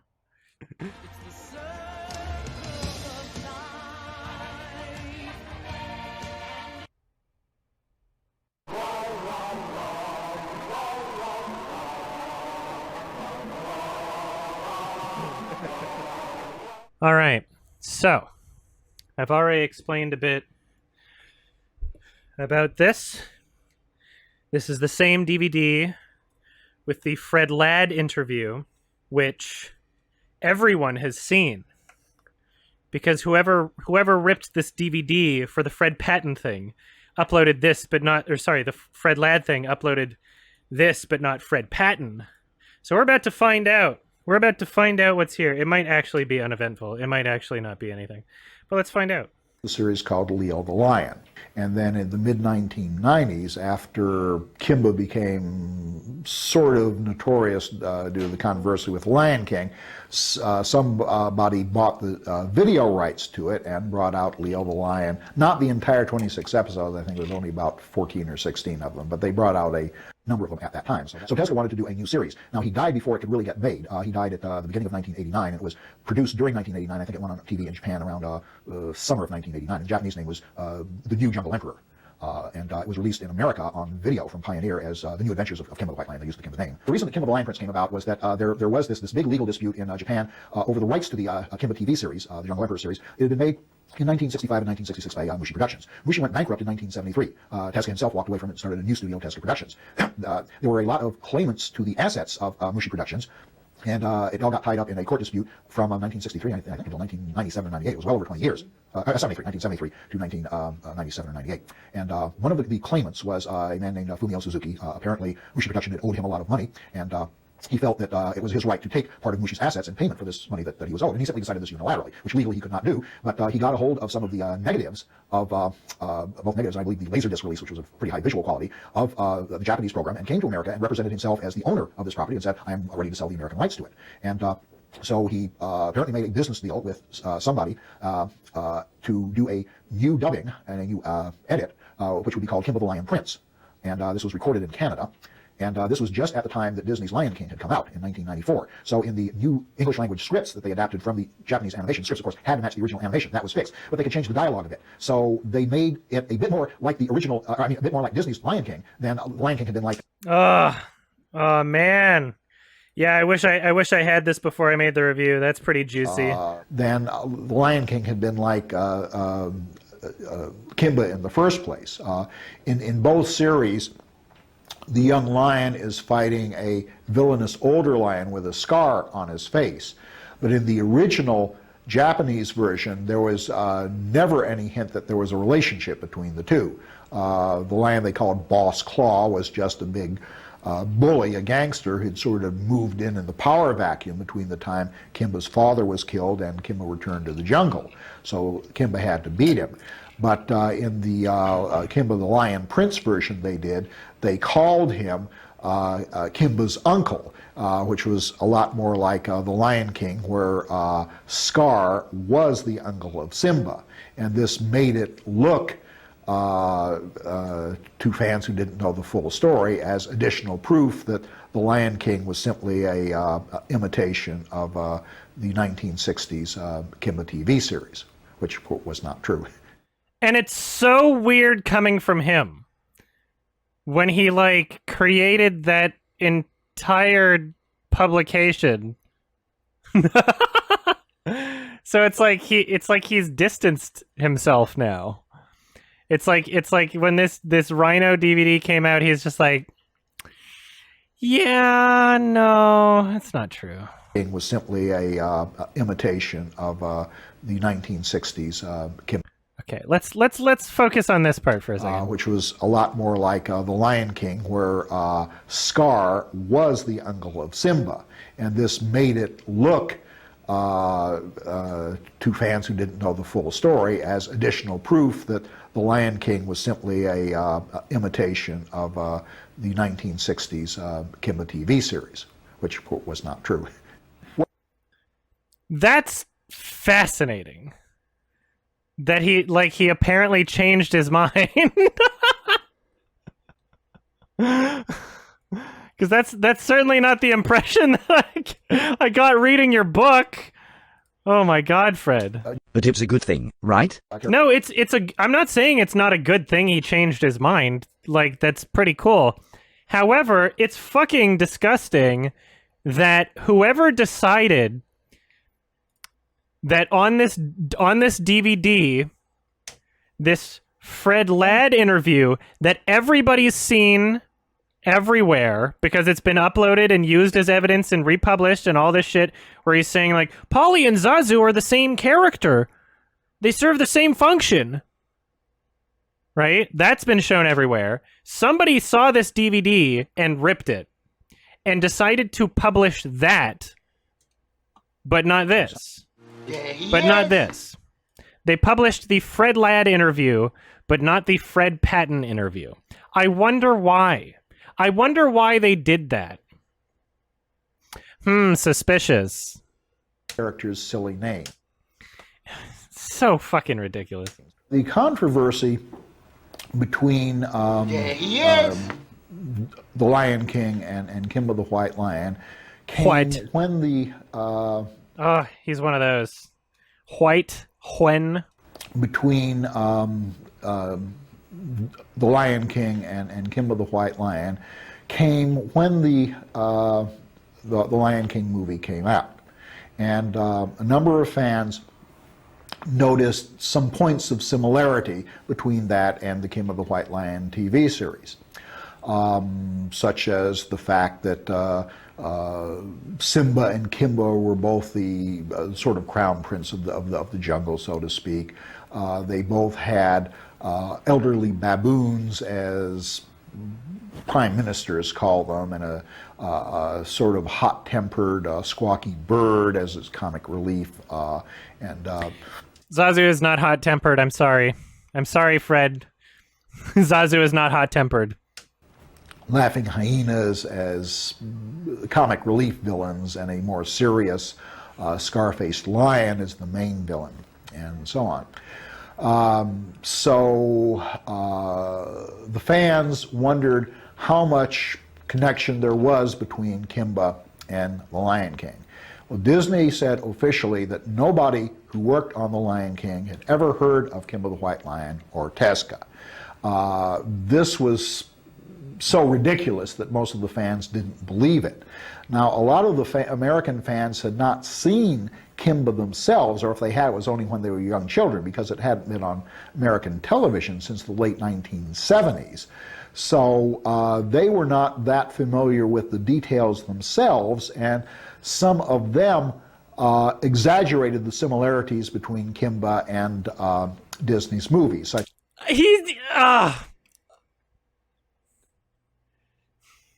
It's like you gotta take ownership over it, Fred. What do you mean, some of them? So, like, okay, let's go back to, I just want to point this out. So, oh my god, where is that? Let me see if I can find this one thing. Hold on, we're going on a detour. Yes.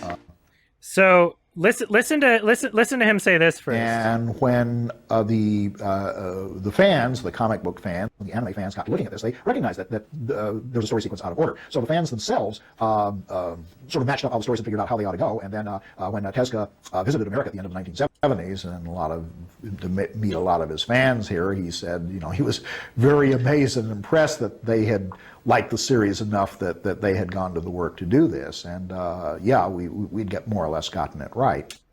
So, beginning of this clip, he says, the fans of Kimba had reconstructed the chronological order of the episodes to more appropriately match what they were originally intended to be. Because of some dispute with NBC, they were shown like out of order to some extent. And then Tezuka visits America, and the fans show Tezuka the version in order, and Tezuka says, you got it. And then Fred Patton then says, we more or less got it right. Very heavily, like, my assumption there is now, okay, Fred Patton was a part of the group of fans that reconstructed the order. So he's saying the fans of Kimba, and then at the end he says, we more or less got it right. That is a claim of ownership that he wants, because he's proud of that, right? It's enough that they had gone to the work to do this, and yeah, we'd get more or less gotten it right. We more or less gotten it right. Now we go to Fred Patton talking about the Lion King controversy, and he also says the fans. But then he absolves himself of ownership of the controversy, even though it's like thoroughly documented that he was like one of the biggest reasons why it continued on to this day. So let's hear him talk about that. Fans had not seen Kimba themselves, or if they had, it was only when they were young children, because it hadn't been on American television since the late 1970s. So they were not that familiar with the details themselves, and some of them exaggerated the similarities between Kimba and Disney's movies. Some of them exaggerated the similarities between Kimba and the Lion King. Some of them.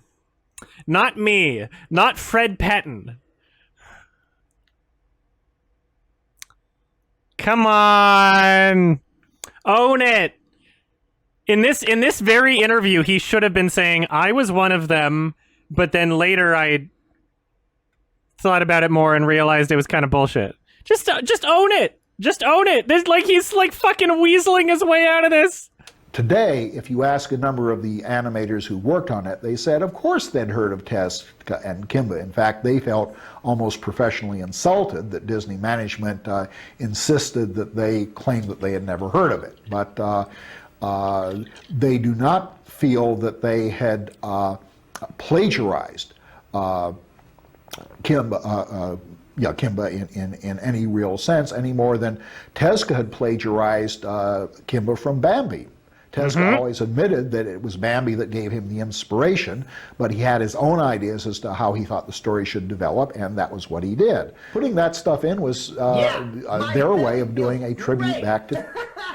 I'm confused. H is allowed to associate with fans who said they got it right for the order. But separate fans, not himself, say it's exaggerated about the comparison. He does sound like he wants to be non-associated with the controversy in the interview. Yeah. So, what year was this DVD released? Hold on. 2003. Which is before Patton's book, but the book is a collection of other publications that were previously released. Okay. So this was originally an unpublished paper from 1995. So even though his book that has this paper within it was what, 2004 or something, this original, like, this, all of this shit about like the whole Kimba versus Simba shit that he originally wrote is from like 95. So like literally a year after The Lion King. And now cut to this in like 2003, and he's like, the Kimba crowd exaggerated the similarities. Sort of remembered a couple of details about the original series. Putting that stuff in was their way of doing a tribute back to Tezuka, as Tezuka had made the Jungle Emperor a tribute to Bambi. And again, this is not exactly a new thing for Disney. If you look at Beauty and the Beast, and if you compare it with the late 1940s live-action French version by Jean Cocteau, there are a couple of details that sort of make it obvious that the Disney animation crew was familiar with Cocteau's version. They were not ripping it off, but they were giving a tribute to a filmmaker who had done an earlier version. They were not ripping it off. My God, Fred, you said like the exact opposite shit. Of it. The official response of Tezuka Productions in Japan was that since Tezuka himself had originally acknowledged that Jungle Emperor was inspired by Disney's Bambi, they did not feel that they could morally object to Disney doing The Lion King and maybe being inspired by Jungle Emperor. Oh, you listen, and all the Kimba crowds, people were like, they wanted to sue, but they didn't have enough money because Disney's so evil and rich. And here Fred Patton is like, yeah, well, the official response from Tezuka Productions is like, yeah, you know, some things are borrowed from other things. It wasn't a ripoff. Like, if anything, there were like slight similarities here and there. Japan was that since Tezuka himself had let's hear this to part. a filmmaker. The official response of Tezuka Productions in Japan was that since they said something to the effect that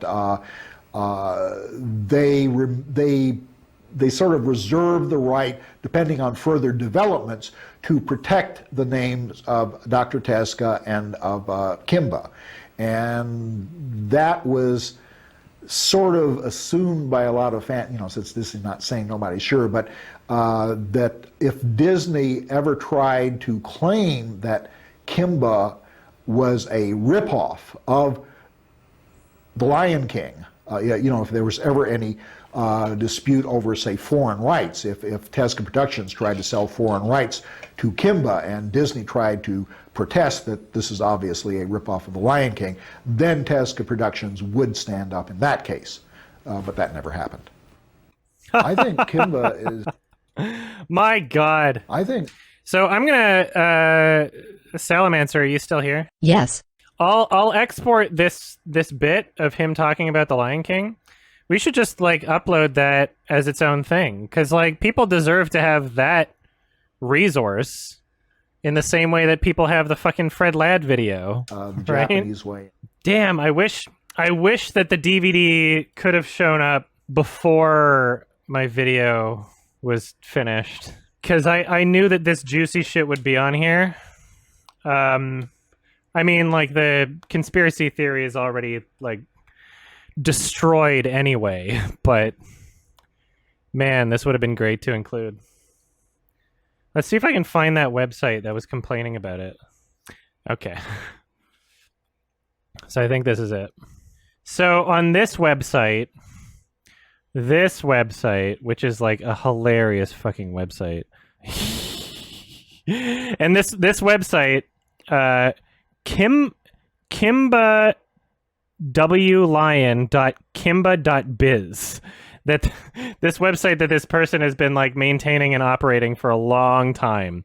And this, the same blue background as is found in the shitty YouTube video that was used as a source for Madhavi Sundar's TED Talk. You can see that the YouTube video just used screenshots from this website. It's the same blue background. So this website, and it also literally says on this website, so this even goes further to why Madhavi Sundar believed this. It literally says on this website, a scene with Simba's father appearing in the moon. It literally says that on this website, and it shows this. It shows this is the screenshot. So I believe that this website, whoever operates this website, they got these screenshots for The Lion King. Like, this has to be an intentional exaggeration. This has to be intentional.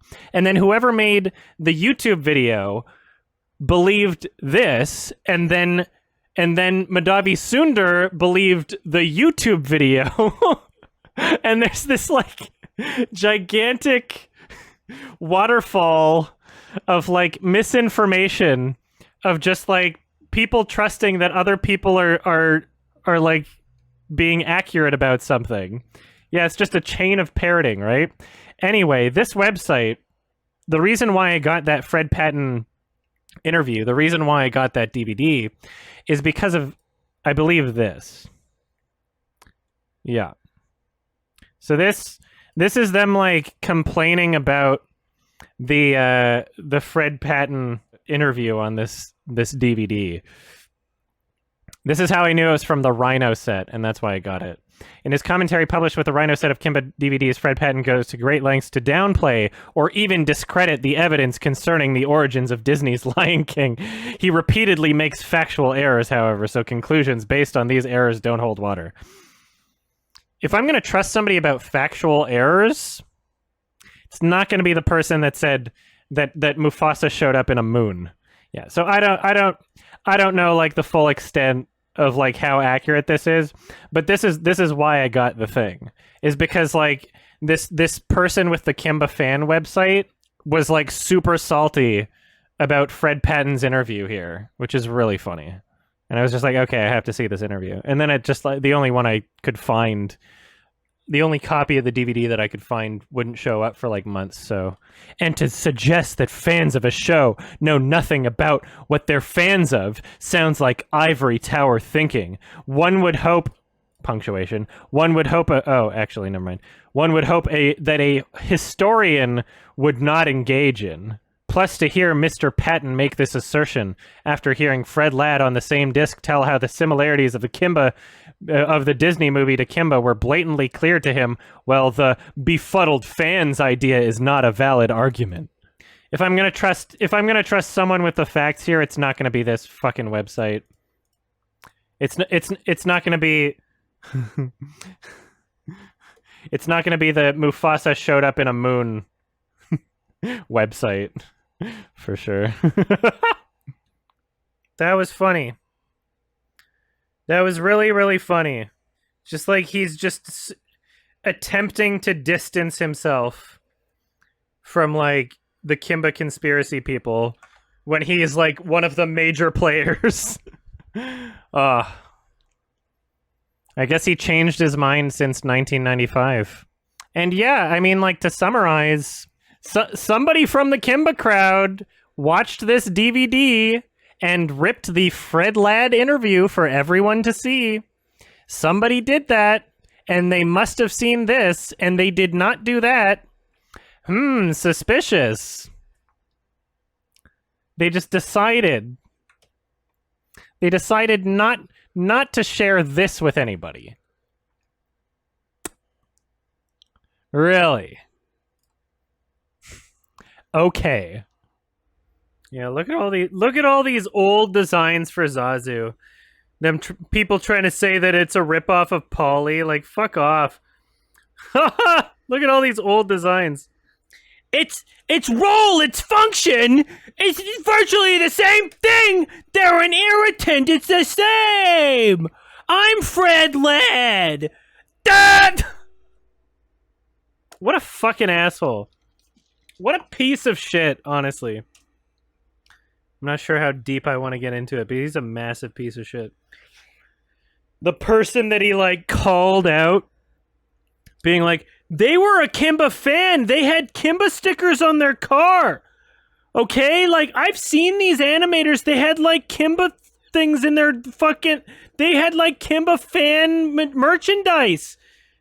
And then come to find out that that person that he was talking about not only didn't work on The Lion King, worked at Disney but didn't work on The Lion King. Not only that, but they posted a comment on the Kimba is Over party video being like, thank you for calling out Fred Ladd. He was hounding me, like asking me to spill the beans on a movie I didn't work on, and he was really annoying. The same guy, literally. What a gigantic piece of shit. What an awful... Fred Ladd is a gigantic piece of shit. Literally. Just like calling out a person and like putting his name in a publication without his permission. Saying, somebody told me that they said something about The Lion King and Kimba. And then just kept like bugging him over years, trying to get him to like spill the beans on a movie he didn't, in his own words, trying to get him to spill the beans on a movie he didn't even work on. And he was clearly fucking annoyed by it. It's so insane. And people take Fred Ladd's word over this. They look at like the clips of him being like, I knew these guys that worked on The Lion King. They had like Kimba fan material. He's talking about one person, and that one person doesn't like him and didn't work on The Lion King and wishes that he would stop asking him about it. That's what happened. What a gigantic piece of shit. Hey guys, it's October 2022. Here are the Patreon credits for this month. Easy Game 69, Sam McKenney, Nico Fuentes, Ryan, Joel999, Melly, Wrigglemoss, Speak of the Joker, Possum Physics, Orange Juice Slurper, Black Mama 1993, Yup, Caden Mack, Charisma, The Super One Player, Zachary Kane, Chi.exe, Gothic Sith, Mandelbro, Wales, Bo the Doggo, Gabriel Herrera, Hoofido, and Lemonade Warrior is participating in the hit video game Among Us and is considered the encroacher. Thanks for watching the video and enjoy Spooky Month.